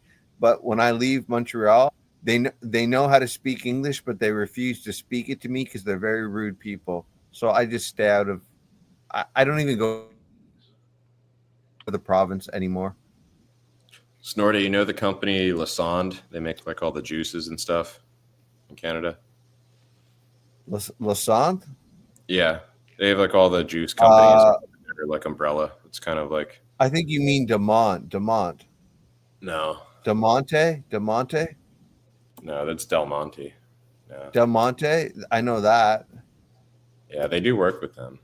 And I'm talking about like just spell it for me. I'll research it. What's it spelled like? Lassonde.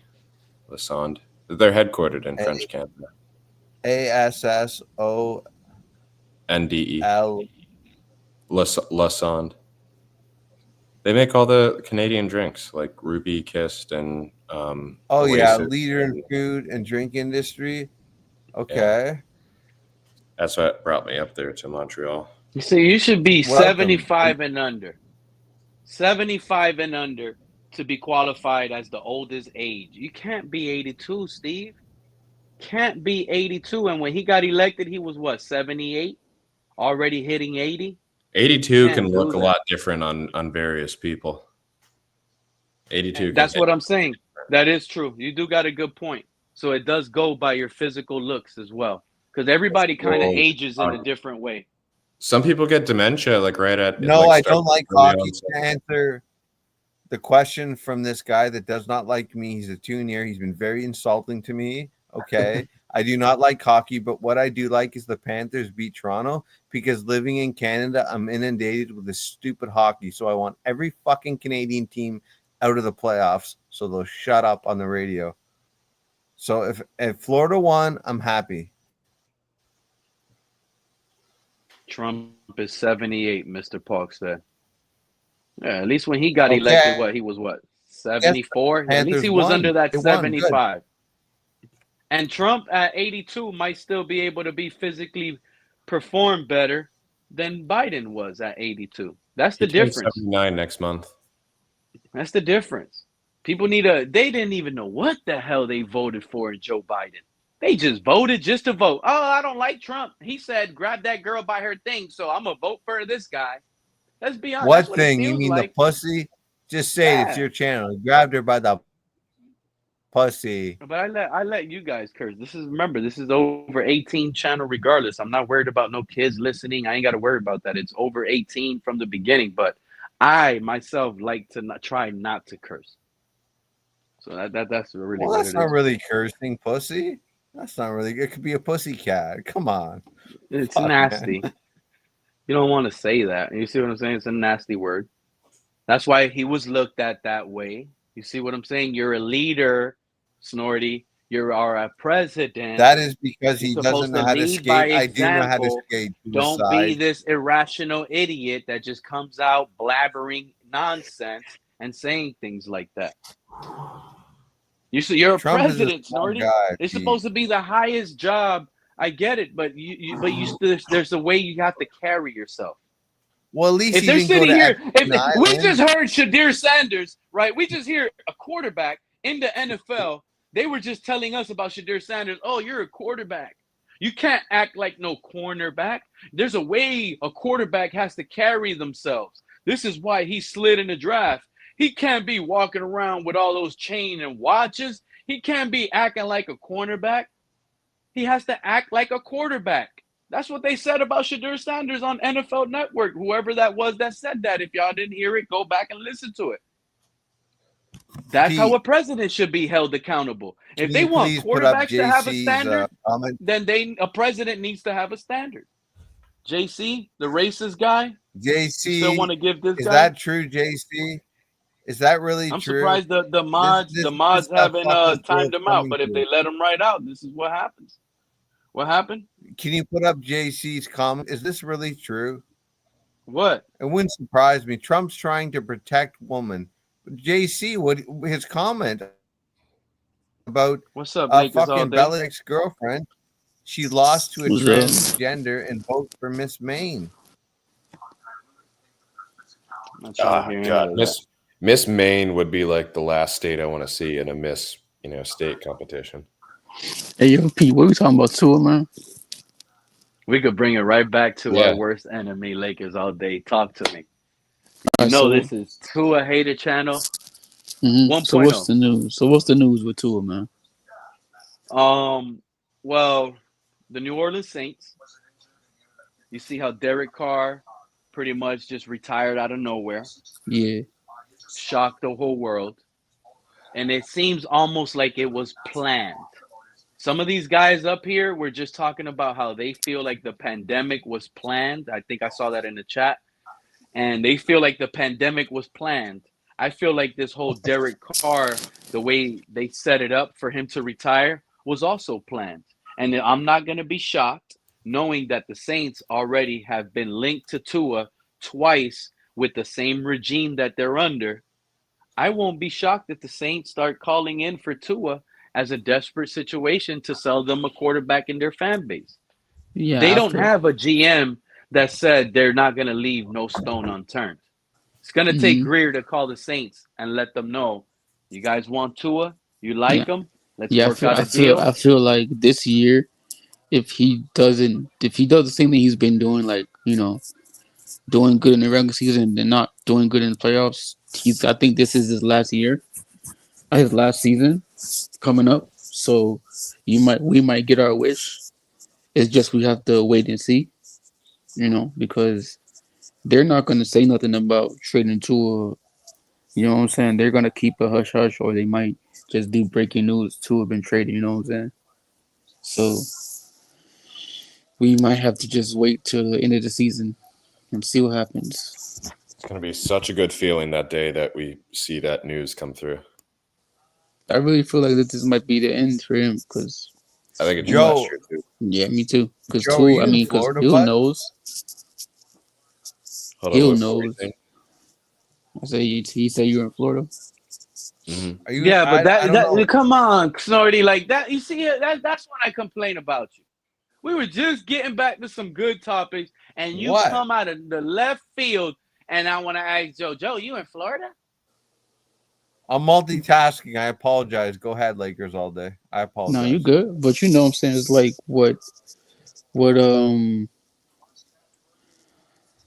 freaking Tyreek Hill said, you know what I'm saying? Like, and what he said about his quarterbacks should really raise an eyebrow because if he been talking about, oh, Tua's better than Mahomes and all this stuff, just trying to like rile up the fan base, but then he comes out now and be like, oh, he doesn't even have Tua in his top 5 or whatever, then, you know what I'm saying? He was trolling all along. You know what I'm saying? He knows that he's not good because of what he said at the end of the season, what he had like his little big lash out. So we know Tua is not that dude, and we know that Tyreek knows that he's not that dude. So it's just a matter of time. What do you think? What do you think, Tyreek, when they had that end of season after he said, "I want to be traded, I want out, I'm done, bruh," because that's how he said it. I'm done, bruh. Yeah, but he I'm didn't out, just say bruh. all that. He said That's about the how he was. coach. He Yeah, said about the but durability of the remember, quarterback and that. Greer and McDaniel had a sit down He let it out. after that. Yeah, but I know. I'm What saying like, but you I know that's think what I'm saying. Tyreek Hill in that 3-person meeting between Greer, McDaniel, and Tyreek Hill? Mm-hmm. You think Tyreek Hill mentioned anything about him not wanting to play with Tua anymore? Something maybe because like if you come out here in the media and you said it at the end of the game, knowing your frustration, and then you have a meeting with the two bosses like Greer and Ross, right? And you're like you're the one of the best wide receivers. Duh. He said something about Tua, and you know what I'm saying. Like he's not gonna leave that out, and they're not gonna leave that out. So why you think he freaking had that big blowout is because our quarterback is not healthy. Our quarterback is injury prone. Our quarterback does not win in big games. That's a problem because he had to go against these top DBs and these top defensive players. You know what I'm saying? So he was over there at the Kansas City Chiefs. He had a top wide quarterback. Then he comes here. It's not doing it. He sees that the Chiefs are winning Super Bowls, the Eagles are winning Super Bowls, the Rams, Joe Burrow goes, you know what I'm saying? So he sees all this stuff. Bro, like he's gonna get tired of being mediocre and having a mediocre quarterback. That's what I'm saying. This might be to his last year. If he don't get it right. Because Tyreek's not gonna stay here for long with this losing crowd. Because if we comes out here and we lose again and bad like we did, we're gonna be 8-9 or whatever we was. Trust me, Ramsey's if he's still here, he's not gonna be here. Tyreek's definitely gonna be gone because we already saw his lash out and at the end of the season, so definitely he's not gonna be here. So I'm already picturing Tyreek in a Bucks jersey next year. yeah, it's something, bro. I'm telling you, we're just waiting to see it because it is really strange how Tyreek had his lash out, and then he talked about what type of quarterback he likes in the league. He said Mayfield. He didn't say Tua. He said Baker Mayfield. So that tells you that Baker Mayfield is better than Tua. In Tyreek's eyes, yeah. Yeah. You know what I'm saying? Because he knows football. He's not stupid. He plays football. He puts on the same path they do. It's just, you know what I'm saying? So he knows what a good quarterback looks like. Yeah, he wants a gamer. You know what I'm saying? So he knows what a gamer looks like. He knows what type of quarterback you need to win games. You don't need a quarterback that's gonna freaking get hit just because you're trying to get a first down and get knocked out. You don't need a quarterback that can't run for the first down. You know what I'm saying? Like he's tired of that. They got a clip on Tua Huh? practicing the tush push. You seen it? Nah. Tua's coming out with the tush push this year. How you feeling about that? That's cool. He's gonna get hurt. He's gonna get hurt.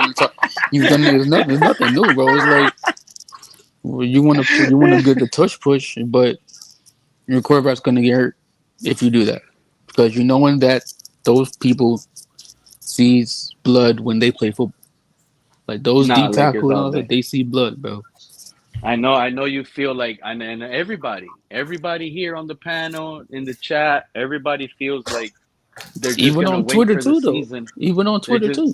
On Twitter too. Yeah, We're not leaving that out on every social media. Trust They're me. just coming People out know, comfortably. bro. People know. And yeah, and everybody's saying it now. Like it rolls right out of their tongue like nothing. Oh, don't worry, guys. This season is over. Next year we'll have a new quarterback. There'll be a new coach, new GM. Yeah. It's all said and done. It's over with.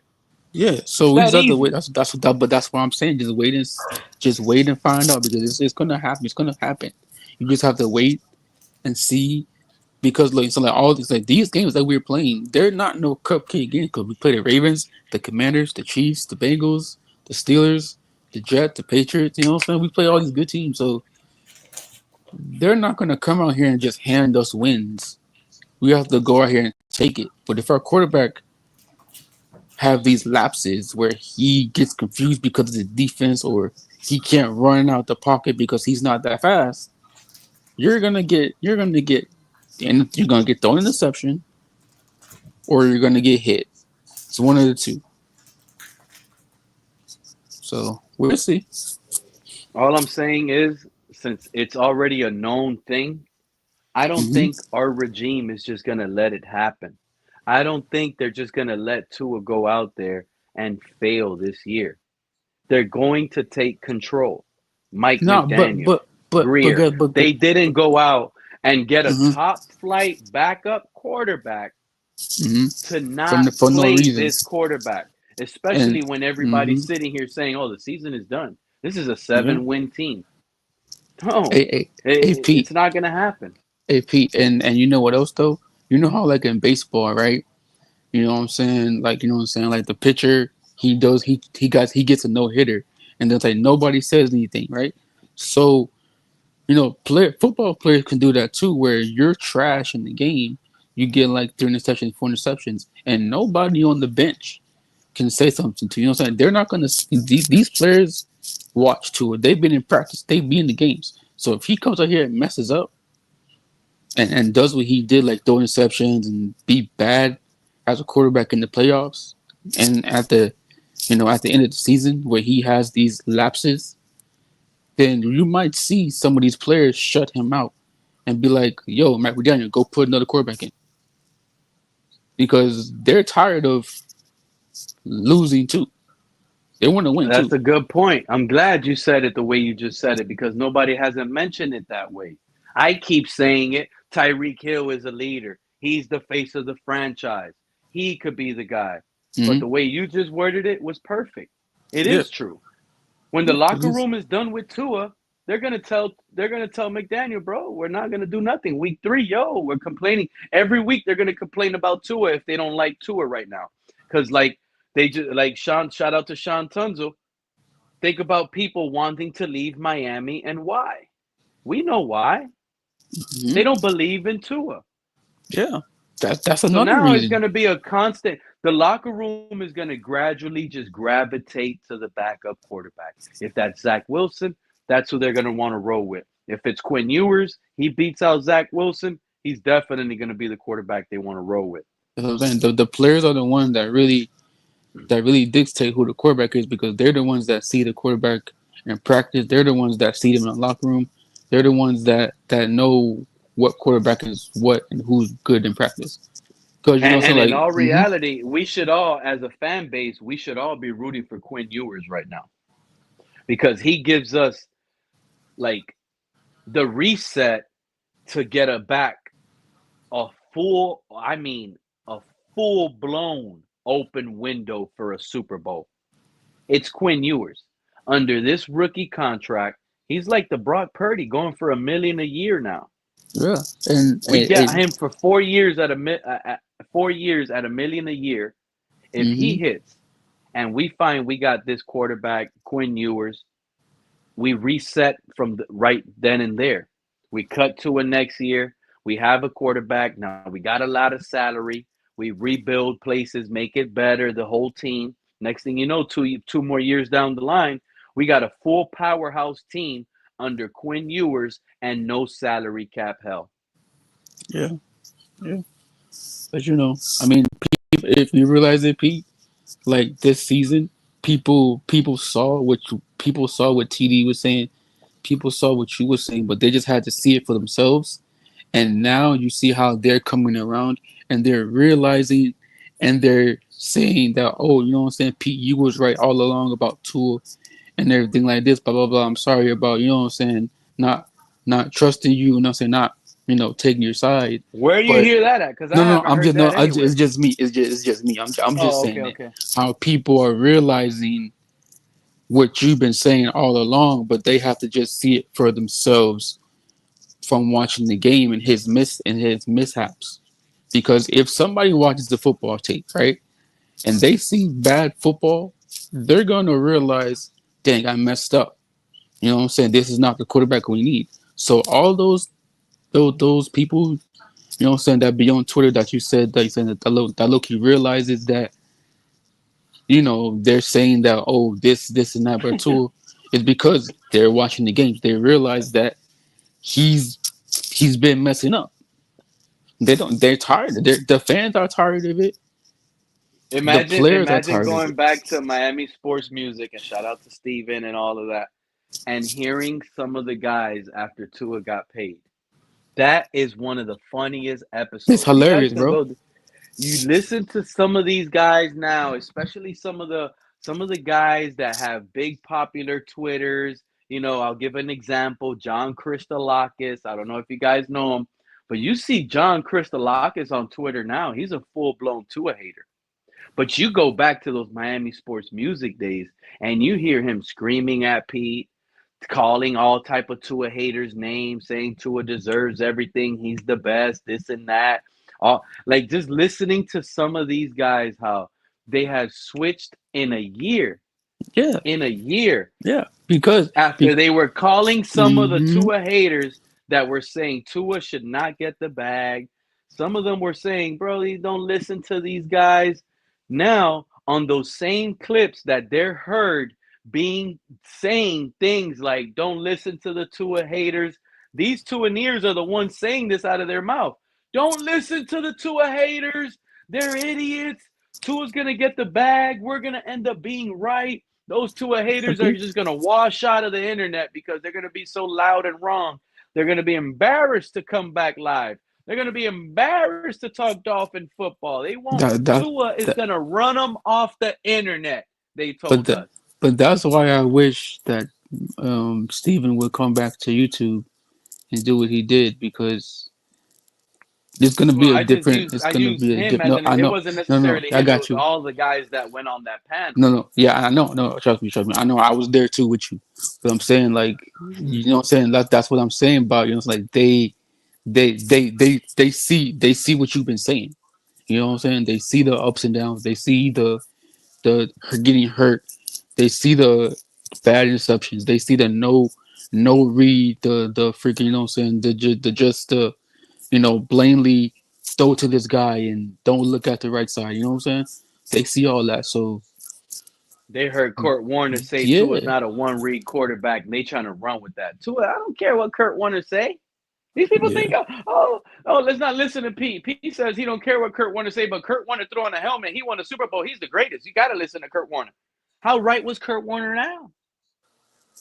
But if you Because ask I Kurt could show Warner what the happened, same way they could get a clip. Listen to this, Lakers all day. The same way they could get a clip and say Pete's an idiot because I trust Kurt Warner more than I trust Pete.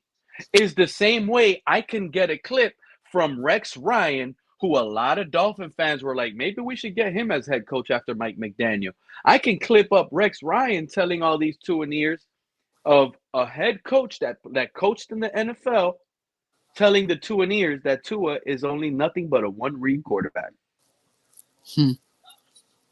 So if they can use Kurt Warner telling people that no, Tua is not a one-read quarterback, he's more than that, then I can clip up Rex Ryan, who says that he's a one-read quarterback. And he actually says more than just a one-read quarterback. He also states in that clip that I can provide that they figured him out. Yeah. He's figured out. Yeah, he been figured out since the year before that. You can't he's figure figured out out Josh now. Allen. Exactly. You can't figure out Josh Allen. How do you figure out Lamar Jackson? Yeah. They have so much to their game. Look at Jaden Daniels. Jaden Daniels just came out on Twitter the other day when they wrote an article about what he said, and they quoted him. There's things I got to change up in this game this upcoming season, so I'm not figured out. This is a rookie of the year at quarterback saying that he has to switch his game up so he doesn't get his tendencies figured out. Mm-hmm. That's what you want to hear from your quarterback. Yeah. Not, oh no, year 2, I'm learning how to fall. Year 3, I'm learning how to crawl. Year 4, I learned how to run. Year 5, I'm on a bike with training wheels. Year 6, I took the training wheels off. Oh. I was just complaining earlier, Lakers all day, and you're not going to believe it. I think I'm sick and tired of all our same beat reporters that caped up for Tua too. I want some of those guys gone. As bad as it sounds. I want those guys traded. I want them to be reporting for the New York Jets. Send 2 of them to the New York Jets and send another 2 to the New England Patriots. Matter of fact, send them to the Buffalo Bills. Name them first. Omar Kelly. Okay, Omar Kelly. Big O. Hopefully Reason could follow Tua to the next destination. Well, he's not a real beat reporter. He's not Joe Shad. Joe Shad. Okay, good one. I like that one. I want Joe Shad out of here. And who else? I mean, there's so many of them. Who's that other guy? He's an Arab guy with a Palm Beach post. And no, it's not because he's Arab. That fucking idiot. He works with Joe Shad. What's his name? Get rid of him. Yeah, there's another one that works with Joe Shad. Yeah, get another one. Rid of him. And he's kind of small too. I know. That's small nerd. That's right. Yeah, that's right. exactly. Yeah. Kind of gone. Get them all gone. You know what the problem here is, Lakers all day? These reporters, they want to sit here and make a case for their narratives of flip-flopping. Yeah. But realize they've put us in this position. Yeah. It's been dumb. With their lack of pressure. No one likes fire you. Them all. With the lack of pressure that they've put on in this organization, they let everything slide, dude. Tua could be up there on the podium talking after the game, and they won't question him about football. Tua will be up on that podium after the game, and most fans sit here and say, we don't even want to watch Tua no more. Because it's the same crap. They're going to ask him, oh, what type of Adidas are those? What type of mouthpiece were you using during the game, Tua? That was a nice mouthpiece. It looked good on you. Oh, you only wore 1 glove. You didn't wear 2 gloves. Your hand must have been colder than the other one. You see what I'm saying? They do throw him softballs. I hate him, Joe. He's never asked to break anything down. You see these other quarterbacks, when they do their post game, they throw all type of fastballs, curve balls. They throw underhand pitches. They give it to them to make these guys work. Jalen Hurts, even after the Super Bowl, he came out. He's still talking defensive, how he saw the defense and he's breaking it down. Why don't we ever get Tua do that? Because That's they how don't you ask know when we questions. got a real quarterback. When they Yep. could come out on the podium like CJ Stroud and say, you know what? I saw that they tried to blitz me there by the nickel corner. I read that, so that's the reason why I hit the tight end up the seam, and that's what it was. Why can't we get that? That's football. Tell us what you saw. It's Yeah, but we never have like that. that. We have that in Quentin Ewers, man. Oh, Well, I we like don't Quinn know Ewers. that Lakers all No, day. no, I know that, but I'm just saying, like, I mean, from what he said about the X and O's, like from what he did with John Gruden and everything, I feel like Quentin Ewers might be a good quarterback for us. We just gotta wait and see. Sean Tunzel, and shout out to your cousin, but I said it since day one, and I'm standing on that like I stood on it before. When you got a left tackle like Laramie Tunzel, you keep him. You don't trade him. No, that was a Oh, good that trade. That was a good that trade. was not a good trade. Yeah, Look it at was. it was not a good trade. Yes, it was. Losing Tunzel is what made us lose respect and lose this locker room and send us in this direction. No, sending us in this direction Yes. was because Brian Flores fucking lied. Okay, we could have Joe fucking Burrow. Don't give me that, Pete. Flores had nothing to do with that. We could Oh, have had give me a Jalen break. Hurts. Give me a break, bud. We We could could have had Jordan Jalen Love. made a Hurts. covenant with We could fucking have had Brian Jalen Ross Hurts. that he was going to lose every fucking game. Okay, you get We 100 could have had. G's for it. Hello, and you get Jalen Joe Hurts won Burrow. a Super Bowl, not Joe Burrow. We Well, could have had every- Jalen Hurts in the second. Cincinnati every year has a chance at winning the Super Bowl with Joe Burrow. We, on the other hand, we have a chance at, I don't know, fucking the number one fucking pick. Basically, Snorty, you if don't you know realize what, that when I you want Tua to go drafted down. I Tunzel, want Tua down. when I you want his drafted fucking Tunzel, brain crushed. First game, Snorty, I want helmet to helmet. End this bullshit. We get the number one pick. We get Arch Manning. Fuck it. I'm done with Snorty, it. when we drafted Tunzel, Tunzel should have still been our left tackle today. We should have never had no left tackle question marks like we had. Remember, oh, we traded Tunzel. We never replaced Tunzel. Armstead wasn't a replacement. He was a placeholder. Look at Armstead now.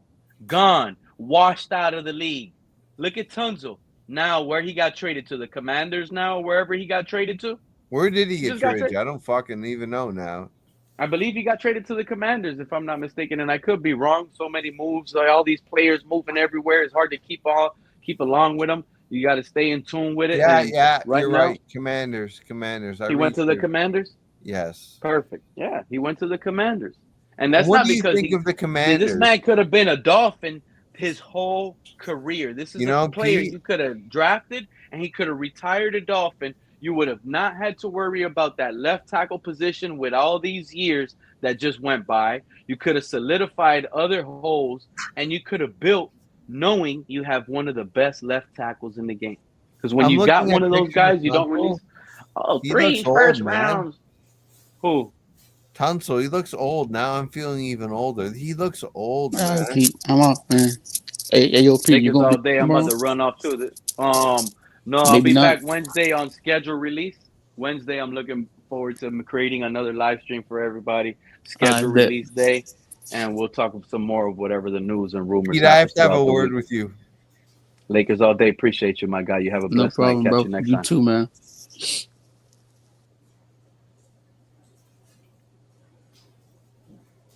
What happened, Jordy? I have to have a word with you when you close up. Joe can be there, but when you close up, I don't give a fuck if Joe's there. I got nothing wrong with him. Oh, you mean like being hold on backstage and wait? Yeah.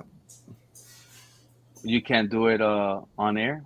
I think that I don't people might fucking wanna want to. hear. I can. I don't want to. I don't fucking want to. We want to know. We want to know on air. Just give us a hint. Give us a clue.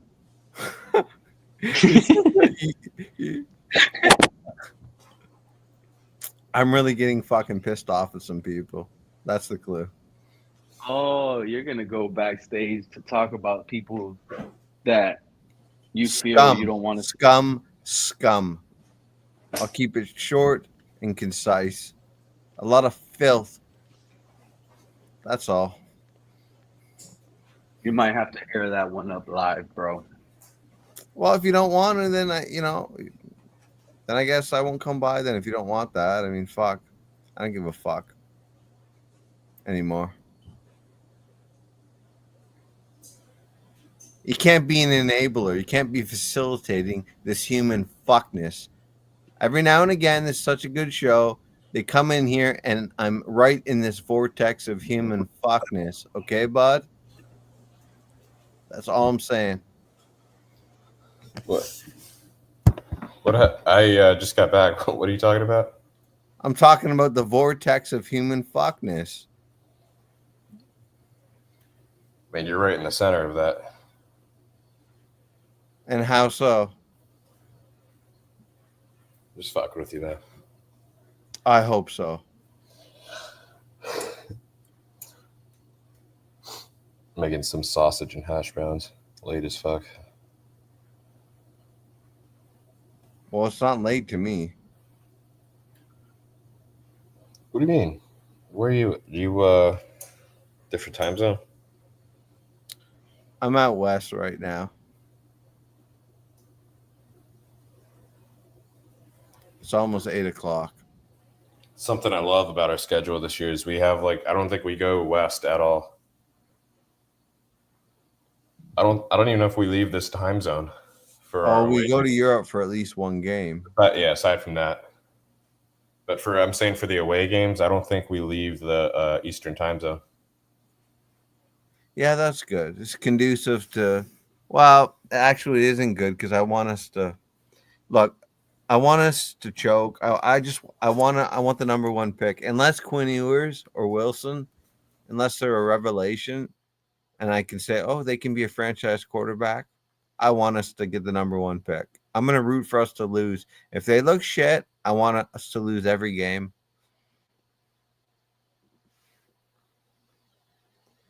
This guy thinks he is something special. Are you referring to me? To his side? I like watching the referring games to too much me? to root for us to lose. Well, I want a number one quarterback, Joe. There's some good quarterbacks coming out.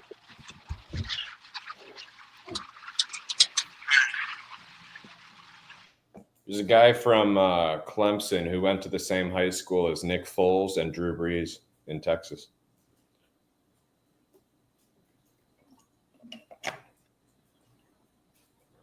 Okay, let me address Mr. Avs for Life 1324. He's probably a crazy guy. He supports the Colorado Avalanche. He's like Eric Harris 2.0, fucking ready to fucking shoot everyone up in his fucking school. You're fucked in the head. Let me straighten you out, pal. I don't root for the fucking team. I root for the greater good. And we need the number one pick if we're ever going to go anywhere. I don't necessarily root for the season. It's about the greater good. It's about the organization. Okay, you idiot Avalanche fan. Fuck. You know how scary it'll be to own that number one pick, and Greer is still the GM of this team? My God. Oh, my God. I'm going to need an oxygen fucking tank. You just scared me, Pete. Fuck. What the fuck? Pete, don't do that. Fuck. Fuck. Oh, man. All it's going to take is a straight up slogan from the Coke guys, and whatever they run with, that's what they'll draft. Well, at least Reggie McKenzie's gone. That was astute that you brought up, Pete. So, Pete, all I said was bit Reggie McKenzie was an extra chef in the kitchen we didn't need that could have potentially been a bad seed. Or an extra chef. Late night color up here. Too many chefs. Too many chefs, not enough Indians. There's too many Chiefs, not enough Indians. I'm high as a kite. Go on, Color. What's up, guys? Just saying hi. Color's the late night owl. How you doing, buddy? Didn't expect a late night takes. A late night takes show. And on a Sunday night out of all nights. And on Mother's Day, and I'm not gonna lie, my wife got home like 3-4 hours ago. She saw it was still live. I sent them to go to the Naples Zoo earlier today. I was able to see some Naples Zoo stuff too through FaceTime, but I didn't have to physically be there. But I know my kids had a good time. They What'd you say? enjoyed You it. were able to see some nipples? I in saw Naples? a Melanesia tiger through FaceTime.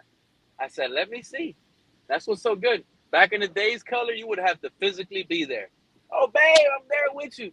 Now, let me see, babe. Put me on FaceTime real quick. Let me see Oh, that you got tiger. the virtual zoo trip, huh? Yeah.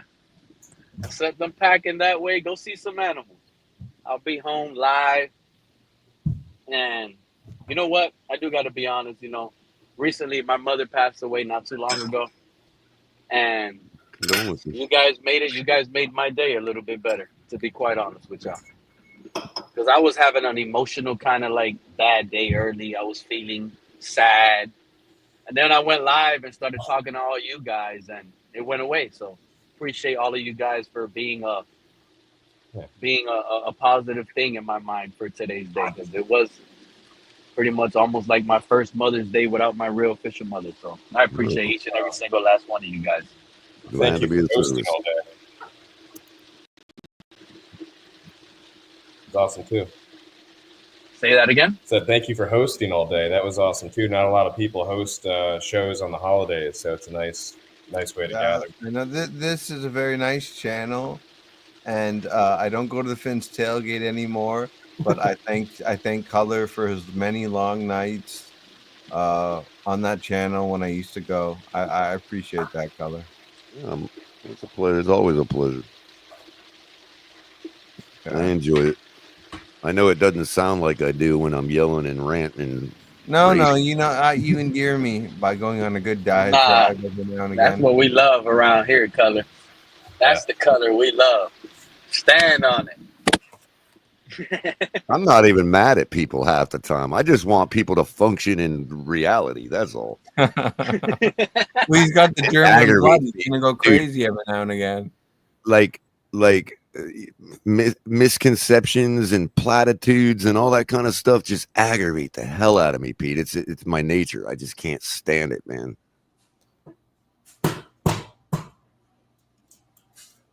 I can't stand when people use words the wrong way.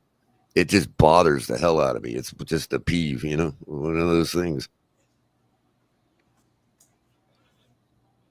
Jay, I liked how you mixed up. Hell yeah. Now I know for a fact Color hates me. I misuse words left and right. We're live. Color be sitting there with his smart self, and he's like, Pete, shut up. Oh, I was about to tell the whole chat to shut up, man. What were you saying, Joe? Like we all sit here and claim that everybody does it, all the sides do it, and everybody is guilty of the same things, but we all try to blame each other for supporting the guys that are all guilty of the same things. Can we just leave each other to their own vote, and like, who cares? You know what I mean? Like, at the end of the day, tomorrow I'm gonna be your friend no matter who any of us voted for.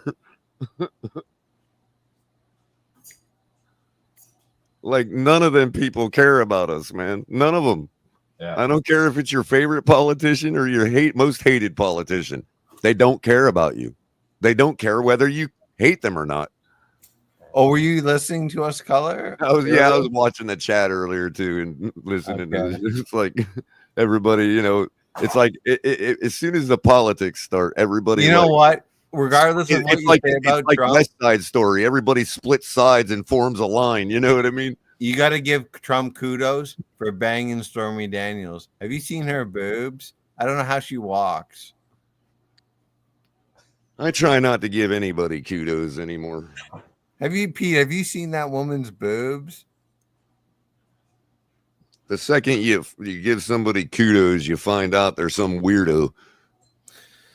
Oh, no. She just got I mean, she must have had reduction. Like, that's not healthy for your back. I mean, I thought all that clique was one big happy family all these decades, man. I didn't realize they all hated each other, Jay. You know?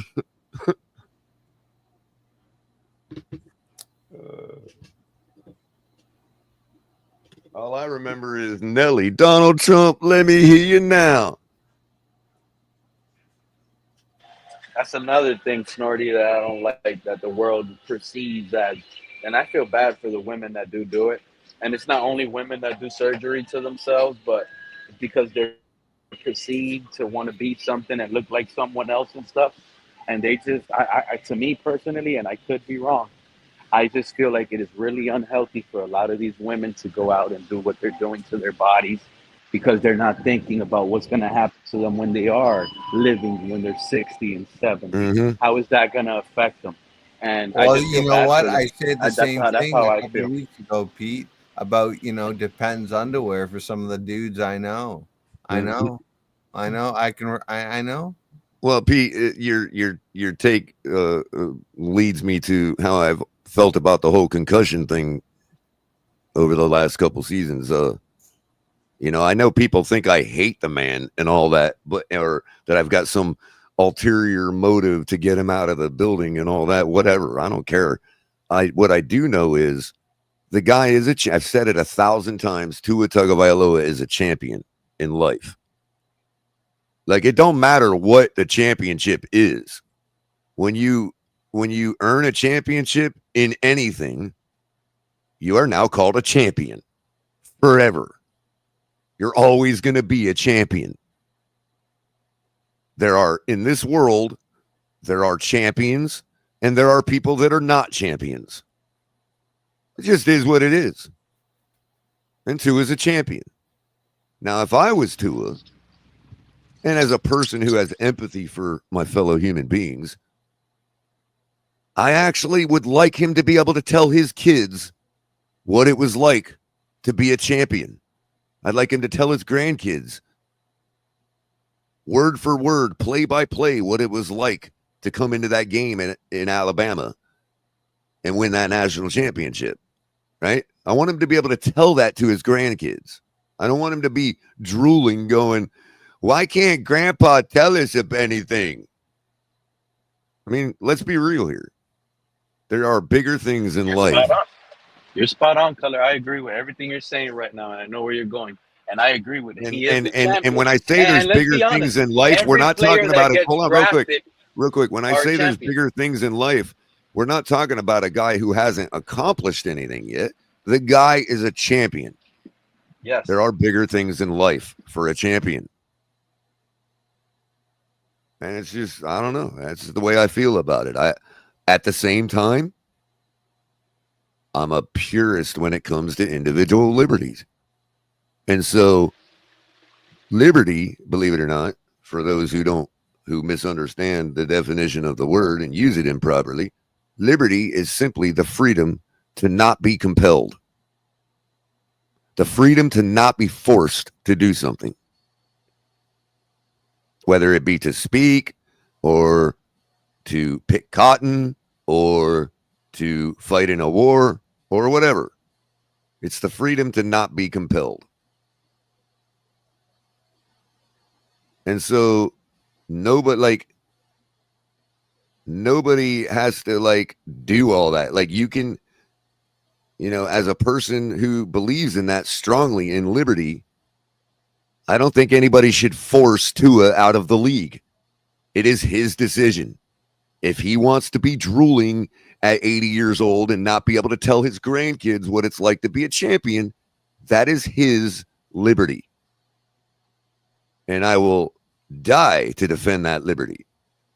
So I'm kind of in between both sides. It's like, from one aspect, I have empathy for the guy and want him to be able to remember his life, and on the other token, I believe in liberty so strongly that I am never going to tell the man not to play football. I agree with that, Color. He is all these players that get drafted, whether they become busts in our eyes, whether we credit them for trying to win a Super Bowl, they all became a champion the moment they got drafted to their current team. That's when they became a champion, because you made it to the final stage of where you needed it to go. There's nowhere else to go after the NFL. You're at the highest peak. Whether you get to win a Super Bowl, whether you get to produce the stats you once did or not, it really doesn't matter at that point. Obviously, you want to be the best at the biggest stage, but they should already feel Right. accomplished, You've like a you've already champion. accomplished The mo- something that 1,600 other only 1,600 other players accomplished in college. Exactly. So that's the biggest achievement these guys could get. That's why looking at the draft, watching some of these players, they're so young. Some fans get emotional on draft day just seeing their player get drafted to their team because they're in full of emotion and it rubs back like an energy. You get what I'm saying? You see these Mm-hmm. grown men cry because their dream finally come true. It kind of hits us. Even through the TV, we're like, wow, look how happy he is. You feel joy, you feel happy for these guys at that time. You get what I'm saying? Because you know how much it really meant for them. So yeah, you're right. They are a champion. Now to that point where you were saying that you don't want to be the guy to tell someone, you got to remember there's a lot, and I could get into and I could get into the suicidal people, right? You know, we got suicidal people in this Right. world. And I know it's Well, big, but it's totally different. But I'm just giving a small example. well, You're not yeah, gonna yeah. let I mean, someone be obviously suicidal. there's Yeah, limits to that philosophy. You know what I mean? And yes, that's there is. something that is still, that's a debate that's still raging as far as how far does that go when it comes to the assisted thing. You know what I mean? Old Dr. Kevorkian and all that. You know what I mean? That's what I'm saying. But Yeah, because if you hear someone, tell you they want to harm themselves, you're not gonna just be like, okay, I'm just gonna let him harm right himself, or at the same you're time, gonna. if living is harming them, then again, that is It where is. the idea that I expressed about liberty and all that kind of is at its point where, okay, we've hit a ceiling where we have to debate something now on Maybe that. I Do we stretched it have a the little bit too liberty much. to not live anymore? You know what I mean? Yeah, maybe I did stretch it a little bit, but it almost goes in that sense based on how Tua Like, can anybody plays. force me to live? Do we Yeah, have but that ultimate sounds. liberty? Come You know on, what I mean? color. That still would be like, hold on now. Nobody can force you, but don't be thinking stupid either, color. No, no, You no, know no. what I'm I'm just saying? saying, based on the idea that liberty is the freedom to not be compelled. Can you be compelled to live? Oh, I got your point.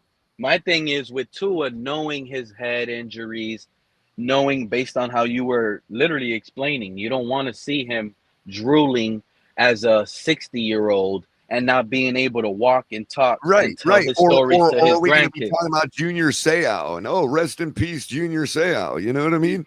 There you go. I was gonna take it there, but you kind of slowed me down. Or what But about, hey, let's take it over to a different sport / entertainment form. What happened? Are we going to be talking about another what's his name that murdered his whole family and killed himself? Chris Benoit. Chris Benoit. Yeah, we're going to be talking about another Chris Benoit. Chris I Benoit, mean, the wrestler. these things screw up their minds, man. You know what I mean? Chris Benoit, he was a wrestler, right? Yes, from He did that? somewhere in Quebec. No, He's he was like a Canadian. WWF wrestler, wasn't he? Or am I? Yeah, He was a he did superstar. it Yeah. He in That's what I'm saying. I Atlanta. murdered his like whole that guy. family and I killed knew himself. his name. He did that? Atlanta, right? Atlanta, his mansion. Damn. That was recent, Pete. That's within the last 10, 15 years that happened. About 18, but yeah. Yeah, you're right. Closer to 20, I guess now. I never heard of that. Yeah. Wade Belak. And they think it was because of CTE. Wade The Belak side effects killed of CTE. himself. Lots of people kill themselves because of CTE. I have had my brain operated on, and it's not fun. There's just so little we understand about the inner workings of the human brain. Again, it gets left to, if the best neurosurgeon in the world doesn't even understand the brain fully, then how can we make a decision for Tua as a man with his own liberty? It's just like what Billy is saying right here. He quoted Tua, "You care more about my health than I do." Right. These people that are out there telling Tua to retire and all that, These people are like the people that walk around when you're smoking a cigarette going, "You're killing yourself. You're killing yourself." It's like, yeah, I know. Color's arch enemy. I've been smoking my entire life. I'm pretty sure I am aware of the effects. You tell that to my stepdad, he'll say, if I quit now, I'll die even faster. Well, either case, you know what I mean? We sure there's rationalization, but the point is, it's not for anybody else to understand why somebody wants to exercise their liberty. It is only for them to defend their liberty. If they call themselves an American. Color. Do you support euthanasia? Again, Yes, that's no. where the debate gets to like its limit. I know, but like, I don't know. I haven't really thought about it deeply enough and had a debate to where I've come to my own. I support opinion. it if someone is as it stands now, the Constitution is very clear. We have liberty. Our entire nation is formed on the idea that individuals have liberty. Well, you know, it's interesting you bring this up, and I don't want to go back there, but I have to. You know, the U.S. Bill of Rights, presumption of innocence. In Canada, we have Section 7 and Section 11D. There's been allegations against me, Color, I'm sure you know, and they've failed to show any kind of proof, and it just drives me fucking crazy. No, nowadays you're presumed guilty, and I'm sick and tired of it. I really am. Okay. Whatever happened to the presumption of innocence, like Joe Riss brought up?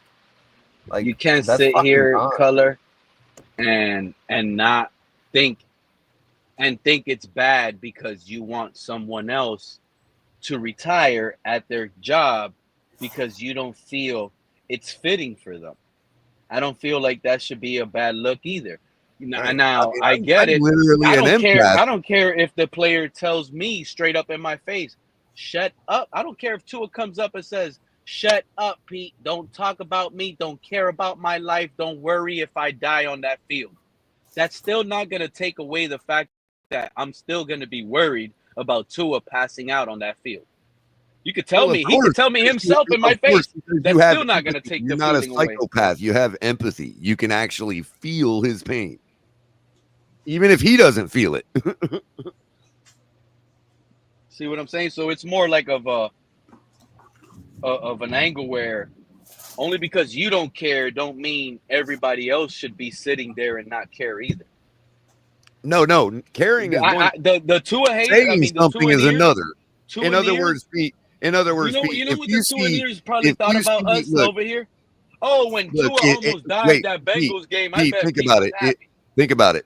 They probably think there's a difference between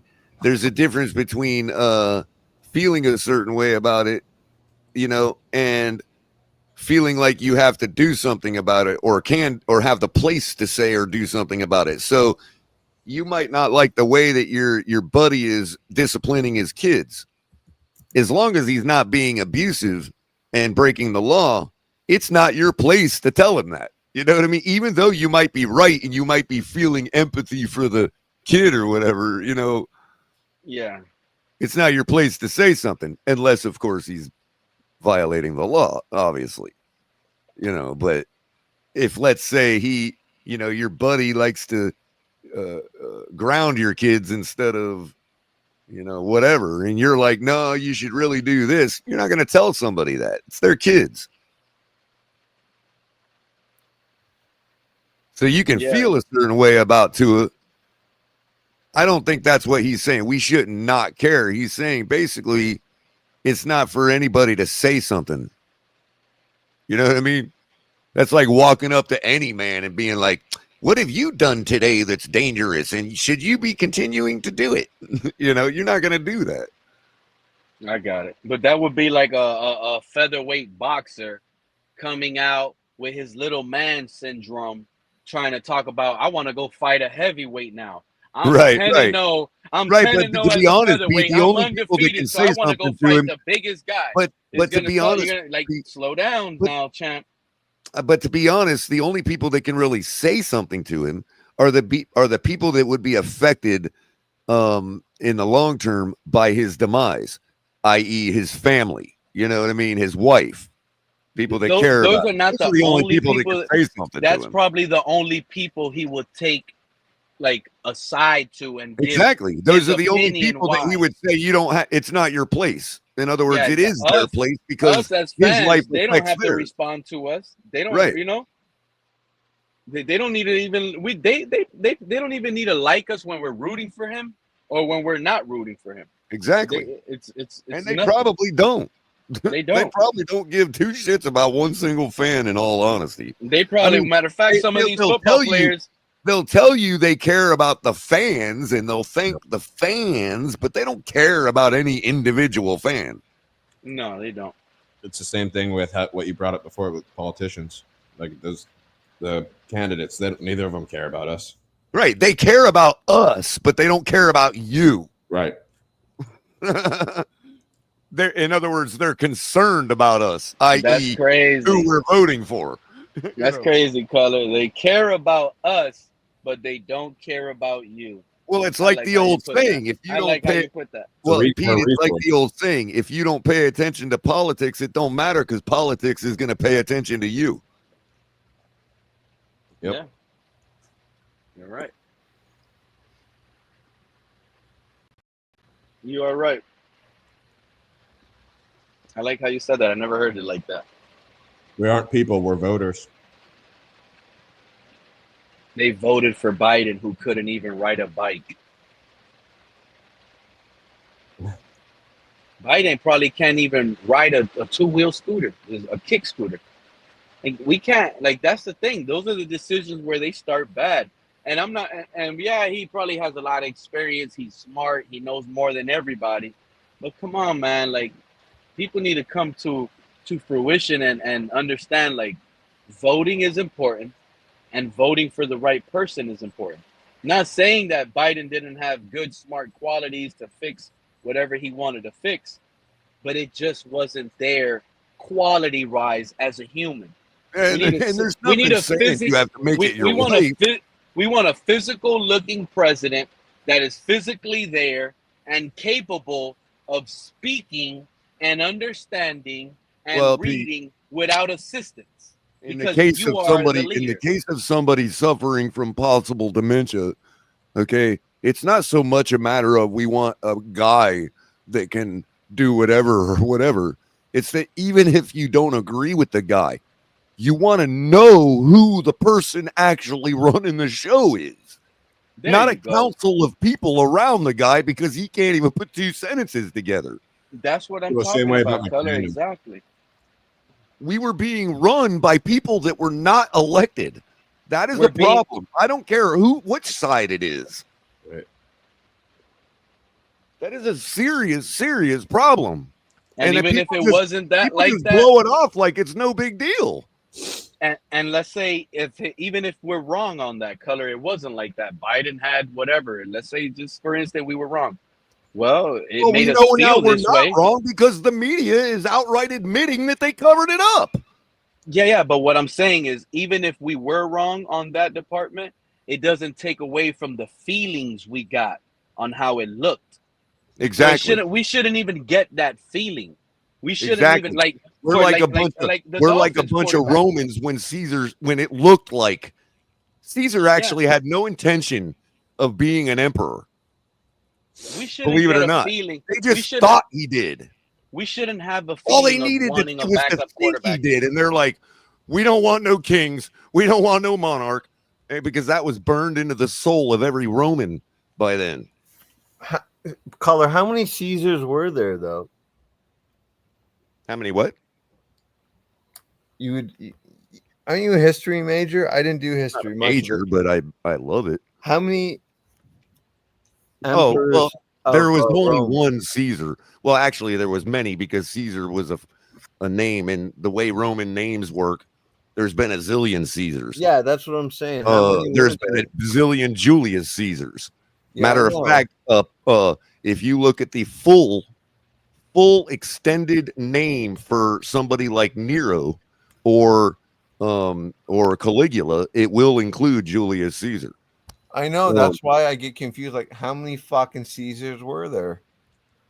Well, because eventually it even further down the road, besides the Roman naming convention, eventually the word Caesar, because it was all for so long, it was a descendant of the Julio-Claudian line, that Caesar became a word that meant emperor. So in other languages down the road, you have it in other forms. In German, in the Germanic, it's Kaiser. In the Slavic, it's Tsar. You know what I mean? But it became a title, basically, because every emperor was Caesar for so long. When did Kaiser move to Chancellor? You should know. You're German. Well, Chancellor, I don't believe it comes from that same word, because the word Kaiser still exists. Chancellor is more like president. Germany? I don't think so, though. What's that? In modern day Germany, they say Chancellor. No, they had a Chancellor and a Kaiser. Oh, back when the Republic when it was still the Weimar Republic. Yeah. How many republics has there been? 4, right? Well, there's only been one German Republic, the Weimar Republic. Well, how many Reich? There was a third Reich. If you're talking about empires, then they're probably running on the 4th, 5th by now. That's what I'm thinking. Like the third Reich was Hitler, and now they're in the 4th, I guess, Reich. Well, I wouldn't necessarily call the German state of modern times an empire. Well, they control the EU, that's for sure. Well, now they do. They fucking own up everything in Europe. And their economy is doing the best of everybody in Europe right now. It's hurting a little bit, though, because the Greeks aren't going to pay back. The Portuguese, they allowed too many people in the European Union, too many countries. That's why it's going to fail. But as far as Lil Smokey in the chat, you see how I put that? He's like, Tua's playing one more year, Pete. He goes, we're not trading Tua. Sorry, Pete. This is reality. He wants to bet any type of money. He don't care about putting his house on the line. He don't care about none of that because he's confident Tua is only playing one more year here. Can you imagine? Can you imagine being as confident as he is, knowing that Tua is not going to be traded, but then stating he's playing one more year here? That doesn't give you a hint right there, Lil Smokey. You should be Big Smokey. Get a big one and smoke it. Because if you had a big one and you smoked it, you'll understand what you're saying when you're limiting Tua for one more year here. That's giving you a sign right there that this guy can potentially be moved tomorrow morning. Gone. Done with. Tua, your Miami contract is no longer here. Take that contract to New Orleans. You're gone. You thought we were going to have you for one more year, but we didn't want to have a down year. We're looking to have great years and moving forward in Miami with the roster we build, and we feel confident with Zach and Quinn Ewers. Out of here, Tua. So Pete, gone. I know you've been on like all evening, so I actually was watching you earlier, fell asleep for a couple hours, and then woke up and you were still on. So I wanted to jump back a little bit to a discussion you were having about because it seemed like you were really excited earlier that there was some kind of news, maybe some murmurings that things aren't as happy in Tua land as everybody thinks in Miami. Was I understanding the conversation earlier correctly? Bring up a little more so you could refresh my mind. Well, I was sitting on the toilet the other day watching the Toilet News Network, also known as my Google News feed, and I noticed an article that had a headline that suggested that Tua might seriously be on the move out of Miami, whether it was because of his own machinations or whether it was because of, we're trying to do something with him. I didn't read the article, but I do remember looking to see where the article was from, because that's the first thing I do is to check whether it's some goofy sounding news source. You know what I mean? And it was somebody that I recognized as a normal news network.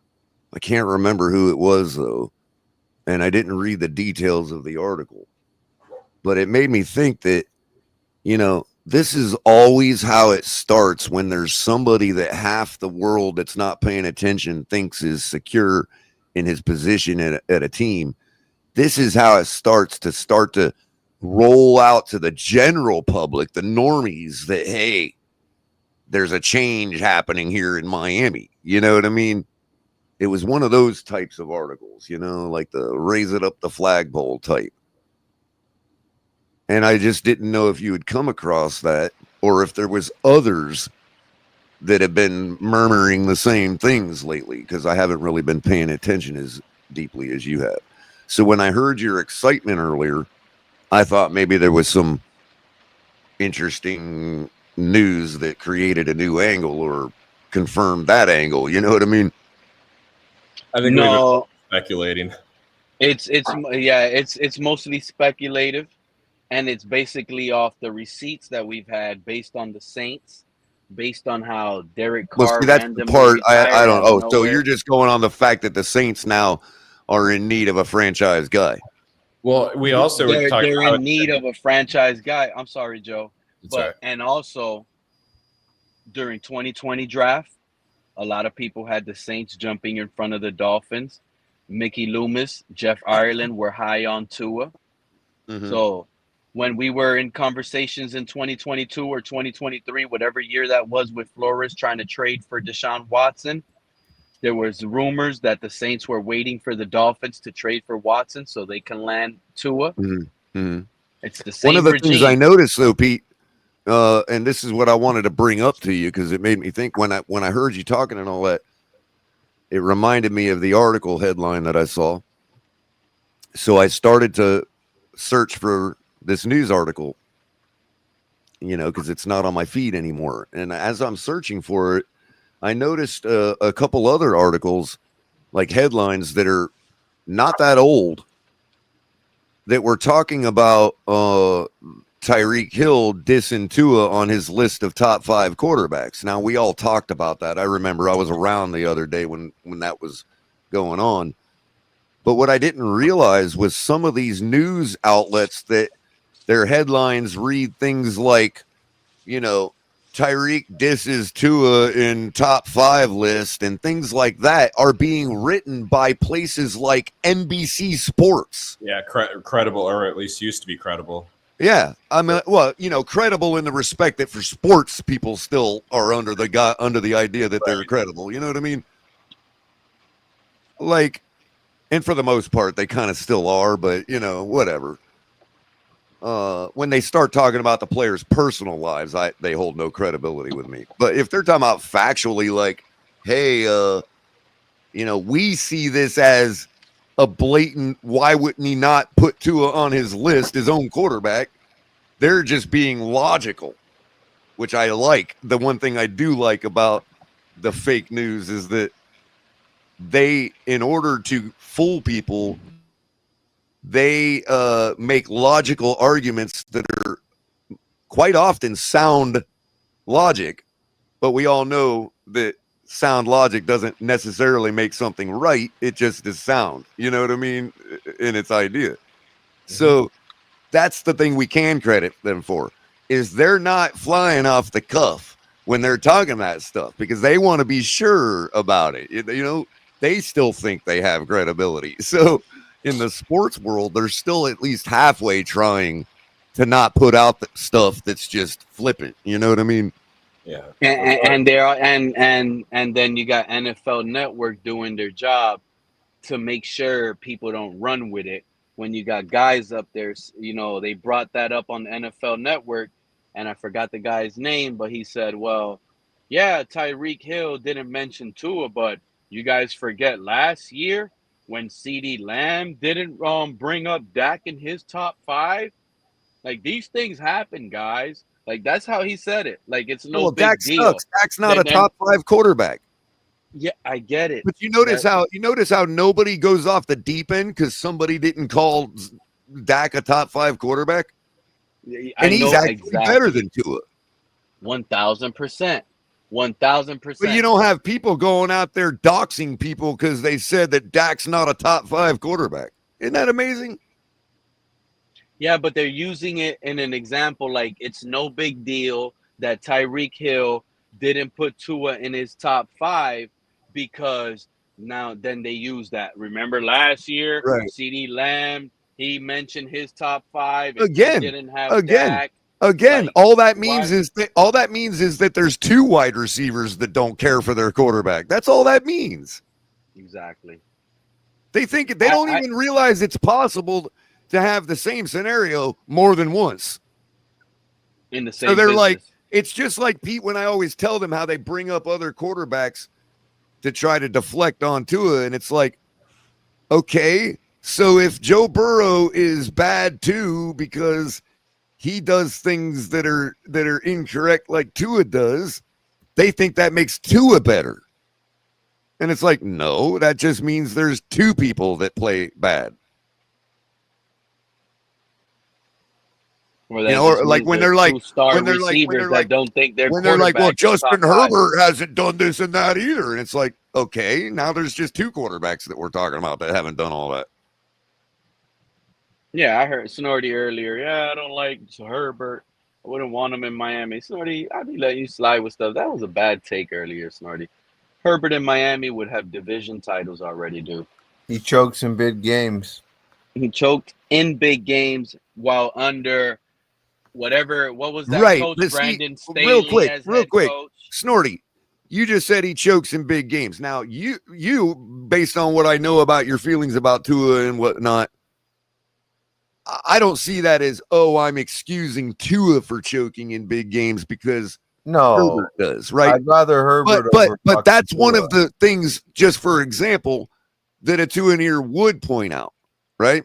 Yeah, I get it. Obviously. Right. And all I'm trying to say is when they do that to me, they think it makes Tua better when all it does is point out that there's a second quarterback that's just as bad. No, I never said he's just as bad. No. I'm not saying you did. I'm just giving an example of one of their arguments. All it's telling me is now you've got 2 of the same scenario. I think Pete misinterpreted. Because he's so accustomed to these fucking 2 years, he misinterpreted kind of what I was saying. So in other words, what I mean is, if I said that Tua chokes and somebody else brought up X receiver, we'll take Herbert off of it so I can relieve the confusion of what I'm trying to say. No, I get it. Quarterback chokes as well, right? Well, does that mean that Tua doesn't choke anymore? Does that erase the choking that Tua did because somebody else chokes too? That's what they try to do. They refrain away from Tua and put that excuse. That's called deflection, Pete. Deflection. Okay, can I They deflect. just give me 10 seconds? You just said something about me, Pete. I want someone in the ilk of a Joe Burrow or a Josh Allen or a Patty Mahomes. Those guys are few and far between. It's going to be tough. And you know what? Trevor Lawrence, in my opinion, is a bust. Right. I got that one wrong. So far. Nobody wants a Jalen Hurts, and he was just a Super Bowl MVP. Oh, gosh. I'll take Jordan I Love. want one more year to have this Jordan debate Love. with you, bro. I just want one more season to have this debate with you. I'm going to refrain from arguing because you've got the upper hand right now. Am I wrong for saying earlier? No, you're not. You're not. No, listen, that I root for the team and the organization, not necessarily the season. Bro, I understand the nuance of how you fan, bro. I understand the nuance of how you fan. I'm a logical thinker. It's the same I always said about Pete. People don't understand that if I could easily say that I care more about the team than they do because I don't want this trash on my team. Yep. And in order to get the trash off your team, if it means you have to lose, then I don't see rooting for your team to lose as a non-fan thing to do, if that's what you believe. I do. Well, I'm nobody to accuse somebody of lying. I just feel bad for the fans that think like Snorty because it's not going to happen for them. For the fans that think color, this is going to be a 2, 3, 4 win season. They're going to be miserable It with could those be. extra And again, it's like, 5 it's wins like if you when saw we're your 9 kid, and 8. if you saw your kid doing something that was harming themselves, right? Wouldn't you root for them to? Wouldn't you stop rooting for your kid? Come Yeah. again, one more time. I want to make If sure. you saw, if your kid was constantly doing something that was harming himself, Okay. would you root for your kid while he was doing that? But that's an obscene comparison. No, it's not, because what I'm saying is, let's say, okay, you'll root for your kid in life, but I'm talking about like if your kid's doing something over and over again that's harming themselves, okay, you're not going to be a fan of your kid right then. Or Not I at should that say, moment. no, wait, I'm saying being a fan of your kid would It's be about the wanting greater him good, to stop Color. doing that. Color, someone of your intelligence should understand, and you do. It's about 2 words: greater good. It's about the greater good here. That's what I'm saying, basically. Like, you would Yeah. want your kid to stop doing something that's harming him. So you would, you know what I mean? You would root. Well, you I would want not my. be If I had rooting a for your kid, at that moment. I'd give him the chicken pox early, because if he gets it when he's older, it could kill him. So give him the chicken pox so it's fucking done. Put it this way: if crossing the finish line meant that your kid was going to lose their life, you would not root for your kid to cross that finish line. If he's going to lose his life, but if he's going to be down for years, 15, 20 years, yeah, fucking right. I'd want him to lose. Right, of Because he's course. eventually going to be a fucking champion. But are we going to cross the finish line, Jay, if we put ourselves down for 10 years? Well, we've been down for 25 years, and at this point, 25 years is a life sentence in Canada for first-degree murder. So you know what? I'm so sick and tired of this fucking you could team, say, Color. as a fan, what you're rooting for right now is for my team to get their shit together, my organization to get their shit together. Yeah, I am. So if the that only way they can requires fucking the do it is to get a organization, high pick. if that requires the team to lose in the short term, then I don't see it as not being a fan if you're rooting for your team to lose. That's all I'm saying. So you agree with It's me? no then? different than you would stop rooting for your kid to doing something that would be harming themselves. You wouldn't root for Color, your do kid you want to the do team that. to win 1-2 games like me? Sounds like Tua's mom wanting him to retire. Sounds like Tua's wife probably forcing him to kind of like pick the retirement. And I mean, Tua is for like, instance, if you're a parent that is fair, so you let your kid go try out for football, right? But secretly you wanted to tell him no, but as a good parent, you just couldn't, right? But secretly you wanted to tell him no because you are deathly afraid they're going to get hurt or even, the worst, right? Wouldn't you be rooting against your kid to not make? Wouldn't you root against your kid to make the team? yeah, you would. If you feel like he's going to get hurt, That you doesn't did it mean for you're not rooting for your kid's success. You just want him to have success with with another method. You're not a fan of that method. You don't like, there's parents out there that don't like their kids to play, The method Pop being Warner. football in this case. Yeah, him they're wanting scared. to They play want football. they want their kid to play baseball. They want them to play or be a non-contact doctor sports. or whatever. You know what I mean? Yeah. So you might be rooting for your kid to fail, to maybe teach him a lesson. We can't all be what we want to be all the time. It's a good Who point, knows Cullen. what the Be lesson all might be. that you can be. Join the United States Marines. Now, moving on, Bleezy, thank you You very like much. that take, Pete? You like that? That was funny. That was a good That's one. why you love me.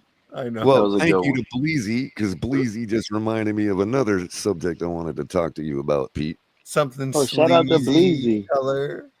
Hey, Yeah. Bleezy. Shout out to Bleezy. Somebody in the chat. Shout out on to my the whole panel. chat because I haven't been Yeah. around as frequent and I don't get to say hi to everybody and I don't want to I- leave anybody Well, out. So if you're in chat right now, and I'm sorry, Keller is Mr. Paul. personally saying hi to you.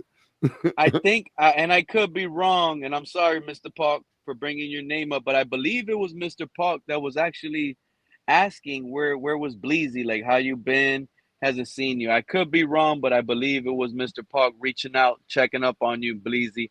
Mr. Park Yeah, is an he's been OG. popping in every once in a while. Shout out to Bleezy. Glad to see him back around and giving his takes. He says he has Hewers above Jackson Dart on his quarterback board. Oh no. Well, I haven't watched the Jackson Dart John Gruden video yet, so I can't make a comparison just yet. Color, you're gonna crack. I don't I know. watched that Quinn Ewers video with John Gruden. And this is why I brought up the articles about the murmurs about Tua getting out of Miami, or because I've seen articles from lesser credible places or people whose places who nobody knows whether they're credible or not. I've seen some of these articles talking about Quinn Ewers is fully intending to compete for the #1 job, like right out of the gate.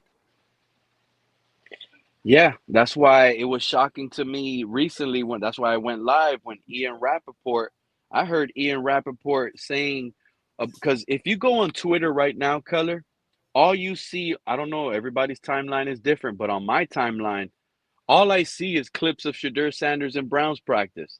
They're not showing Dylan Gabriel. They're not showing, well, Joe Flacco obviously is not there. It's for the rookies. But we don't see Dylan throwing the ball. That's also smart marketing too. Like if I was on their market, of course, that's all I'd be doing. Yeah, but there's a reporter that came out and you see Dylan Gabriel talking at the podium.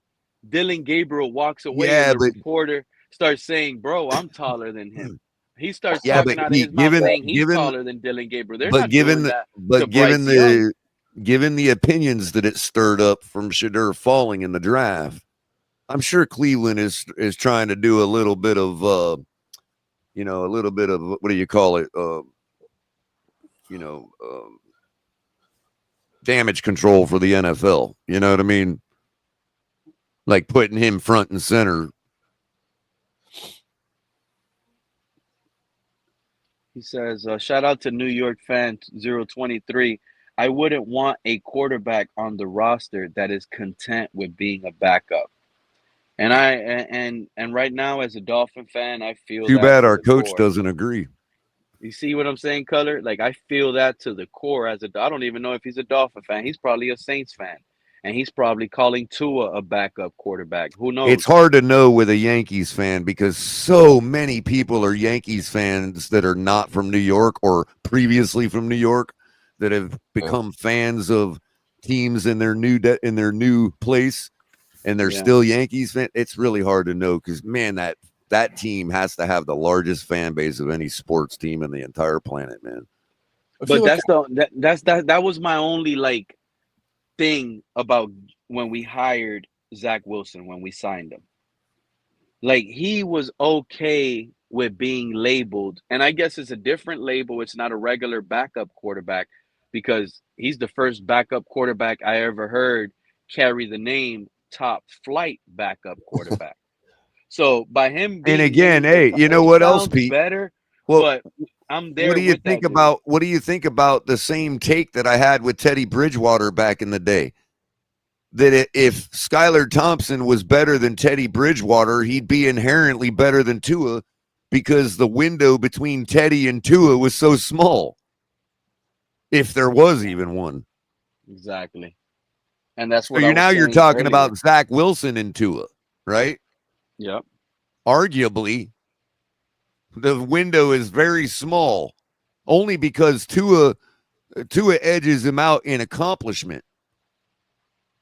Not that we're impressed with Tua's accomplishments, but he obviously has accomplished more than Zach Wilson in his short career. You know what I mean? So other than that, but talent-wise and what we know Zach Wilson is capable of, if Quinn Ewers, and I'll say it right now, if Quinn Ewers is better than Zach Wilson, he has to be better than Tua. 1,000%. I'm with you 1,000% on that. There is no window between the two for Quinn Ewers to fit. Exactly. If he beats out Zach Wilson, then he just beat out Tua. That's the what I'm reality. exactly. And if that were the case and they still wanted to make him the backup, then they would end up cutting bait with Zach Wilson before the season starts and going with two quarterbacks. If Zach Wilson is cut color, Quinn Ewers is going to end up being the starter. No, I disagree. They won't keep. I don't think Mike Quinn as the McDaniel has backup. it in him, dude. I really don't. And that's where it leads. I think to he this. is absolutely going to wait. He is going to what you absolutely just wait said right until, there. bro, he's going to wait till the tires are bald, till the laces are showing, till them things blow off the wheels, okay? And his engine ain't running no more. That's what he's going to do to Tua. That I believe. But then I'm going to put blame on the reporters of the team. Because if but there may be a purpose behind that. And when you look at how Patrick Mahomes, kind of came into the way Kansas City handled him and brought him up, you know what I mean? All of running the wheels off of Tua buys them all the time to do it right with Quinn Ewers. That was probably their intention with Skylar Thompson, but they didn't realize that they were dealing with a mid when it comes to, his head. You know what I mean? And that's why they can't be trusted. Quinn Ewers ain't mid. Quinn Ewers wants to win, bro. Quinn Ewers wants to compete. I can see it. The way he handles himself. That John Gruden thing was, you know what? Yeah, that's enough. That's all I needed to see. Here's the thing. Chris Greer and Mike McDaniel, if we see them in public, they can't get mad at you, Color, if you walk up to them and call them stupid. If you walk up to Chris Greer and Mike McDaniel at Publix at the food line, and you run into these two guys, and you might feel it's disrespectful to walk up to these two guys and call them dumb and call them stupid, they deserve it. Because these two guys, they came out of their own mouth. Because if my theory is correct, no, these two. If my theory is right, Mike McDaniel and Chris Greer are brilliant. No, not your theory. Based on the Skylar Thompson treatment. Oh, right. They said they would be stupid for trading Skylar Thompson away.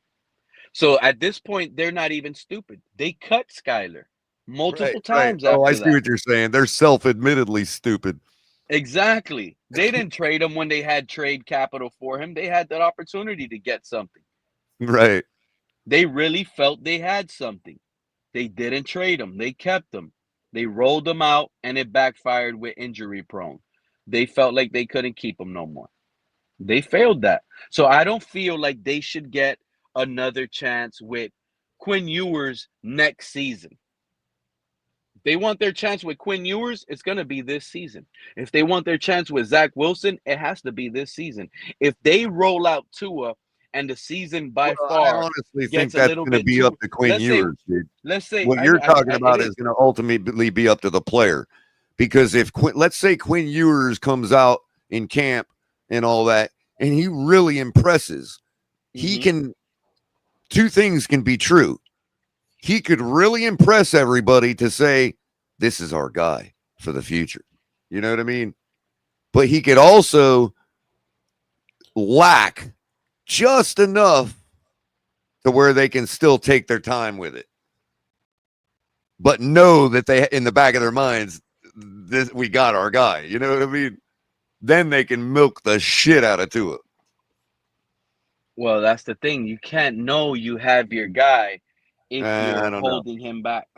Again, he also might be lacking just enough where it's like, we know he's the guy, but he'll never be the guy if we put him in too early and he flops and the fans don't get behind him. You see what I'm saying? This is why I can't trust him. If they say he's the guy, then play him.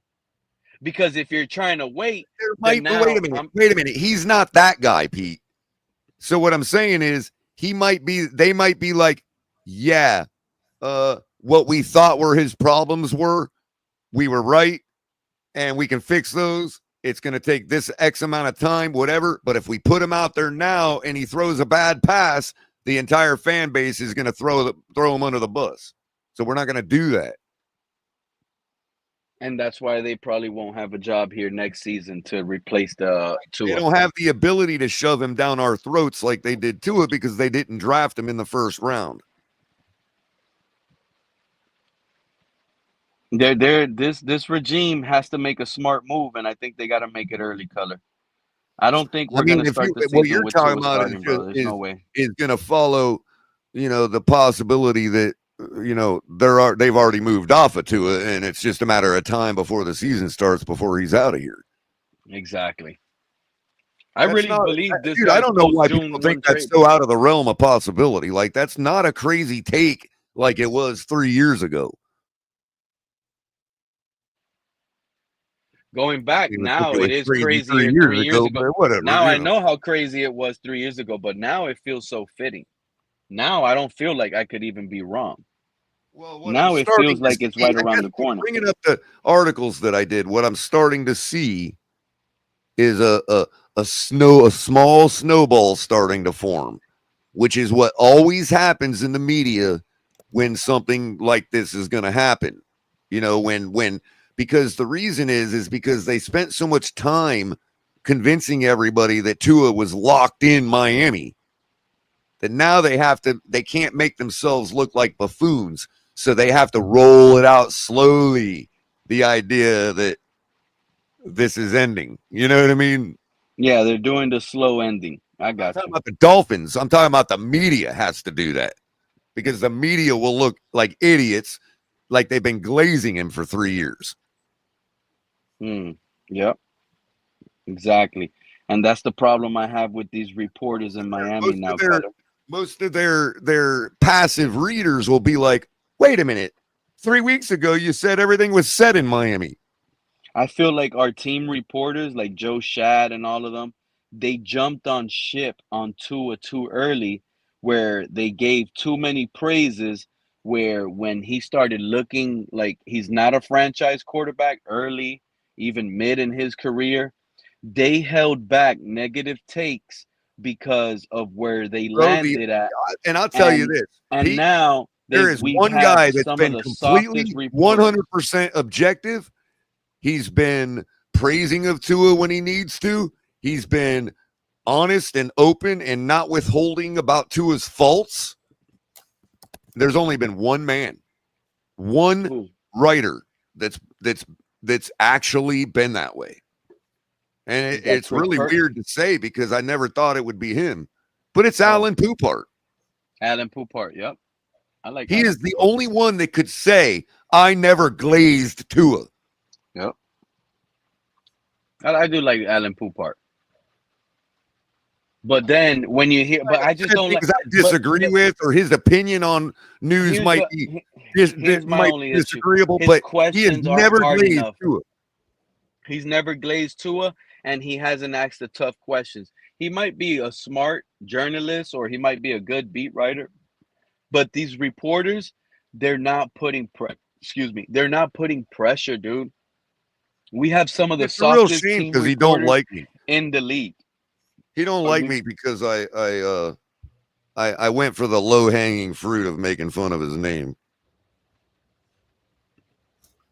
Sorry, Alan. I didn't. I mean, I'm a nobody. I had to go for the low hanging fruit, bro. Come on, man. Don't hold it against me.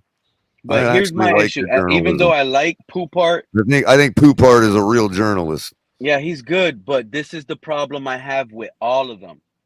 When they're in front of Tua's face at the podium, like, do you remember the last time Tua had to break down a defense and give a reason why he threw that touchdown pass? Do you remember? You see what I'm saying? Like, when has Tua sat here and gave a reason on why he got intercepted or why that pass was so nice? What did he think? What did he see on the defense that let him make that throw? Like, these are some of the questions these other quarterbacks, Color, are answering at their podium. Hey, Jordan Love, that was a nice pass by Jaden Reed. What gave you the confidence to throw that pass at that part in time? Now they put Jordan Love on pressure. He needs to speak what he saw on defense. Now he's gonna sit here and say the coverage he saw. You know what I'm talking about, Color? Oh yeah, I saw it was Yep. covered 3, and I saw the corner like dig in a little bit, so that gave my receiver room on that outside for me to fit that ball in Hey, that corner. has Gruden been copyright striking people, or have you just thought of playing his little schooling class session with Quinn Ewers? I did. I said that was gonna be my next live stream on my last live stream. I said I was gonna do a react to that video, but you know I've been getting those copyrights and strikes. I'm I'm afraid not I get sure one that more, they I'm not ban me. sure I gotta Gruden wait I'm not like sure 2 more Gruden would weeks. copyright strike you though, because I he's think. kind of been a victim of all that cancel culture too. You know what I mean? Oh, so it is. So it is. So it's not just YouTube that does it. The persons have to sit here and copyright. You see Oh what I'm yeah. saying? Oh yeah. NFL content. Now YouTube does it in the respect that they already know the NFL's position, so they're gonna just copyright strike all NFL shit. You know what I mean? This is what I'm saying, Color. There's been times I've done the all 22 film review for 5-6 hours, multiple streams, never got a copyright. Then we get to one of those bad Tua games. Now the film gets all fuzzy. I Right. start getting banned. I start getting shadow banned, whatever they call it. Technically, if you And it's like stop the it makes video, me feel like my internet is going bad. technically, if you stop the video to provide commentary on it, you are providing original content. Oh yeah. Now, there's 2 levels of getting of where people are getting a rule violation from YouTube and confusing it with an actual copyright strike. Okay, so there's the copyright strike, and then there's the YouTube rule that says in order to use somebody else's content, you have to change it enough to where they consider it original content, your original content. What's up, Joe? You And want to chime in? when you get that rule violation, it's very similar to a copyright violation, like in its nature. You know what I mean? But you're not necessarily copyright stricken. You have to actually make sure that that's what they're doing is copyright striking you. Because technically, if you provide commentary on it, the courts have ruled that's enough change to make it original content. That's how you have all those reaction videos on YouTube. Right. And that's why they have to stop every 30 seconds and interrupt the song to say something about it. Yep. Hey, I'm going to get rolling because I didn't realize how late it's getting. But Pete and Snorty and Colors, good talking to you guys. Yeah, man. Wrapping it up. Hey, likewise, Joe. Appreciate your time today, man. Thank you, and you have a blessed night. This show is about to end right now, too, man. It's 12. We can't even say Happy Mother's Day no more. That day's over. But for the last time, shout out to all you beautiful mothers Out on out the there. Pacific Coast. Happy Mother's Day. Oh yeah, you're right. If you're out there, it's still Mother's Day. You're spot on, Color. What time is it out there in the Pacific Coast? Like 8 o'clock, 9 o'clock? But man, what a stream. 9.5 hours. I didn't think it was going to be this long. Appreciate all of you guys. Oh, maybe they'll have content if they missed out today. They were too busy. They'll have a good work shift tomorrow to Bye, deal with everyone. it. Snorty, appreciate you, my Bye, guy. Joe. Color, you're the Peace man. out. You're the GOAT. Appreciate you, Color, man. bye. Everybody in the chat, all of you guys Pete, have a I good gotta night. have a word with you sometime. All right, Whiter. Everybody, I was gonna read the name, but you threw me off. Color. I mean, Snorty. You need to use the fair use disclaimer. Says New York fan. New York fan says he's a Dolphin fan, so shout out to him. Fins up. Right on. Yeah, they All have you a guys in the disclaimer that everybody puts on their description. Madison. I went. That guy's name is my middle school's name, Madison. This is ridiculous. Tua is head and shoulders above Ewers. Yeah, we That's know. a crazy take. You're always wrong. Tua is Nobody locked said he in. wasn't. There is no quarterback available that would be better for Miami. There's still fans. You see what I tell you? don't Like, there's disagree still with that fans that statement. really believe there's nobody better right now. Yeah, but Quinn Pete, Ewers I don't is not, disagree none with of that statement. I don't disagree with that statement. Oh, I wholeheartedly The reality disagree. is, if you had to go to war tomorrow with your football team, Tua is the quarterback. He's the one I would start too. Simply because he's driven the car before. I'm not saying Quinn. I believe Quinn Ewers could drive the car better, but not yet.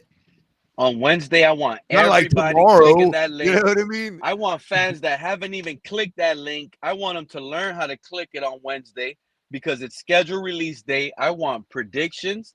I want season predictions. I want what if Tua is the starter and what if Zach is the starter and what if Quinn Ewers is the starter predictions. We're going to have I will 3 say predictions head and from shoulders above every Tua fan in maturity. that clicks that link on Wednesday. Catch me on Wednesday, everybody. Appreciate you. Snorty, I'll give you some time backstage. Color, appreciate you. We're going to Later, rock off, Snorty. go Later, Pete. offline. I'll catch you guys Sunday or Wednesday.